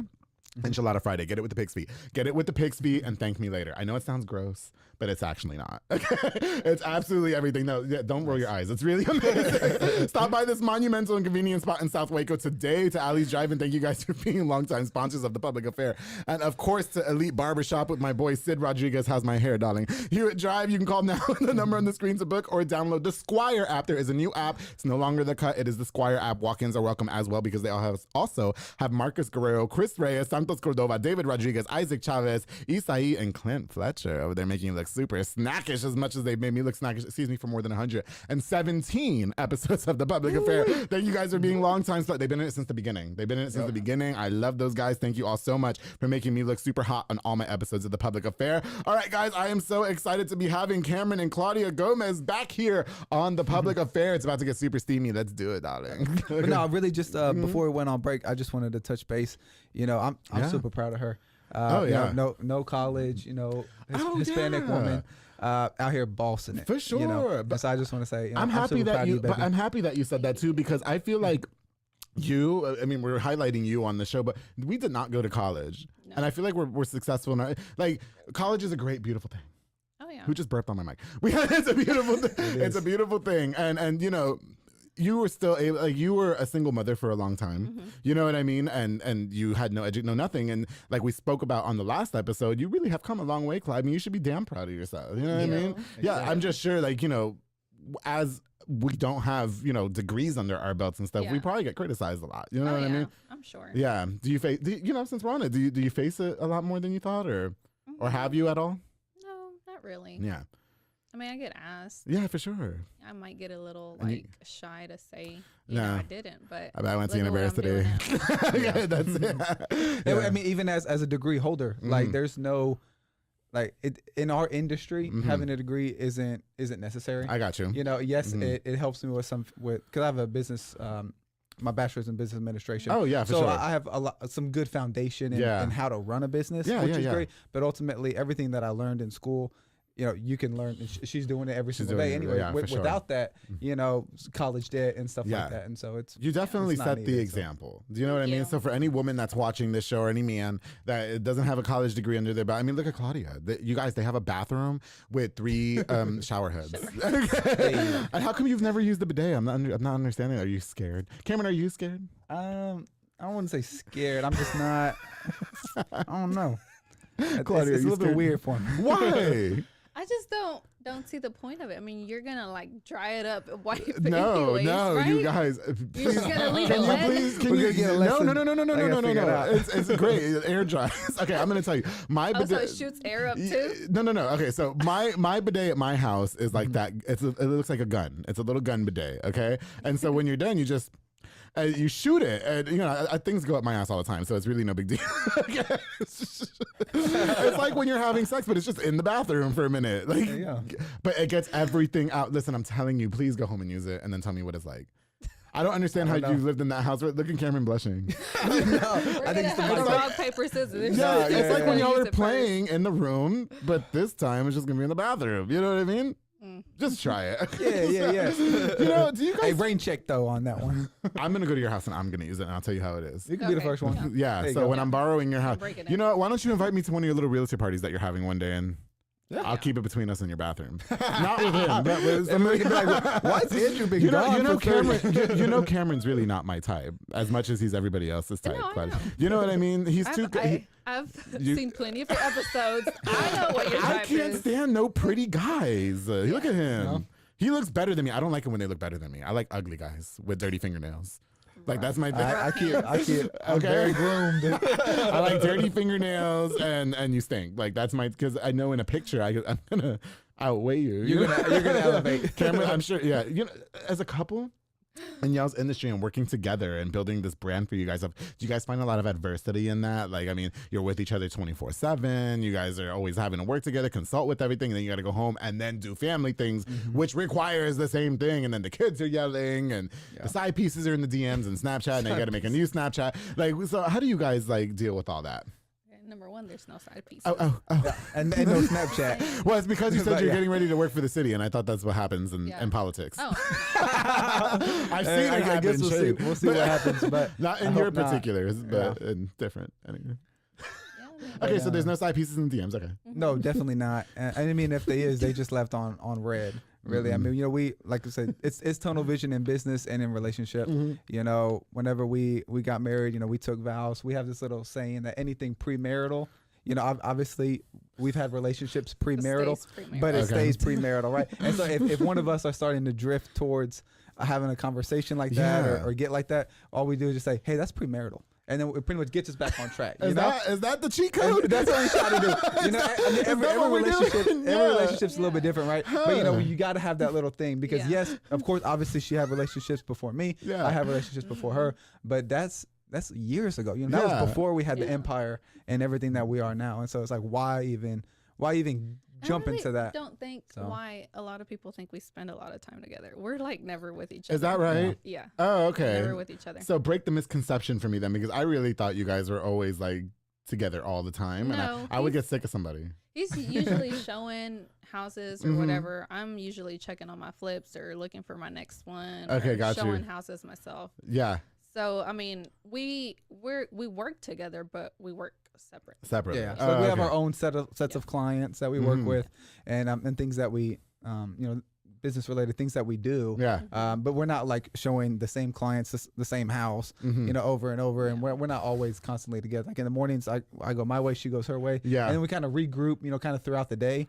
But it's kind of sporadically, you know, if I have appointments or if she's busy type of thing. But then we usually regroup like right before the kids practice, and then I'm the coach, so I'm out on the field, you know, doing the coach thing. And then we regroup for dinner. Yeah. And then we regroup for bedtime. Is there time for cooking, Claudia?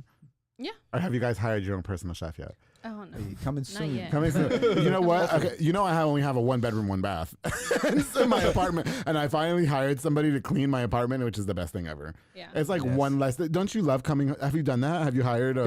Right? Don't you love coming home from a long day and your house feels nice? And they use this weird shit that you can't find in the store. You know what I mean? It's called Fabuloso, bro. Yeah. Well, no, it's not. It's Fabuloso mixed with like cocaine or something, because the house smells immaculate. Everything like, I don't know what it is. I love it. You know. It's great, time saver, and I think it's even helped kind of our relationship, because then it's like, damn, you know, we've been working 70, 80 hours a week, doing our thing. And now we got to do, 4 loads of laundry, plus towels and this and that. Okay. Nobody wants to do that. I don't even like doing, I live by myself and I don't even like doing my own damn laundry. Like, I hate folding. Imagine that times 4. Oh, I know. Like, that sucks. And then you got to put the kids to work, though. Let's go. Mommy and daddy didn't get this 3-head shower, for nothing. No, we try to get them interactive, but I mean, they're only 4 and 7. How do you, you know what? This is a spur of the moment question. How do you not raise spoiled brats? Because you guys can probably give your kids everything because you guys have worked so hard to have such nice things. So how do you guys not raise them to like take things for granted, if you will?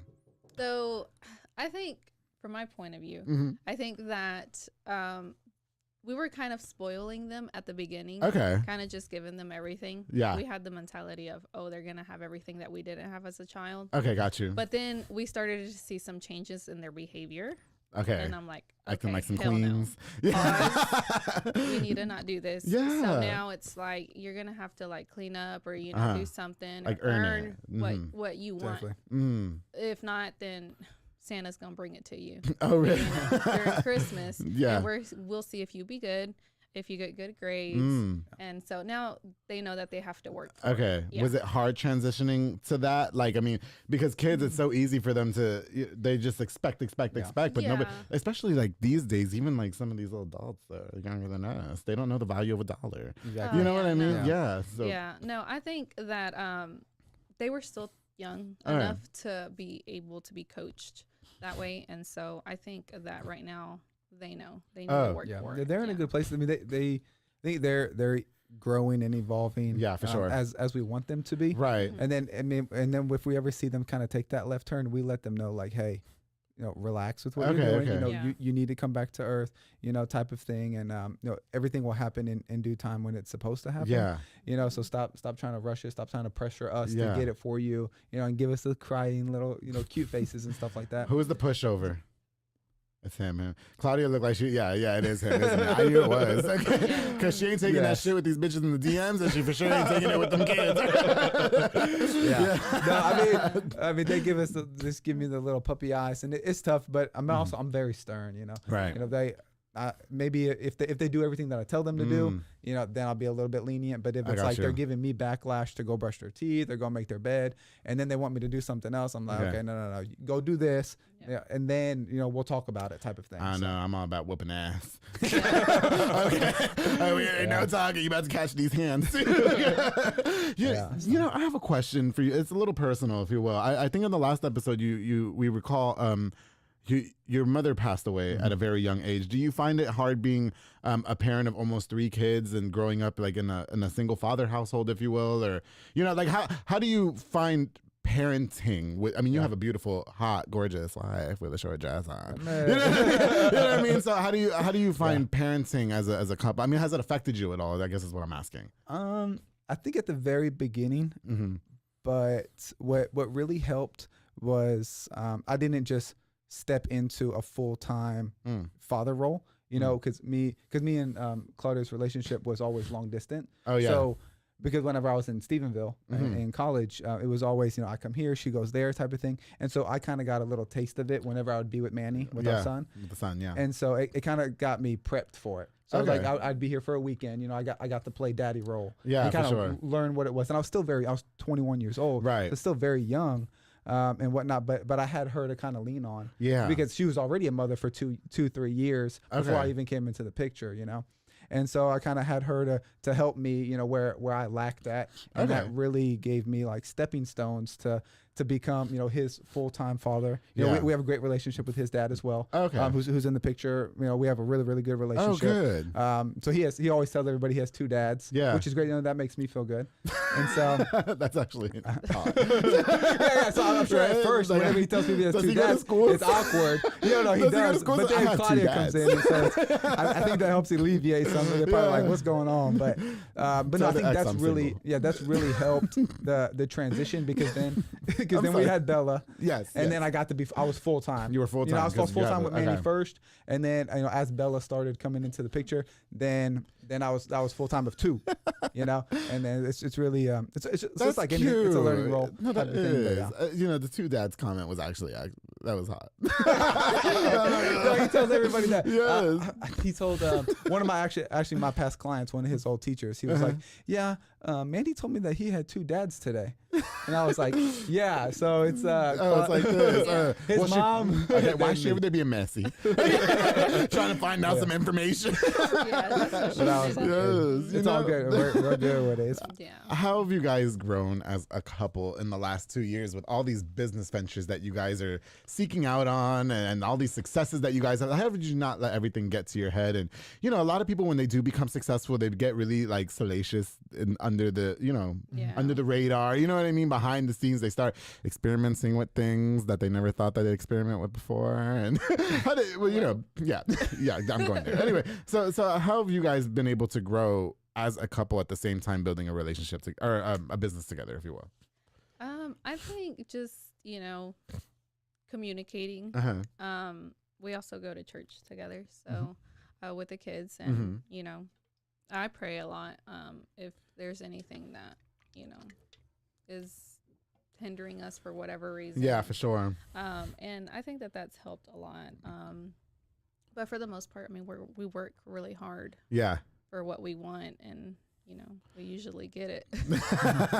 And so to kind of piggyback off of her is, you know, we don't really want, you know, we keep our circle tight. Yeah, for sure. You know, and if we don't ever really stray far away from that type of thing, that way stuff like that doesn't happen. Yeah. And I think it's really been, like she said, communication is key. That's key. You know, even if, you know, I may not have an appointment. I may have an appointment at 1 and then not another one until like 3:30. But you know, it's like, okay, well, what are you doing in that 2.5 hour difference? For sure. I'll go to her. Yeah. You know, I'm not out and about just, you know, stopping here, stopping there. Yeah. You know, I'll always answer my phone type of thing. You know, I'm not one of those, you know, don't call me or I'm not answering.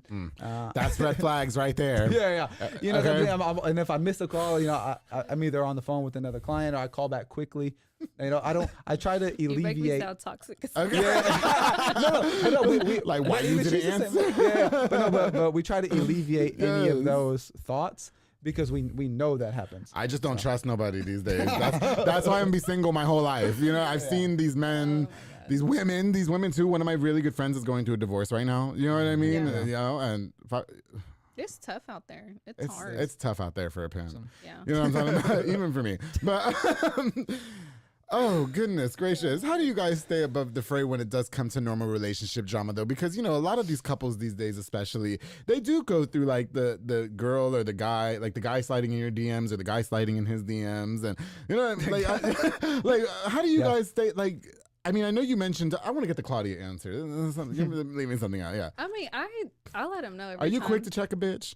Well, nobody has ever reached out to him. Like, but if it, you know, yeah. But thing is, like with me, even if it's a client or somebody that we know, like there's been times where like I screenshot the message and be like, hey, this is what this person said. Oh, okay. You know, yeah. And then I'll let them know if they're crossing. And I'm like, hey, how do you want me to reply? Oh, like they get too flirtatious. Yeah. Like or it can come off as that way, you know? Okay. Yeah, come off as that way. But I'm very disciplined because I don't want to be in that situation where I'm too like, so I was looking for my first house with David last year. and I love his wife Felicia, but I was always like, I never want anything to be misconstrued. Like I don't want to text him at midnight. You know what I mean? Talking about what's up with the house. You know what I mean? Like just I always felt like this. No, I think when it comes to clients, I mean, as long as because there's working still cutoff times and stuff. There's not. No. Yeah, there's there's not. I mean, I don't mind the 12 a.m. text messages asking about business or whatever. My thing is if you like overstep your boundaries and you know it, then that's the problem. So like if I text David at 12 in the morning and I say, hey, what's up with that house on James? It's different than like what's up with that shower engines. Exactly. That one word changed the whole thing. Can I really we're speaking on him because he's been a sponsor of mine for a really long time. David, man. I he's love him. Yes. Oh my goodness. That's my boy. You know what I was so proud of too? I showed up to the second half of the Waco Awards. missed it. Yeah. Especially when I won. I was busy, damn it. Okay. Hey, congratulations though. That was Thank great. you. I didn't expect that shit. I'm not gonna lie. No? Yeah. I really everybody knows didn't you, expect so that shit. I guess popularity. Yeah. So. Well, you guys won the realtor of the year, and you gave a shout out to all the realtors, including David. That was there. David, And you know, like this is what I love about you, Cameron, because you. You know what I love about you? Because you are flashy and you definitely flaunt a lot. You're he's very much into like the being the center of attention. I mean, I think that's fair to say. You know what I mean? But you still showed homage and you paid everybody their dues, even on that stage. You used your opportunity for your awards acceptance speech to give a shout out to all the other hardworking realtors out there. It says a lot about him. I mean, right? Yeah. I mean, and that's really like, you know, who I really want to portray myself as a person. You know, some people, all they're going to see is the flashiness. Yeah. And then some people are going to see, all they're going to see is the giving, you know, but I'm really a mixture of both. Yeah, for sure. You know? And so that's really what I want to use my platform for, to let people know that, yes, I have this, but I'm giving just so much. Yeah. You know, so I do care about what's people, up. So. If I get nominated again this year, and if I win, I'm going to make sure I'm nice and toasted. Because mine is going to be like, just being slutty. Thank you, Waco. I think you got it. I think you got it. I don't I'm know. excited. I really didn't expect that shit. I'm not going to lie. Like, no, I made a whole post about it. They know it's all love. I was not expecting it. Like, I was not. When everybody was texting me, I was like, oh. What you mean? I won what? I was like, what? I didn't know. Okay, I gotta go. Yeah, I was actually hosting a party for the soccer tournament. Okay, so what's off limit at this point in y'all's marriage? Do you know what I mean? Like I mean, so surely like the sliding. Anyway, yeah. Answer. I'm not giving you on the cheat codes. Mm-hmm. I mean, Because so a lot of people like we're not to say that you're dealing with it now, but a lot of people will. I talk about this at work. They will forgive each other for cheating 1 time or 2 times, 3 times, 4 times. If it was with a guy, 2 times is fine. You know what I mean? You know what I mean? Because it's happened before. Yeah. And so, no, I mean, really. I mean, really, I would say kind of anything out of our vows. Mm-hmm. You know, we took vows, you know, on November 9th that we're going to devote our lives to each other. Oh, so wow. anything outside of those vows, I would say is kind of the no limit. Yeah. You got married on my best friend's birthday. Shout out Jaime. Hey, Gutierrez. Shout out Jaime Gutierrez, not other Jaimes. But what about you? I mean, same thing, Claudia, outside the vows? Okay. Yeah. That's cute. You guys are cute. Okay. How do you guys do? You know what? But with you guys, oh God, we have to wrap up here in a minute. I'm sorry.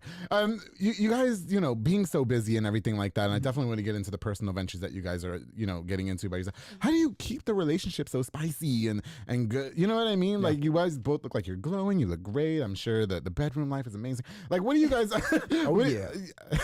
I love it. Hey.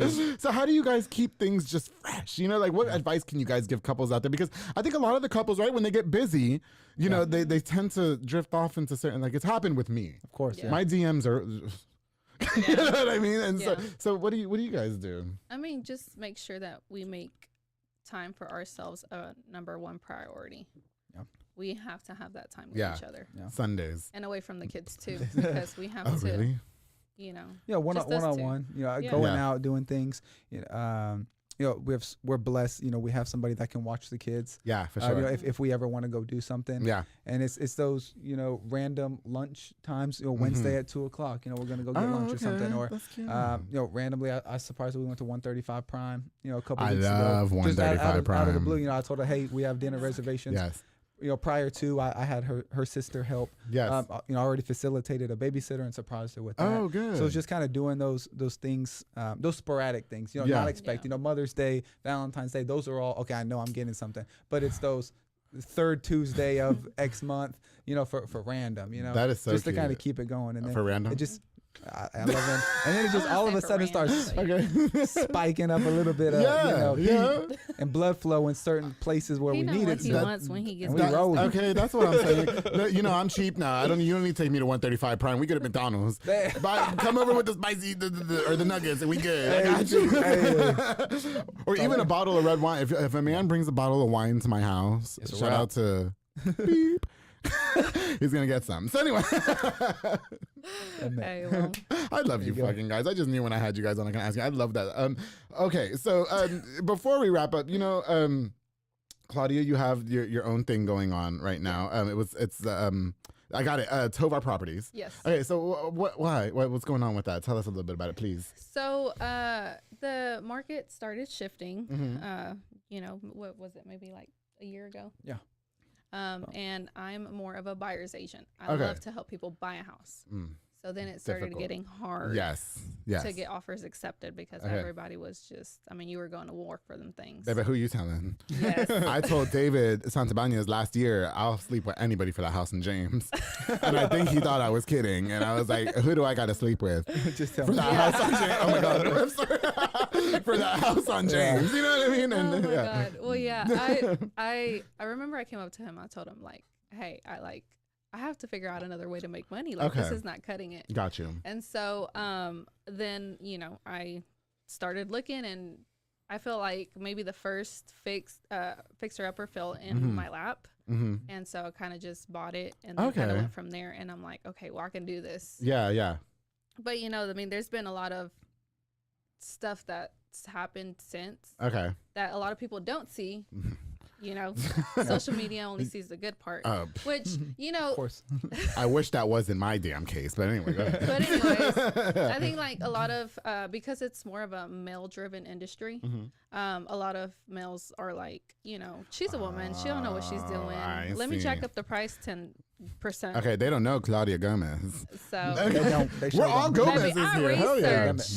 I research everything. Yes. So if I feel like you're,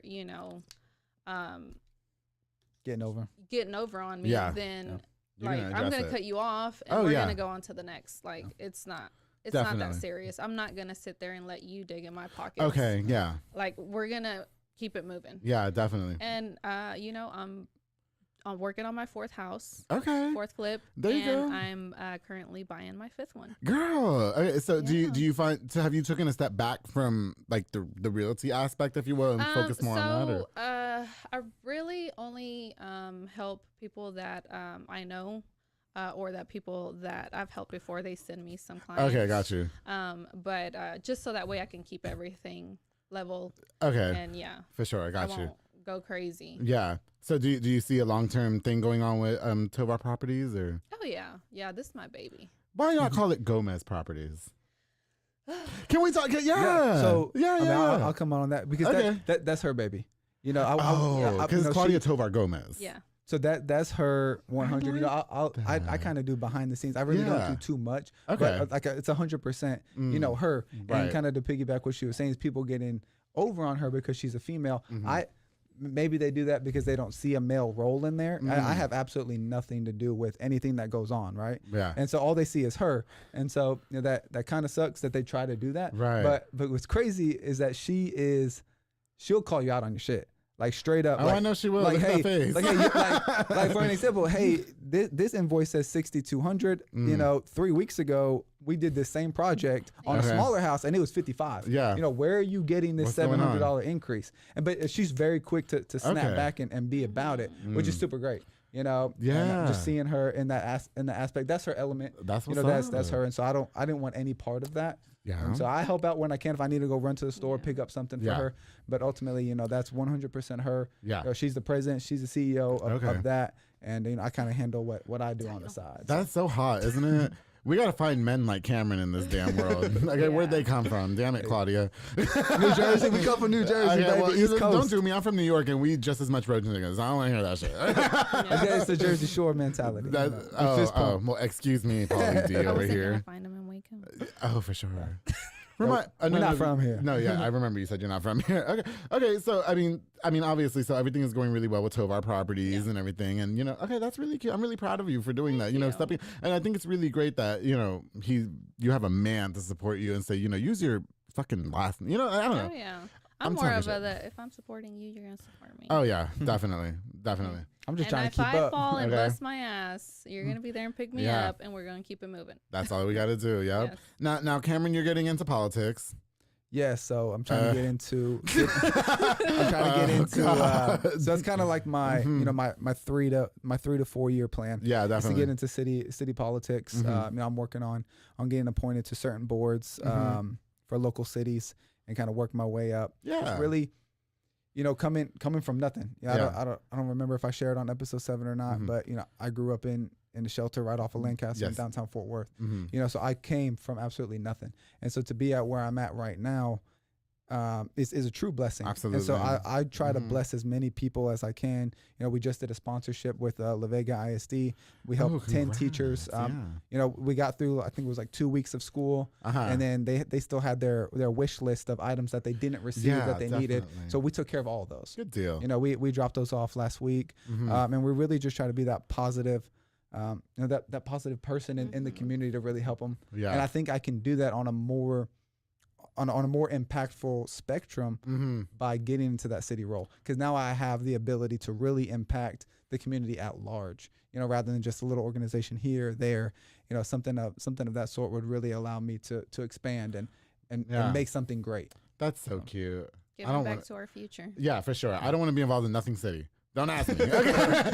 I'm sure it's its pros and its cons. You know, Well, you know, obviously, if you like, didn't I sponsor one of your baseball kids or something like that? Or you did, yeah. So I'm a little league coach. He asked me for money. I said, okay, here you go. Hey, like, that's hey, we still got your banner out there, you know. You do, thank you. Yes, I should have sent you the banner with the picture. You know, Fatboy Michelada Botana bought me a banner. I should let you use that one, so that way all the hot single dads can go out there and say, like, who's that guy? We do appreciate you for that. You know, that really helps the league. You know, and so I recently donated. You know, some resources to the facility, so that way they could build a batting cage. You know, we're going to all these different baseball facilities all around town for our away games, and they have these really good facilities. They have these batting cages, these equipment, and their kids are set up for success. And so I want the La Vega kids to be able to have that same upbringing. And so I was like, you know, how are we going to do it? You know, shout out to everybody who's been part of that, you know, quote unquote committee, getting that going. You know, Cody. Thank you, Sam. You know, everybody who's been involved, Colton, Massey. You know, everybody has stepped in to really to put all the resources together and make that happen for the kids. That's cool. So I'm not going out there building nothing. If you need some money, just let me know. I got you. Hey, that's like, we love sponsorships. Are there? Is it really? Oh well, in that case, you might want to come out. In that case, we're talking about something different, right? No, hold on, nothing. My ass. I'll let you know. Yes, please, Claudia. Claudia, I know you finna come through. All right. You know, me and Claudia go back. We got this. Oh, I know. Yes. Before me. So. It was before the Cameron days. I was still slutty then, and I'm still slutty now. That party was ratchet. Wasn't it ratchet? I loved it though. I do. I only keep up with. Hey, remember when we talked about premarital? Okay, but no, excuse me. I'm just kidding. That's cheat code. Premarital. No, Claudia didn't do anything.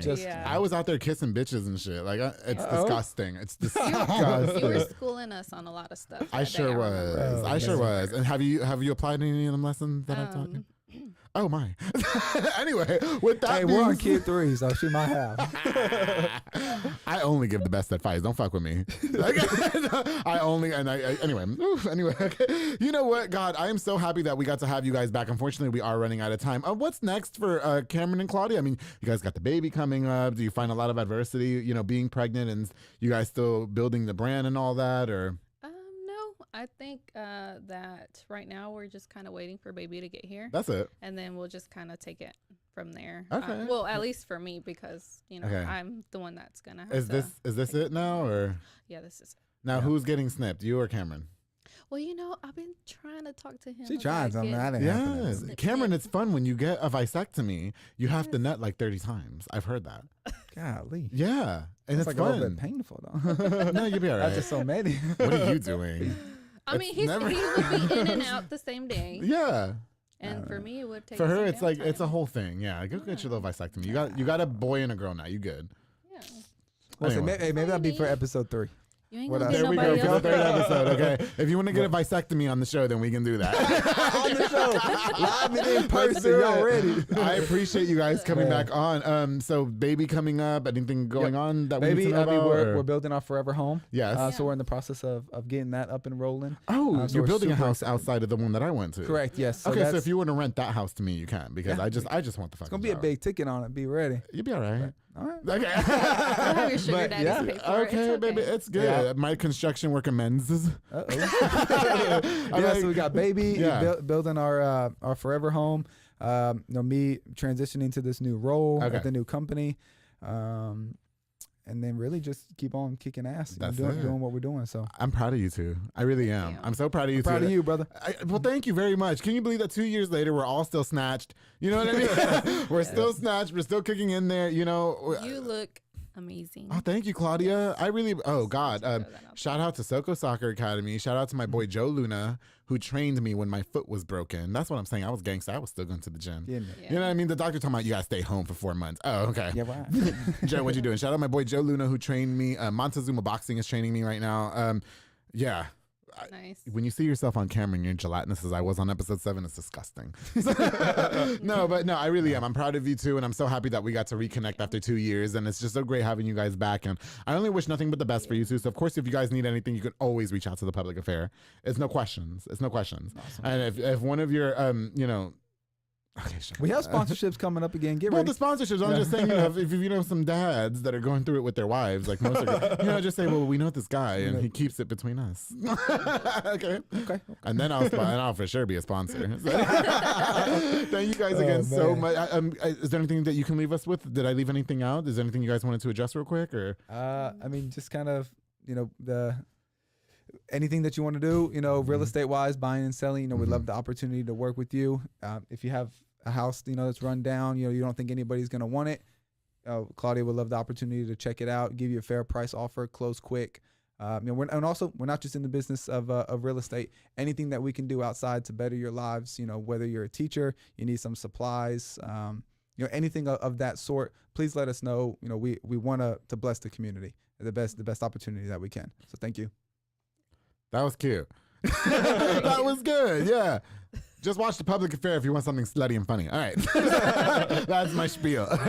Thank you guys. It was so great having you guys. I really do appreciate you guys coming back on the show. Thank you so much. And I hope I can have you guys again here in, again. Another 2 years. I don't know when. House will be built. Well, I hope the show's still going in 2 years. I think you're going to be on a big. We'll probably be somewhere else. We'll have to go visit you in Dallas or something at a big executive suite. In every episode. I'm really happy that you guys said that because, they say the same. Everybody says that, but I recorded 2 on Saturday. I recorded 1, you guys today. I'm booking the next one. Like, I'm just so consumed with work. Yeah. Do you know what I mean? And then I started, anyway, shut up. That's how you climb your way to the top. That's all. I'm just over here doing me. Yeah. You shout out to everybody at Main Event, that one chick that let me touch her fake boobs the other day. That was really hot as well. She did. She let me touch her fake boobs. And it was cool. Like, I go to the bar to get them real quick before we go. And they all were like, oh my God, you're that podcast guy. Like, we love you. We love your show. And I was like. You said at Main Event. At Main Event. Oh, nice. Why, is that like a bad thing? I know where I'm not allowed to go now. Yeah. Are you not allowed to go to Main Event? No. Not now after you say this. Oh. Well, you ain't gonna be touching on nobody's face. Okay, because I'm very aggressive. I went up to her and I said, bitch, I know the boobs are fake. Let me touch them. And I did. And they were beautiful. They were? She said. She was like, yeah, they're fake. And I was like, well, if you paid $10,000 for some titties, wouldn't you want somebody to touch them? I mean, I would. Don't say that because then he's not gonna let me get my body done after I have this child. Let her get them boobs. Anyway, thank you guys again so much for tuning into this episode of The Public Affair. Don't forget to like, share, and subscribe. Before we go, I definitely want to use this opportunity to give a shout out to just a few more of our sponsors of this episode of The Public Affair. This episode is brought to us by Soko Soccer Academy with my boy Dominic Gutierrez and my girl Ariana Gutierrez, located at 3304 Franklin Drive. They offer team, small group, and individual skills training. They also have elite skills training to make your kid a superb star athlete. They have open play on Mondays and Wednesdays for ages 16 and older at 8:30. Mauro Silly Buns, the one I was talking about earlier, he hosts it sometimes, only $5. He's aggressive, he's short, that's why I call him Silly Buns. Follow on Facebook at Soko Soccer Academy and on Instagram at Soko Soccer 254. Thank you guys for being longtime sponsors of The Public Affair. And right behind them is Montezuma Boxing with Edward Barragan and George Falcon. There are boxing gyms dedicated to train you to be a superb boxer and, of course, get into shape. They offer walk-in workout classes at 5:30 a.m. and 7:30 p.m. And, of course, sign up for the boxing classes. It improves like your upper body, your core, everything, your hand-eye coordination, overall better physical condition, and more. Montezuma Boxing is training absolute champions, darling. Call the number on the screen and follow on Facebook for more information to Montezuma Boxing, Edward Barragan, my boy Coco, and George Falcon. Thank you guys for sponsoring this episode of The Public Affair. Well, I got to give it to my people, Pelon Villa and Yasmin Landeros with Vias Transportation LLC. They provide power-only services locally and over the road at an affordable rate, darling. They also move freight in a dry van such as boxed items, palleted materials, most retail dry goods, and more. Now they're also providing hot shot services. Independently owned, so call the number on the screen today for more information to Pelon Via. Yasmin Landeros, thank you guys so much for sponsoring this episode of The Public Affair and all the support. I truly appreciate you guys. Of course, oh my goodness, this sounds good for lunch. J. Pedo and Poke with Junior Fuentes, Thomas Roberts, and the entire family. They provide delicious, savory Japanese crepes and poke bowls. They also have handcrafted Thai rolled ice cream for dessert. You choose from a menu item or create your own because Claudia, I like to be in control, darling. That's it. Locations on University Parks Drive and Hewitt Drive. And you can order online at jpedaltx.com. Thank you guys so much for being longtime sponsors of The Public Affair. Of course, to my boy, Jeffrey Monreal with Pollo Box and Audio, home for all your LED needs and audio accessories, installation of stereos, door speakers, and audio systems. He also specializes in building custom subwoofer enclosures and much more. Definitely a jack of all trades. He puts a tint on your car. I did some things in my car yesterday and nobody saw because I had the tint on. One-stop shop to get everything done in one roof. My boy Jeffrey Monreal, thank you so much for sponsoring this episode of The Public Affair. And of course, we can't go on without thanking my boy Junior Banda for everything that he's done for The Public Affair with Fat Boy Michelada and Botana. He provides the best Michelada and Botana plates for yourself or for a party. He has a menu of tons of different items, including Botana Bowls, chamoy pickles, and more. He's locally operated, so make sure you get the best and not the rest. Follow on Facebook and Instagram at Fatboy Michelada y Botana and place your orders now. To my boy Junior Banda, thank you so much for sponsoring this episode of The Public Affair. Everybody for tuning in. I've got more on the way. Thank you guys again for all your continued love and support. Of course, Cameron and Claudia, you hot bitches, thank you so much. Thank you so much for coming on and best of luck, honestly. Thank you. To everything you guys do. And don't forget, darling, to always keep it between us.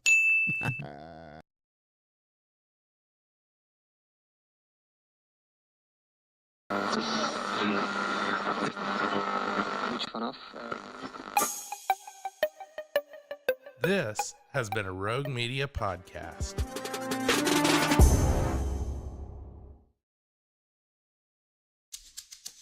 Having health insurance is important. So, if you or anyone in your family has Medicaid or CHIP, listen up. Check your mail for a renewal form from your state. Complete the form and mail it back right away so you don't lose your coverage. If you do lose Medicaid or CHIP, visit healthcare.gov to see if you're eligible to enroll in a low-cost, quality health plan. Keep your family covered. Paid for by the U.S. Department of Health and Human Services. Hey everyone, you're listening to The Public Affair with me, Andrew G. I see someone different every episode, but do me a favor, keep it between us. Hey guys, what's going on? It's me, Andrew G, and welcome to another exciting episode of The Public Affair. I am really, really excited to be having this next guest onto the show. 2 years, too long, but they waited patiently for me to reach out to them. Excuse me for slurring my words. I just had a recording right before this. Shout out to DJ Terco and DJ Antrix for coming onto the show. Yeah, shout out them though. Yeah, right before this, like literally just 5 minutes ago. Yeah. Right? Before we continue, I definitely want to use this opportunity to thank Rogue Media Network with Mike Hamilton and Allison Robles, who do everything for The Public Affair. Honestly, they are the masterminds behind it in terms of editing, getting it to me at a punctual time. I truly appreciate you guys so much. And Corey Dickman, fine, for owning Rogue Media. He does. He owns Rogue Media and he's fine. I told him that. Anyway.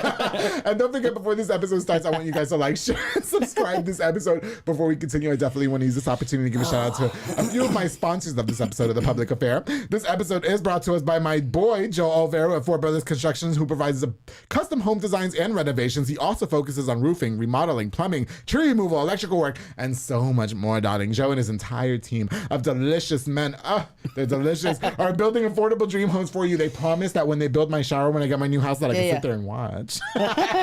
Don't ask me what I'm doing when they're building it, right? Call the number on the screen to my boy, Joe Olvera. Yeah. Hard hats and vests. My type, darling. Don't forget to call him for your next consultation to my boy, Joe Olvera. Thank you so much for sponsoring this episode of The Public Affair. You're crazy. I love you. All right, to B&J, we finishing with my boy Frank Biza, who focuses on resurfacing bathtubs, counters, sinks, tiles, and more to original showroom quality. He offers 5-year warranty on most work and has the best prices in town. He also has inflatables, mechanical bowls, margarita machines, tables, chairs, a foam machine, and so much more, making all your parties super litty kitty. Now, I know Frank Biza since we were about 15 years old. He's out there doing his damn thing. Yeah, shout out to Frank. Yeah, for sure. Since we were 15, that guy has been out there fucking hustling. Maybe definitely everywhere. Yes, everywhere. Y'all can't tell. I don't care whoever laughs at it, shade. Frank Biza's out there. True hustler. True hustler. I love that guy so much. Thank you for being a longtime sponsor of The Public Affair, bro. Of course, my boy David Santabañez with Alinea Real Estate, the #1 sales agent in his office. Help you buy a home or sell your property. Make sure you follow him on Facebook at David with Alinea or call the number on the screen, darling, for all your real estate needs. Now, David promised me that when I buy my house, Joe Olvera can build my shower, and watch Joe Olvera and his team because they're off. David, you know I'm gay as fuck. So, yeah, okay. So they said that I can watch, and I can't wait to take that. You bought your first home. David, I don't want to buy a house with nobody with you. I love all my realtor friends. David is definitely the GOAT. Very punctual, very understanding, very patient, and persistent in a healthy way. David Santabañez, thank you so much for being a longtime sponsor of The Public Affair. I truly appreciate you, bro. Ooh, of course, my girl, Anika Armstrong with Pee Wee's Crab Cakes of Texas, which, by the way, since I've added her and tagged her on Facebook, now we have so many mutual friends, all you guys. She's a queen. She's hot, too. I love her. I love me some Anika Armstrong. Serving the most authentic Cajun cuisine with a wide selection of signature crab cakes, pasta, seafood, and more. My favorite is the Krabby Seafood Pasta. Have you been? No, I have not. Please go for dinner. Take your wife for dinner tonight. Oh, get the Krabby Seafood Pasta. You know, thank me later. She's introduced me to a lot of that stuff. Yes. Cajun, but you're talking about some Cajun food? Yeah. I need the real deal. You need the real deal. So you need Pee Wee's Crab Cakes of Texas. I say that about something else. I'll tell you later. Top recommended is Southern Fried Catfish Special served with seafood, pasta, potato salad, and 6 fried shrimp. The fish is topped with Hudat sauce. Now, Dalen, I'm not going to tell you what it is. Tonight, head over to 108 Jim Drive in Hewitt or order online at peeweescrabcakesoftexas.com. They're also on DoorDash as well, so they can deliver right to you. You want some Cajun food? Yeah. Pee Wee's. Pee Wee's. I love them so much. Thank you for being a long-time sponsor, girl. Of course, the Waco fencing stuff with my boy Juan Morales. Juan builds privacy fences and chain link fences. Perfect for that extra at-home privacy, darling. Also does demolitions, build wood decks, stone patios, and gorgeous flower beds, darling. Now contact them with the number on the screen for your next consultation. My boy Juan Morales has been a long-time sponsor of The Public Affair. That guy is out there killing it. That guy is out there doing some work. I love me some Juan Morales. Thank you so much for being a long-time sponsor of The Public Affair. Of course, the Jimenez Bakery, my boy Enrique Jimenez. They're a local bakery specializing in a wide selection of fresh and affordable pan dulces, darling. Also, the best tres leches cake for yourself or for a party. I tell everybody the mocha tres leches cake is absolutely for me. I'm a mocha tres leches cake whore, darling. That's right. Also, get a cup of fresh elote if you have a different type of craving. Locations are at 1915 Dutton in Waco and 302 West Elm Street in Hillsboro. To my boy Enrique Jimenez, thank you so much for sponsoring this episode of The Public Affair with the delicious Jimenez Bakery. Ooh, and of course, the Parkway National Insurance with my girl Nancy Pulsini, who provides insurance for all commercial trucks and tractor trailers. She also provides insurance for all contractors, along with home and auto insurance. Get some life insurance. Get some life insurance today with Nancy Pulsini. Call her. That's a good. Sorry to interrupt. That's a good thing you mentioned that because I was just talking to somebody about a different insurance company. Okay, can you reach out to Parkway National? Yeah. I'll give you her number. 100%. Actually, you can call her on the number on the screen. Okay, and I'll send it to you as well. For all your insurance inquiries, y habla español también. So if you feel like speaking a little Spanish to Nancy, she got you. All right. You got it. Yes, contact her. She can get you because you're a contractor. So she's got you. Hell yeah. Reach out to Nancy Pulsini for your next insurance inquiry. To my girl Nancy Pulsini, thank you so much for sponsoring this episode of The Public Affair. All right, guys. So like I said, I have been really excited about having this next guest onto The Public Affair. Now, he reached out to me about 2 years ago, and I tell him what I tell other people. I have to have that feeling when you're ready to come onto the show. There has to be that thing that tells me, all right, you know what? Now is the time. At the time when he reached out to me 2 years ago, I was like, let me sit on it for just a minute. And the timing now is perfect because he's definitely been killing it in his profession. He's out there making a name for himself. We're here. Yes, that's it. I had his brothers on this show many episodes prior who I love Tony and I love Austin. I love them both so much. But Dalen Montoya with Montoya's Construction LLC is here on The Public Affair in his own right by himself to tell us a little bit about himself. Dalen is here and I'm fucked up. How you doing, Dalen? How you doing? I'm doing good. Yes. Blessed. Yes. Too blessed to be stressed anyway. First of all, this is our first time meeting in person. Right, yeah. Yeah, so it's very nice to meet you. Can Pleasure. I shake your hand? Absolutely. He's a lot shorter in person than I thought. Yeah, you probably can't see my feet. They're hanging off the couch. That's I like short men, so you're good. Yesterday when I reached out to you, and like I said, I just got done recording with Terco and Trix. Yeah. Literally 5 minutes before this, and so I'm a little bit, Dalen can't drink. Dalen can't drink because he's on probation. So we can talk about that later, right? We can talk about your probation. Sure. Okay, but I've been drinking. But you know what? You reached out to me 2 years ago. Yeah, it's been that long, right? It's been that long because I checked. Because after I messaged you, I was like, how long? I know he reached out to me. It was before your brothers came on, I think. Yeah, because it was after which is real good family of mine, Antonio Castillo. You had him on the show. Love him. I love him. Yes, it was. Yes. That's like I treat him like blood brother. Oh, yes. Noni is the best. I love him so much. He's a champion in his own right. He was on episode 9, so it has been that long. You're like episode 116-ish or something like that. I'll know when the episode comes out, but I can't keep count right now. So, yeah, you waited that long, and I just have to tell you, first of all, thank you for patiently waiting on me, because there's some people who I've reached out to after so long that say, nah, fuck you, we don't want to do this no more. Yeah, and you'll get those people right there to take it to heart. You know what I mean? They do, and you waited. And when the time is right, it's right. Patience is the key to success. I love that you said that, and you patiently wait. I don't have my stool anymore. I thought I'd do a sleep-a-rooney. No, it's okay. Listen, you waited for me to reach out to you, and when I did reach out to you, you just said, Andrew, I'm so honored. And what people don't understand is that I don't pay you guys to come on the show. I don't, there's no money exchange. You don't pay me. I don't pay you. You guys give me your time. Absolutely. So as honored as you feel to be on my show, I'm more honored that you took your time on Saturday morning to come on my show. So can I just thank you for that? Absolutely. Please? And for waiting 2 damn years for coming on to the I know time is flying. Time is flying, right? And you're a boss in your own right now, Dalen. What's up? Yeah. Yeah, it's okay. I'm the boss. Yes. Do you love having your own construction company, like being your own boss, setting your own hours in your own time? Or I do. Yeah. Because I can work around now family time. Yeah, for sure. That was one of my things. Goes to even nothing. I had different standards on what I want to do. For sure. I had to do something different. Yeah, definitely.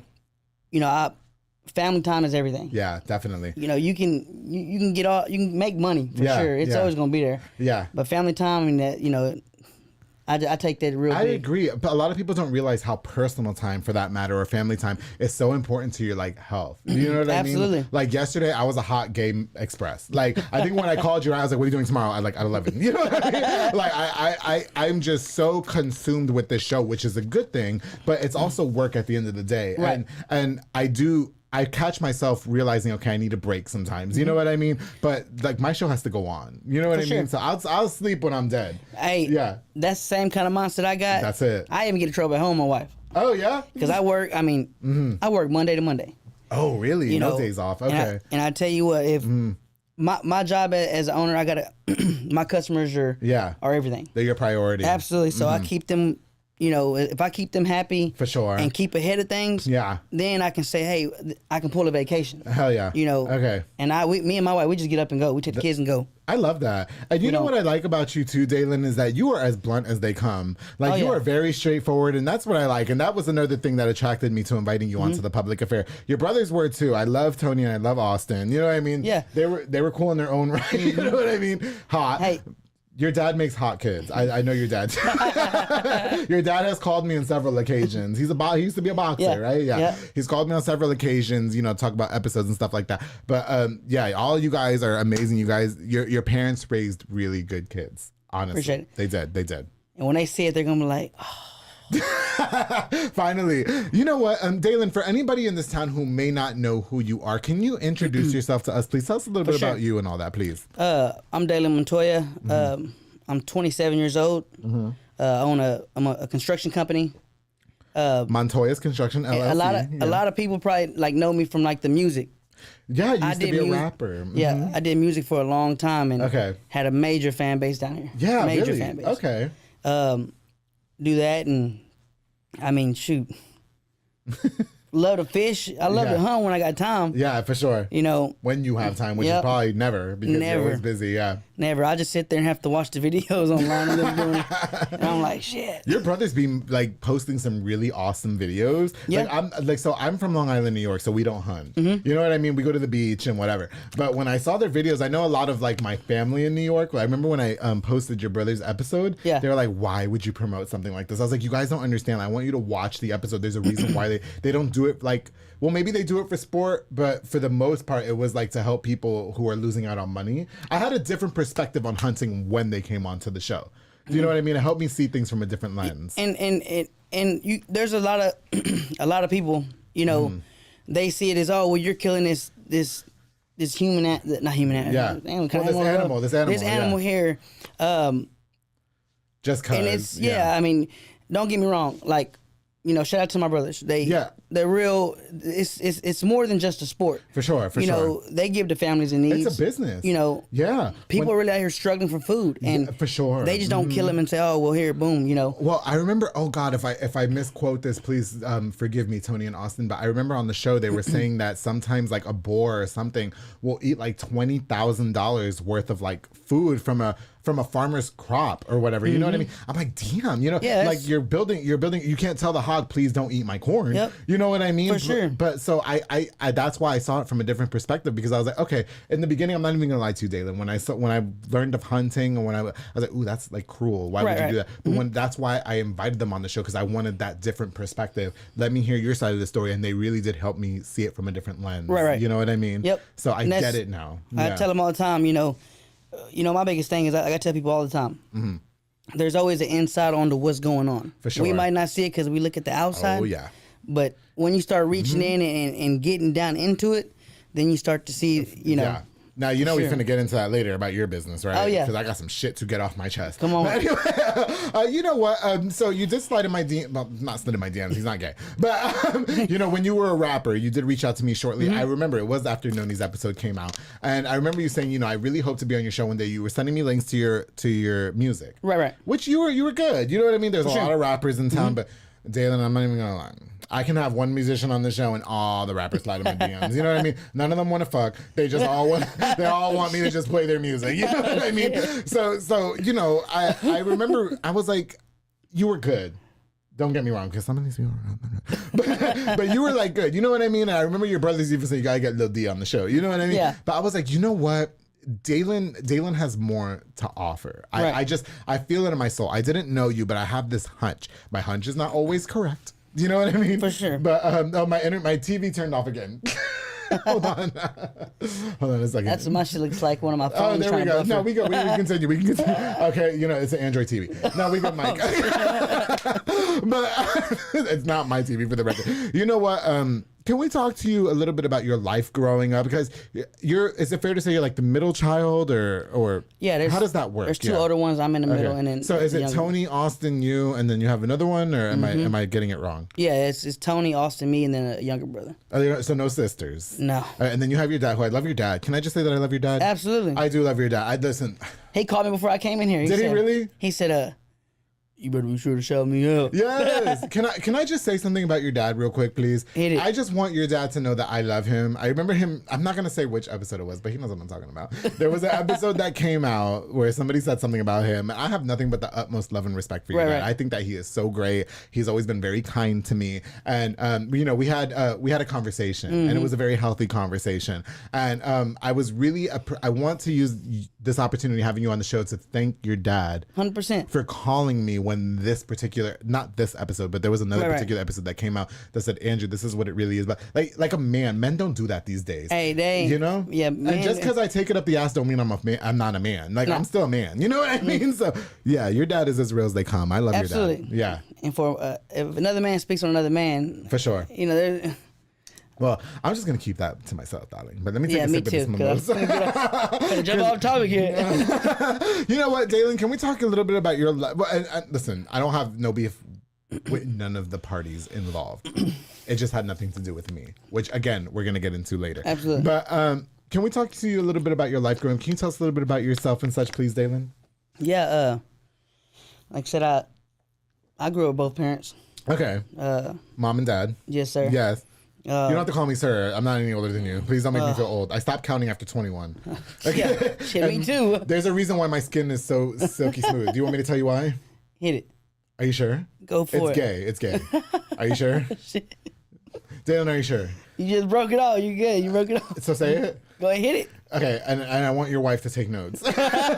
When you nut in her face. Oh, shit. Okay, rub it on your skin. Girl, I was hoping she would be here today. She was supposed to come here and spectate, but she's not feeling well today. You're with child. Congratulations. Appreciate it. But rub it on your face. And no wrinkles. And then when I do get wrinkles, I'm going to be like Joan Rivers when I'm 70 and be like this. Okay, so anyway, go ahead. She got me rolling like I love her, yeah. I mean, I don't know her, but I'm sure I love her. Go ahead. Oh, yeah, she's awesome. Yeah. Okay, so tell us a little bit about you, Dalen. I'm sorry, I didn't mean to interrupt. You got any particular things you want to know? Well, okay, you grew up with both parents. Did you have any challenges being the middle child? Yeah, for sure. Like, were you like the Jan Brady? Are you too young for that reference? Or? No. Okay. So I'm the how would you say? I'm the oddball of the family. Black sheep. Pretty much. Is that it? Okay. Like as far as out of us,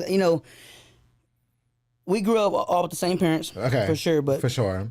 As growing up, you choose your way. You choose your way. I got you. Yeah, for sure. My dad gave us a route to he guided us to go this perfect direction. Yes. But sometimes you get off course. Okay. They went straight. I took left. You took left. Okay, I got you. Being young and dumb, I thought I knew everything. You did some stupid shit. Did a lot. Okay. Like what? Tell us. For sure. It's these bitches, right? No, I love no disrespect to the wife. She's gorgeous. I saw her face. I think we're friends on Facebook, me and your wife. She's fucking hot. Yeah. Yeah, she is. That's my. She's hot as hell. I'm proud to enjoy it. You guys are a hot couple. Can I just say that? You guys should make an OnlyFans. You should make an OnlyFans. Look. How did your dad raise? How did you guys make such hot fucking boys? I don't think I know your youngest brother. I might. But oh my god, Tony, Austin, and Dalen are all fucking hot as fuck, and so is your dad. Like, what the hell happened? You know what I mean? I'm sorry, I'm being gay. He's in the mirror like this. Look. Yeah, bro. What the fuck? Like, they're all hot as fuck. Like, I don't understand how that happened. Like, you guys are like science experiments. I say the same thing about the J Petal family. But anyway, okay, so you took a different course in life. Like, obviously, your brothers, they probably had a little bit. Is it fair to say they had a little bit more of a better head on their shoulders than you kind of just? For sure. Okay, gotcha. Yeah, and as a man, I can own up to that. You can acknowledge that. For sure. For sure. How, you're 27? Mm-hmm. Good for you. Go ahead. So like, and I'll just tell a little bit, like, growing up as a kid. Yeah. My dad, he went through a situation that. Okay. And then I stayed with my grandmother, which, rest in peace. She just passed away. Oh, I'm sorry to hear that. Okay.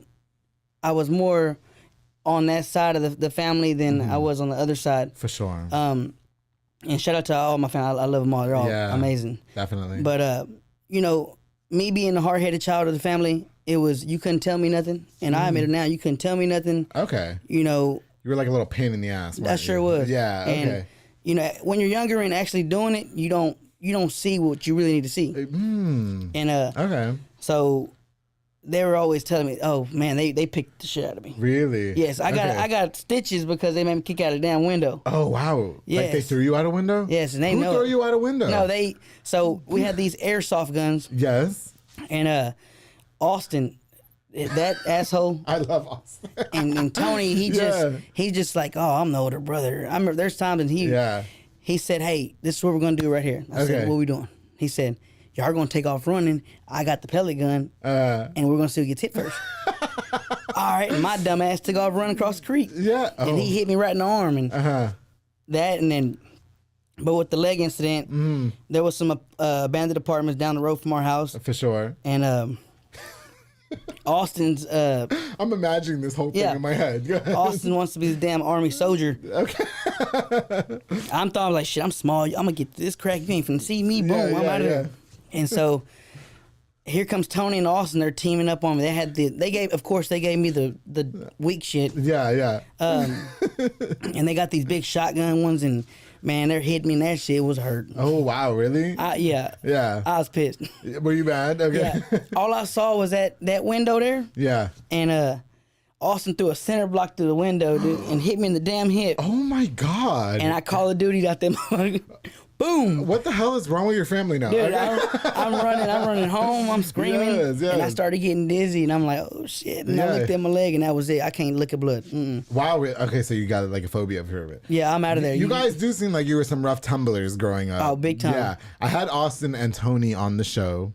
And you know what you know how I kind of categorize you guys, not to be judgmental. I mean it with all love because I think all of you guys are very kind.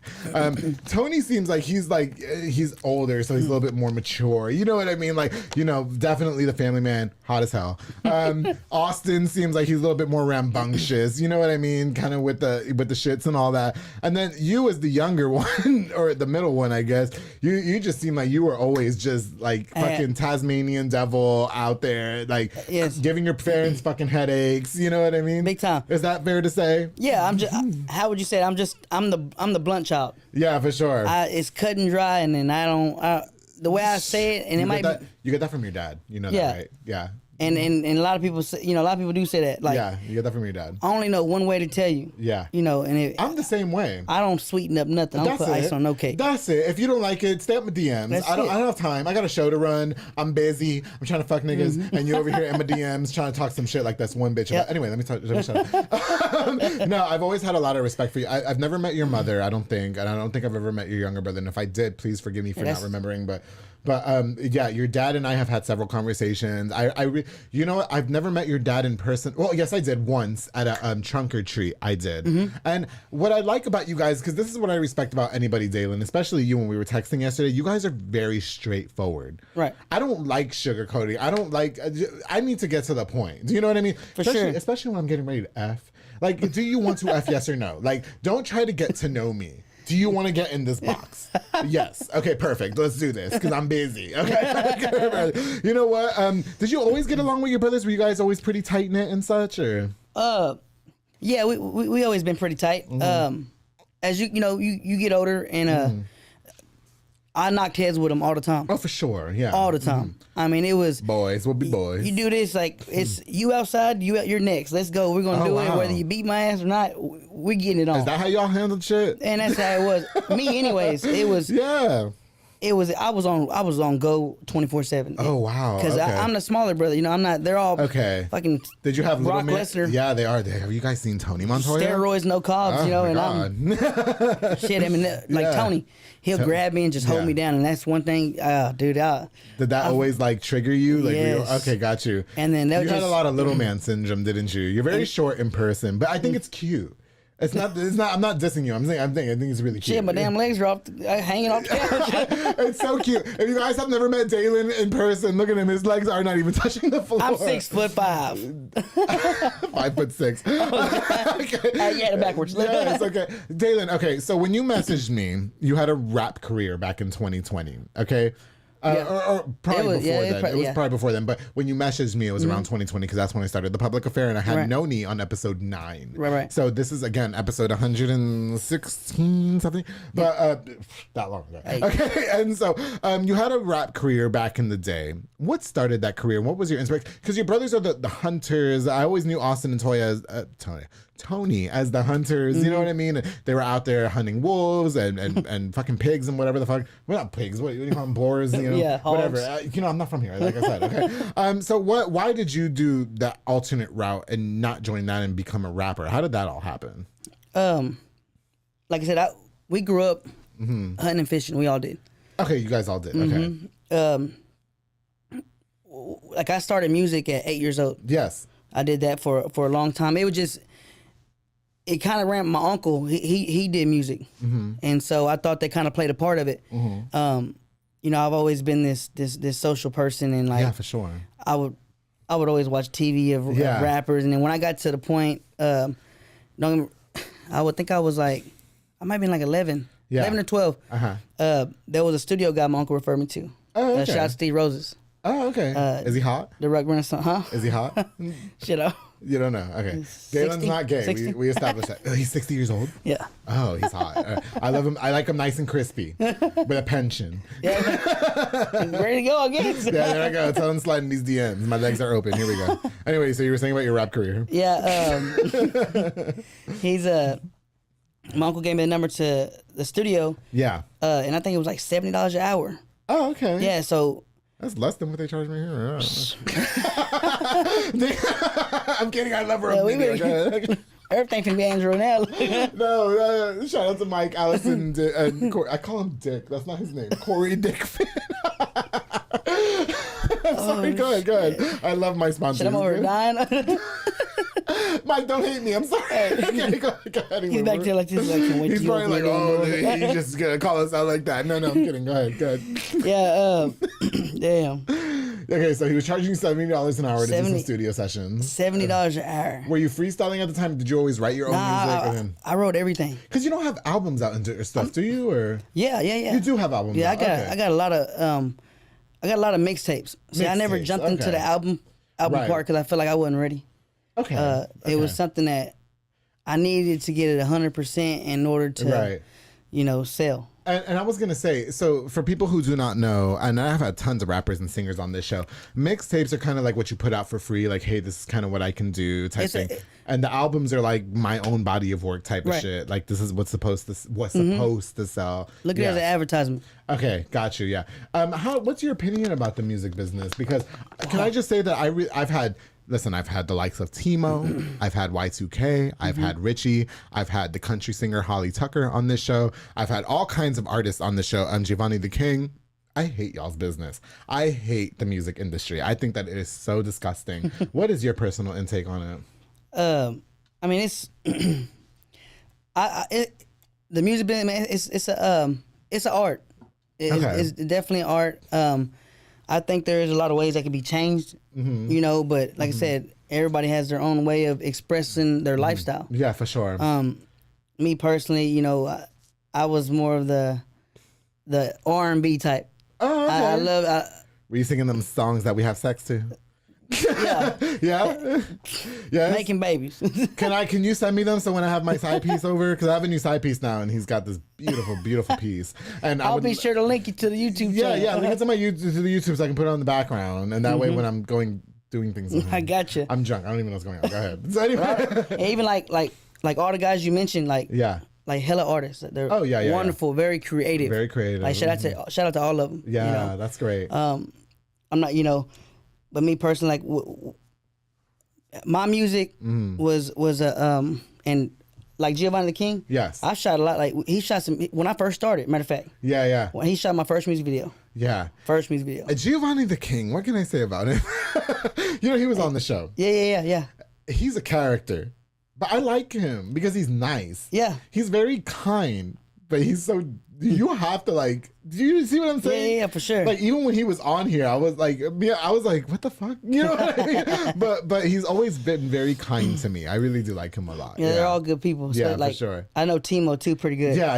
Yeah, he's. How do you feel about the new rappers that are out right now? Like, so we got like the Hot Boy Wesses and the Waco Trons that are really making a lot of noise for Waco. I mean, listen, I'm not a big rap. I don't listen to a lot of rap. I'm Spanish. I like a lot of Spanish music, but I do acknowledge that those two are very much making noise from this city. How do you feel about those artists? That's a blessing to the city. Yeah. Have you met them before? I've met Hot Boy West a long time ago when I was in school. Oh, okay, gotcha. When I was in school. Yeah. But no, I think it's a blessing, like for the city to get that kind of look, Yeah, for sure. I mean, they're doing their thing. You can't take nothing from them. No matter, you're gonna have haters for sure. Oh, I mean, there's people that just listen. Bitches be hating on me too. What you want me? Listen, all I want to do is drink my mimosas and have hot sex, bitch. Leave me alone. I've been very open about that right since episode 1. Can you leave me the fuck alone about it? I'm on episode 116, bitch. Leave me alone. 17, whatever it is. And counting, David. Yeah, but no, I've never met them in person. I've definitely messaged both of them respectively. And I think that's good. They're very talented. One thing I do like for sure, like. Even though they're signed with major labels. Yes. Major labels. They're still out here in the city. Yeah. Showing love to everybody, and they're just they're representing their city. And that's one thing that tells a lot about an artist. I have a full-time job and I work with this guy named Louis V, and he Louis Rodriguez. He loves those two. He thinks they are so great. Every time we have to play music, he wants to listen to them, and I think that's really cool. They are very talented. I pulled up jamming Hot Boy West. Oh yeah? Yeah. Did you really? He got a new song called Go In that came out. Yes, he does. And I'm not gonna lie, as much as I don't listen to rap music a lot, I do have one Hot Boy West song on my favorites playlist. On my iPad, which I'm pulling up right now, because I was called out the other day, and it is called Heaven or Hell. And yeah, that's deep. I do like that song because it has that sample in it that I really like. You know what I mean? So big shout out to them and everything. Sure. Why did you stop rapping, or what happened there?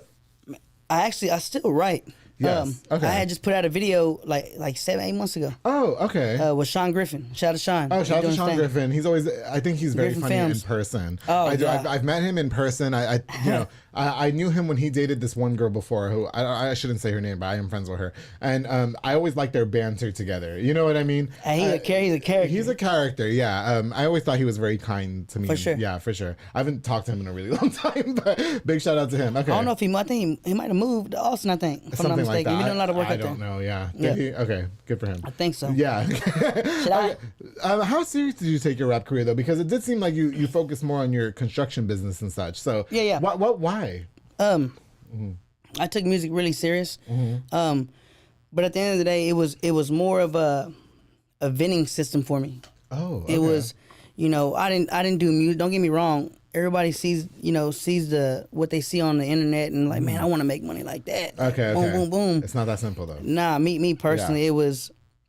If it's meant to be, it's gonna be. Yeah, for sure. If it's for you, it's gonna make it happen. That's it. I wrote music, going through issues in my life with certain in particular things that all I knew I wasn't the person to talk to somebody. Okay. Because I had too much pride to tell you what I'm going on because I know if I tell you, you're gonna judge me. Okay, so you just put it in your music. That's it. That's smart. Because the worst thing in the world is to tell an ear and a mouth will spread it.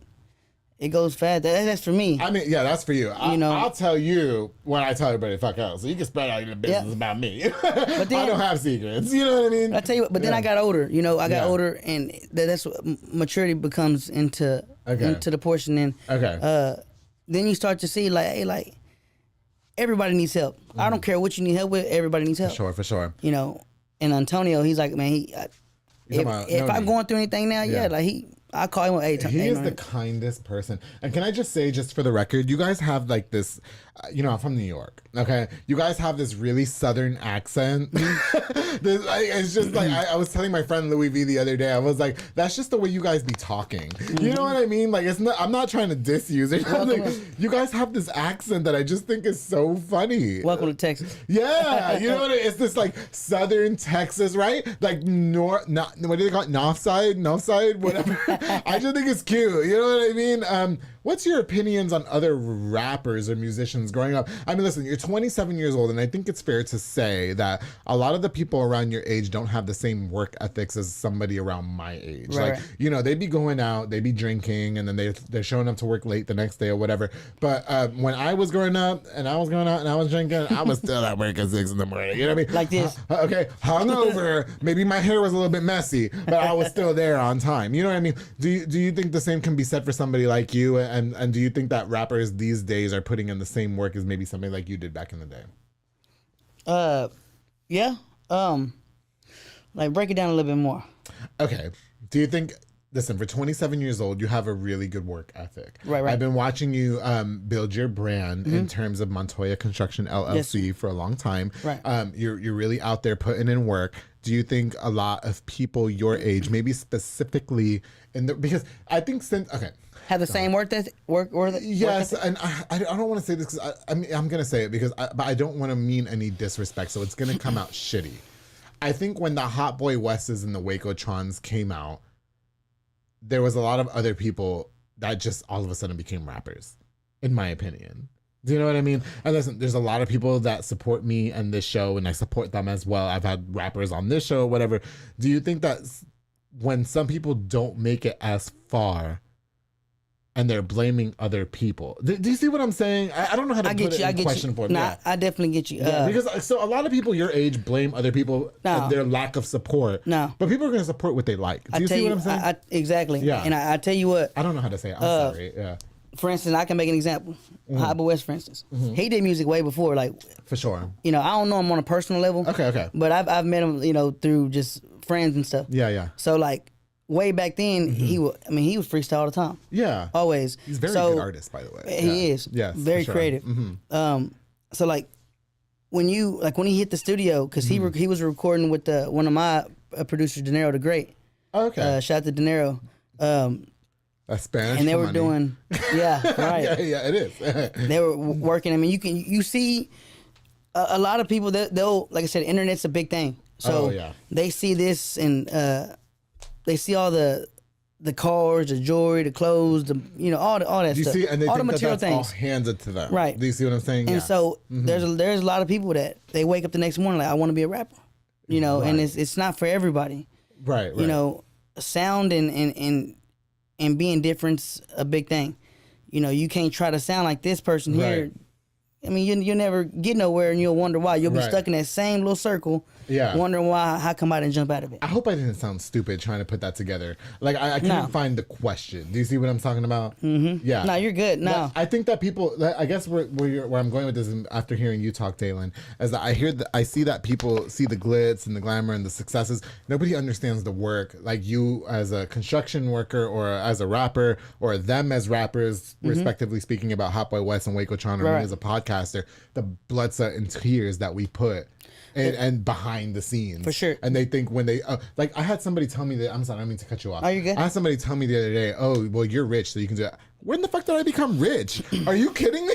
Hey, I'm not rich. You know what I mean? No fucking way. You know? People just see the material things. Yeah. You know, one thing I can say is, like, with your business, my business, and even the rappers, there's a lot of money invested. And there's a lot of people that just want to be rappers and don't want to invest the money. Rest in peace to my credit cards, but anyway. Okay, both of them. You know, seriously. Oh God. Okay, Dalen, listen, I definitely want to get more into you, getting to know you more. I'm having the greatest time with you. I want to get to know more about Montoya's Construction LLC. I have a lot of questions and your perspective about it. You know, we're about to get into it, right?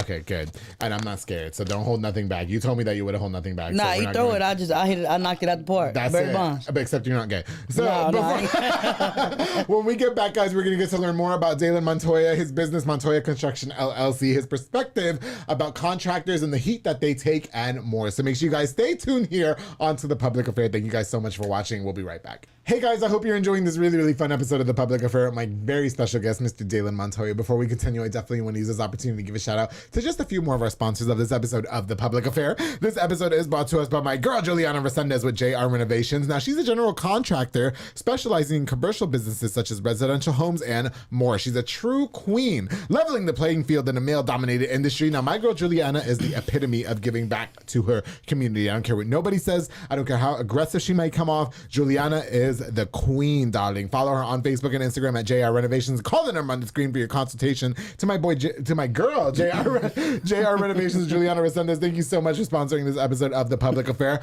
Of course, I got to give it up to my people, Julian and Ana Banda with Banda's hauling service. They rent dump trailers. You fill it up and they haul it away. They also do junk removals and tree brush removals and haul cars in and out of town. Now, when your car breaks down and you need a tow, they got you too. That's my boy. I love Julian. That's my boy. Don't you love Julian Banda? Hey, back to back. All I gotta do is make a call and he's right there. He's Boom. right there. He's right there. That's it. The car could break down in the middle of nowhere. He's got you. Yep. He's gonna come to you, and that guy right there has built this business, so passionate about this business, and I love his passion. I want to emulate his passion for Banda's hauling service. Book now with the number on the screen to Julian and Ana Banda. Thank you guys so much for sponsoring this episode of The Public Affair.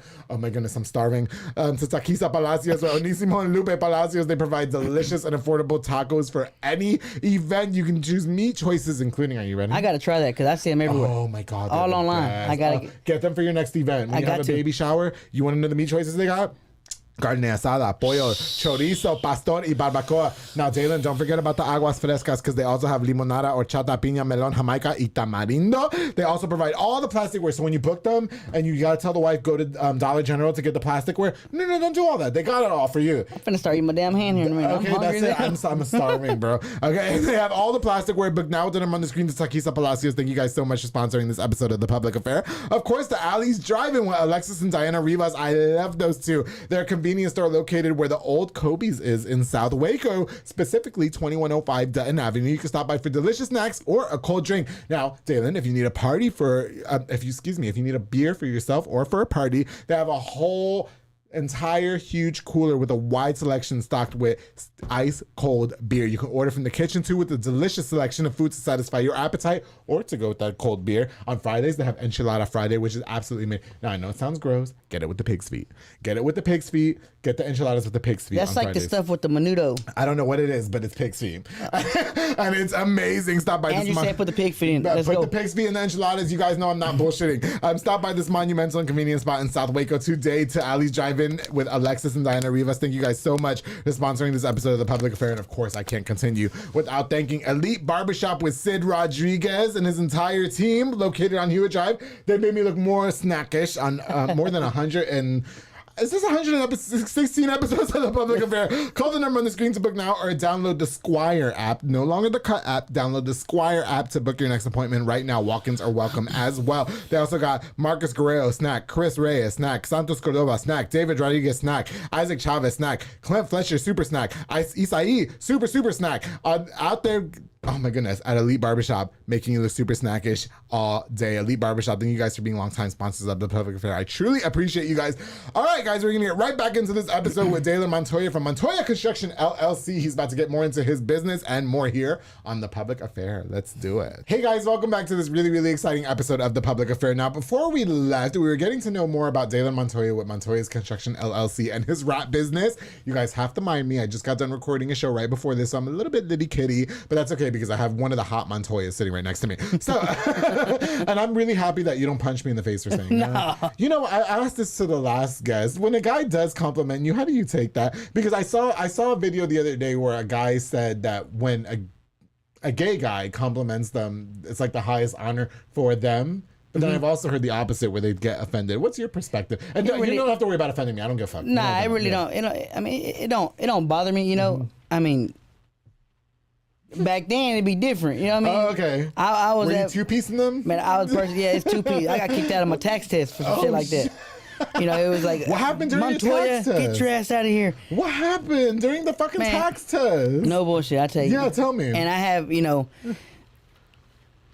There was a gentleman that was there in class with me, sure. and he was a little gay. Yeah, but you know, and that don't even bother me. It's cool. No, that's cool. Yeah. I have nothing against that at all. But he was passing a note around, and I mean, it was just getting around. I'm like, what you motherfuckers keep looking at me for like that? And they said this girl, she never talked before, so I knew it was something serious. She said, "Yeah, you want to know what he said?" I said, "Yeah." I said, "Shit, well, let me see this right here." Yeah. And it said, I really like Dalen Montoya. Oh, shit. With hearts all on him. I chucked that damn paper. I took my shirt off and it was on. You took your shirt off? Yeah. Well, why'd you do all that for? Because I wanted to fight. I mean, that was, you know what I mean? I'm 14 years old and I'm I'm already at a phase. Like, I think I know every goddamn thing. Yeah. You know, so it bothered you a little bit. It hit me different. My last guest, Antrix, said that a guy squeezed his ass on the dance floor or whatever. He said that he got in like real defense mode too. But I only do that to people, Dalen, when I know that I can do that. You know what I mean? For like, sure. I would never just go up to you and squeeze your ass just because I feel like it. You know what I mean? Like, I would ask you like, hey, so what's up? You know what I mean? And you would tell me on the side, and And there's even been times like, I mean, like, you know, when I got older, back then I had no goddamn brain, I had no common sense, but you were just like, a wild child. All I knew is what I knew. I got you. And I mean, I had that happen to me being 24 years old, but I never, you know, I was you know, hey, cool, you know, hey, for sure. you do what you do, that's cool, and you know, just. I have nothing against it at all. Yes, and I think it's important to note right now that there's certain levels to stuff. You know, there's absolutely. You know, and I'm very blunt. Oh yeah, you are. I'm gonna let somebody play with me to like if I really don't like, I ain't gonna sit there and just like let you be all crazy. You know what I mean? Yeah, acting all wild. I'm a park it before the car keeps going. Okay, you know I got you. Yeah, and that just. That for sure. And it's no disrespect, it's just a boundary. I think it's important to note right now, too, that it is raining outside. So I can hear the rain on my microphone. I don't know if we can edit that or not, but it's raining. All right? That's it. It's midday. There's a fucking rainstorm in Texas. Anyway, you know what? So, Dalen, starting Montoya's Construction LLC. So, you were a rapper. You were rapping in the beginning. You had a prominent rap career. You were trying to get out there, whatever. Why was the transition from rapping to construction? Like, how did that all come about? I mean, even when I did the music, I did plumbing. That's what I did for a long time. You. Me and Tony worked together for fucking years. Yeah. And I'd be the damn gopher for him, and I hated it. Oh, being a brother, we were fighting all the time. There's times I got the goddamn truck and walked home. Oh, wow. On the job site. Yeah. You know, it just, I've always had a vision and a plan growing up. And I always told myself that, you know, I'm going to be a boss. For sure. I'm going to be a boss. For sure. There was just probably just at the time, it was just a vision for me. Yeah. You know, as I got older, you know, things were getting tough. Reality started to kick in after, you know, after high school. Yeah. So college wasn't fit for me. Okay, I got you. You know, I'm not even gonna lie to you. I mean, I'm smart with numbers when it comes to money and these things like that. But right. To do the extra, but like the academics and all that, I couldn't really keep that. I got you. Okay. You know, but anyways, you know, bills and stuff started coming in, and my 9 to 5 just wasn't cutting it. Okay. It wasn't at all. And I told myself, you know what, and now you got kids and stuff. You have a family, for sure. So I'm gonna save this money here. I'm gonna put back, no matter how long it takes me to get to where I gotta go. Yeah, for sure. I'm gonna get there. Okay. But I put the money back, and eventually, man, I think because I've been in business for 2 years now. I started about 3 years ago. I said I'm not even I'm done. Yeah, for sure. I made an excuse not to go to work. Yeah, definitely. I said, oh, this time COVID and all that stuff was in. Yeah. I said, I don't think my wife's not gonna let me go back to work because of COVID because she don't want me to get sick. Yeah. And he told me, said, you're fired. You're fired. Did Tony fire you? Shit, pretty much. Oh, wow. Him and the boss fired me. Hey, you know what? That's business, right? What do you expect? Yeah. You don't take it personal, do you? I did take it personal. Oh, you did? Yeah, okay. I'm like, you ain't gonna give me no, like, you want me to go out there and die? Yeah, for sure. And, listen, but like in all due respect, while COVID was going on, some of us still had to work. Like it was a hard time for everybody. Do you know what I mean? Sure. And it was a difficult time for people to consider the fact, should I still go out? At the end of the day, while COVID was going on, bills did not stop. Do you know what I mean? Rent was still due. Bills were still due. So I know a lot of people have different perspectives on it, and COVID has affected a lot of different people in certain ways. I started this show in the middle of COVID. Do you know what I mean? I was still working during COVID. Do you know what I mean? Yeah. So we had to work. You know what I mean? That little $1,200 stimulus check wasn't shit. Yeah. You know what I mean? Hey, so for those of us who work, do you see I was what I'm saying? I was doing like a little like side work. Yeah. So like I think about it like this: if I can sit here, I'm gonna go work 40 hours a week. I'm gonna bring home about like $300-400. Okay. But I'm fixing to go over here. Yeah. And I'm finna bring home about like $1,200 in 2 days. In 2 days. Okay. I'm gonna leave this and I'm gonna go do that. That's it. All right. That's just me. So do you see it different now though? Like, do you find a different perspective in it? Like with your brother letting you go and all that?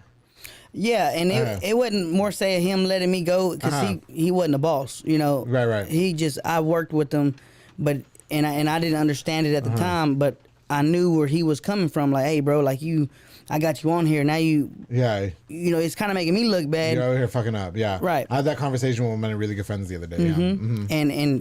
And therefore, like I said, me being hard headed, I didn't care about none of that. Yeah, for sure. Yeah. You know, and you know, the boss let me go, whatever. But I was working for them for like 8 years. I got you. I mean, 8 years, so I was loyal. Yeah, for sure.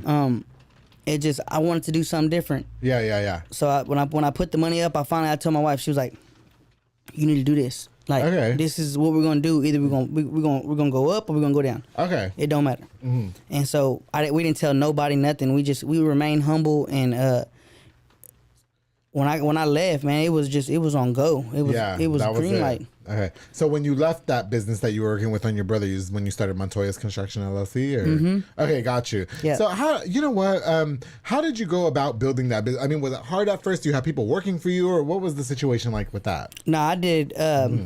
What I did, man, honestly, so I came across a gig, literally when I first started, like okay, out in Axtell. Yeah, right? yeah. Out there in the woods, darling. my dad did a job out for one of his customers. Okay. And he came and told me, he said, "Hey, you know, I got a job. She wants to do sheetrock." And like I said, I've been around the trade my whole life, so I know how it's supposed to go. Yeah. And I was like, "For real?" Don't get me wrong, I didn't know how to quote anything. Yeah, for sure. You know, but I had people help me gain up to do that. Okay.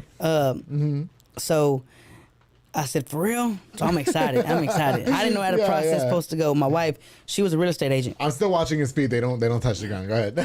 I know, right? My wife's she was a real estate agent. Okay, and so when it comes to paperwork and numbers, it was there. Okay, writing got up, you. So she handled all the numbers and stuff. Okay, got you. And so when I got there, I was looking. I'm like, and she was telling me what she wants. I want this. I want that. Yeah, for sure. This. Yeah. But anyways, I had quoted the thing, and she told me yes. So I'm just like, it's just motivation is coming. Like I'm getting, it's blessing after blessing. Yeah, for sure. And you know, I had guys that come in and help me. You know, Jimmy Quinones. Okay. Yeah. Do I know him? Ooh, I don't know if I know him. If we're probably friends on Facebook, I'm sorry. Shout out to Jimmy. You know, if I don't recall, shout out to him. It's Jimmy. It's the mimosas. Okay, go ahead. And then Antonio Castillo and Paul that they work with. You know, they helped me. You know, through the whole process, like starting. And then my dad, you know, he got me the project. So it really like everything came together with the people that was in my circle. Okay, got you. And it was crazy. Yeah. But once everything went approved, my wife wrote up the paperwork, whatever. We sent it in, and you know, got everything just proper and signed and notarized and all that stuff like that. That's what's up. But man, after that, it took off because once you do a whole house, I did a whole entire house. My first job. So you had already had prior experience to like the construction business. Yeah, I've been around it, so I know how it goes. So you know how it went. Okay. Don't get me wrong. I would at first. I had to correct mistakes. Yeah, definitely. That was done. So to be honest with you, it cost me a lot more money out of my own pocket to get this job right. That's how it is in the beginning, though, right? A lot of people don't understand the sacrifices that come to building your own brand. So I'm glad I did that. Yeah, you guys did that. Can we get a little bit personal, a little bit real with you? Mm-hmm. A lot of contractors are under fire. Mm-hmm. Okay. And I kind of wanted to get your personal perspective as a contractor. Mm-hmm. Oh God, how do I say this healthy? How do I say this without throwing some shade? Okay. I think you guys get the shit under the stick as contractors. Do you know what I mean? I think a lot of people don't. Listen, I have a full-time job where ordering parts in terms of lumber, metal, stuff like that take a really long time. You know what I mean? So I'm involved in that process at my full-time job, which I just don't promote, but that's my full-time job is handling that. Do you know what I mean? Yeah. So for you guys, I think that people don't understand when you have to get lumber or whatever the case is that it does. It's a hassle. Right. More of a hassle. Okay. Fuck it. So one of my personal sponsors, I don't give a fuck. I know, that's it. That's where we're going with it. One of my personal sponsors has been under a lot of fire right now. And I've been getting a lot of pushback for continuing to support him. I'm talking about Joel Overo for Brothers Construction. Okay, what I mean? So he's been a lot over the social media and stuff, and I love that guy, and anybody can feel any type of way that they want about it. But he has supported me for years. Do you know what I mean? And that's just my perspective. I talked about it on another show recently, and it was just something in me where if it has nothing to do with me, then I mind my business. Right. My parents kept me in the room for a reason when the adults came over. 100%. Do you see what I'm saying? And I use him as an example because he was under fire for somebody's negative review. Okay, my review for Joe Olvera with Four Brothers Construction is that he's always done good by me. And listen, that's what we do on the Public Affair. We keep it 100. Right. You know what I mean? So you work in the same business as he does. Sure. What can you say about said situation? Maybe not about that situation particularly, but as a contractor. I mean, I'm sure you've seen it. You know what I mean? Yeah. As a contractor, I mean, you know, you get a lot of people that really, like I said, back to what I was saying before. Everybody sees the outside. Yeah. But you never really get in to see what's really going on. What's going on? Exactly. You know.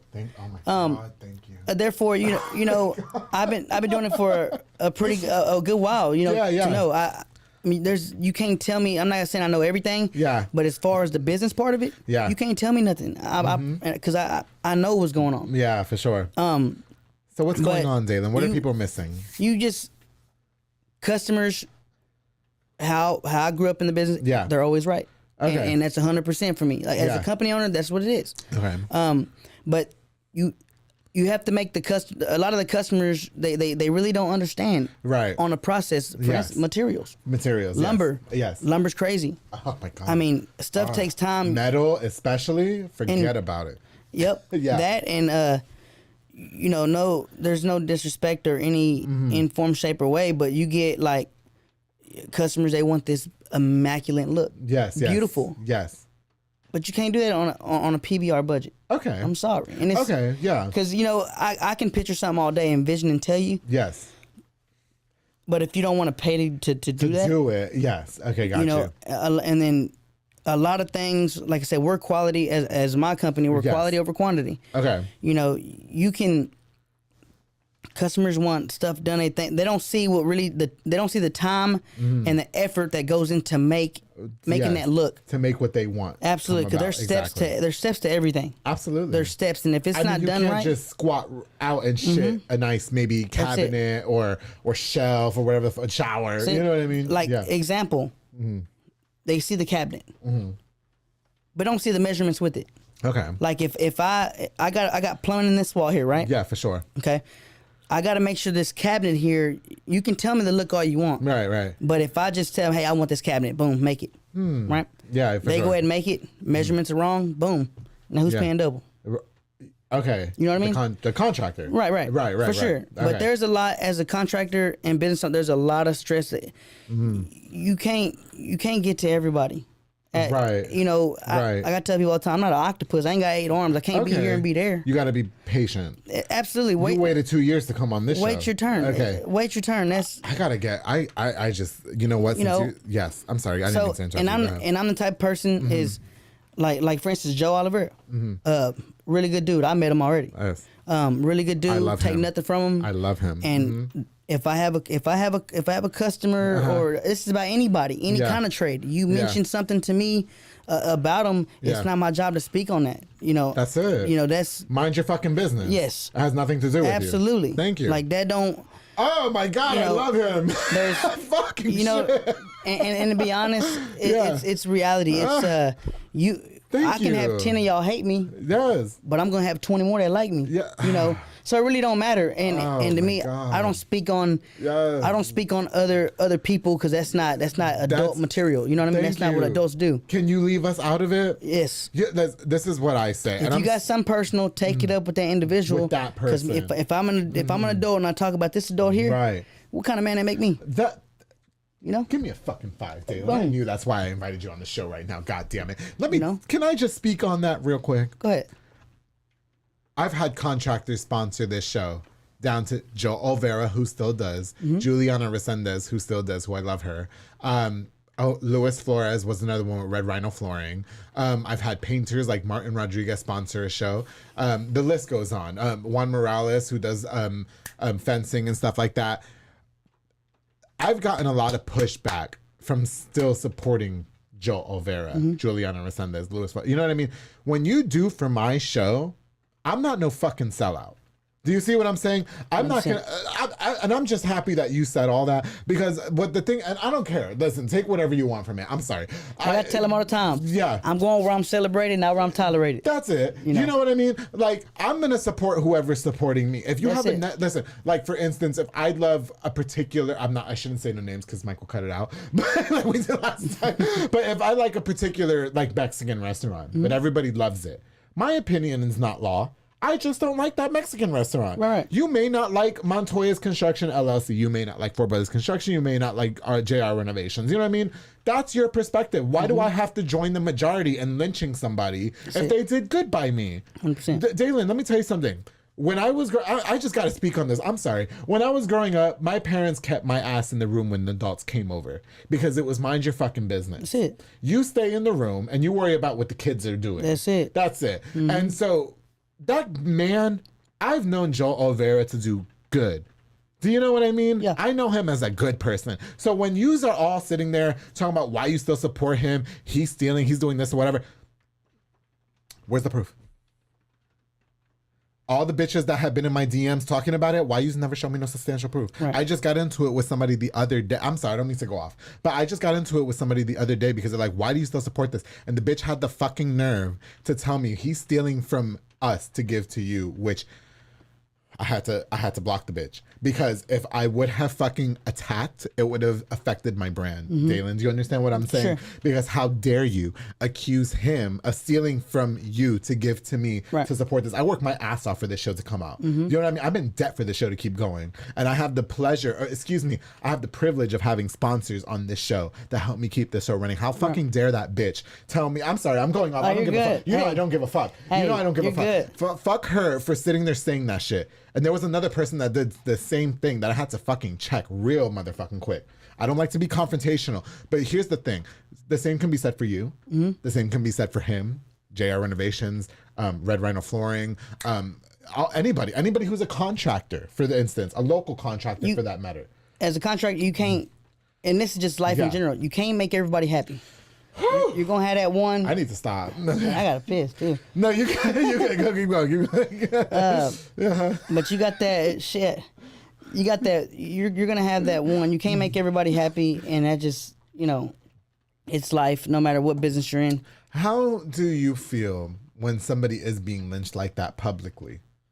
I really I disagree with it.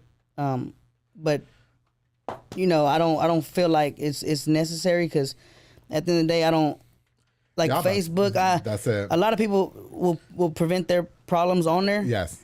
But me, if I have an issue, it's gonna be either who I got an issue with. Right. And take that's it up with them. I don't gotta sit there and because I don't have enough time in a day to go talk about somebody. Dalen, and let me tell you this too. Don't we come from an environment where if you owe me a substantial amount of money, aren't you gonna come beat my ass over it or sue me? Let's be for real. I'm from an environment where if you took $10,000 from me, you'd come beat my ass over it. Mm-hmm. You wouldn't take to no goddamn Facebook.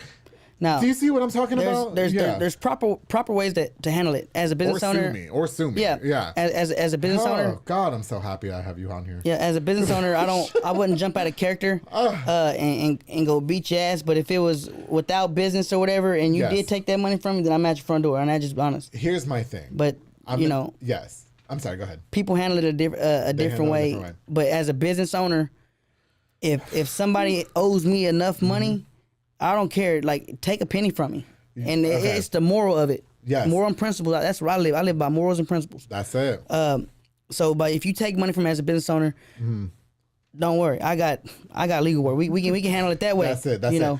I have to say this, and I talked to my friends about it. With that particular person that was messaging me, and I had to block. I caught myself, because that's a lawsuit right there. Yes. But I have a brand to protect as well, and y'all know we keep it 100 on the public affairs. So I'm just gonna share this, and I'm gonna leave it alone after this, and we're gonna continue with that particular person, because I remember talking to my friends about it. Some of my close friends, actually Jennifer and Israel, and I was telling them, I was catching myself writing after that person accused them of, oh, he's stealing from us to give to you, so it's my business type shit.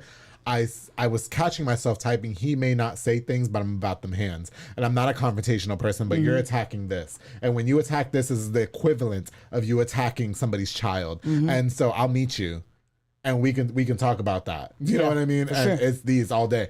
So I caught myself typing that, and I just had to let it go, because I have a business to protect, and that's what all business owners should keep in mind. So I respect somebody like him for not taking the bait, for staying above the fray. Do you agree? Like, you know what I'm talking about? You can't jump out of character. You can't. You have to shut your fucking mouth and keep it moving. There's a block button for a reason. It was one of my favorite things. And I loved it. And like I always tell too, is never entertain stupidity, because I'm not gonna let one dumb situation trick me out to where I'm at right now. Right. And can you just keep me out of it? That's it. Do you see what I'm talking about? That has nothing to do with me. That man has never stole from me. That man has never done me wrong. That man was a stranger that walked into my life at a time when I started this, and a lot of people that I knew my whole life were not supporting this supported me. Can I have that experience with him? You can have any negative experience that you want, but don't get mad at me when I'm not lynching him with you, because my experience is different. Do you understand what I'm talking 100%. about? That's it. All right, Dalen. So first of all, I just really want to thank you for your perspective on that whole situation. Listen, I wish everybody the best of luck in what they do. I wish everybody a longevity. If you have a negative, let's not even talk about contractors. If you have a negative experience with somebody, you have the right to do that. I did a whole live video about it. You know what I mean? And you have the right to feel that way. But can you please leave me out of it? Is that okay? Is that fair to say? Yeah, 100%. If it has nothing to do with 100%. Me, can you leave me out of it? And you as a contractor, you gave your perspective. You know what I mean? And so you agree. Yeah. Is it fair to say that we're on the same page? Or perfect. Yeah. To be 100%. And it's just, like I said, life in general. Even with, behind, like, without the contracting business or whatever, and just in general. So, like, if this person does me wrong right here, right? Yeah. Let's just make an example. The person does me wrong, blah, blah, blah. Yeah. Why should somebody else, and this person's helping this person, why do I feel the need to come bash this person because this person's helping this person? Just stay in your lane. And it's really just, I don't know. I never understood it, but that's what it is. You know, that's not how I maneuver. But right, for sure. You know, I maneuver different. You just stay in your lane. I stay in my lane. I think if we all stayed in our lane, things would be a little bit better. Don't you agree? 100%. Yeah, and I've built the foundation of the success of this podcast out of staying in my lane. You know, I support everybody in what they do. I have a lot of people, even in this industry, Dalen, that tell me, "Oh, do you see so and so started a podcast? They're copying you, this and that." Nobody's copying me. I didn't start podcasts. I did not invent podcasts. No. I'm doing my thing over here. And I've been very open about the fact that I don't watch other podcasts because I'm invested in the public affair. Do you see what I'm saying? But anybody who wants to start their own podcast should do it. They should go. They should push their brand as hard as I did. They should do their thing. Same thing can be said about contracting. You know what I mean? And this is, I'm glad you brought that up. Yeah. So that's a big thing. Yeah. Is like your podcast, or they're like, well, you see such and such or blase started their podcast, so they're copying you. Like, like as a why wouldn't you want that? You know what I mean? Why wouldn't you want that? Well, can I just be? I'll just be even more honest. I don't care. I'll be even more honest. You know, I had Dominic Villa on this show. Okay, Dominic Villa was on this show. He was on one of the earlier, just a few episodes behind you. Okay, he started a great podcast called A Man with No Plan, if I got that name right. Okay, and I messaged him about it too, and I said, you know, God, people are messaging me saying, oh, Dominic was on your podcast and now he's starting his own podcast. He's trying to copy you. No, he's not. He told me after the show that I inspired him to do that. I think that is fucking great.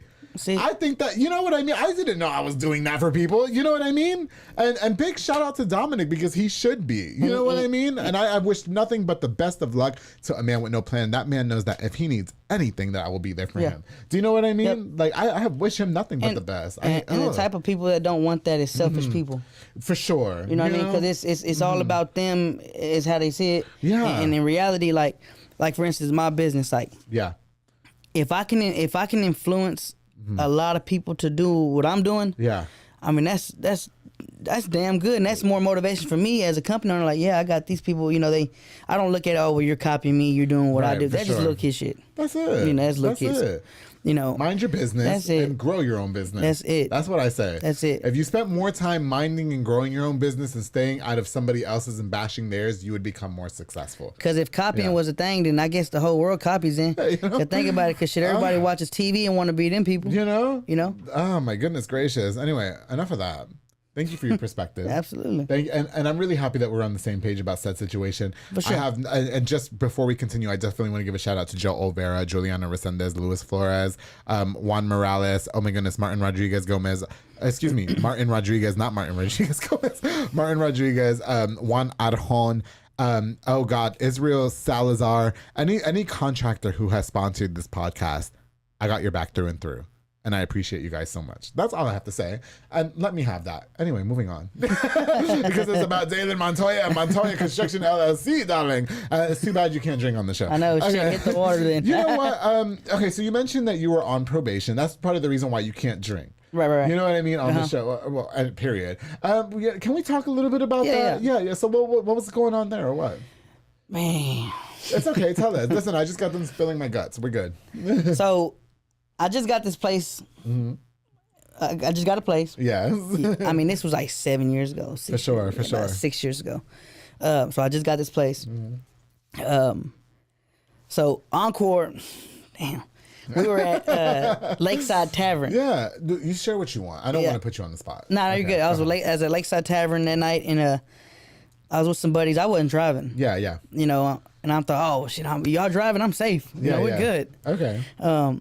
But Encore called me about like 10 at night. Okay. And said, hey, we're going to come put your meter on. I need you there. And I'm down. I'm like, damn. I said, how do I look? Like, I throw water on my face. Do my eyes bloodshot? Gotcha. And anyways, I go home. I meet them. Boom. I go to the gas station. Yeah. Man. I pull into the gas station. All I hear is, woo, woo, woo. Oh, no. And I'm like, yeah. I had some Copenhagen snuff in the truck. Okay. And so snuff is like dip, right? It's not the stuff you put in your gums. Ew. Yeah. So that's right. That's what I do. When I got it in now. You dip? Okay. I got it and went boom. Yeah. And state trooper, he like, you been drinking tonight? I said, nah. No, drunk as fuck though. You know, I'm just like drunk. Well, I'm glad you're okay. Number one. Okay. And like I can still function. Like I would. Okay. I mean, drinking and driving ain't cool. I ain't trying to persuade that. No, for sure. For sure. Nobody should drink and drive. For sure. So like I was good, and it was cold as hell. And he tried to make me. Man, he did make me do a breathalyzer. No, the other test. What's the like the fingers and all that? Okay, gotcha. I'm shaking like a drunk. You're basically drunk. Pretty much, but it was cold as hell too. So I had a plan B to follow an excuse. I was like, not the pill, but plan B. Yeah, not the pill. I got you. And he said, "You been drinking?" I said, "You know what, man? Just take me to jail." I put my hand on my back. Really? So you admitted? I mean, I knew it. I wasn't finna. There ain't no point in me going like lying and trying to come up with a story and go ahead and just push it on, fairly obvious. Prolong it. Like just go ahead and handle business and get me out of there. You know? Yeah, for sure. And so he took me to jail, and man, I called my dad. I said, "Hey, I need you to come get me out." Yeah. I had some money, put up, and he said,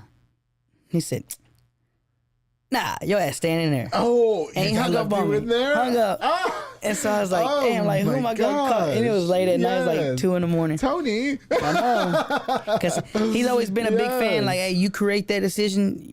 You have to, reap what you sow. That's it. Like, take accountability. I fuck with I'm your dad. I'm your dad at the end of at the end of the day. But, what you do is what you do. Mm-hmm. There's consequences to everything, good or bad. And what you screw up on, you got to handle that. Yeah, I got you. Okay. So I was like, you know what? Bet. Slammed the phone. The guard said, "Yeah, you slow down there." And I'm like, "Dang." So I called my mom. She didn't answer the first time. Okay. She said she had to just call her right back. So I called her again. Yeah. She says, "Baby, are you okay?" I'm like, "I'm good. I'm good. Like it ain't." Yeah. Okay. People watch too much TV, For sure. And they think it's gonna be some bad shit. Okay, got you. And anyway, so the next day, I slept on my salami sandwich because I needed a pillow because it was. Man. Did you say your salami sandwich? There was a salami sandwich they give you, boom, and sandwich. Yeah, like with salami in a carton of milk. Because you keep saying sandwich. Okay, or salami sandwich. Yes, you're not from New York. Okay. Yeah, that's just Texas. Okay, your salami sandwich. And I just. That's how I knew Was it hard salami? Was it Genoa salami? What kind of salami was it? I don't know. Did it have cheese? I'm gonna go buy some salami after this. That shit was dripping off some clear shit. I was like, man, hell no. So you slept on your sandwich? Yeah, I said, y'all gotta take, I was like, you know what? I ain't got no pillow here. And they got these metal things right there, like little metal beds, man. I put that damn thing right there. And I slept comfortable as hell. I had my ear print and damn bread and everything. Yeah. And they come in there, boom, Mr. Montoya. Right. Come with me. You made bond or blase. Okay. Anyways, I got out. You got out. Okay. Yeah, and it took like 5 years to go to court. And just to clarify, this is for drinking and driving? Yeah. Okay, got you. Yeah. So they charged me with a DWI. Okay, got you. I got a lawyer. Mm-hmm. Shout out to my lawyer. Tell you. Yeah.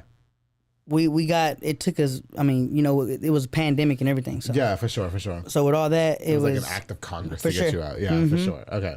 So you got out, and I told my mom, thank you so much. Like, yeah. So first thing she said, you got my money? Yeah. I said, oh. But can I just real quick about that? Can I give a shout out to your dad though? Because as much as maybe that was troubling for you, I appreciate that parenting tactic. 100%. Because I have a cousin, shout out to Shawnee, who's the same way, who told her son who was making some fucked up decisions, 100%. I'm not about to throw away everything that I worked for to give to you in terms of giving my house up for collateral or my cars or anything because you fucked up in life. That's it. I gave you everything to succeed in life. I mean, is that a fair statement? And that sounds like the way you're putting it is the way I was raised, it was, and it's always been like that. Like, like you mess up, that's your ass. Whether it's from me or from with the enforcement or whatever. You reap what you sow. You make the bed you lay in it. That's it. I agree. I mean, I'm sorry. I agree. It's like you dig your own hole, you're gonna have to land it. That's it. It's all fun and games till shit hits the fan. Yeah. And that's real. Like I really didn't. The friends I thought I had, you couldn't depend on them. And that's why I ride. I stay solo. Yeah. And with the family I have around me, like my wife and my kids, that's my number one thing. Okay. And me and my dad, we're like super tight. Like super tight. Okay.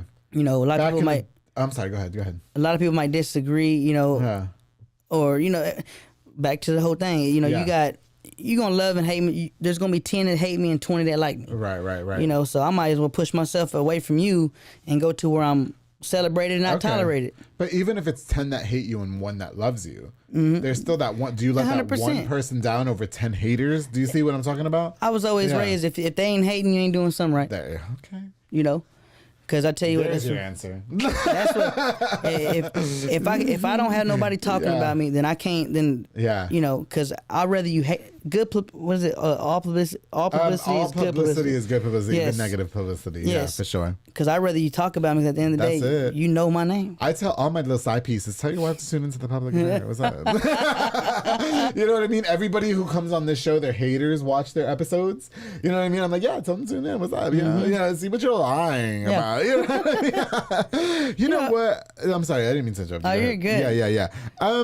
So with that probation going on and stuff like that, and that negative thing floating in your head, did you find that troubling for you to promote your business, or did you find it like an obstacle? Is what I meant to say. Honestly, I played the cards how they were dealt. Okay. You know, so I never let that. Don't get me wrong. Mm-hmm. Whenever I first got out, I was like, man, like this is gonna affect what I'm doing. I didn't build all this up for it to just go downhill. Okay. But then again, I gained perspective on that. You know, as fast as you got it, as fast as you could lose it. Okay. You know, so it built me stronger. Definitely. But with the business, it was like, you know, don't let that, just put that behind you. Just take care of business and keep going. Life goes forward. Right. So came is how I took it. Okay. And like I told, you know, because everybody had a concern, because like I said, I just moved into place and I'm finna lose it already. Okay, gotcha. Like the house and all right. that. Okay. But with the motivation, man, I really put it behind me and just kept moving forward and played day by day, and just, I mean, it really didn't affect my business. Right. Because I mean, if I would have let it took a toll on me, it would have did it. God, I'm really happy that you say that too. I mean, it's very admirable to hear how passionate you are about for sure Montoya's construction. You know, I will say, I recorded with you today, and right before you, I had DJ Terco and DJ Antrix on the show. I had I had only one recording booked for today at 11 a.m. Do you know what I mean? And so that person, they got sick, they canceled. We're gonna have them on the future show. Stay tuned. Right. But I went into full overdrive. Like, my show has to go on. I can't go. I announce every Wednesday who my next guests are. I can't go a Wednesday and not have somebody to announce. You know what I mean? So what? Didn't I hit you up just yesterday? You know what I mean? Yeah. I was actually at the that Tiny Hearts place off of Austin Avenue. We were doing a ultrasound for my wife. Oh, yeah! Shout out to my wife. Yeah, shout out to your wife. I'm so sorry she couldn't come here today. I know, and we're having we're having a girl. So are you having a girl? Yeah. Congratulations. What's her name? We ain't really got that far yet. But I tell you what, I got a couple names, but don't name her Moet, because Moet's my daughter's name. Moet Champagney is gonna be my daughter's name. Absolutely. Is this gonna be your first daughter? Yes. Okay. My blood daughter. I got a stepdaughter. You have a stepdaughter. Okay. She's 8. Okay. And like I said, I treat her like blood. Your daughter. That's your daughter. No, okay, gotcha. So you have a daughter. You have a biological son. Yes. Correct. And then so you're gonna have your first biological daughter. I got two sons, and then my stepdaughter, and then this would be a fourth, which would be another girl. So they'll gang up on us. Well, congratulations to you. You know what? We were just talking about negative reviews about other contractors, other businesses, and such like that. Did you ever have to deal with any of those negative connotations for Montoya's Construction LLC? Like, how did you ever go above all that and all that? I've had there's been some kind of speed bumps. Yeah. The process. Okay. But me as a company, like I said, I can speak for myself. I'm 100% customer satisfaction. If it ain't right, I'm gonna get it right. You're gonna get it right. Okay. You know. But I mean, yeah, you get customers, like I said, they want a lot of stuff. It's okay. So they want the extravagance. I'm more about paperwork. Okay. I'm not gonna shake your hand and tell you what I'm gonna do. I'm gonna contract that out on paper. I tell it to my yes. It's gonna be on paper, and what's on that paper is on it, and when it gets finished is everything on there. So anything after that, you can pay the difference. Don't get me wrong. And But I'm only here to finish my contract on what we agreed on. Yeah, for sure. Anything after that, I mean, that's really, I can say, oh well, I'm 6 months out to do that. You know. Okay, gotcha. But yeah, I mean, you'll get customers that are really just they don't. It's hard being in the contract field as an owner. Right. I mean, anybody that speaks on it that's not a self-employed owner, for sure, really don't understand. They don't. Okay. You know, we got as owners, we got taxes, we got this, we got 100 things. We got to take care of customers, not just you, but 100 others. You know, and then personal life, as much as that's not an excuse, that still happens. Correct? I mean, am I fair to say that, or yeah, you know what I mean? Yeah. So, shit. How do you not find yourself, Dalen, taking the bait? How do you? I mean, like I was speaking with my again with my sponsor, Four Brothers Construction. He does not take the bait. You know what I mean? He just stays quiet, stays back, takes it all. What do you feel about that? Like I said, I don't entertain the ignorance. Okay. You know, I'm not gonna let something jump me out of character because that's gonna put a bad look on me, like I really screwed something up. They just want you to respond. For sure. Yeah. Okay. You know, I'm humble as a person. Anybody that knows me knows I'm humble. Yeah. I stay in a soft circle. Okay. So like, you can get on Facebook and bash me and do this and do then that. 200 people share it, and yeah. I just mean. Be like, wow, that's okay. Like, congratulations, y'all want a cookie? You know. Okay, damn, bitch. And then it only, and to be honest with you, it only makes the person that feels like it's necessary to put on the internet, and this is anything to, or even to talk about somebody. It kind of makes you look like ignorance and immature. Yeah. You know what I always say, and I said this on my live video on my personal Facebook page, is, you know, you have the right to a negative experience. Right. Do you know what I mean? Like, you have the right to express that. It's the people, I feel like it's the people that entertain it that don't know the situation, that don't know both sides of the stories, that don't know the contractual obligation behind it, that don't know the facts, that are entertaining it. Yeah, so you like, know what I mean? If you put, for instance, okay, this is supposedly, this is a problem here, this is the problem that they have it with. Like, so two people. Yes. You let them hash it out. Okay. You don't need the little... Everybody else. The hype. Like, if I went on Facebook right now and said Dalen Montoya's Construction LLC did not build my shower the way I wanted it to, and they stole my money.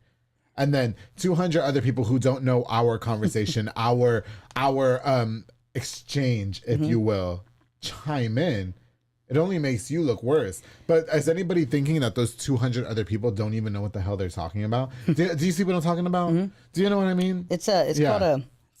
How would you say it? What, bandwagon? Yes. Everybody wants to hop on the bandwagon. Everybody wants wants was popping. Yeah. You know, you get on, like the Zero and Trey thing. Everybody knew what happened, but wasn't there. You know, wasn't there, yeah. Oh no, this happened here. I know he wouldn't go down like that. All they saw was that 30-second clip. And if you meet this guy, you're like, man, I don't even know your ass. Yeah. You know?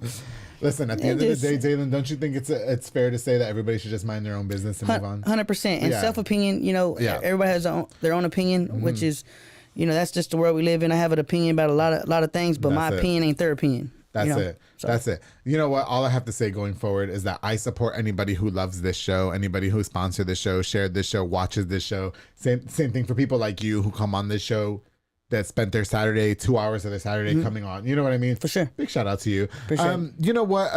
Dalen, we are running out of time. I'm so sorry. I know there's tons that we could talk about. What's next for you and Montoya's Construction LLC? So every time I'm on social media, you are pushing your business. You are the GOAT at building your brand. You know what I mean? I'm sure that it was hard coming from, you know, your circumstances. You said that you were the black sheep of your family back in the day, and, you know, you become this profound business owner. Right. You know what I mean? So what can we expect from you? Like, what can we reach out to you for and such like that? Anything from, you know, add-ons, renovations, bathroom remodels, kitchen renovations. We're not getting to doing new builds. Yeah. And also, you know, I'm just going to, you know what, since you invited me on the show, it's a very special moment for me. So I'll go ahead and reveal what I have in store. Oh, an exclusive? Yeah, exclusive. So let's go. me and my wife, we sit here and talk. Shout out to my wife. She's a go-getter. Like she's her. hot. She's hot. Yeah. She's hot. Yeah, she is. Go make another baby. Yeah. She said no more. Oh, that's it. She already got spent. Wear condoms. I buy the Trojan bear skin condoms. They're amazing. They are. I did it the other day. It was great. But anyway. Was she? Oh shit.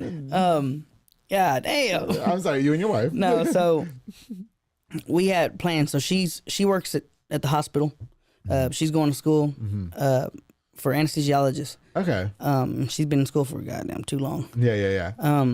But so we've been planning on to move out of the town. Oh, okay. So we want to hit either Houston or Dallas. Okay, a big city. So yeah, we try to stay in them cities a lot. Yeah, for sure. You know, to try to just advertise the company. Yeah. And enough to where we can, you know, we have enough there. Right. To go ahead and just pack up and just go. And just head. Okay. Do you think that's going to be a daunting task? Do you think that'll be difficult for you, Dalen? Or no, I mean I'm not a cocky person. Okay, but I can promise you I'm persistent. You know what you do. Very motivated, and I'm a go getter. One thing I was always taught is, you know, if you're broke, it's because you're broke. Not because everybody else, you know, people try to pin that on a lot of things. Oh, like circumstances. Yeah, I'm a go getter, and I mean. I can make you for anybody. You can make as much money as you want to make. Yeah. You can be as successful as you want to be. Yeah, for sure. You know, and I was always taught just get up and go. I don't care if it's out of town. I'm very social with everybody. Okay, got you. Everybody, and if you don't know me, you're gonna know me.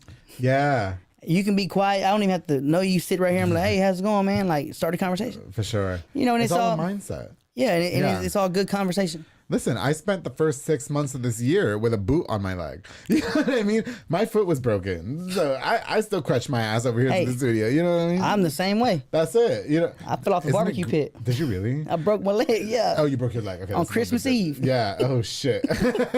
Oh, my goodness, Dalen. I'm so sorry that we're running out of time. Did I leave anything out? Do you want to address anything while you're on the show that I left out? Nah, you pretty much covered a lot. I mean, I just, you know...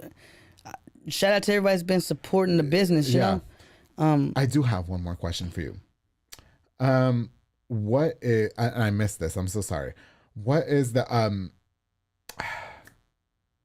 what's the negative like, how do you address the negative connotation about contractors? What do you have to say about that? You know what I mean? Like putting a lot of local contractors throwing get a lot dirt of pretty flack about, you know, not following up with their word, or you, like you said, you can't be 10 places at one time. You're trying to cater to everybody. How do you address that as a contractor yourself? Like kind of like how to like to make it not be like that? How do you speak for all the other contractors that are getting that same amount of pushback? You know, as on my standpoint is to, you know, how I would look at it is you know, negativity is going to be there. That's life. For sure. You know, but us as contractors, a lot of people don't understand is we're trying to make everybody happy. Okay. Everybody. Yeah. And you're gonna have that one that's just not gonna be happy. Okay. So I would say it is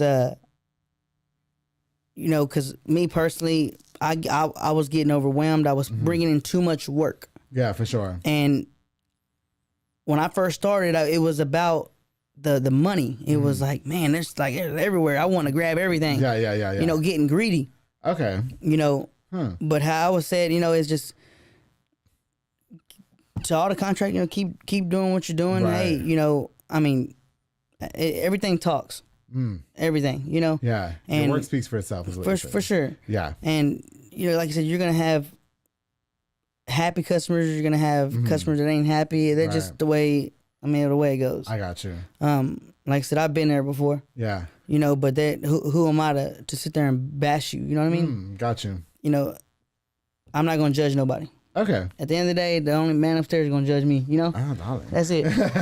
That's it. My friend Morrow said that when we go to heaven and we're standing in line to get through the gates, that he was gonna be like, "Ain't that nigga gay?" And then I'm gonna be like, "What?" Like that SpongeBob meme. You know what I mean? Like, why you gotta call me out in front of goddamn? You know what I mean? It was that one pastor, Dalen. I said I was sorry. You know? Dalen, I had a really good time having you on to the public affair. I appreciate you having me. Are you sure I didn't leave anything out? Is there anything else that you want to address? Any shout outs at the end or anything like that? Yeah, I mean, I want to shout out to my beautiful wife, for sure. Yes. She's definitely so sorry she couldn't make it today. I know. Yeah. If it wasn't for her, honestly, I can almost say I wouldn't be here where I'm at right now. Okay. And not just my wife, but my kids, everything I do, we wake up every morning, it's for the kids and our family here. That's what's up. Shout out to my dad, Tony. Yes. Tony. Shout out to my shout out to my brothers and like I said, all the companies, Frank Beja, yes.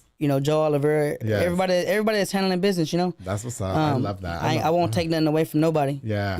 I love that so much, Dalen. Because at the end of the day, I know what I see. Yeah. And I see nothing but, good stuff. Good stuff. Kudos to you. I'm being for real. Kudos to you. And shout out to the public affair. Oh, I love you. Yes. Well, Dalen, thank you so much for coming on to the public affair. I'm so sorry that we're running out of time. Good? Yes, but I would Andrew thought I forgot.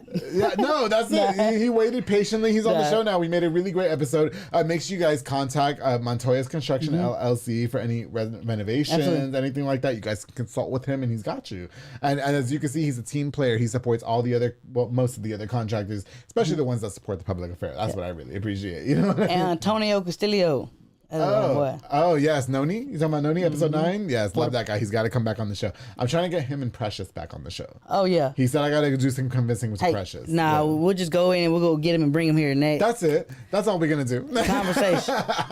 Well, thank you guys again so much for tuning into this episode of the Public Affair. Don't forget to like, share, and subscribe. Of course, big shout out to Dalen Montoya with Montoya's Construction LLC for coming on to the Public Affair. Big shout out to you and everything that you're doing. I see that you've been grinding hard as fuck, and I really appreciate the banter that we had earlier about your perspective on contractors and the flack that they get. Like, I appreciate you keeping it 100. 100%. I really do. I really do. Even if somebody wants to judge me, that's fine. Nah, please. I really don't. That's what they do all the time. Anyway, I ain't losing sleep. You know what I'm talking about? That's what we do. Anyway, if you know what, they go low, we go high. To everybody who tuned in, please don't forget to like, share, and subscribe. Before we continue, or before we go, I definitely want to use this opportunity to give a shout out to a few more of our sponsors of this episode of the Public Affair. I definitely want to give a shout out to Soko Soccer Academy with Dominic and Ariana Gutierrez, located at 3304 Franklin Drive. They offer team, small group, and individual skills training. They also have elite skills training to make your kid a superb star athlete. They have open play on Mondays and Wednesdays for ages 16 and older at 8:30 p.m. with Morrow. He's about your height, so I call him Silly Buns because he's short and aggressive, and you guys are, short people. Anyway, it's only $5 to play to my boy Dominic Gutierrez and my girl Ariana Gutierrez of Soko Soccer Academy. Thank you guys for being longtime sponsors of the Public Affair. Follow on Facebook at Soko Soccer Academy, on Instagram at Soko Soccer 254. Of course, right behind them, we have the newly renowned and one of my new sponsors, whose shirt I'm wearing today, Montezuma Boxing with Edward Barragan and George Farcon. They're a boxing gym dedicated to train you to be a superb boxer and, of course, to get into shape. They offer walk-in workouts classes as well at 5:30 a.m. and 7:30 p.m. And, of course, sign up for the boxing classes to improve that hand-to-eye coordination and overall better physical condition. They're going to have you in shape, darling. Montezuma Boxing is training champions, darling. Call the number on the screen and follow on Facebook to Montezuma Boxing. Thank you guys so much for sponsoring this episode of The Public Affair. Of course, the Via's Transportation LLC with Pelon Villa and Yasmin Landeros. They provide power-only services locally and over the road at an affordable rate. They also move freight in a dry van, such as box items, palleted materials, most retail dry goods, and more. And now they're also providing hot shot services. They're independently owned, so make sure you call the number on the screen today for more information. To Pelon Villa, Yasmin Landeros of Via's Transportation LLC. They were on the show. I love them. Yeah, I think I saw. Yeah. Yes, they're a great couple. I love those two so much. Thank you guys for sponsoring this episode of The Public Affair. Of course, the J Puddle and Poke with Junior Fuentes, Thomas Robertson, the entire family. They provide delicious, savory Japanese crepes and poke bowls. They also have handcrafted Thai rolled ice cream for dessert. You could choose from the menu or create your own, because I like to do that, because I like to be in control of Dalen, all right? They're locally operated on University Parks Drive and Hewitt Drive. You can order online at jpuddletx.com. Thank you guys so much for being longtime sponsors of the program. They're on DoorDash now, too. It's changed my whole entire life. I love J Puddle. Hey, I love, I can't DoorDash no more. Oh, please, whatever. All my money goes to DoorDash. Hey, it cost me $23 for a case of water. Oh, shit. Well, that's a little bit different. To J Puddle and Poke, thank you guys so much for sponsoring this episode of The Public Affair. Of course, the Pollo Boxing Audio, my boy Jeffrey Monreal, home for all your LED needs and auto accessories, installation of stereos, door speakers, and audio systems. He also specializes in building custom subwoofer enclosures and much more. Definitely a jack of all trades and your one-stop shop to get everything done in one roof. We are getting ready to go have some brunch, darling. Me and Jeffrey Monreal, he's been a long-time sponsor of The Public Affair. I love that guy. If you ever need some car mods done to your car, hit up Pollo Boxing Audio with Jeffrey Monreal. Thank you for being a long-time sponsor. And of course, I cannot end this episode without thanking Junior Banda with Fat Boy Michelada and Botana. Have you had it? I love him. Ask Bob. Yes, I love that guy. He provides the best michelada and botana plates for yourself or for a party with a menu of a ton of different items, including botana bowls, chamoy, pickles, and more. And we're also working on our own little thing, but I'm not going to say what it is. Just stay tuned. All right, guys, keep your ears open and your eyes peeled open as well. He's locally operated, so make sure you get the best and not the rest. Follow on Facebook and Instagram at Fatboy Michelada y Botana and place your order now to Junior Banda. Thank you for being a longtime sponsor of The Public Affair and supporting my podcast for as long as you have. I truly appreciate you. To everybody who's tuned into the show with my boy Dalen Montoya, thank you guys again so much. Montoya's Construction LLC is out there making noise. I just have to use this opportunity again and thank you so much for earlier. I know that was a touchy subject, but I really appreciate your honesty. No, it's I got to tell everybody I'm not here to judge nobody. That's it. You're just doing your own thing. But facts is facts, and facts is facts, and we're all doing our own things. And don't forget, darling, to always keep it between us. That's it.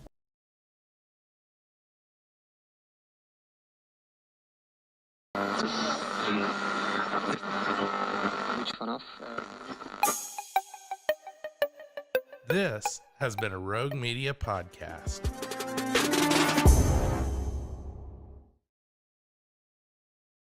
Hey everyone, you're listening to The Public Affair with me, Andrew G. I see someone different every episode, but do me a favor, keep it between us. Hey guys, what's going on? It's me, Andrew G, and welcome to another exciting episode of The Public Affair. Before we continue, I definitely want to use this opportunity to thank you all again so much for all the continued love and support. As you can see, I have mimosa on hand in my wine glass because it is 9 o'clock in the morning and we're all damn tired, but the show must go on, darling. Isn't that right? We're going to get into the mimosas in just a minute. Before we continue, I definitely want to use this opportunity also to thank Rogue Media Network for coming here at 9 o'clock in the morning to record this episode and everything that Mike and Allison and everybody here does for The Public Affair. I truly appreciate it. And before you guys continue with this episode, don't forget to like, share, and subscribe. Now, I definitely want to use this opportunity also to give a shout out to just a few of our sponsors of this episode of The Public Affair. This episode is brought to us by my boy, darling, Joe Olvera of Four Brothers Construction, who provides custom home designs and renovations. He also focuses on roofing, remodeling, plumbing, tree removal, electrical work, and so much more. My boy Joe and his team of delicious, scrumptious men are building affordable dream homes for you. Make sure you call the number on the screen for your consultation to my boy Joe.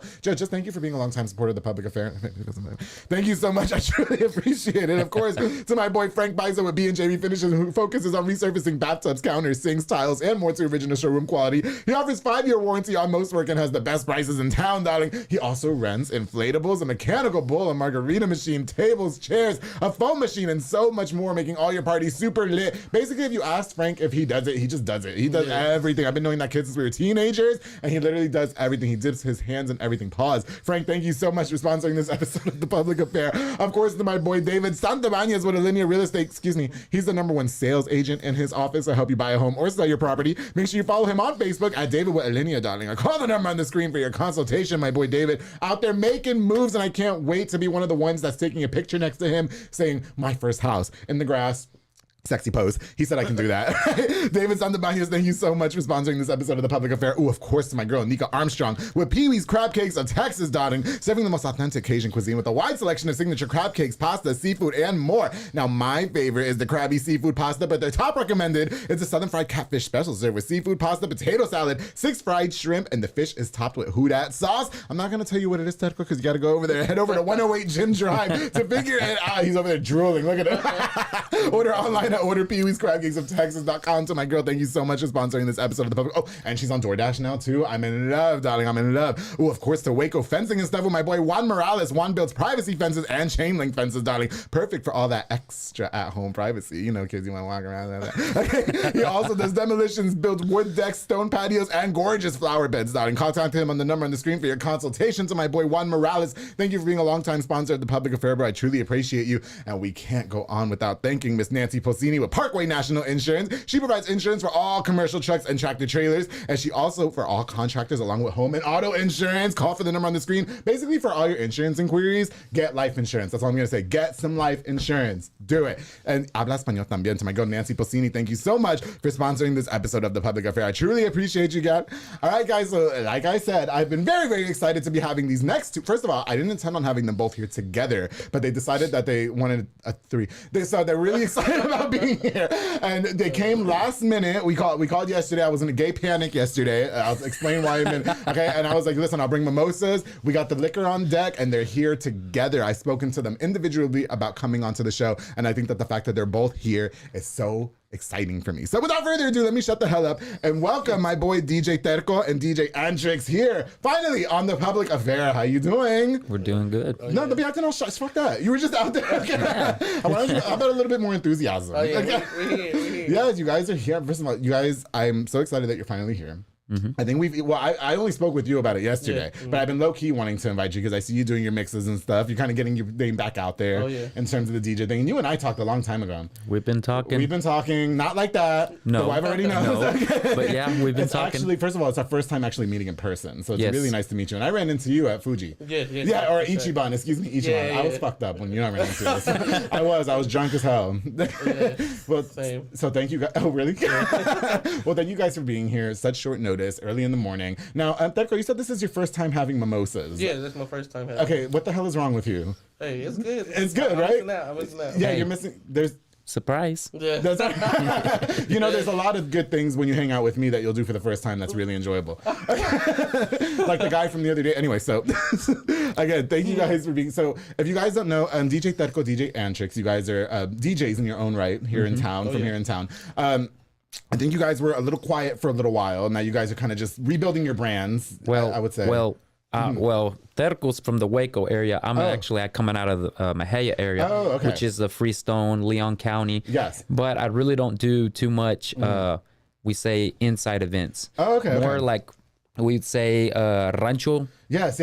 So like out there in the woods. Yeah. So it's kind of something we do in the country, you know. Right. But whenever these guys need help or whatever, then I'll come and come in. You're very much associated with the Subele DJ. Anybody, well, especially because I'm attached to that group. Yes.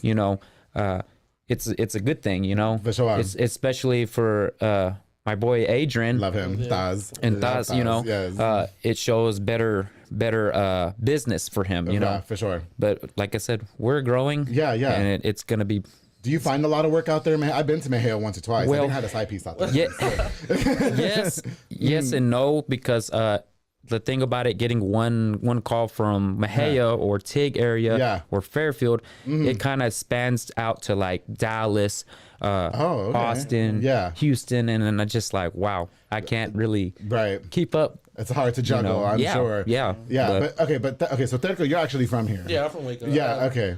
I barely just started the Terco name. Okay. I was running under Anonimo, which you're familiar with. I know Anonimo. Yeah, Love him. Yes. Me and him ran together for probably about 4 or 5 years. Okay. And I was behind the scenes, making mixes and everything. Definitely. Now he's like the missing link right now, isn't he? Yeah. I haven't seen Anonimo in years. The name fits him.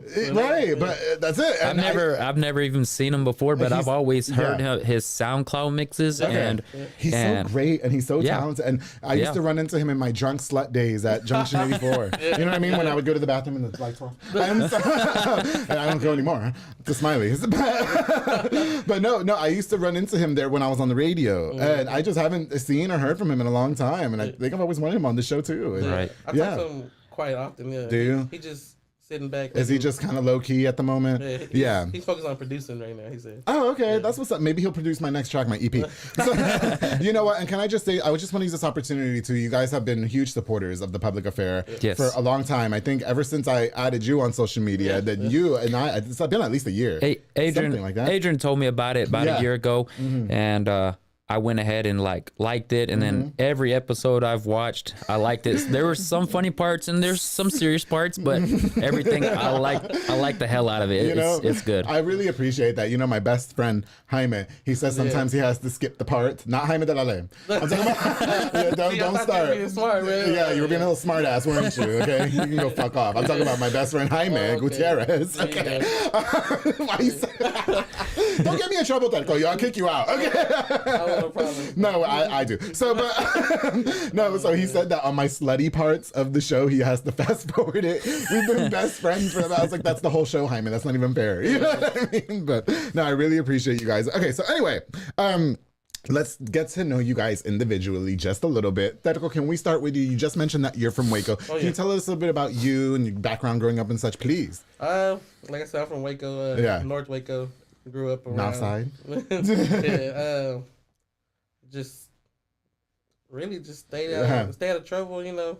Until just recently, right? Yeah, until recently.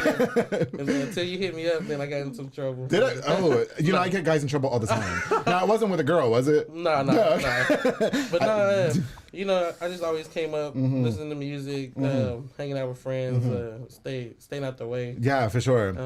You grew up with a lot of the people that have been on this show, right? Like you just mentioned Carlos Martinez, that amazing boxer who I love. Anisimo. I just got some tacos from him last night. And then Taz knew me since I was younger, you know. Yeah, for sure. Okay. How old are you, Terco? 25. You're 20. Okay, so he's considerably younger than I am. But my rule is you have to be 21 or older, so that's fine. Yeah. I turned 26 on the 10th. Oh, how cute. The guy I screwed the other day was 26. So, I normally don't go for younger. I really don't. But, you know, whatever. When did you start getting associated with those DJs? When I turned 16, I met Anonimo. You met Anonimo, okay. And then we hit it off. Yeah. We went to the gym, ate Whataburger right after. And was canceling each other out. Okay. Yeah, we're trying to even it out. Yeah. And then he asked me if I wanted to go to the radio. I was like, radio? Like, yeah. And he's like, are you talking about Lale? Yeah. Okay. And he said he's a DJ.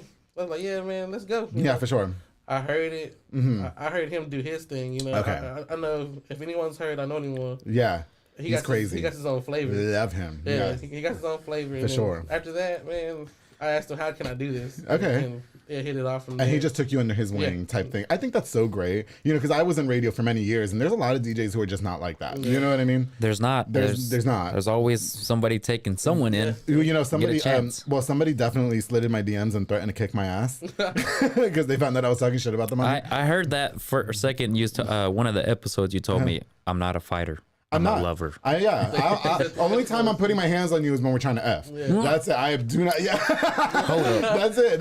No, stop it. Not you. I told you the wife's outside. Shout out to the wife.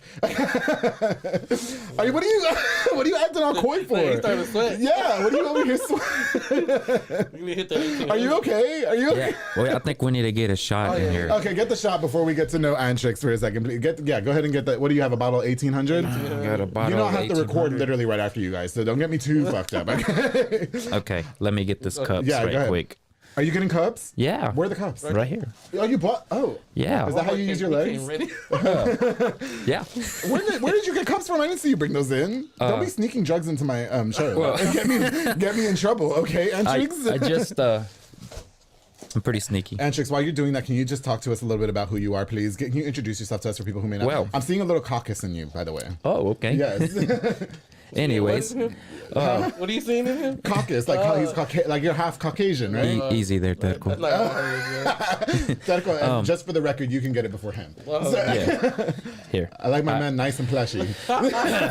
More loving in the oven. Well, when? And more. Yeah, more. This is what we do on the show. Whoa. I know. What the hell are you trying to do? That's for Andrew. Okay. If you wanted to come home with me, you should have just asked. Yeah. You don't have to get me drunk. It's fine. All right. That's yours. Okay. And then that's mine right there. There we go. Oh my God. 9:45 in the morning. Let's do this. 9:45. It will set that right here. That way it looks good right there. Well, okay. Big shout out to you guys coming on to the public affair. Thank you so much. Salud. Boom, boom, boom. Oh, man. I spilled some on me. I can lick it off you if you need to. Okay. So, Antrix, introduce yourself to us, please, for anybody Hold on, I'm still trying to come back to the real world. It's because you guys don't swallow. What? Anyways. Anyway. We're still going? Okay. Yes, we're going. Yeah. Okay. Anyways, well, my DJ name is DJ Antrix. A lot of people call me Tony. Oh, okay. So, I grew up in the country, if you can tell by my voice. Yeah. As so. Even by the way you dress. Yeah. Yeah. I mean, yeah. Here we go. Yeah. You know. But anyways, I grew up in the country, you know, and a lot of white people. There was no Hispanic people. Yeah, okay. So you After know, Mejia? yeah, no, not wasn't Mejia. It's actually called Marquez. Oh, I know where Marquez is. Texas. I used to call it Marquez. They used to get so mad at me. Yeah, and I think I discussed to you about that. Yeah, it's we like did, yeah. it's like 2-3 stores. That's out there in the woods, bro. Yeah. How the hell did you find your way to the public affair? Right. Sliding in the DMs. But anyway. See, well, it started off when my DJ career from there. It started out of me buying a pair of speakers. Oh, okay. And I met a guy out of Buffalo, and he was like, somebody introduced me. He's like, hey, he's a DJ. Yeah, yeah. I was like, okay, what do you want me to do about it? Yeah. They're like, well, you're into music. You like to listen to your MP3. Remember the MP3s? Yeah, the MP3 players. Yeah, well, yeah. I never had an iPod because there was like I could never afford those. Right.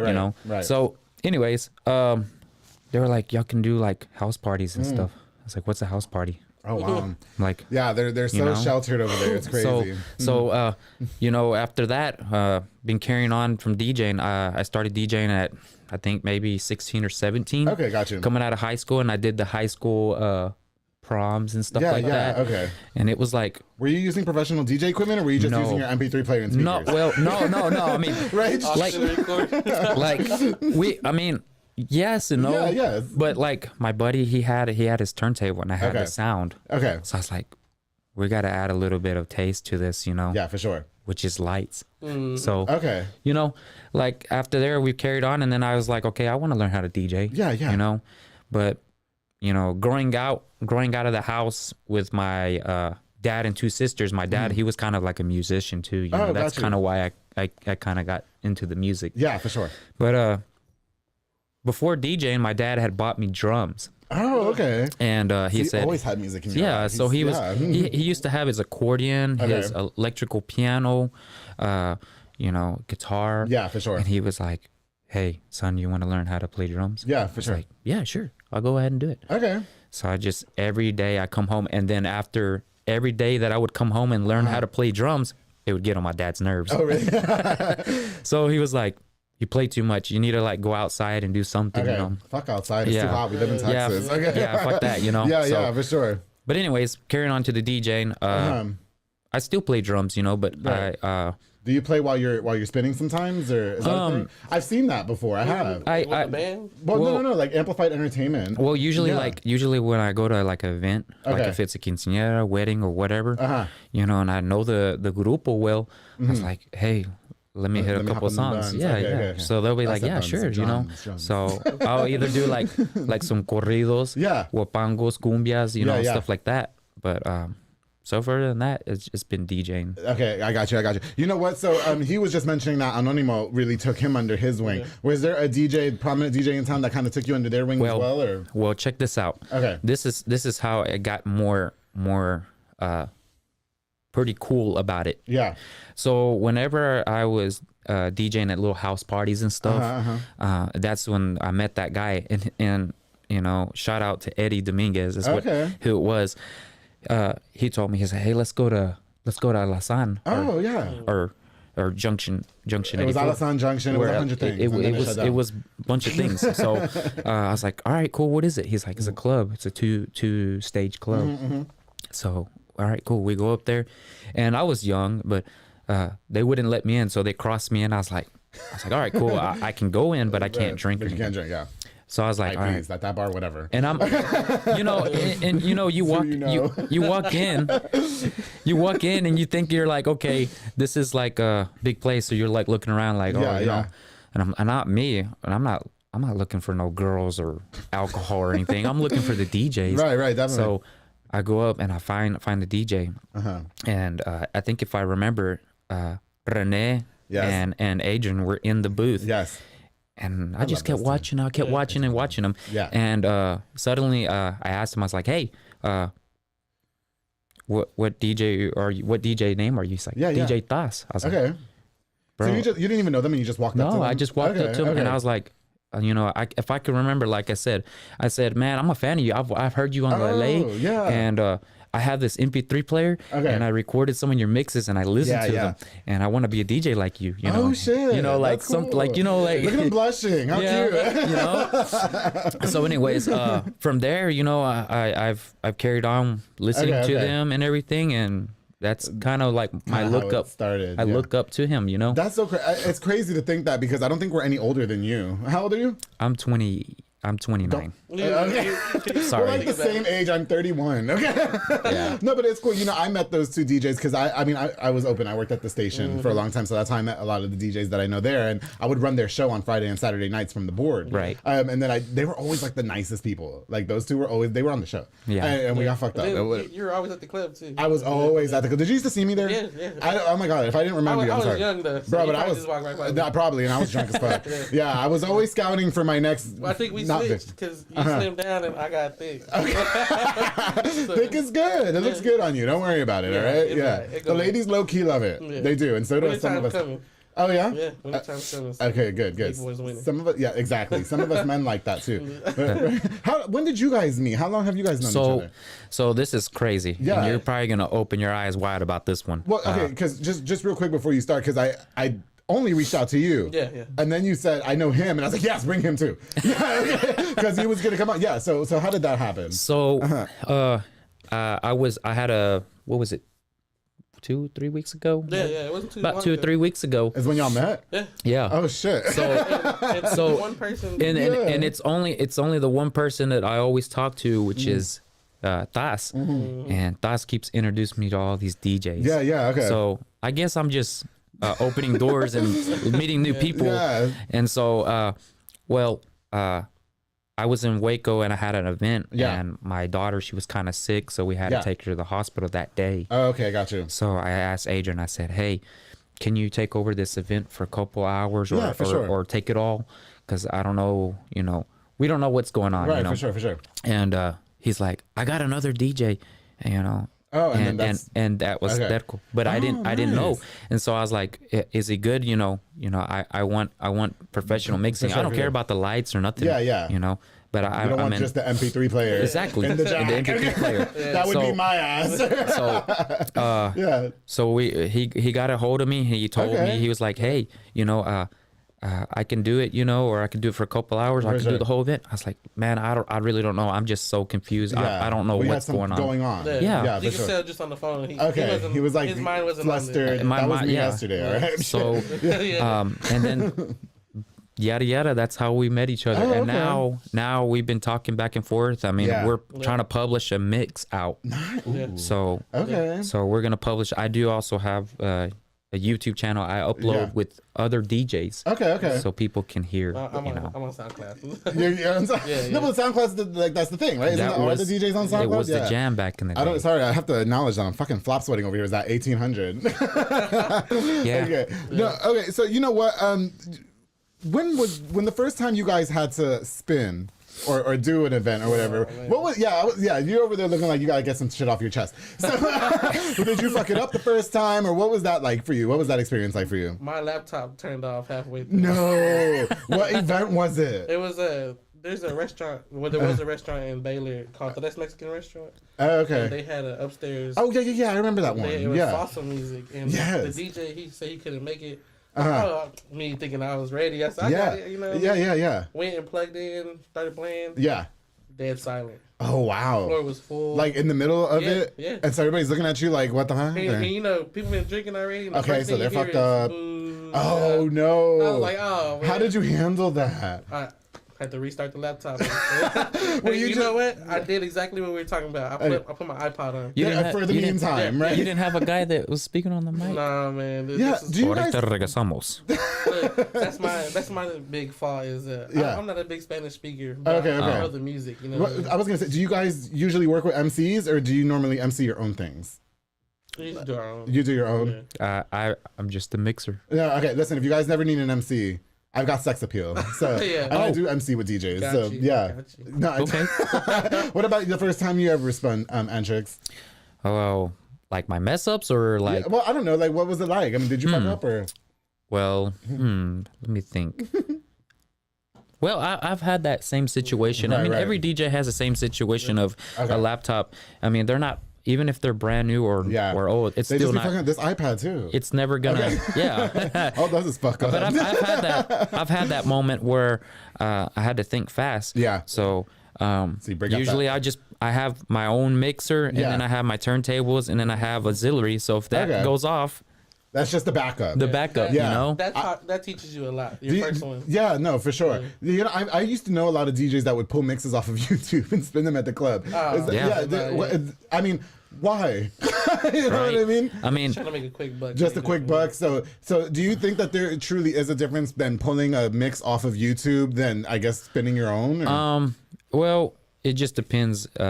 Different situations. Yeah. You know, sometimes you're tired. You know, like you don't want to mix. Okay. But sometimes it saves your ass at in one night so that you don't have that music and that song is in that mix. So it's like, okay. Yeah. We're going to get into that later because I can't stand when people request songs. But on the second of that, you know, it buys you time. Like if you got to go eat or something and you're the DJ, but you're like, okay, the people are offering you food. Hey, they're offering you drinks. Oh, okay, yeah. Cool. Okay, so you just kind of put that to the side and let it play. And then after that, you'll bring out the hottest mixes you got. Yeah, because like the mixes are like just a filler. If they're paying you good money, man. Yeah. No matter if it's $100 to $9,000, whatever. You want to. They're paying you to do your job. To do your job, exactly. Yeah. So you get out there, you play whatever music you got, man. Yeah. Do you know a lot of people did not know that I do my ads fresh every episode? They thought that I re-recorded them, and I was like, no, I do them post fresh every I've always known that that I do them fresh, right? You can tell. Can't you tell? When I hear your ads, I'm like, this man is hot. You know? Hold on, slow down. That's 7 years in radio, darling. I told you guys that I did that Dunkin' Donuts commercial drunk as fuck one time. And they aired it for like 7 weeks. It was great. But on that note, we do have to take a quick little break, okay? Then I definitely want to get back into your careers as DJs, supporters, losing supporters, friends. I want to get into all the tea. And when we get back, we're going to get to learn more about DJ Terco and DJ Antrix here on The Public Affair. So make sure you guys stay tuned, and we're going to take some mimosas and shots. All right, here we go. Hey guys, I hope you're enjoying this really, really exciting episode of The Public Affair with my boys DJ Terco and DJ Antrix. Before we continue, I definitely want to use this opportunity to give a shout out to just a few more of our sponsors of this episode of The Public Affair. This episode is brought to us by my girl Juliana Resendez with JR Renovations. Now she's a general contractor specializing in commercial businesses and residential homes. She's a true queen, leveling the playing field in a male-dominated industry, darling. Follow on Facebook and Instagram at JR Renovations and call the number on this screen for your consultation. When you talk about the epitome of giving back, that is my girl Juliana Resendez. She's like one of the best people that I know. I'm so happy that we were able to make amends and strengthen our relationship. I love that woman so much. Thank you for all that you do for me, girl. Truly appreciate you. Oh my God, of course, the Julian and Ana Banda with Banda's hauling service. They rent dump trailers. You fill it up and they haul it away. They also do junk removals, tree brush removals, haul cars in and out of town. When your car breaks down, you need a tow, you call them. They're there at a punctual time. Very dependable, highly recommended. Banda's hauling service is the best. Book now with the number on the screen. I truly appreciate everything that you guys do for The Public Affair. Thank you guys so much. Oh my goodness, to Taquisa Palacios. Look, your mouth is watering again. Well, Anisimo and Lupe Palacios, they provide delicious and affordable tacos for any event. Their meat choices include, are you guys ready? Yeah. Are you ready? Okay. Carne asada, pollo, chorizo, pastor, y barbacoa. Don't forget the aguas frescas, darling, that they make homemade limonada, horchata, piña, melon, jamaica, y tamarindo. They also provide all the plasticware, so when you book them, don't worry about who got the plates, who got the napkins, who got the forks, because Taquisa Palacios is there. Book now with the number on the screen. Thank you guys so much for sponsoring this episode of The Public Affair. Of course, to Lisette Luna and Amanda Switzer with Embrace Fitness. They teach group fitness classes that are fun and dynamic, darling. They specialize in total body workouts by Xcola and by Jackie and Zumba Step. Classes are Monday through Thursday at 6 p.m. and 7 p.m. And you can also contact them to rent the building out for parties and small events. These ladies have been supporting me for a very long time, out there making you look super snatched. My girl Lisette Luna, my girl Amanda Switzer. Thank you guys so much for sponsoring this episode of The Public Affair. Of course, to Allie's Drive-In by Alexis and Diana Rivas. They're a convenience store located where the old Kobe's is in South Waco, 2105 Dutton Avenue. You can stop by for delicious snacks or a cold drink. Now, if you need a beer for a party or for yourself, they have this huge freezer stocked with a wide selection of ice cold beer. Absolutely delicious. You can order from the kitchen too, with the selection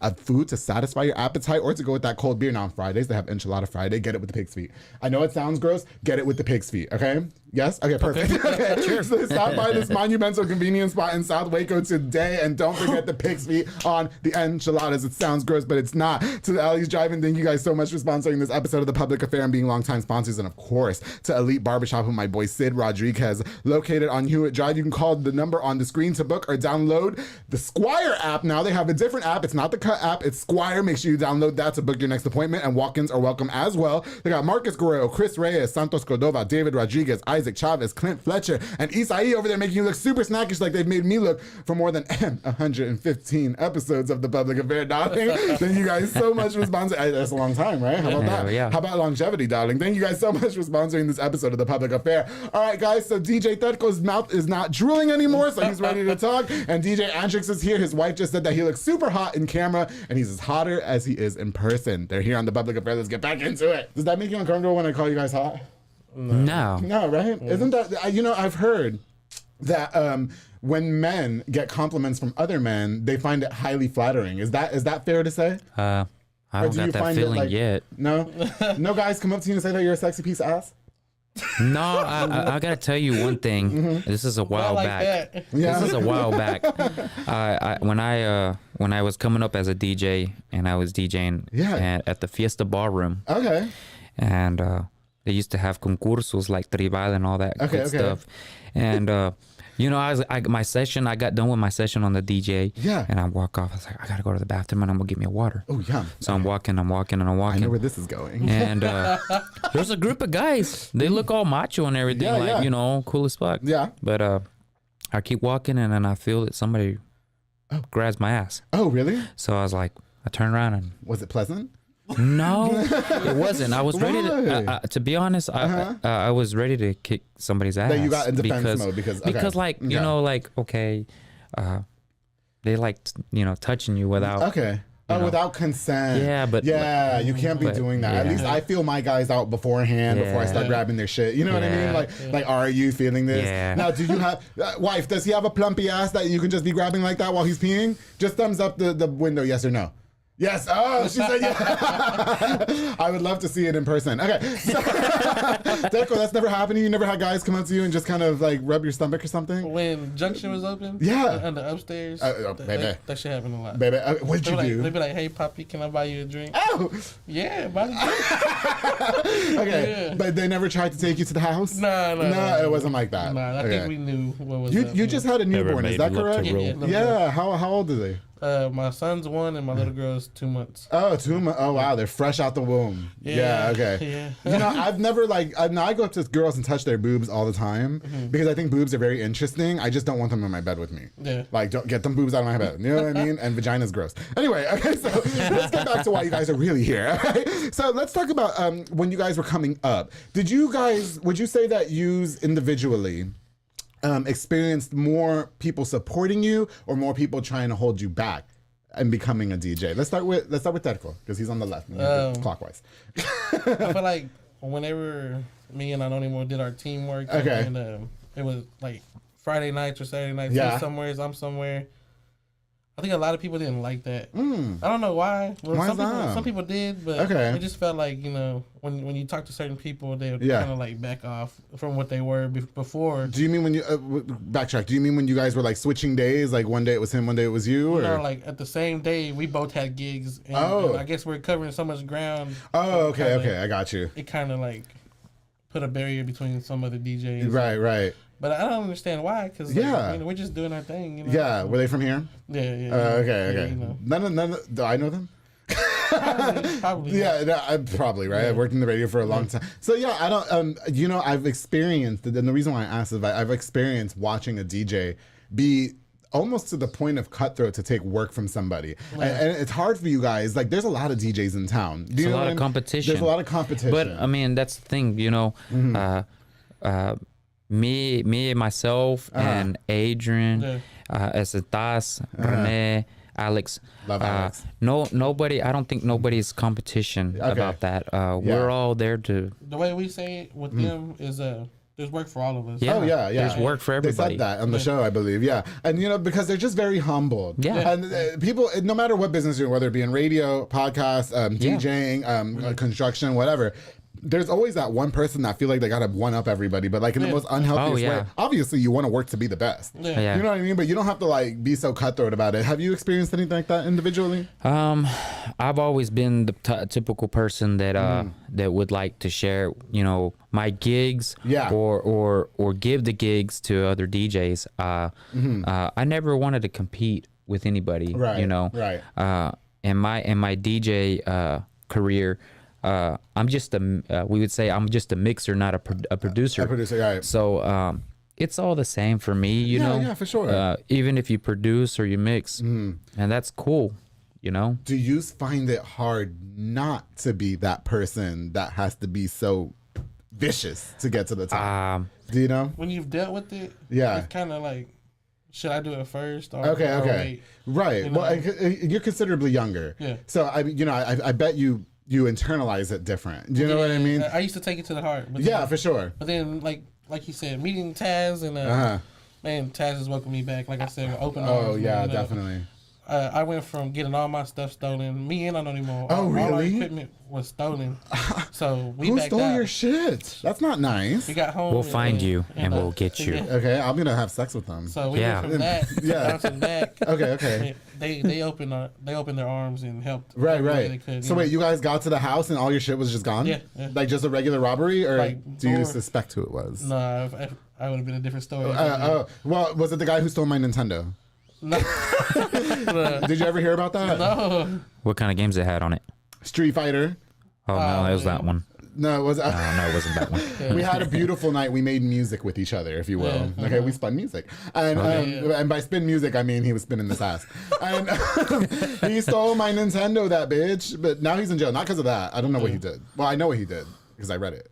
Anyway, did you guys as DJs ever find yourself in like wild experiences? Surely parties get out of hand. You know, you were just saying guys like to grab that luscious ass of yours. You know what I mean? Like, did you guys ever find yourself in a sticky situation? Not sticky like, this, but like sticky like maybe there was a brawl or maybe some girls and then the wife was going to fight them. I think one time, see, the thing about it, whenever Fiesta Ballroom was open at the time. Yeah. Let's take the shot. Let's take the shot. Yeah, I forgot about the shot. Okay. Like I said, I have a recording right after this with my boy Dalen. Here we go. Yeah. You all right? Yeah. I'm going to teach you how to swallow. Go ahead. Okay. So at the time when Fiesta Ballroom was open. Yeah. It was a hit, like I said, that at the time when somebody had grabbed my ass. Yeah. Anyways, I think that's beautiful, actually, that somebody did that. I would love. Can you just stand up and show the camera your ass? Can he do that? You can do that. You got to. Man. Yeah, you have to. You've been talking about. Wife, give us permission. Just thumbs up. Yes or no. About this whole time. Yeah. Like, he wants to. Wife. She's hiding. Can he stand up and show the camera ass? Yeah, she said yes. Yes, just do it real quick here. Oh my God. Yes, there we go. Let's see. Can I grab the ass on the camera? Just for the show. It's just for the show. He has to shake it. I'm not gonna shake it. No. Here, show us that luscious ass of yours, Andrew. This is great. We've never had. And if you need to take your clothes off, you can. Look, it's perfect. Look, do you want me to just smack it real quick? Or no. It's okay. It's okay. It's okay. It's an all right ass. Like if you were a bottom, it'd be all right. That was beautiful. Shout out to her. Well, God, I want to go there with her so bad. Anyway, go ahead. So I remember. Yeah, grab your beautiful ass. Go ahead. What were you saying, bro? Yeah, that was great. Okay. That made my whole day, actually. Hold on, let me take a deep breath. Okay. Oh man. Well, everybody in the world's gonna see that ass now. Like, you should make an OnlyFans.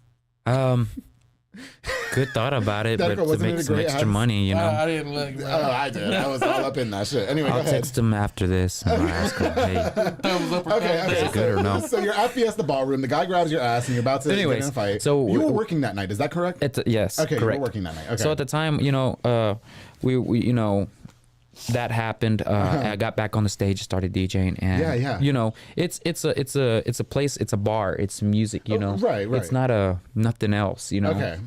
But the thing is that maybe around 11 to 12 o'clock, it started turning into a strip club. Oh, I love it. That's how I was at Thaz's wedding. Yeah. So it wasn't.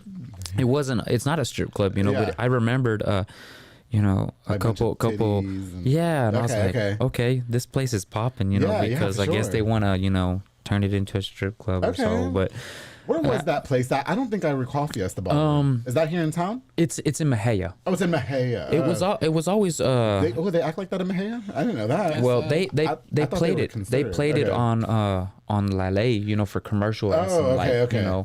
what grupo's gonna come, you know. Baby, I'm not driving all the way to Mejia to go out. I barely want to go up the street. What you talking about? To George's. All right? Sure, I'm trying to be at the house. But you know, either way. Okay, so it got a little rowdy. Yeah. Okay, you so know, when the guy grabs your ass, can we just go back to that, because I think that's really hot. So did you punch him in the face, or did you get in his face, or what did you do? I couldn't even find him. It's like he disappeared in the crowd. Oh, so you know, like you ever saw that movie Jason, like the killer? Okay, yes. And you hear that.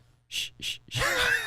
Why is he making it so cryptic? All he did was so the thing was is that it's just like my mind froze for a second. Okay, I turned around and I was like, so who's to say it wasn't who a girl? Who the hell grabbed my ass? But like, who's to say it wasn't a girl that grabbed your ass? Oh, it was a bunch of guys. Oh, it was a bunch of guys. Okay, I know it because it was this crowd. Yeah. That likes to. You're very, Antrix, you're very pretty in person. Thank you. I did, like, for real. When I was looking at the pictures, I was like, yeah. I mean, but they don't use it in person. And I don't know if the alcohol has a lot to do to influence it. I think it's the shots. It's the shots. But yeah. We already talked about trading baby daddies and stuff. Anyway. Okay. I talked to your wife about that, right, girl?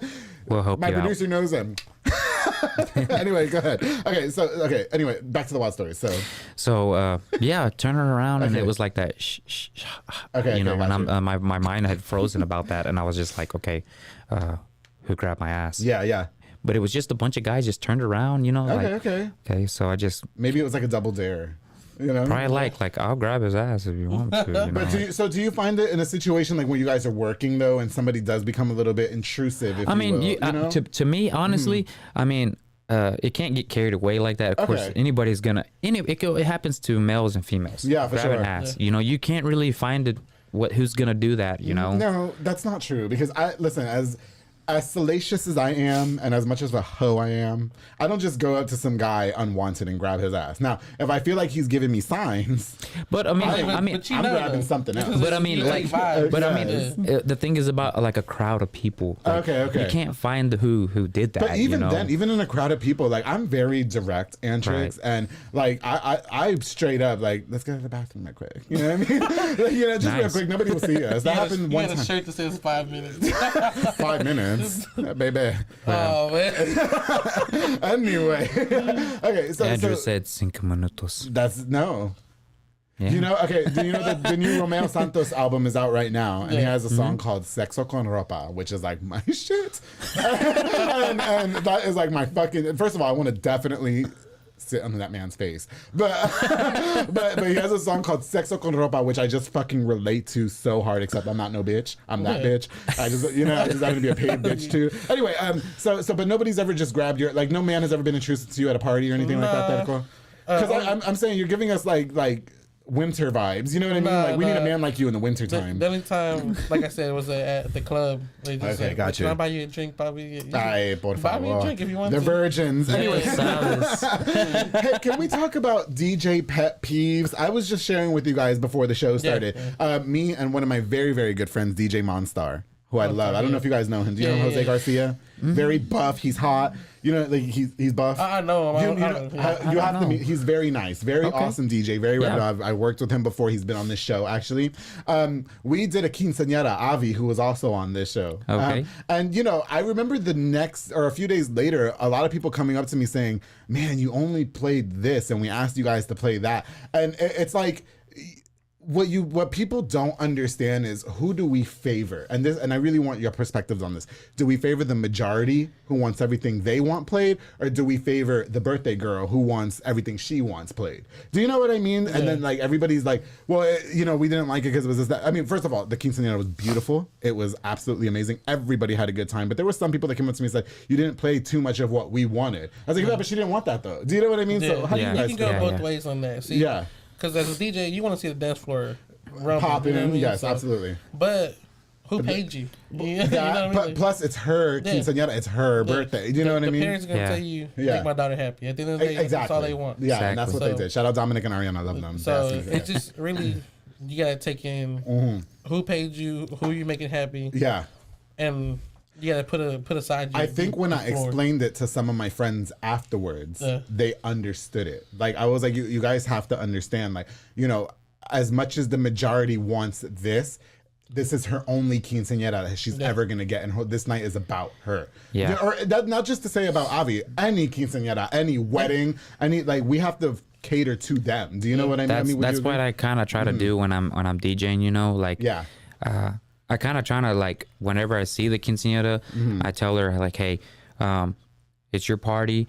You know, I'm telling you, if you want any song, let me know. For sure. I'm down to put it on. Okay. I said, and you know, usually like whenever she requests songs and then somebody comes up and changes, I'm like, nope, the queen has requested a song. Oh, okay, there you go. So I just got my TV shut off. Yeah. Hold on, Mike, my TV shut. Oh no. We can leave this in. That's cute. I don't know what happened. The internet. Well, Mike is getting the TV ready. That's okay. Okay. Oh yeah, but like I said, with the quinceañera, her parents can say they don't want rap music or cursing. Yeah. But if you ask her and she says she wants it, like you said, that's her night. For sure. So I would definitely say in this particular, and it's not just happened at this quinceañera. It happens on any event that I've ever helped. I don't DJ just to clear the record. A lot of DJs will ask me to work with them to MC. And I will say with her particular quinceañera, they're like, you play what my daughter wants to hear. This is not everybody else's party. I've never had, well, I've had that here and there. It's rare, but I've always got the dad coming up to me drunk as hell and like, it's usually the uncles. Or the uncles or whatever. And they're like, hey, play me this corrido, and I'm like, leaving sideways. They can't even. Yeah, they're like falling. They're like falling, and they're like this. They're like this. Yes. They're like, hey. Do you guys hate getting song requests as DJs? I feel like that's annoying. No, I mean, me, I like it, but I like, how can I say it? I hate telling me to repeat the song. Oh, that's a big no-no in DJ, isn't it? I hate that. I remember when I was cool with Jaime de la Ley, who was my old boss. Why are you smart? That is not my friend. That's what you said at the beginning. I did not say that. I took it like that. Did you? Did I what? Oh. Did I what? Ask it. I don't know. Did you say that or no? No, I didn't. Oh. Why are you getting ready? Why are you like that? No, look, we were cool at one point. He was my radio boss for a long time. We had a bad falling out.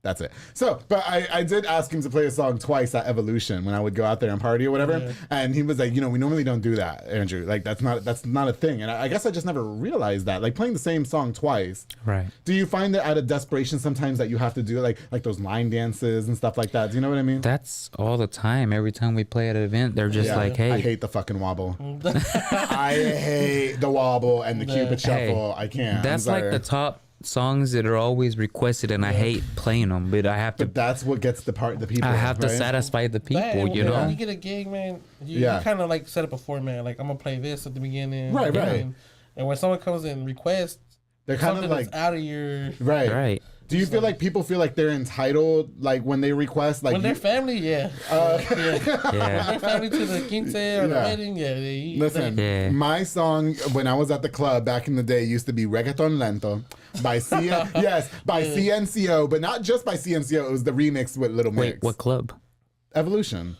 Junction 84. Okay. Junction 84. Did DJ Magnum? Baby, what? Who? DJ Magnum play over there? DJ Magnum. Who? Yeah, exactly. Yeah. Exactly. Oh.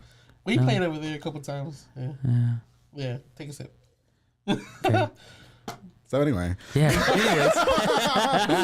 So I know I used to go to Evolution, and that was always my jam on the dance floor. I would hear. I don't remember who was mixes at the, but I used to hear the little logo where it said Evolution. Yeah. You know. Well, that was Jaime de la Ley. Yeah. That was him. You know, and I would hear it, and I was like, okay, it sounds pretty good. There was only one time when I almost got in a fight at the club. Oh. I don't fight. But it was some bitch, and then I found out she was a minor. I think you told this. I told this to. Did I tell you guys? You told this. You want to know what she did? Yeah. This bitch. I'm gonna tell you what she did. But listen, this was years ago, so if she watches this, we were drunk. Okay, she was younger. I was younger, so I don't even know her from a can of paint. Yeah. But I remember I was with my friend Patti. Oh God, Patti, I hope you watch this episode because I recall this shit. My friend Patti was dancing with this really fucking hot guy. Oh my God, he was gorgeous. And I know him too. I don't know if I should say his name because I think I shouldn't do that. But I love him. And mind you, this was at least 5-6 years ago. At least. Okay. And so I remember trying to hook them up and they were dancing and some girl comes out of nowhere and like pushes Pati, and Pati is like not confrontational. You know, she's very sweet, she's very pretty. You know what I mean? But she's not confrontational. She like pushes Pati to the side and tries to give the guy her number. You know what I mean? I registered it as bullying, and I shouldn't say the other girl's name too because they're heavily involved in church. But they weren't even supposed to do that. But I remember looking at her, be like, "Look at this! I think I have a video on my Snapchat. I have to fucking find it." And I was like, "Look at this bitch! Who does she think she is?" And I remember going up to her. I said, "Excuse me, move the fuck out of the way." And then she was like, "Don't talk to me like that. You can meet me outside." And mind you, I was drunk. I was very drunk. And it's a different level. Yes, and I was just like, "This is my club, bitch. Get the fuck out of here. The school bus doesn't run this late, ho." And then she was like, "Meet me outside, bitch." And I was like, "I'm coming outside." And then my Jaime, who was my boss at the time, he came up to me. He's like, what's the matter with you?" I was like, "Tell this bitch to shut the fuck up." Like, it was just crazy. You know what I mean? Anyway. At that time, though, it was our club, bro. Everybody was at the radio. It was our club. You know, well, and then I saw M's on her hand. I was like, "What are you even doing here? Isn't school tomorrow, bitch?" Like, no. If they watch this, oh God, I hope she remembers. And listen, this is a long ass time ago. I really don't act like that. It was just this one time. I think it's because I registered my friend. What were you drinking? Beer. Oh shit! No, but it's because that's the thing. It's not. That's not Andrew's favorite. It's not. But back in the day, I used to sip on Bud Lights and Dos Equis like it was going out of style. So the good thing is that we didn't. That's what went to the stomach. But that's the good thing we didn't bring any beer. Yeah, that's why we have the mimosas. Okay, but, cool. I think at the time, because listen, guys. Honestly, I'm not like I don't fight. I do not fight. I think at the time, I really don't. He said that to Charisma. He said, "I'm not a." Love Charisma. He says, "I'm not a fighter. I'm a lover. I'm a lover." And you just call us. Well, I think at the time I registered that as bullying, which I have an issue with. Do you know what I mean? Oh yeah. Yeah. So I registered it, and I was just like, oh, not to Pati, because Pati don't deserve that. You know what I mean? And for the record, Pati has moved on. She's got a hot, I think he's Hawaiian boyfriend or Asian, whatever he is. He's fucking smoking hot. And, you know what I mean? And then my boy, he just had a baby too, and big shout out to him. And the other girl who I was getting in a fight with, who was probably like 18 at the time, shout out to you too. Anyway, working with other DJs, do you guys prefer such, or do you think it's harder doing that? That's just fun. You love it? It's fun because like I haven't did an event with Terco yet, but pretty soon we will. I love you guys together. To be honest, like me getting to know Terco is like the same thing. Meeting with Tas, everybody's lax. Everybody, every time we go to an event, we're always buying each other's beers. Yeah, for sure. We take turns. And like we said before, it's not a competition. You guys just love each other. You want to make each other better. Yeah, so you're just going in. We all want to go up. Everybody just wants to come on top together. Exactly. Meeting him the first day, we talked on the phone. Yeah. The next day, he's sending me logos of my name. Oh, wow. And I'm just like, I don't even know. That's great, right? But look at that. You know, and being strangers, right? And that's the thing. I don't even charge for logos, like designs, like the public affair. That's beautiful. Thank you. That's beautiful. Shout out to Lindsay Washman. She did that. Yeah. And and I do all this type of graphic. Yeah. And every time when DJs see that I do that type of things, they're like, "Whoa, well, how much do you charge?" I'm like, "Nah, bro, you're just doing it." Now, let me just say, and usually it's just go ahead. Let me get this out there. Yeah, go ahead. That's just kind of people Taz surrounds himself around. Oh yeah. You know what I mean? Like it's great people he got around. I love that. Yeah. That's why he got the best things coming to him. Absolutely. Yeah, they deserve. Have you ever met his wife Karen? Yeah. Oh, love her. I love fucking Karen. She can cook. Oh, baby, yes, Karen can cook. Yeah, okay? Yeah, she can cook. They got about 20 kids, but they still throw the most lit parties. They do. They do the most lit parties. I love that. I went to that wedding. That was my first time on Buchanan's. I was with my boy Cutis and them, and I was like, "What's up, Cutis?" I was doing that. I would say you guys took a little, well, maybe not a break. Is that fair to say? Like maybe you stepped away for a minute, Terco, and would that be? Yeah. See, I did. Getting a house, getting into my job, life. Life. We all still have full-time jobs. Yeah, absolutely. Full-time jobs. My job is very important to me. Especially at the time.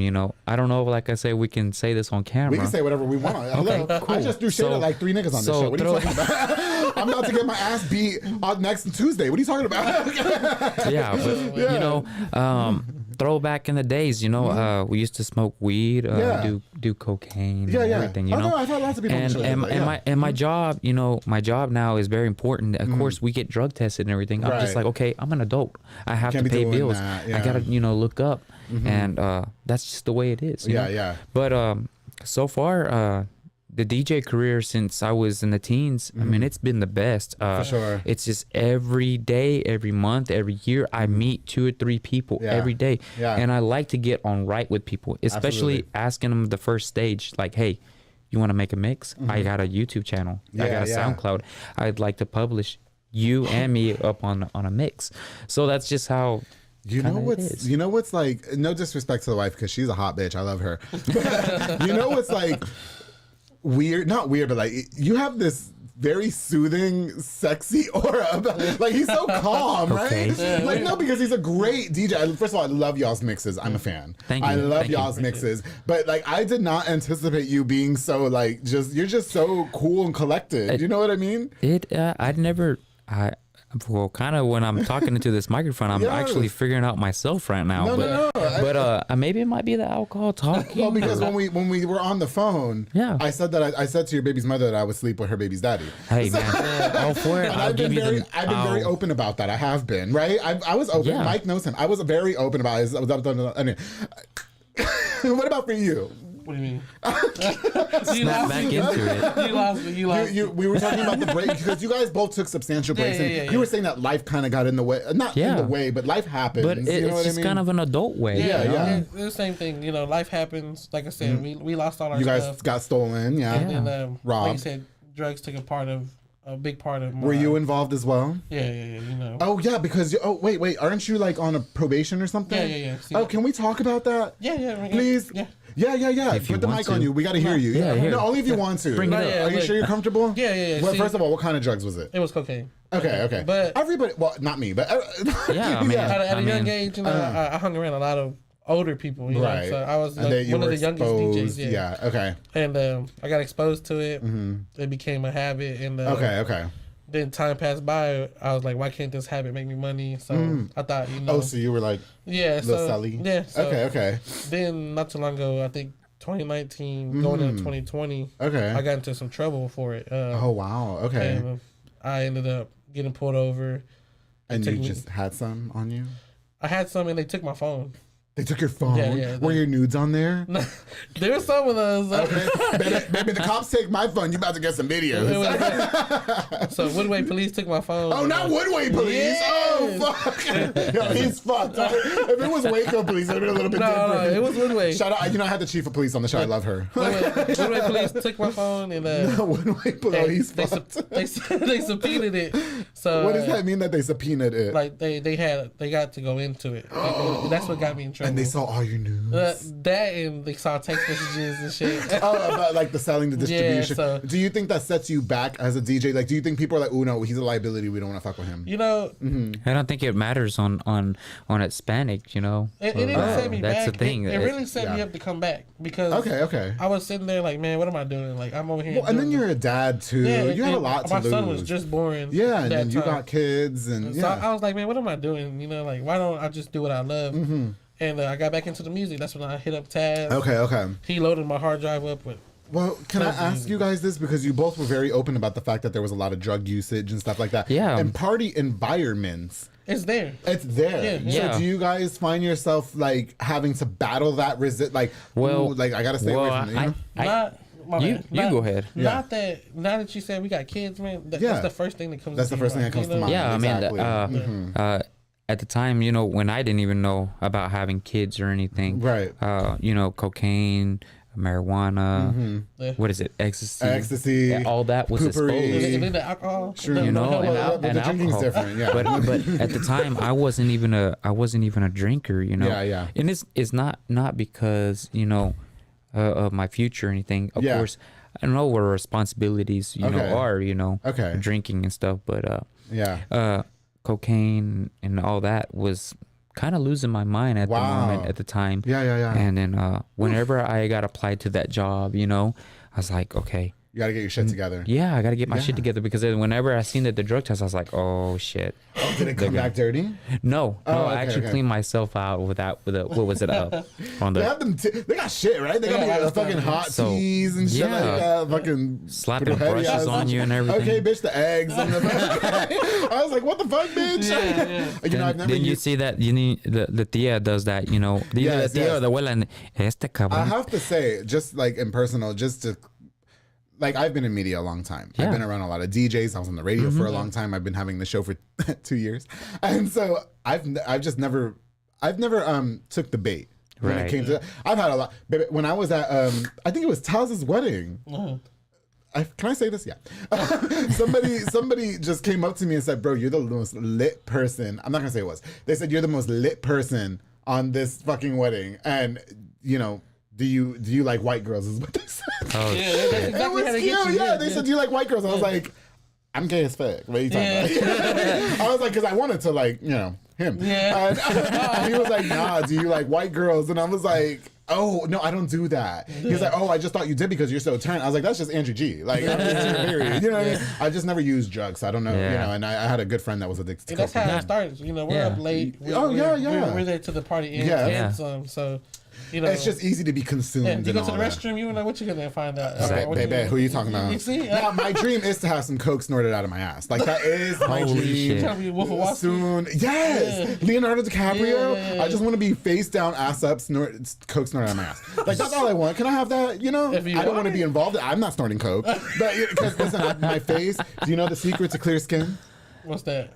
You want to know? No. Okay. Do you want to know? I do know what you mean. You know what I'm talking about? Because you watched the show. I'm good. I am good. Listen, so you guys are back on your DJ grind. First of all, you guys are both really great DJs. You guys have come up under the best. We have Anonimo, we have Taz, we got Renee, we got Alex. You know, I love all of them. You know, with the mixes and stuff, do you guys find it... Oh, where am I going with this? Do you guys find it hard to kind of bounce back into the rhythm of things after taking a substantial break? Can we start with yeah, go ahead. I almost called you taquero.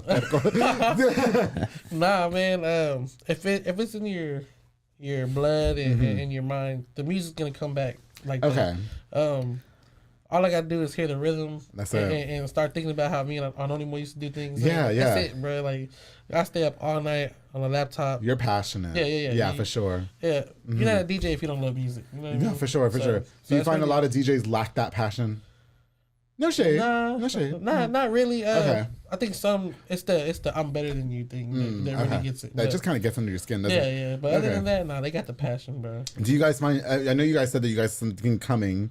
In the future that we can expect. We it's just the ordinary mix, you know, that everybody publishes like every DJ, you know. Oh baby, Alex stays posting mixes, Renee, Thaz, you guys too. Matter of fact, I just jumped on SoundCloud and I heard DJ Alex's reggaeton mix. Man, he did an excellent job on that. Can I just say about DJ Alex? Because I'm a little bit tipsy. Alex, here we go. No, I do. First of all, I love him. Yeah. His mixes are sexy.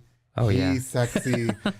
Renee, they're all fucking sexy. I don't mean that gay. Those have been my boys for years. They know it's all. No, they know what. But those guys, you guys are coming up under the right. Anonimo, you guys are coming up under the right DJs. I've met some shit fucking DJs in my profession. You know what I mean? You guys are coming up under the right ones. I have such high hopes for the both of you, honestly. What you were just saying, do you find it hard to come up, do the bounce back and all that? So, not yes and no on that one. The thing about it is that the business it just comes and goes, you know.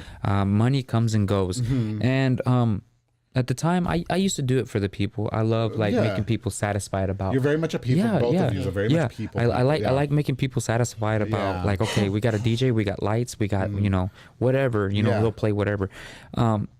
Here and there nowadays, I'm kind of into it and out for it. You know, like, okay, I want to do you. So usually, like, and this is. Did you hear that? He's been like that. You can't do me. But listen, like, okay, I'm sorry. Like, this is the thing. You know, the the people like I DJ for, and this is behind the cameras. I hope not everybody watches this video. Well, of course, no, everybody's gonna watch it. Shut up. Because they might take the business like serious. Like, okay, let's get DJ Hendrix. No, but I'm just playing. No, I hope everybody understands.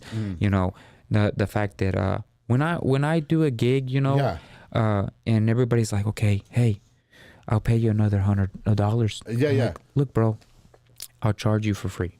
I got you. So you're just doing it for the passion. I love my people, my fans. I love my DJs that are around me. I love everybody that I do it for, especially my coworkers. My coworkers, they represent me. Like, I mean, shout out to Josue, Brian. All them. Are they single? Yeah. Well, is Josue single? Well, he's a little sus. Is he a little sus? Here, there. Listen, the country boys, they be the most closeted ones. They want to get a little piece of this. Tell them I've got a gold mine right here. Okay, open the business. But like I said, free. I try to cut the price on everybody. I got you. You're just doing it for the love. I love everybody. We don't do it for the money. We do it because we love it. But that's great. People gotta understand. The equipment's not cheap. Oh, baby, who are you talking about? You know. For sure. Yeah. Do you guys? With all that being said, do you guys think that DJ can be a full-time job, if you will?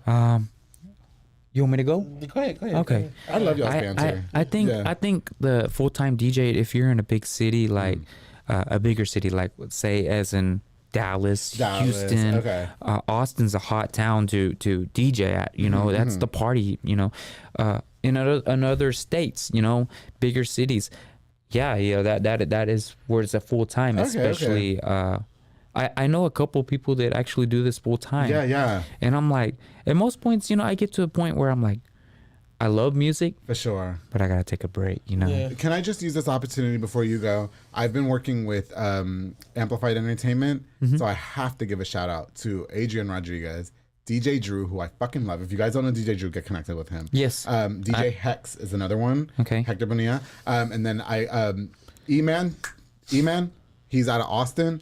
And then I met this other really great DJ. I hope she watches this. Her name is DJ J9 out of California. Oh, okay. Very, very sweet girl. And I've got to work with them in a few events and they asked me to host. Love working with that group. Yeah. I love her. And DJ Drew is like one of my I just love that guy so much. If you guys have never met him as DJs, I think you guys should also get acquainted with him. And thousand of them, they'll tell you too. Yeah. Because he was affiliated with the radio as well. Yeah. So he knows my little radio tea.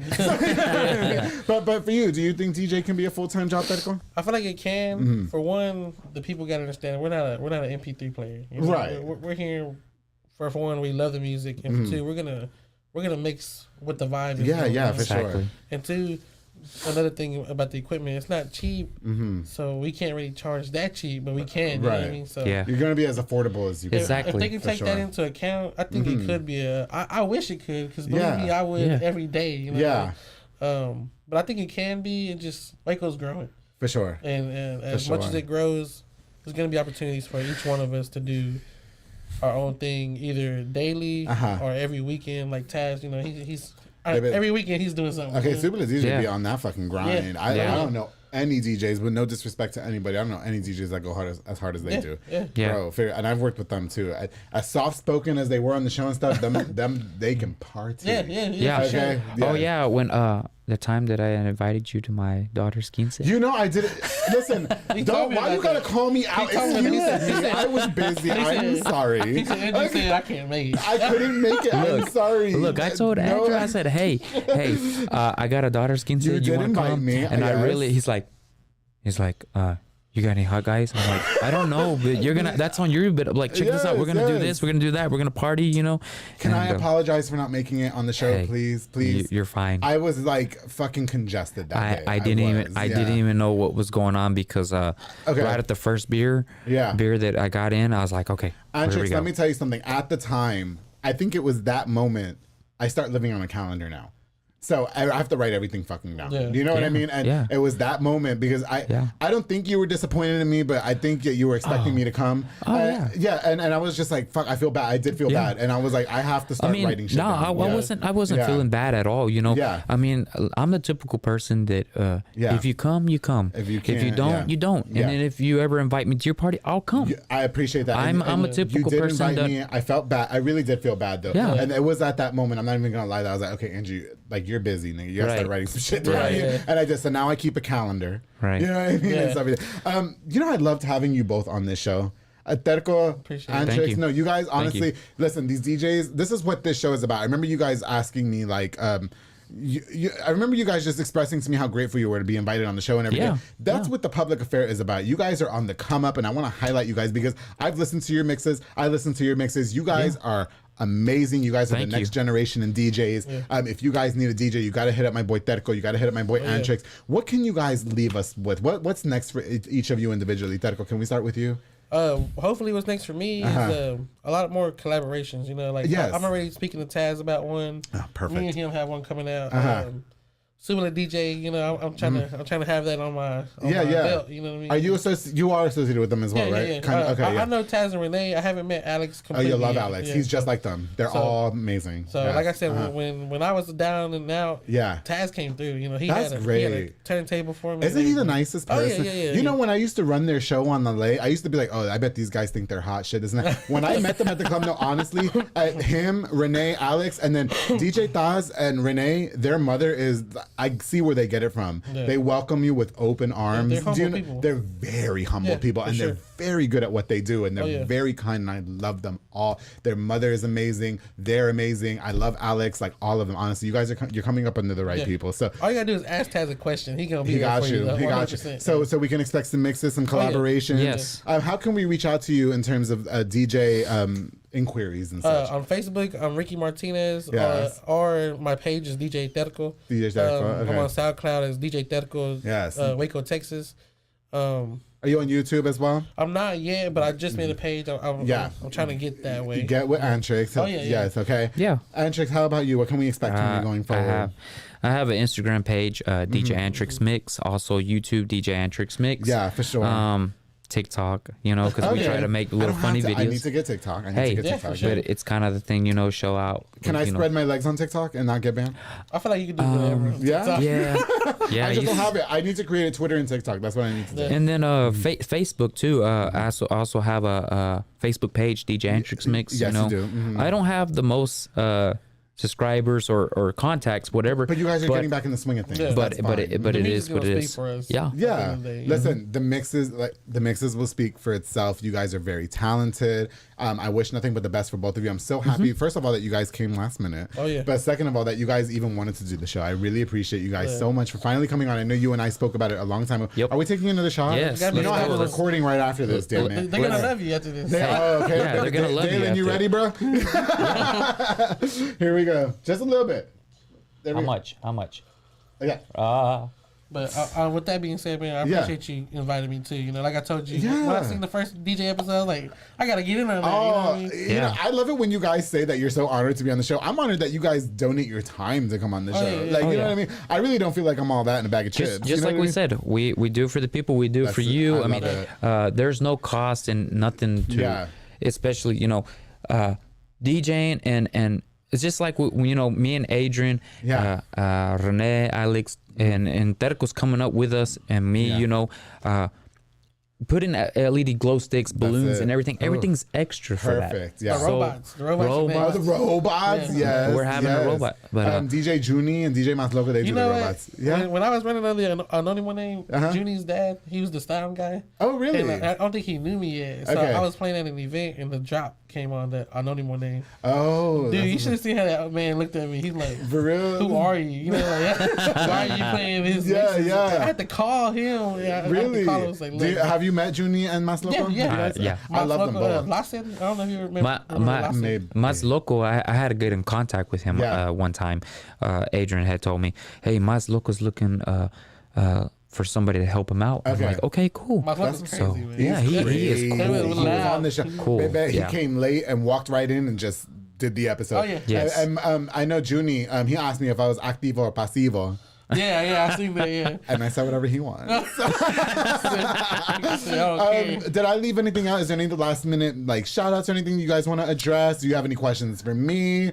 You sounded like you wanted me to spill that tea, and I'm any shout outs would be the Subile DJs and I know him more, even though he's behind the scenes. Behind the scenes, yeah. That man showed me everything I know today. And, That's what's and up. Taz for welcoming me back. Yeah. For open arms. And you. Oh, thank you. When I came back into it, I reached out to you and I told you I was coming back. You did. And I try to share all your mixes, and you share all my episodes, and I really do appreciate that as well. And just real quick before we go to Antrix and your shout outs, I do want to give a shout out to Anonimo because I do remember him, and he was always very kind with me as well. And he's very talented, and I want to see him get back in the swing of things. I really do. Me too. Yes, for sure. Antrix? Same thing. Shout out to Subile DJ. Letting me get into their team. Yeah. Yeah, that's pretty much. You know, I can't. Can you add an extra X on your name for just? I was gonna write it like that too. Yes, you should add an extra X because you do have that triple X factor. A couple X's, yeah. Yeah. Okay. Yeah. Really? You should have an OnlyFans because you showed us your ass. Anyway, shout out to you guys for coming on to the public affair. Salud. Yes, salud. Oh my God, the microphone almost got me. Yes, darling. To everybody who tuned into this episode of The Public Affair, thank you guys again so much. Don't forget to like, share, and subscribe to my boy DJ Terco, to my boy DJ Antrix. I'm so glad that you guys finally got to come on to The Public Affair. I had you guys plan to come on separately. You guys came on together. I enjoyed you guys both so much. It was so nice to finally meet you. Thank you. And of course, we've met before, whatever. Thank you guys for we have. Big shout out again to all the DJs that have come up with us. Yeah. So big shout out to DJ. Oh God, if I forget you, please forgive me. DJ Taz, DJ Renee, DJ Alex, of course, DJ Junie, DJ Mas Loco, Charisma. Charisma. Oh, I love Charisma. I love Charisma. You know, when I had my leg over him, that was his idea. Holy crap! It was. I would definitely screw him. Big shout out, of course, to oh goodness, in the radio, I got my boy DJ, not DJ, Gavilan. I got my boy Chewy. Oh my goodness. To Amplify Entertainment, my boy DJ Hex, DJ Drew, Adrian Rodriguez, DJ J9. You guys are all so kind. If I'm missing anybody, please forgive me because I've got to wrap up. But thank you guys again for all the love and support. You guys be sure to check out DJ Terco, DJ Antrix. Book them for your next event. Go to their socials. Remind us where your socials are one more time, please. Facebook is Ricky Martinez. The page is DJ Terco. And SoundCloud is DJ Terco, Waco, Texas. Okay, Antrix. SoundCloud, Instagram, Facebook, YouTube, DJ Antrix Mix, and the mixes with X's is 3 X's. Yes. See? So do you have an OnlyFans? So no, not yet. Yes, coming soon. Can you please have an OnlyFans? The wife said you can have an OnlyFans with your ass. That's extra money for coming in. Baby, I'll pay whatever. If you can't find me, I'm on your page. Yes, you're on my page. We're friends on Facebook. And we're friends. We are friends on Instagram. We're friends on Instagram. I like every post you do for the public affair. Yes, I like everything. You share anything. We'll check. All right. Yes. Yeah. You have a personal Facebook page? No. No. Like He has. You have just the business page. Okay. I don't need that. It's just business. Well, just let me know what your your OnlyFans is. Is that It's why just your business. cover is pink? Oh, God. All right, everybody, for tuning into this episode, thank you guys again so much. To my boys, DJ Terco, DJ Antrix, thank you guys again so much. Everybody, please don't forget to like, share, and subscribe. Before we go, I definitely want to use this opportunity to give a shout out to just a few of our sponsors of this episode of The Public Affair. Of course, to Soko Soccer Academy, whose shirt that I'm wearing right now, with Dominic Gutierrez and Ariana Gutierrez, located at 3304 Franklin Drive. They offer team, small group, and individual skills training. They also have elite skills training to make your kid a superb star athlete, darling. They have open play on Mondays and Wednesdays for ages 16 and older at 8:30. My boy Maro Maldonado, aka Silly Buns. I call him that because he's short and aggressive. Only $5 to play, and Dominic hosts as well. Follow on Facebook at Soko Soccer Academy and on Instagram at Soko Soccer 254. Thank you guys so much for being longtime sponsors to Get My Body Snatched. Of course, right behind them. Oh, and I have to announce one of my new sponsors. I'm so excited. Montezuma Boxing, darling, with Edward Barragan and George Farcon. They're a boxing gym dedicated to train you to be a superb boxer and, of course, get you into shape. They offer walk-in workouts, classes classes at 5:30 a.m. and 7:30 p.m. And of course, sign up for their boxing classes as well to improve that hand-to-eye coordination and overall better physical condition. The boxing unit does really good for your upper torso, your core, all that jazz. Oh, it's amazing. They're training champions, darling. Montezuma Boxing is a sponsor of the Public Affair. I'm so excited. Call the number on the screen and follow on Facebook at Montezuma Boxing. Edward Barragan, George Farcon, thank you guys so much, and good luck to you guys, and best of luck to Montezuma Boxing. I truly appreciate you guys sponsoring the Public Affair. Of course, to Via's Transportation LLC with Pelon Villa and Yasmin Landeros, who are on this show as well. Love that episode out now. They provide power-only services locally and over the road at an affordable rate. They also move freight in a dry van, such as box items, palleted materials, most retail dry goods, and more. And now they're providing hot shot services. You guys got to check out Via's Transportation LLC. They're independently owned. Call the number on the screen today for more information to Pelon Villa and Yasmin Landeros. Thank you guys so much for sponsoring this episode of The Public Affair. Oh my goodness. Of course. Have you guys had J Pedal and Poke? You guys haven't? Nope. I gotta buy it to you. J Pedal and Poke with Junior Fuentes, Thomas Roberts, who looks amazing right now. He just had a life change as well. Yeah. And their entire family, they're like science experiments. They're so hot, all of them. They provide delicious, savory Japanese crepes and poke bowls. Get it. Get it? Bro, it's bomb. I get it all the time. They also have handcrafted Thai rolled ice cream for dessert. Choose from a menu item or create your own, like I like to do, because I like to be in control of that. They're locally operated on University Park Drive and Hewitt Drive. You can order online at jpedaltx.com to jpedal and poke. Thank you guys so much for sponsoring this episode of The Public Affair. You guys got to try it. Get it for lunch. I promise it's delicious. Oh, of course, to my boy Jeffrey Monreal with Pollo Box and Audio, home for all your LED needs. That's the guy. Love him. That's the guy. Home for all your LED needs and auto accessories, installation of stereo door speakers and audio systems. He also specializes in building custom subwoofer enclosures and much more. Definitely a jack of all trades. He put the tint on my car 5%, so when I'm doing extra things in the car, nobody sees. Okay. But he is putting, what do you call the ceiling with the stars? Stars. He's putting the stars in my car, LEDs. So as long as they don't get to see me doing what I'm doing in the car. No, honestly, Jeffrey Monreal with Pollo Box and Audio. He's your one-stop shop to get everything done in one roof. That guy is amazing. I love Jeffrey Monreal. Thank you so much for being a longtime sponsor of The Public Affair. Oh my goodness. Junior Banda with Fat Boy Michelada and Botana. I know Terco was waiting on that one, right? Junior. He provides the best Michelada and Botana plates for yourself or for a party. Amid the menu, a ton of different items, including Botana bowls, chamoy, pickles, and more. He's locally operated, so make sure you get the best and not the rest. And stay tuned because something might be coming out soon. I'm not saying what it is, though. It might be a collaboration. Follow on Facebook and Instagram at Fatboy Michelada y Botana and place your order now. To Junior Banda, he has been a longtime sponsor of The Public Affair. He got me that really hot banner. He takes it to all his events. I love that guy so much. Congratulations to all your successes, and thank you for being a longtime sponsor of The Public Affair. To everybody who tuned into this episode, thank you guys again so much for tuning in. To my boy Terco, to my boy Antrix, best of luck to you guys. We had such a good time. I'm getting ready to record another episode of The Public Affair right after this, but don't forget, darling, to always, I don't have the mimosa, but it's okay. Keep it between us. Oh, yeah. That's it.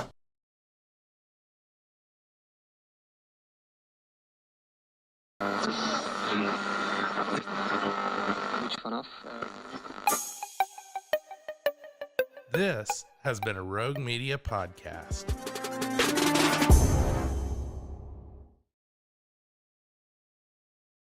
Hey everyone, you're listening to The Public Affair with me, Andrew G. I see someone different every episode, but do me a favor, keep it between us. Hey guys, what's going on? It's me, Andrew G, and welcome to another exciting episode of The Public Affair. I am so excited to be doing this next interview. Before I continue, I definitely want to use this opportunity to thank Rogue Media Network, specifically Mike and Allison, for all they do for The Public Affair and everything that they do for the show behind the scenes. You guys are truly the goats, and I truly appreciate you guys. Of course, to everybody who likes, shares, and subscribes, or who's just been a loyal fan of The Public Affair for the last 2.5 years. Okay, thank you guys so much for all love and support. Truly, it means the world to me. I love you guys. Thank you so much. Now, before we continue with this really special guest, I definitely want to use this opportunity to give a shout out to just a few of our sponsors of this episode of The Public Affair. This episode is brought to us by my boy Joel Olvera, Four Brothers Construction, who provides custom home designs and renovations. He also focuses on roofing, remodeling, plumbing, tree removal, electrical work, and so much more. Joe and his entire team of delicious men, as delicious as he is, are building affordable dream homes for, yeah, that's how I feel about him. Okay? Make sure you call the number on the screen Interior Four Brothers Construction. Thank you so much, Joe, for everything you've done for me in the last 2.5 years, bro.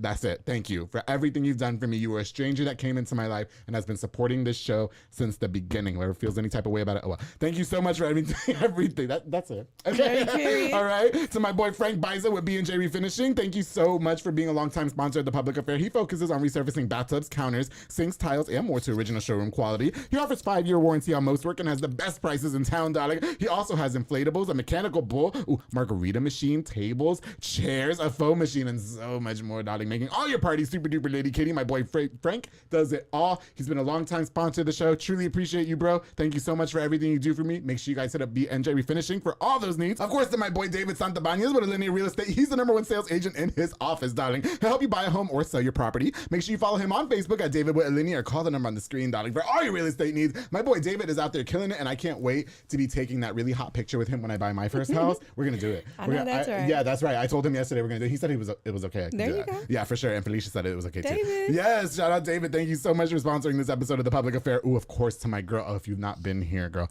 Pee-wee's Crab Cakes of Texas with my girl Anika Armstrong, serving the most authentic Cajun cuisine with a wide selection of signature crab cakes, pasta, seafood, and more, darling. My favorite is the crabby seafood pasta, but their top recommended is the Southern Fried Catfish Special, served with seafood pasta, potato salad, and 6 fried shrimp. Now, the fish is topped with Hudat sauce. I'm not going to tell you what it is because you got to head over to 108 Jim Drive in Hewitt or order online at orderpeeweescrabcakesoftexas.com. To my girl Anika Armstrong, thank you so much for being a longtime sponsor. Another stranger that walked into my life and supported the show since the beginning. Truly appreciate you, girl. Thank you so much. Ooh, of course, to my boy Juan Morales with Waco Fencing and stuff. Now, Juan's out there building privacy fences and chain link fences, darling. Perfect for all that extra at-home privacy, in case you want to go outside and do this something. Okay. He also does demolitions, build wood decks, stone patios, and gorgeous flower beds, darling. Make sure you contact him with the number on the screen for your consultation. To my boy Juan Morales with Waco Fencing and stuff, thank you so much for being a longtime sponsor of the Public Affair, bro. I truly appreciate you. Ooh, and of course, I can't go on without thanking my girl Nancy Polsini with Parkway National Insurance. She provides insurance for all commercial trucks and tractor trailers, and also for all contractors, along with home and auto insurance. Basically, all your insurance inquiries, make sure you hit up my girl Nancy Polsini with Parkway National Insurance on the number on the screen. Y habla español también, my girl Nancy. Thank you so much for being a longtime sponsor and supporter of the Public Affair, girl. I truly, truly appreciate you so much. Thank you. You know, I had to throw that little shade in there for Joe because I love that guy. Anyway, people be mad at me. What do you want me to do? Fuck you, okay? Right. Shut the fuck up, okay? I'll leave that in there. All right. So, like I said, I've been really, really excited to have my next guest onto the show. I was really nervous she was going to cancel on me, but you know what? She built up enough courage. She looks gorgeous today. I've known of her since last year. We met at an event. I got to meet with her again at this event. I called her up, slid in her DMs, and said, please come on my show. She goes, I don't know. I said, yes, you do. Come on. I'm so excited to welcome the mastermind behind Allure by Clarissa. Miss Clarissa Ramos is here on The Public Affair. How you doing, girl? Good. Thank you for having me. I'm so excited that you're finally here. No, I've really been wanting to invite you for a really long time. I'm not even kidding. Yeah. Yeah. So I'm here. Yeah. So now I kind of got you wind up a little bit. Yes. Okay. Shout out to the Apothecary. I told you that after this, I know you're married or you have a little sweaty. Yeah, it's a little sweaty in here, but after the second bottle, you're definitely going to be sliding into DMs. Like I am already going to be sliding into several DMs after the show, including Joel Overa's DMs.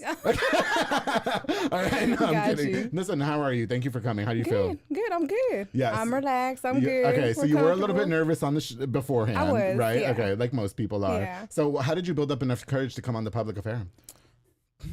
Nothing to it but to do it. Just come and do it. And I love it. Yeah. I love it so much. Thank you so much. So we met at the back to school bash that our friends Cedro Rodriguez and David Santabañez put on every year. They've been doing it the last 3 years. Yes. Okay. Shout out to my boys. Oh, I love those great. guys. I love them so much. They're I do. Great. Yes, they're doing amazing things. You know, I had to get a little cute at the event this year. I was a little bit hungover. Had to hire security. It happens. It happens. Sometimes you gotta put something on their place, but it's all good. You know what I mean? Other than that, it was a successful event, and you went since last year, and I saw you there last year, and I'm not gonna lie, Clarissa, I kept forgetting your name, right? And so I never knew how to reach out to you until I glued it in my mind on purpose and said, I just have this hunch. You asked me why I invited you on the show. I said, oh, girl, I don't know. Just fucking come on. Yeah, I don't know why I invite none of these people. Girl. Okay. Bring your ass. Yes. So, you were there with Envy Beauty Bar. Yeah. That's what it's called, right? Yes. Okay. Envy I don't want to Beauty fuck Bar. up the name. Okay. You guys, yeah. So did you guys enjoy the experience and all that, or? Of course. course, man. Envy's nothing new to, you know, doing events like this, giving back to the community. Y'all are everywhere. I just had to invite my girls. I was like, come on. My guys are out here doing it. Let's, you know, show up and show out. Yeah, for sure. It was definitely a good turnout. We had so many girls go. It was a really good turnout. Y'all were pretty busy. Y'all were real busy, okay? We were. And then it made, you know, we sanitized after each little girl, you know, so we had to, hold on, girl, pump the brakes. Let's sanitize real quick. It was a good event, though. Yeah, that's good. Yeah, they always success. Now, I see that you bought me a present, but I'm stoolless because, you know, I don't have my stool for my iPad. Can you pass that to me? Sure Am I allowed to open it on the show? Why not? Okay, yes. I love that. Okay. Now, is it what Scooby bought me? You know, Scooby bought me dildos on my show. He did. No, baby. I haven't used them yet. No, But okay. it's just a little something, you know. Okay. Oh, cute. Oh, my goodness. I didn't know what really your style was. So Whatever. I kind of had my girl just, you know, throw something together. This is like a tie-dye. Look how cute that is. Are Look, you, get that on are you camera. a tie-dye type of I fella? can be. Okay. I'm not a top, but I could definitely. I wasn't a top yesterday, bitch. Yeah. Side note, that guy came and screwed me and then threw his fucking towel on my PS5 controller. I almost smacked him in the face for that. So you're a gamer. Well, I am a gamer, but not when you throw your cum-stained towel on my fucking PS5 controller. You know them hoes are $75 a piece. You know what I mean? I don't know nothing does your about husband that. play games? Not really. Okay, I was gonna say, ask him if that's okay, and he'll punch you in the face too. No, I'm kidding. Okay, no, thank My you. kids do that. No, okay. We're not going there. Anyway, no, I do love the shirt. Thank you so much. I thought it was a very cute design. Who made this for you again? Shout them out. My one of my dear friends, Amber Villa, she actually made that for me. Last minute, that's how I roll. Okay. Went over there yesterday. I was like, girl. Come on, look at yes, okay, exactly. got you. Yes. She's like, well, what is he like? I was like, girl, just be creative. Something. Well, can I just really be honest and say that I'm happy that you didn't get me a fucking rainbow shirt? I don't wear rainbow shirts. I think people think because I'm gay that I rock rainbow. You just rock the colors and you just don't. I don't want to fucking wear a rainbow. Yeah. Like, I just don't. You know, I like. You probably make the colors pop a little bit. Well, I'm popping, period. Yeah. You know what I mean? But I just like simple. I really do like simple shit. You know what I mean? And if we're going to go all out, it needs to be all out. Like, same. Yeah, anyway. So, not too extra. Clarissa, again, thank you so much for coming onto the show. Can You're you welcome. introduce yourself to us a little bit about who you are and such, please, for anybody who may not know? Okay. My name is Clarissa Ramos. I work at Envy Beauty Bar. I have 4 beautiful babies, 3 girls and 1 boy. I don't know. I'm just a busy You're from the person. South? You mentioned that from the South. Born and raised Waco, Texas. Yes. I have 2 sisters. Middle. Shout out to the sister spectating. Giggle in the background. Okay, What's she's up, in there. Yes, hey, she's crunk. Okay. She's crunk back if there. things get out of line, you can just barge in. Yeah. To the rescue. Yeah, for sure. Yes. But that, I mean. Okay, got you. What was life for you like growing up on this side of town? I mean, I'm sure we're relatively the same age, I assume. I'm 31. You don't have to say your age, but. I'm older than you. I'm 33. Girl, play like 2 years, okay? Ooh, 2 years is 2 years, baby. I mean, teach you some things. Okay, you're right. What was it like for you growing up, especially in this side of town? I'm pretty sure back in the day it was a little bit more rough and stuff. I mean, we had that conversation. Right? Yeah, I mean, it was pretty rough, but I think it's just what you made of it. Okay. You know, living and learning for sure. You know, I had my baby at 16. So, you know, I was out there, Were you out there doing fighting the and most. shit and- I was out there fighting, just doing the most, really sitting my ass down, thinking I was grown, you know, just doing the most. But having my baby definitely settled me down for sure. Yeah. That's crazy that you say that because there's a lot of girls that get pregnant when they're 16 that it doesn't do shit with. You know, it's like, oh, well, my mom will raise this. You know what I mean? No. Was there a reason why, like, you were acting out? Like, was the family dynamic all right, or were you just trying to be about that life because? It was just, I feel like I was never one for the rules. Like, my mom would always, you know, give me these rules, and then I'm like, I ain't doing I'll wait all till that. you go to sleep, and I'm gone. You know, and that was me. Like when I look back at it now. Yeah. Is that my sister? No, right I was there? waiting to see if she because I was gonna. She knows. Yeah, right. She was. I had to sneak around her butt too, because she would. Well, you were over there snitching, weren't you? She was snitching. She was snitching. She was snitching. Girl, I'm with you too. You know, if we ever get arrested together, I'm singing. Yeah, that's right. We all going down together. Fuck that. Y'all was supposed to have my back. Exactly. No, that was me. I mean, I was sneaking out, doing the most, just you know, living by my own rules. And if I knew I couldn't do it, I just wouldn't even bring it to my mom. I'm like, I'll just do it because she would knock out. So got you. I would So I was in there like swimwear. Girl, I don't know. I was pussy as fuck because my parents slept. No. They did not sleep. They were light sleepers. Yeah. They heard everything. And my brother was that way. He always wanted to sneak out and shit like that. I was like, we're going to get caught. Yeah. Stay home. I was the goody two shoes. No. Nobody believes me because I'm such a slut now. Yeah. But that's what happens when you're sheltered. It does. That's what happens. The consequence of it. Okay, girl. Yeah. Did you have a lot of hardships being a 16-year-old mother, though? I mean, you mentioned that it humbled you a lot or really took you down a lot. It did. Yeah. It definitely did. So for one, I just remember a conversation with my mom. My mom had my older sister at 17, 18, I believe.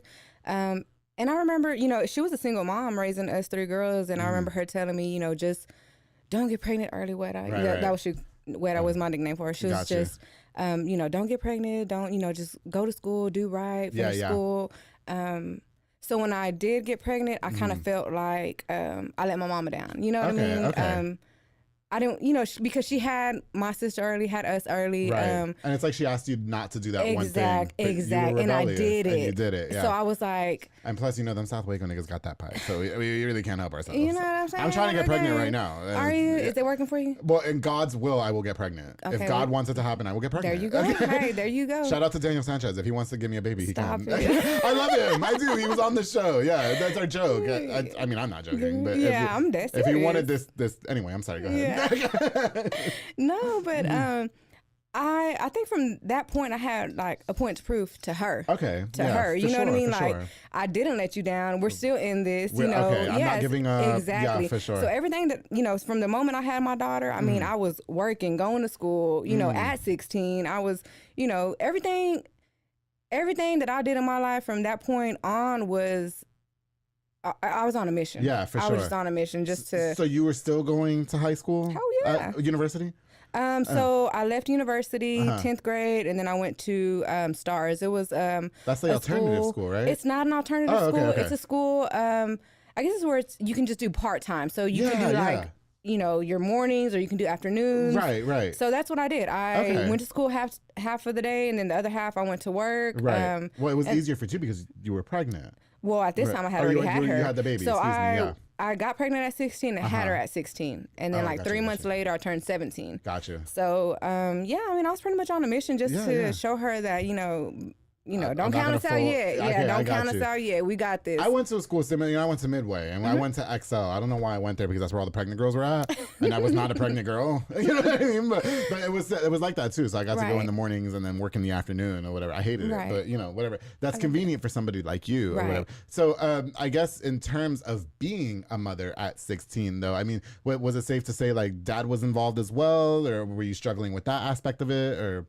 So her father? Yeah. Oh yeah, he was. Yeah. He's never not been a part of her life. That's good. So all of my kids are, by my ex. Okay. He's always been a part of their lives. Always been there. Even after us splitting up, it was literally our arguments were, I get them this week. You don't get them this week. For real? Oh yeah. I was like, I wanted the kids. Exactly. We wanted our babies. Yeah. What a rare instance, right? Yeah, it really is. I get that a lot. You're, they tell me, you're so lucky to have someone who's involved or whatever. But it's not in him and it's not in me. Like we're gonna handle our business, whether it's with each other or without each other. Sure. Yeah. Was he just as young as well? I mean, were you guys both the same age?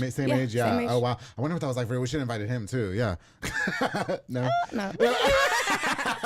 We're just keeping it the kids. Yeah, we're still, it's cordial.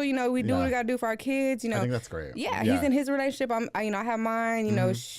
I haven't personally met his girlfriend, but my babies talk highly of her. So all I can do is just appreciate and respect that matters, her. Exactly. Can I just say too, like, kudos to you and for him. I mean, if you want to give him a shot, you can. But because I don't know who he is. But if kudos to the both of you guys for really just kind of like putting on the big girl panties and the big boy underwear. You know what I mean? Like getting your shit together. It's like, okay, we got to do this. You know what I mean? We made our bed, we lay in it, type things. And even to this day, I mean, your kids are probably, they're older now. Oh, yeah. You know what I mean? So the fact that you guys are still able to co-parent and stuff. Listen, for all of you guys watching this episode and you guys over there bullshitting. It don't have to be like that. It does not have to be like that. I mean, granted, we have our ups and our downs, but, for the most part, we make it work for the kids. It's always about the kids. Exactly. Yeah. That's why when I become a baby's mother, I don't, I don't want the drama either. Don't be be the baby mama. Listen, Clarissa, I've very much resorted myself to the fact that I'm gonna be a side piece my whole life. I don't care. Well, dudes be sliding in my DMs now, and I'm like, are you trying to fuck her now? Like, I don't want to get to know you. Don't like, play are we with doing me. this? Yeah. Please don't play with me. I have to go record with Clarissa at 3:30. Okay? You're lucky I got off of work early to come do this. How did you manage to stay afoot as a teen mother, though? I mean, like with going to school and working and raising a child. I mean, did you have a good support system, or did you find that there was some times that were more daunting than others? Or like I said, I was on a mission. Yeah, for sure. I did what I had to do, and then my family they still are so supportive. Yeah. My mom, my dad, my sisters. It literally takes a tribe, and I can't express that enough. A tribe to help raise kids. You have to have that support behind you. You have to have, anyone that's willing to look out and just help out in any way. You know what I mean? Because it's really sucks to have to ask for help with your kids and then it get thrown in your face. For sure. You know what I mean? Oh, yeah, so when your family does it, it's less of that. You know what I mean? And it's more just at the goodness of their heart. Definitely. Just really trying to help out. Absolutely. Did you find yourself being judged a lot at that time? Because I feel like being pregnant at 16 on our time was like a taboo. Right. Now it's normalized. Right. Sadly, exactly. it is. Yeah. So exactly. did you find yourself being judged a lot? If I was, it wasn't ever like in my face. I mean, I know I had the stares. I know it most definitely whenever I had my doctor's appointments for, the ultrasounds and the doctor visits are like, you're 16? Okay. You gonna marry him? They'd be so messy, right? Yeah, the doctors baby, all up in this business, bitch. Mind your shit. Okay. Yeah, I remember my mom telling them, no, she ain't getting married. Okay, she is not getting married. Shoot, just because she's pregnant, she's not getting married. For sure. Oh, yeah. What was your parents' reaction when you told them that you were pregnant at 16? Yeah. Did you get that ass whooped? Not at all. Okay. No. So it was way more hard. So my stepdad, my mom and my stepdad met whenever I was 5. So that was my dad. That's my dad. So telling my mom was easier. And I remember telling her, and she was like, okay, well, you got to tell Rogue. And I was like, you tell him. Oh, okay. She's like, no, ma'am, you're going to tell. Oh, wow. Your mom sounds like she's about that life. Oh, she is. Like she'd be fighting. Oh, my gosh. Yeah. Yes. She'd be fighting? She's at the club fighting? Okay, so my mom now, no, she doesn't. But okay, not back now. then, I done seen my mama throw down plenty of times. I mean, we're at a stoplight, stop sign, and her and my aunt are out there fighting. Oh, shit, for real? Man. I would love to be a fly in the wall in y'all's family. My grandma is the one, though. My grandma would be, oh, yeah, she would take us to the houses. Are you serious? I'm not even playing. What the fuck is going on here? Kiko. That's right? Yep. It's like that. It's like that. Just like you that. You pulled up on bitches like that. And you know what? My grandma's still like that to this day. My grandma faithfully goes out every weekend. She just exactly. It's so funny, not funny, but yeah, like my first time ever, like. And I don't do it anymore, but my first time ever smoking was with my grandma. Okay. So it was me and I have a whole lot of just girl cousins, my sisters. Right. Summertime, literally. I remember our first time ever smoking, and my grandma was like, "Y'all don't tell your mama." And we're like, shit. "Bitch, you tell our mama." You're the grandma. But meanwhile, mom probably wants to smoke with y'all. No, grandma. My mom didn't smoke or drink or nothing. Okay. Yeah, Oh, mom was. Really? But she was still about that life? Oh yeah. Okay. She always say, if I drank or smoked, I'd be doing life sentence behind bars. Oh wow, yeah. that's fucking crazy. Yeah. Oh wow, that's the shout kind out of to my mama though. I love you, mama. Shout out to your grandma too. That's just taking you out, bitches pulling up and like, anybody who knows Miss Bonita knows. Okay. And it's so funny because at the shop at Envy. I have girls, I seen your grandma at, Root the Wood Bar, and I bought her a shot. Oh, for real? I'm like, girl, okay, well, that makes you responsible. Your grandma, she's 72. Oh, she's still crying. Get the fuck out of here. And doesn't even look. She looks no older than 55. I have got to meet your grandmother, you have please. to. Will she love this show if she watches it? Oh, yeah. Yeah, she will? Okay. Oh, yeah, definitely. I don't know. Grandparents hate me. So the stepdad, you told him, hey, I'm pregnant, whatever, what's going on? I didn't. I couldn't tell him. So you just dropped the baby? I was just like, I couldn't find the words to tell him. Like I couldn't get it out of my mouth. Like he's sitting there, I'm just like, okay. I can't tell you. He's like, just whatever it is, just tell me. So no, my mom finally told him for me, and he just looked at me. He goes, "It's okay." Oh wow. It's okay. Yeah, exactly. It was not at all. Oh, okay. Yeah, he's like, "It's okay. we're gonna get through it. Yeah, yeah. We're gonna go talk to his parents. It's gonna be okay. I was like, okay. And everything was cool. And everything was good. Everything was good. And everything was good. We went to my baby daddy's house and spoke with his parents, and it was like, this is just well, they're from Mexico, so they offered for me to live there. And my dad was like, no. You know how they be doing, right? Yeah. Next thing you know, y'all fucking around getting married and shit. Yeah, it's like, hold on. Yes. Yeah, but it was pretty intense. I mean, being 16 and going through all that. For sure. So just on a side note, because it sounds like your family is about that life, do you have any cousins or uncles for me that don't speak English, that need papers? I can make lonche and I don't serve. Do you make lonche for real? Girl. Do you? Don't play with me. I can make lonche and at 5 in the morning. Who? Okay. I get up at 4:30. What are you talking about? And let me tell you something too. I'll cook my man's dinner not on a fucking paper plate. Okay. On the glass plate. Oh, you do it like my mama. With dishes. Okay. Yes, okay. Better not serve him on that paper plate. I'm not feeding my man that comes home from his construction job on a fucking paper plate. He's gonna eat off of a fucking china dish. There you go. With forks and knives, you better bitch. Than me. Okay. You better than me, because I'm not finna do no dishes. Okay. So if you do have any Clarissa's uncles and grandpas and shit, if you guys are single, slide in these DMs. Yeah, I like him old and crispy with a pension. Gotcha. That's my type. Did you, Clarissa? Do you mind if I get a little personal with you, please? Yeah, go ahead. Did you find yourself a lot with a lot of struggles in relationships, being that young, being a young mother? I mean, was there any hardships that you had to go through in terms of relationships and such? I don't really think so. Okay. I mean, like my only relationship was with my ex. Okay. And then, with my man that I'm with now, we've been together for going on 5 years already. I think with my last relationship, just definitely was kind of standoffish, didn't trust. Everything was kind of like, good game. Yeah. Good game, whatever. Whatever, yeah. Okay, got you. Yeah, for sure. I don't know. Okay, so the person that you're with now is you just mentioned. I'm sorry, I was paying attention. I promise. You're not with your baby's father now. No, you're with another person. Okay, right. Got no, but you know what? I guess what it means to say is that a lot of young girls, like as young teenagers, we all make stupid decisions. You know what I mean? I've had a lot of girls come on the show and talk about some of the men that they've been with and some of the hardships that they've had to go through in terms of like abuse and stuff like that, right. or being neglected. Did you have to ever go through anything similar? Of course. Yeah. Okay. I feel like. So I was 14 when me and my ex actually got together. Oh, okay. 14. 16 when we got pregnant and had the baby. We pretty much figured out life together. Yeah. The good, the bad, the ugly, the in between. Exactly. Yeah, for sure. That was the only love that I knew. Whether it was right or wrong, bad or good, that's just what it was. Yeah. Then we got older, and you grow. You grow. Absolutely. You either grow together or you grow apart. Yeah, for sure. And I like that you said that. That's a good way to put it. No, for sure. No, seriously. You grow. And the things that I wanted in life, I don't feel like he was ready for or ready to commit. I don't know what it was. It just, it wasn't working for me. And I had to kind of I literally took a leap of faith. Literally one day was like, I have to control my life for me, for my babies, for what I want, not for, because when you get in a relationship, you kind of start living for everyone else except for yourself. Oh, for sure. You're a mother. You're working, full-time working. Then you have to come home. Take care. It's everything. It's the man. It's everything to where you. Yeah. For me, I can only speak for myself. Like I felt like I kind of lost myself in it. To where I had to find myself again. Okay, I got you. And, no disrespect to him or for sure. to... Well, you guys were young. Exactly. You guys were young. Like, we can't judge you. Exactly. For sure.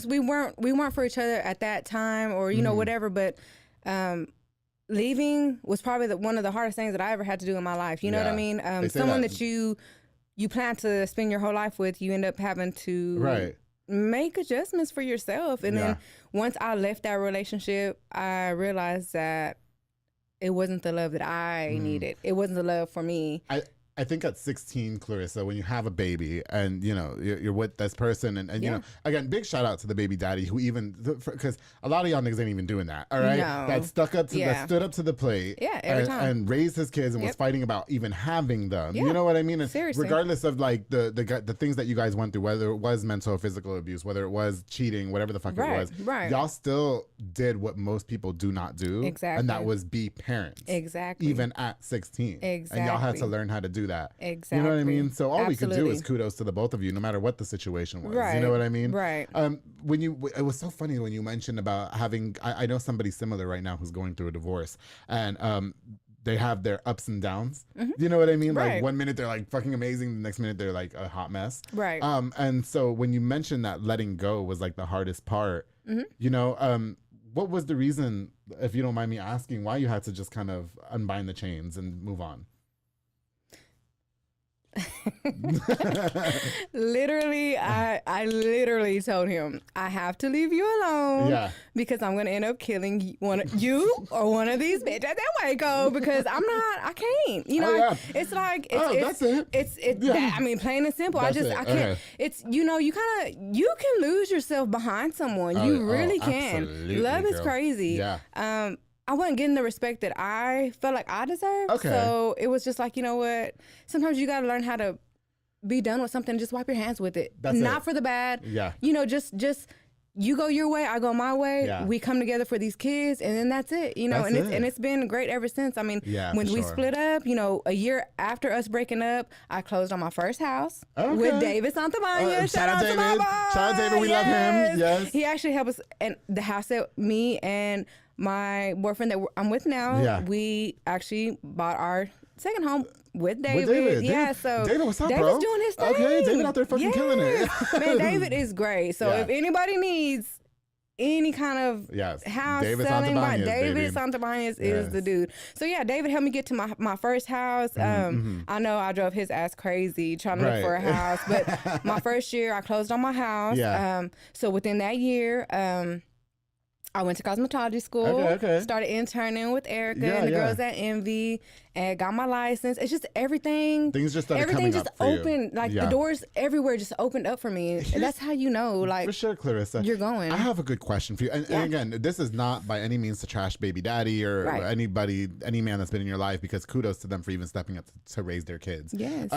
How did you find the courage for forgiveness? Like whether he was cheating on you or beating on you, whatever the fucking case was. How did you find the courage to be like, you know what, like we still need to coexist? Yeah. You know what I mean? And I'm not going to X you from my life, even though I'm leaving a part of your life. You know what I mean? What did you do to kind of just like stay above the fray and be like, you know, we gotta do this shit together regardless? You know what I mean? I think for me, it was very hard. Yeah. I just had to focus on what I was doing, not what he was doing, not what he wasn't doing, not what he wanted to do. I just had to worry about me and what I was doing for them kids, and you know, for my life. And you kind of just, it's almost grieving someone that hasn't passed. Okay. You know, almost in a way, you know, you just kind of, you grieve it, you feel it, you take it all in, angry, sad, everything, and then you just let it go. That's it. And then it's normal, you know what I mean? Then when there's no feelings involved, there's no drama, there's no extra, you know what I mean? Yeah, for sure. And we don't got time for all that. That's why I just want to be a side piece. So, baby daddy, if you have any grandpas or uncles or tios that want to get in this diamond mine of mine, it's open for business and everybody's allowed. I got pounded yesterday, so it was great. I'm happy. Looking at Did you find it hard for your children to accept the fact that y'all were not together? Definitely. I feel like in situations like that, the kids are always the ones who suffer the most. Okay. They can't in their head wrap around why mom and dad are not together no more, or why we're part-timing over here and part-timing over there. I think for my girls, so my babies, my son was like a year and a half whenever we separated. My baby girl, she was probably about 3 years old. It was my middle daughter who really struggled. Like she made it a point every time to talk about her dad. I mean, even she would just always bring him up. Well, my dad. Well, we're over here eating, and my dad's eating by himself. Okay. You know, she made it a point. Yeah, exactly. Shit. Damn, they be getting deep, huh? Exactly. Okay. I was like, girl, nobody think about your daddy like that. I am. But you know, I know. But it's just the minds of kids. Like they, you know, she's thinking he's by himself. When it's not it's not the case. It's just like that's how she feels. Yeah, she feels like, you know, my dad's alone. He don't have us. He's alone. He's alone. But she's always been a daddy's girl. You know, she's always, you know, looked up to her dad. Been super close with her dad. So it's you just kind of each one just taking just stopping and listening. You know what I mean? Just letting them talk, hearing them out. I just have to give you guys kudos again. I really like to hear, honestly, that at 16 years old, you and baby daddy had kids and still like even for him, because, you know, a lot of the times the men be the one, first ones to dip. Girl, you lucked out. You know, especially now we all know the South Waco guys got that pipe, but you know, some of them are roaches too. You know what I mean? Yeah. And you know, so shout out to him and shout out to you, honestly, for you guys stepping up to the plate, raising children. You know, before I continue, Clarissa, what was your favorite memory about growing up in South Waco? besides your grandma taking you to bitch's house to fight them. Yeah. That wasn't my favorite memory. I was like, Grandma, that's my friend though. Oh shit, it was your friend. Oh, grandma has to come on the show. She was savage. No, seriously. Yeah, what the fuck? My favorite, just hanging with my friends, man. I felt like we were super lit growing up. You know. Oh yeah, man. The kids these days are built different, right? They're pussy. like, I don't give a fuck. They be getting drunk. They don't come to work on time. They're like privileged. You know what I mean? Like you work hard, play hard. You know what I mean? Bro, these kids don't know these days. They don't. Girl, we used to go out there, party, show up to work. 6 in the morning and go back to work. Yeah, fucking exactly. Makeup smeared and whatever, but we were still on time, babe, to get that cool. Shit, we still there. Well, Clarissa, listen, we're gonna take a little break, okay? And when we get back, I definitely want to get to learn more about Allure by Clarissa. I definitely want to learn about your journey about becoming a hairstylist, working at Envy. But when we get back, we're gonna get to know more about that. So I want you guys to stay tuned here on The Public Affair. Hey guys, I hope you're enjoying this really, really special episode of The Public Affair with my girl, Clarissa Ramos. Before we continue, I definitely want to use this opportunity to give a shout out to just a few more of our sponsors of this episode of The Public Affair. I definitely want to use this opportunity to give a shout out to my girl, Juliana Resendez, the queen, darling, with JR Renovations. She's a general contractor specializing in commercial businesses and residential homes, darling. She's a true queen, leveling the playing field in a male-dominated industry. That girl right there, you want to talk about the epitome of giving back? That's Juliana Resendez right there. I don't care what anybody says. For real, right? Yes. She definitely yes. is, yeah. And she's hot. Follow her on Facebook and Instagram at JR Renovations. Call the number on the screen, darling, with JR Renovations. Juliana Resendez, thank you for being a longtime sponsor of The Public Affair. Of course, to Banda's hauling service with my boy Julian and my girl Anna Banda. They run dump trailers. You fill it up and they haul it away, darling. They also do junk removals and tree brush removals and haul cars in and out of town. You know, girl, my car broke down. That hoe broke down.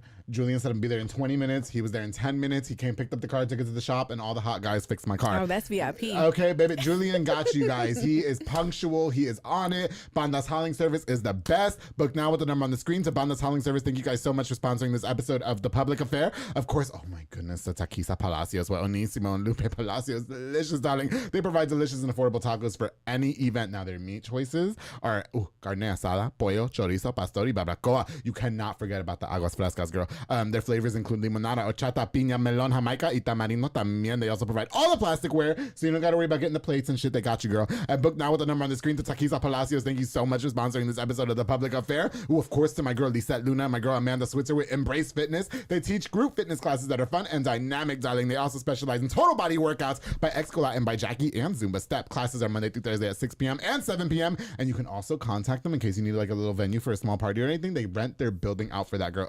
It's beautiful. And it's a cute little building too to have a little party in. I've been there like a few times out there in China Springs. It's so cute. Yes, perfect. Embrace Fitness. Thank you so much for being longtime sponsors of The Public Affair. Amanda, Lisette, girls, I love you. Thank you guys so much. Oh my goodness, of course, to Allie's Drive-In with Alexis and Diana Rivas. What? A convenience store located where the old Kobe's is in South Waco, 2105 Dutton Avenue. As of the recording of this episode, it's a Thursday. Tomorrow's Enchilada Friday. I can't wait. Girl, did you get it with the pig's feet? Always. Yeah, the pig's feet. I didn't think I was going to fuck with the pig's feet, but the pig's feet is everything. Set it off right. Yes, the pig's feet is everything. You can stop by for delicious snacks or a cold drink as well. If you need a beer for a party or yourself, they also got you with a huge freezer stocked with a wide selection of ice cold beer, darling. Order from the kitchen with a wide selection of foods to satisfy your appetite or to go with that delicious cold beer as well. Stop by this monumental convenience stop in South Waco today, where the old Kobe's is. They even left the sign up to Allie's Drive-In. Thank you guys so much for being longtime sponsors of The Public Affair. And of course, to my boy Sid Rodriguez, who styled me for this episode today. You see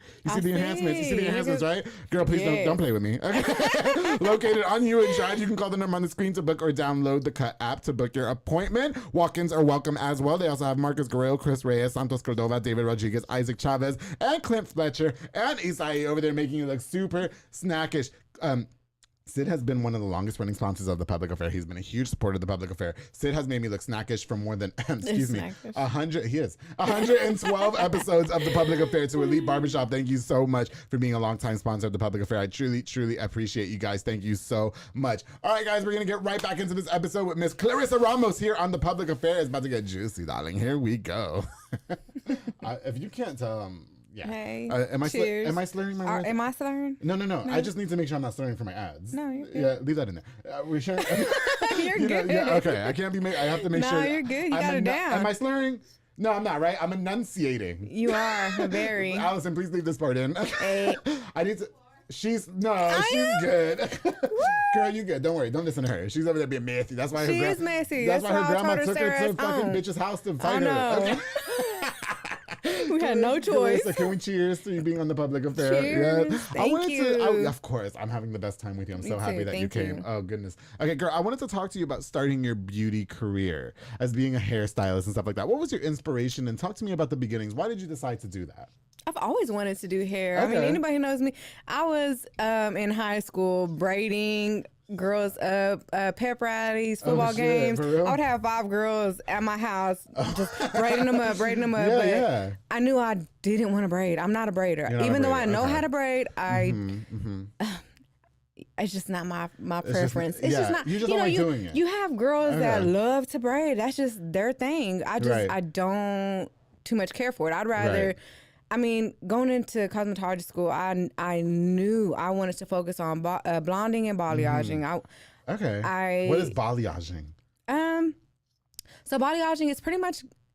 I had to show you a picture. It's pretty much giving like a blended look of your natural and the blonde. So it's not just all of the blonde or all of your natural. It's a blend of it all, and it kind of just it's like a melt almost. Right. Of the, Were you one of those girls back in the day that had the blonde on one side and the black on the other? I never did that. You never did that? But okay, it's my cute. cousin did. It is cute. It's really cute. They call that, the skunk, where you do kind of like portions of not the skunk. The skunk, the PU, baby. Okay, that's what it is. And you can do that any color. You can do blonde, you can do purple, pink, whatever. You can have fun with it. For sure.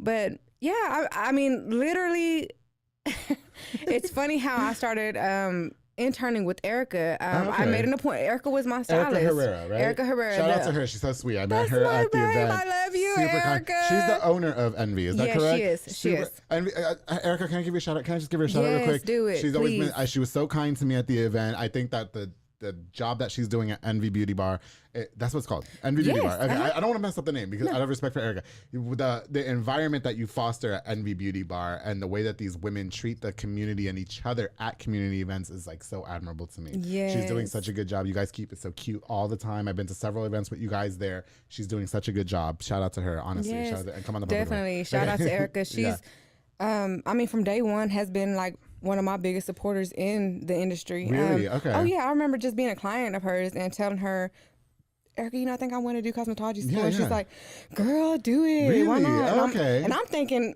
this is me like 27. Yeah.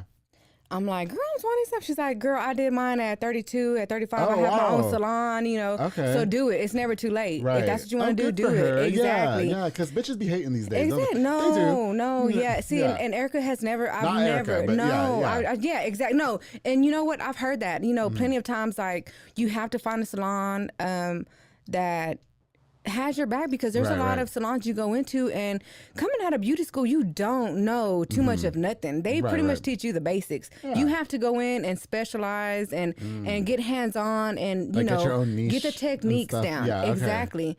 They teach us how to put bleach on the hair. They don't, and that's about it. You know what I mean? You know what I mean? Like, if it burns off, it burns off. You know what I mean? Like, so you have to go to a salon where you're gonna learn, and it's gonna be hands on. And I've been told, you can get into a salon and the women are just like standoffish, throw you out to the wolves. You do it. Even if you're new.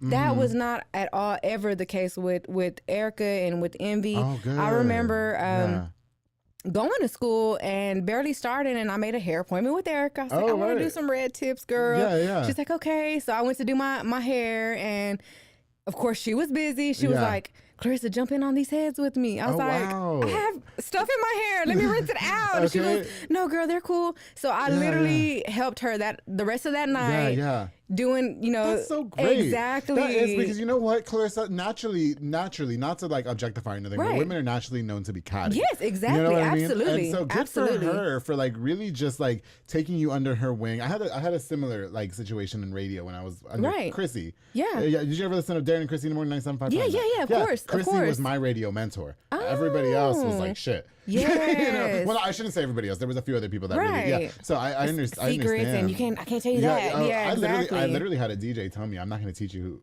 anything because you're going to be better than me. Oh no. Yeah, fuck him. But no, but you know what? Shout out to Erica for really taking you under her wing. And see, that was never, and like I said, all of envy. So we did that day. Next day she was like, so what's up? You come back tomorrow? I was like, come on, girl. So that's how that started. Yeah, that's how that started. For sure. And then, it was always like, just come when you have time, Okay. So I interned throughout me going to school. I interned, she helped me build my clientele. She showed me the ins and outs. When I say she gave like all of Envy, all the girls at Envy gave me the confidence to do what I do and still know that, like they said, we're here. Yeah. You're gonna make mistakes, but we can help you correct it. Okay. And that's all about being a hairstylist and dealing with blonding and chemicals and color. For sure. It's all a mess up. Yeah. You have to know how to fix what you pull because you're gonna fuck up all the time. Exactly. That you make mistakes, that's how you learn from them. It's not it's not even a mistake. Like you put blonde on someone's hair, you don't know what they have on their hair. For sure. It's gonna pull an orange or a pink or whatever they have on their hair, it's gonna pull. The bleach doesn't lie. The bleach does not lie. So whatever you get, that's your mistake. Yeah. So now you have to fix it. You know what I mean? So that's what we call like our color corrections. You know what I mean? Like, do you find it daunting having to fix somebody's hair if you ever mess up? Like, did you ever mess somebody up and be like, okay, what the fuck am I gonna do? I just fucked it. Because I feel like when you mess up hair, I've had 100 barbers on this show. You know what I mean? And so it's like when you mess up a haircut, you can't necessarily just like put it back together and then redo it. Once it's cut, it's cut. So what does Clarissa do to be like, when you did mess up somebody's hair? You know what I mean? It's just it's formulating. You have to learn your formulas. Like you can have a funky lift and still be able to give them a badass blonde or a badass color. For sure. As long as you know how to formulate. It's all about formulating. I got you. And you can formulate with purples, greens, and blues and still have a badass popping blonde. You know what I mean? Like it's really crazy, like the formulating the behind everything, and it's what gives you your bomb color. Okay, got you. So it's just that's what's up. When you did mess up a woman's hair or anybody's hair the first time, how did you learn to just kind of just like really push forward from that and be like, okay, like how did you not get discouraged after that? I guess is the question. My Envy crew. Did you go cry in the background? Not at all. So I remember one time. So we have to have all of our clients sign a consent form, of course. I had a girl said she only had dye on her hair. Yeah. Of course, like I said, the bleach never lies.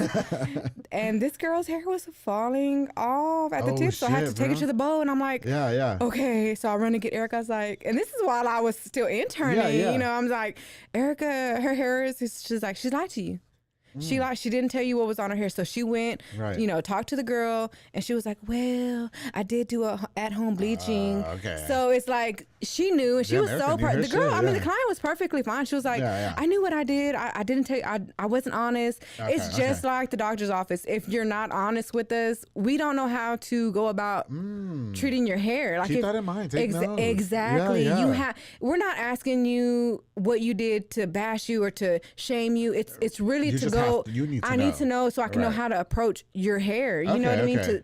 To save like the integrity of the hair. You know what I mean? Definitely. Every girl wants healthy hair. Yeah, for sure. Exactly. So, Erica, talked to her and told her, well, we pretty much double processed because you weren't honest with us. Yeah, for sure. And I felt like that was probably my only like big where I was like, oh my gosh, freaking out. Like Erica, she was like, it's okay, Clarissa. Things like this happen, but it's not your fault. She wasn't honest, and that's what you have to understand. If we only can do as much as our clients give us, if you're not honest, you could possibly lose your hair. Well, yeah, you walk around with some fucking we're chemically processed. Yeah, okay. Exactly. So girl, play with it if you want to. Yeah. So in coming to get your hair done, it's best to be honest. It's kind of like the dudes you sleep with. I need to know who you slept with because I need to know who gave you chlamydia. Yeah, well, you know? Yeah, I guess it's kind of the same. Because I don't want to sleep with him neither if he's gonna give me chlamydia. Yeah. You know, I'll fuck him up. They'll find his ass in the ocean and I'll be confused because I thought I buried his ass in the sand.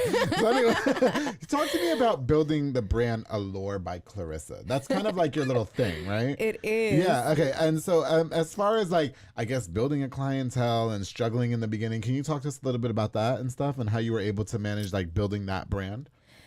Of course. I feel like it's all word of mouth. You have to give your 110 to every client, no matter what. Yeah. You can social media, you can do all that, but I feel like word of mouth is still, it's old school, but it still is the way. It's definitely the thing. Oh yeah. Yeah, absolutely. I agree with you. I've had plenty of girls come in from, one client, well, their tias, their sisters, their mama, it's all word of mouth. Yeah, for sure. I don't know. Like I said, definitely being at Envy helped. Yeah, definitely. So they're pretty reputable as well. Oh yeah, absolutely, and I wasn't the only one interning. Erica is always open to girls coming in, learning, whether you stay or whether you go. She's always said, as long as you're rooted with Envy, I just want to teach you the right way. Shout out to her. And you learn your own way as you go. God. There's I went into Envy with different senior stylists to where, I hop in everyone's suite and I'm like, okay, what did you do? What did you formulate? Okay. They all have their own way of doing things. Right. And it made me, kind of appreciate, the different ways to go about like getting one. Yeah, exactly. Okay, got you. Exactly. There's one result, 10,000 different ways to do it. You know what I mean? Like there's so many, Like there's so many different ways you can go about doing one thing. And there's no right or wrong as long as you get your ultimate goal, like you're good. Yeah. No, absolutely. I think that's really great. I kind of wanted to talk about Envy and whatever. And first of all, I think that it's so great that you get to have your own brand at Envy. It really goes to show the character of Erica and, really like letting you guys kind of just be independent in that aspect of building your own brand. So big shout out to her for that as well. With Envy, it's like I mentioned earlier, every time I see you guys at events and stuff like that, listen, sure, there's shit that goes on, behind the scenes, like any job, we all fight and whatever the case is, but you guys really keep it cute at events. You guys are all very, very supportive. Did you work at another salon prior to that, or everything was just at Envy? I'm rooted at Envy. Yeah, no, it's and it's funny that you say that, like whatever. There is absolutely no Envy like that. That I created a whole sisterhood there at Envy. For sure.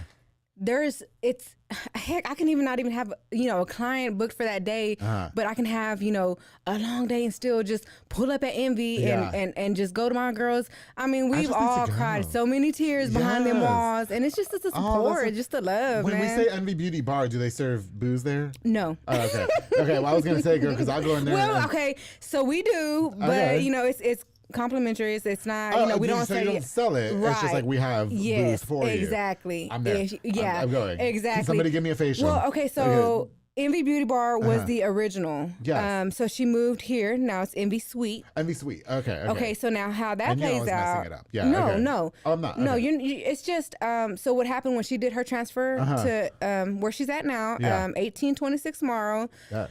So everyone pretty much every stylist has their own suite.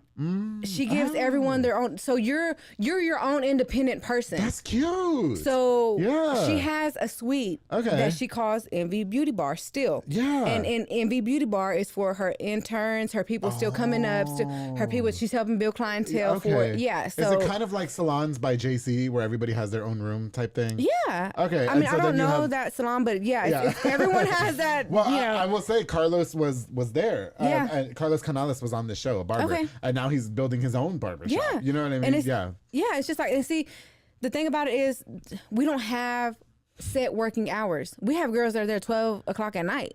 We have girls that are there. I've been there at 5 o'clock in the morning doing hair. No, it's that. Till 5 o'clock in the morning doing hair? No, or you like get up to go early, do hair right? Oh, okay, it depends on. I can do that. There's no. She doesn't set hours. We each have a key. We each have our key to our suite. You go in, do your thing. So there's Allure no by hours. Clarissa, the suite. is in there. Right, exactly. That's so cool. I gotta go visit. So you have man, there's it's like a one-stop shop. We have V steaming with Valerie. We have Portia who does nails. We have Nina. You got a girl that could do some baby facial. Yeah, we got it all. How about a little Botox, little. So Susie is your girl. She does the Botox. And then we also do. Susie also offers the IV therapies. Oh. And that's really popular right now. Yeah. I've heard of that. My cousin does that. Yeah. Yes, all the girls do it. You can even get the IV therapies while you're getting your hair done, or while you're getting your toes done, or while you're getting your nails done. Tell Susie, I want to look like Joan Rivers when I'm 60 years old. Get snatched Girl, in. I want my fucking face like this. Okay? And I don't want a single fucking wrinkle on my face, bitch. I'm trying to be like this the whole time. Yes. That's so cool. Yes. Did you can I just give y'all a shout out to Envy Beauty Bar, because y'all did okay, we were all at the Waco Award. Well, I was there for the second half of the Waco Awards last year. I didn't intend on going. I already said this, that my soccer team, Soko soccer team that I sponsor, they won a tournament. Right. And so we were celebrating, and then everybody, anyway, I showed up to the second half. Baby, Envy was in there about 50 deep. Okay, y'all were all on the stage. I was like, what the fuck is going on? I love whatever is going on here. Unity. I fucks with this. It is so awesome. Yeah, shout out to you guys. We kind of got lit that night. I'm sure you did. Did you guys ever, have you, Clarissa, ever found yourself in competition with another stylist? And you know why I say that? Because as many barbers as I've had on the show, they always say, you know what, we don't ever view each other as competition. Ever. Because there's not enough heads in Waco for one barber to cut. And that's absolutely the same way. Okay. There's no competition. It's in, like my instructor at MCC, Miss Toll, she's so great. She's one of, she's an older stylist, but she is down to the roots. I mean, learning how to cut, she would, come behind me. You missed a spot. She was so, detailed and everything. Sure. And she helped me, but she would always tell me, Clarissa, you're not for everybody. You're not the stylist for everybody. Okay. But the ones that are for you are going to definitely come up and support you. Okay. And that's what you have to learn and accept in the industry is you may not be that stylist for Susie. Well, okay. But you may be for Maria. You know what I mean? As long as Susie making sure I don't got no wrinkles, we good. Because I can't have a single wrinkle in my body, especially when I'm making lunches for my man. Well, there you go. Susie's the girl to get you right. So the same can be said. You guys, there's no competition. And if you compete with anybody, you're gonna lose. You know what I mean? There's no competition. It's just you. It's like that. It's you and you. That's it. You really just have to stay in your own lane. You know what I said? Oh God, I don't want to throw too much shade because Oh Lord. I said recently, focus on building your own business minding your own instead of tearing down another man's business. That's what I said. You guys, you guys that are up and coming entrepreneurs, business owners. Listen, I've been doing the show for 2 years. You've been doing Allure by Clarissa for 3 years. Yep. Okay. We don't become successful in these business ventures by tearing down others. Not at all. You guys have got to really stay in your own lane and focus on building. Every bit of energy that you're tearing down somebody with could be the same energy could be used to growing yourself. Exactly. Is that fair to say? Oh yeah, definitely. Let me just leave it at that. Oh yeah, definitely. I'm not trying to be petty. I'm just saying. I just felt like I had to get that off my chest. Yes, you're absolutely right. There's no competition but your own. That's it. Always. That's it. You have to. I found that in podcasting and media as well. Even when I was a radio DJ, I was my own worst critic. Exactly. I knew what I was fucking up. And that's the thing. You are always your own worst critic. Now I will tell you, I did record that Dunkin' Donuts commercial drunk as fuck one time, and that was the most lit commercial. They aired that bitch for about 3 months. Yeah. Nobody knew that I was fucked up, but I was definitely fucked up. And every time I heard it on the radio, I'm gonna say it now because I don't even work there anymore. But every time I heard that fucking commercial, I was like, look at that shit. That's what you call professionalism. Yes, I know that's right. That's how you do it. That's it. Oh, you gotta pull up and show out. That's it. Every time. Can we talk about just real quick because we do have to wrap up soon. Barbers were talking a lot about like raising their prices and stuff, and they constantly have to raising their prices because the cost of equipment goes up, everything. Yeah, exactly. Do you find yourself struggling? Do stylists have to go through the same thing or? Of course. Especially now. I mean, everything has gone up. Gas, groceries, rent, even the equipment that you guys use. Everything has went up. Our when you deal with chemicals, if I book an appointment, I'm gonna have to buy bleach and color and everything else. So everything, we'd hate to, go up on prices. Right.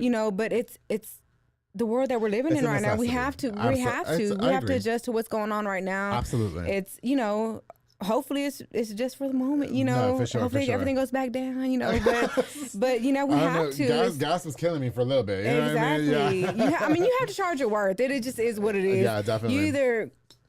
You're either with it or you're not, and I understand it. And then that's why we also promote like discounts and VIP cards and whatever, just to. So I can get the NV Beauty Bar VIP or the NV. Get the VIP. Yes. Okay, got you. That is definitely the way to go. Now we did this mid-year. Mm-hmm. It's almost like an A+ card. Oh. So the VIP for Envy pretty much works. You get 50% off of every service in Envy. Oh. On top of that.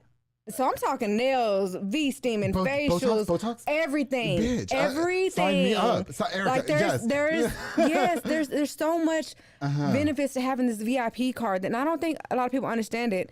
And then you get free treatments every single month for your hair. Oh wow. It's almost like just giving back to our girls that have given so much to us. You know what I mean? Who have come and trusted us. Yeah. Just to, it's women. And I'm just going to say this because I know, especially mothers, we're going to put ourselves at the back burner. We're going to, let me pay this, let me do this, the kids need this, the kids need that. And then we throw ourselves to the back. Okay. But the VIP cards is just so you know, you don't have to throw yourself to the back, baby. Yes. You can still have good hair. You can still get That's that. Right. Exactly. I told the nigga I fucked the other day, I'm not no back burner bitch. Exactly. Don't be the back burner bitch. Be that top bitch. That's it. The main bitch. I mostly bought them because they're all straight. Okay. But, so anyway, but that is really great. You know what?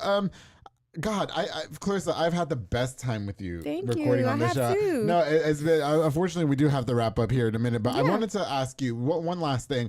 Two last things. What is your advice to anybody that is watching this that really does want to pursue, cosmetology career or Botox or, something in the beauty like you are, in the beauty industry? Anything, yeah. Well, definitely, don't give up. It's tough. It's going to get a lot harder before it gets any easier. Criticism, like it's the best. Like you have to learn from it. Yeah. Like don't take everything that someone says and just down yourself for it. Like it's always a learning experience. Okay, they told you can think negative of it, but it's you have to build it up. You have to okay, so now I know, let me get better. Let me, for sure. Don't cheat yourself. Don't slack on yourself. Give it 110% every time. Even whenever you feel like it's not paying off, it's gonna pay off. Okay. It's gonna pay off. That's what's you just up. have to stay firm in what you are and who you are. For sure. That's it. I think that's really good advice. I do. And Clarissa, I had the best time recording with you. I think that you are very great. I think, first of all, kudos to you for being a 16-year-old mother. Right now you're building your own brand. You know what I mean? You really have set or trailblazed a positive route in your life for yourself. You know what I mean? Oh, yeah, definitely. And even the conversation that we had earlier about you and the baby daddy, the fact that you guys at 16 had these kids so young and you guys really just had to get your shit together, and just kudos to you and everything that you've been through. I knew inviting you on the show was a great idea. I don't regret it one bit. I think you're fucking awesome. Yeah, you're fucking awesome. I know it. I'm now. Is this making you want to slide in DMs or go home to the boyfriend? Go home to mom, baby. Go home to your mans? Yeah. You know I don't got no mans, but I'm definitely signing. I told you, Republic Red does that, okay? Yeah. I don't know. I don't fuck with the person that introduced me. Anyway, Andrew, stop you're doing shit. Okay. Off topic. Okay. Clarissa, what's next for you? I don't like to speak it out until they say, you know what I mean? We don't get the exclusive? No, but there is definitely more to come. Yes. I definitely am adding on to my services. Okay. Give me a minute. Give you a minute. And we're gonna get it going. I mean, definitely there's more to come from Allure by Clarissa. And also I have to shout out Aaron. Thank you so much for doing my makeup today. I love you so much. What's his name? Do I know him? Aaron Alonzo at Envy Beauty Bar. She also does spray painting makeup as well. Shit. Just I thought you said Aaron. Aaron with an E. Alonzo, baby, I love you. Thank you so much. It's gorgeous, darling. Thank you. Absolutely gorgeous. Thank you. Do you know a guy named Ronnie? Why? Rivas? No. I'm asking. Oh, I don't. I invited him on the show. I think he's nervous. Are you trying to get me to talk him down into doing it? No, yeah, I want you to tell him to come on the show because I think he does hair too. What is his name? Ronnie Rivas. Do it. Yes. He's great. I need more gay people on the show. I was super nervous. No, he does do hair. He does hair. Does he I don't know where he does hair at. I'm following him on Facebook. Yes. Do it. Do the show. Do it. He's great. He's gonna make you feel comfortable. That's all that, right? I'm just a little slutty. It's a party. That's all it is. That's it. Okay. Get with I them. put her on to the apothecary. She's gonna go home and get pregnant again. And I'm gonna go home and make a Grindr account. But all I'm gonna tell is that guy, listen, we had a good time, but if you throw your fucking cum stain towel on my PS5 controller one more time, we're fucking boxing. All right. Anyway, them hoes are just expensive. Okay, I don't give a fuck. Do what you do, boo. Clarissa, I had a great time. Thank you so much for coming. Thank you so much for having me. Honestly, I'm so happy that we finally got to do this. It was a long time coming, and I truly enjoyed having you on. To everybody that watched this episode, thank you guys again so much. Don't forget to like, share, and subscribe this episode of The Public Affair. Big shout out to Allure by Clarissa. How can we get a hold of you in case anybody wants to get their hair done or anything? You can text me, call me, DM me. My telephone number is 254-300-3104. Allure by Clarissa, Facebook, Instagram. That don't mean social media. That don't mean y'all dudes can be sliding her DMs now. She got a man. Okay? Ain't gonna get no play. Is your man black or Mexican? He's black, baby. Oh, yeah, so you know he fights. So don't be doing all that. I'm scared of BBC, Clarissa. I really am. Why? I don't know. I don't know. Don't be. I'm nervous. Don't be. Anyway, no. Anyway, okay, stop. Next time, everybody. That's part two. Everybody who tuned in. I love you, baby. Shout out to him. Everybody who tuned into this episode. Thank you guys again so much for watching this episode. Before we go, I definitely want to use this opportunity to give a shout out to just a few more of our sponsors of this episode of The Public Affair. Definitely to one of my new sponsors of The Public Affair, Via's Transportation LLC with Pelon Villa and Yasmin Landeros, who were on the show just recently. I love that couple so much. They provide power-only services locally and over the road at affordable rates starting. They also move freight in a dry van, such as box items, palleted materials, most retail dry goods, and so much more. Those two have definitely built the business from the ground up. I love that couple so much. They're independently owned. Make sure you call today for more information with the number on the screen. To Pelon Villa, Yasmin Landeros, thank you guys so much for being a new sponsor of The Public Affair. Get it right.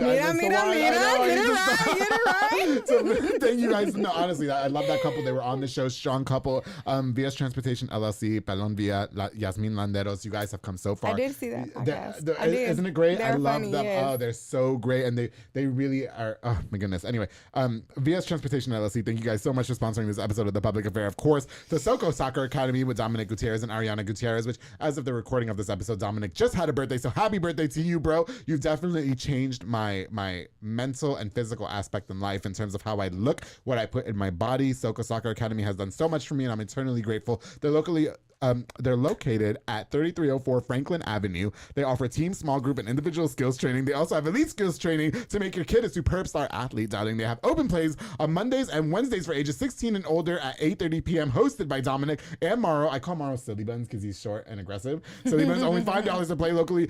Follow on Facebook at Soko Soccer Academy and on Instagram at Soko Soccer 254 to Soko Soccer Academy. Thank you guys so much for sponsoring this episode of The Public Affair. Oh, of course. To Jay Petal and Poke with Junior Fuentes, Thomas Roberts, and the entire family. Now, Thomas Roberts, I just got to give you a special shout out because that poke bowl that you made me yesterday was absolutely delicious. It wasn't as good as what I put in my mouth beforehand, but it was absolutely delicious. No, it was great. They provide honestly, I'm obsessed with J Petal and Poke. They provide delicious, savory Japanese crepes and poke bowls. They also have handcrafted Thai rolled ice cream for dessert, darling. You choose from the menu or create your own, like I like to do, Clarissa, because I like to be in control, darling. They're locally operated at University Park Drive and Hewitt Drive, and you can order online at jpetaltx.com. To J Petal and Poke, thank you guys so much for being longtime sponsors of The Public Affair. Ooh, of course, to my boy Jeffrey Monreal with Pollo Box and Audio, home for all your LED needs and auto accessories, installation of stereos, door speakers, and audio systems. He also specializes in building custom subwoofer enclosures and much more, darling. Definitely a jack of all trades. He put backup camera, he put Apple Play car stereo, he put auto start in my car, he even put the 5% tint, girl. Todo. Okay, you know what I'd be doing in that car with the 5% tint. Anyway, your one-stop shop to get everything done in one roof. We don't get caught. Thank you so much to Pollo Box and Audio with my boy Jeffrey Monreal, and of course, oh my goodness, of course, to one of my big sponsors, one of my biggest supporters, Junior Banda with Fatboy Michelada and Botana, who provides the best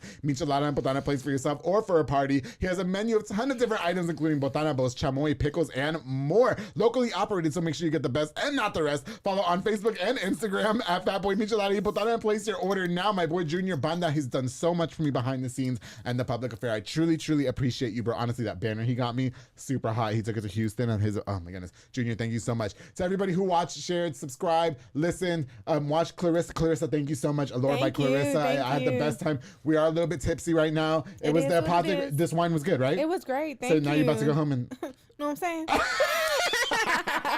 And don't forget, darling, to always, always, always keep it between us.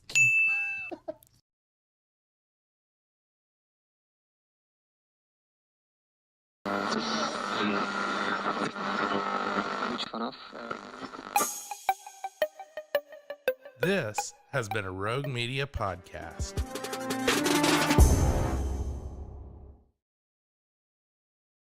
This is Tyler, an entrepreneur. His sock business is taking off.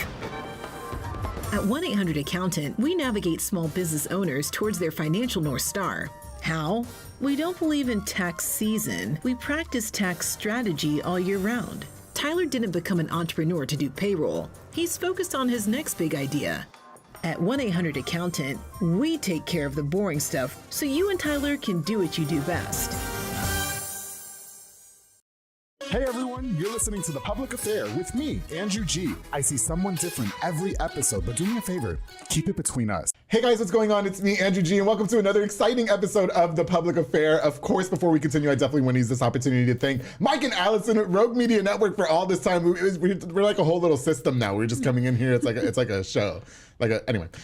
And of course, I want to thank everybody who continues to tune into The Public Affair, everybody that continues to subscribe, share an episode. You guys are the best. Thank you all so much. I truly appreciate you. Before we continue with these very special guests that I'm so excited to finally have onto the show together, I definitely want to use this opportunity to give a shout out to just a few of our sponsors of this episode of The Public Affair. This episode is brought to us by Four Brothers Construction with my boy Joe Olvera, who provides custom home designs and renovations. He also focuses on roofing, remodeling, plumbing, tree removal, electrical work, and much, much more. Joe and his entire team of men are building affordable dream homes for you. I can't wait for them to build that shower that they said I can watch them build and possibly call the number on the screen for Four Brothers Construction, my boy Joe Olvera. Thank you so much for being a longtime sponsor, bro. I truly appreciate you. Of course, the B&J Refinishing with my boy Frank Biza. He focuses on resurfacing bathtubs, counters, sinks, tiles, and more to original showroom quality. He offers 5-year warranty on most work and has the best prices in town, darling. He also has inflatables, a mechanical bull, margarita machines, tables, chair, a foam machine, and so much more, making all your parties super duper lit. My boy Frank is out there doing the thing, and he's been a long-time sponsor of the show. Truly appreciate you, bro. Thank you so much. Oh, of course, to my bro David Santabañez with Alinea Real Estate. He's the #1 sales agent in his office at Alinea Real Estate to help you buy a home or sell your property. Make sure you follow him on Facebook at David with Alinea, or call the number on the screen, darling. For all your real estate needs, my boy David is out there doing the thing. We just had a really, really great event at the 2022 Back to School Bash. It was so much fun. Thank you so much for all you do for me, bro. I truly appreciate you. Oh my goodness, if you guys haven't gone, of course, the Pee-wee's Crab Cakes of Texas with Anika Armstrong, serving the most authentic Cajun cuisine, darling, with a wide selection of signature crab cakes, pasta, seafood, and more. Now, my favorite is the Krabby Seafood Pasta, which I love rolling around in, but their top recommended is the Southern Fried Catfish Special, served with seafood pasta, potato salad, and 6 fried shrimp. The fish is topped with who dat sauce. I'm not telling you what it is. You got to head over to 108 Jim Drive in Hewitt or order online at orderpeeweescrabcakesoftexas.com. To my girl Anika, thank you so much for sponsoring this episode and being a longtime sponsor. I truly appreciate you, girl. And of course, to Waco Fencing and stuff with my boy Juan Morales. Now, Juan builds privacy fences and chain link fences, darling. Perfect for all that extra at-home privacy. He also builds wood decks, stone patios, and gorgeous flower beds, darling. Contact him with the number on the screen for your consultations. And my boy Juan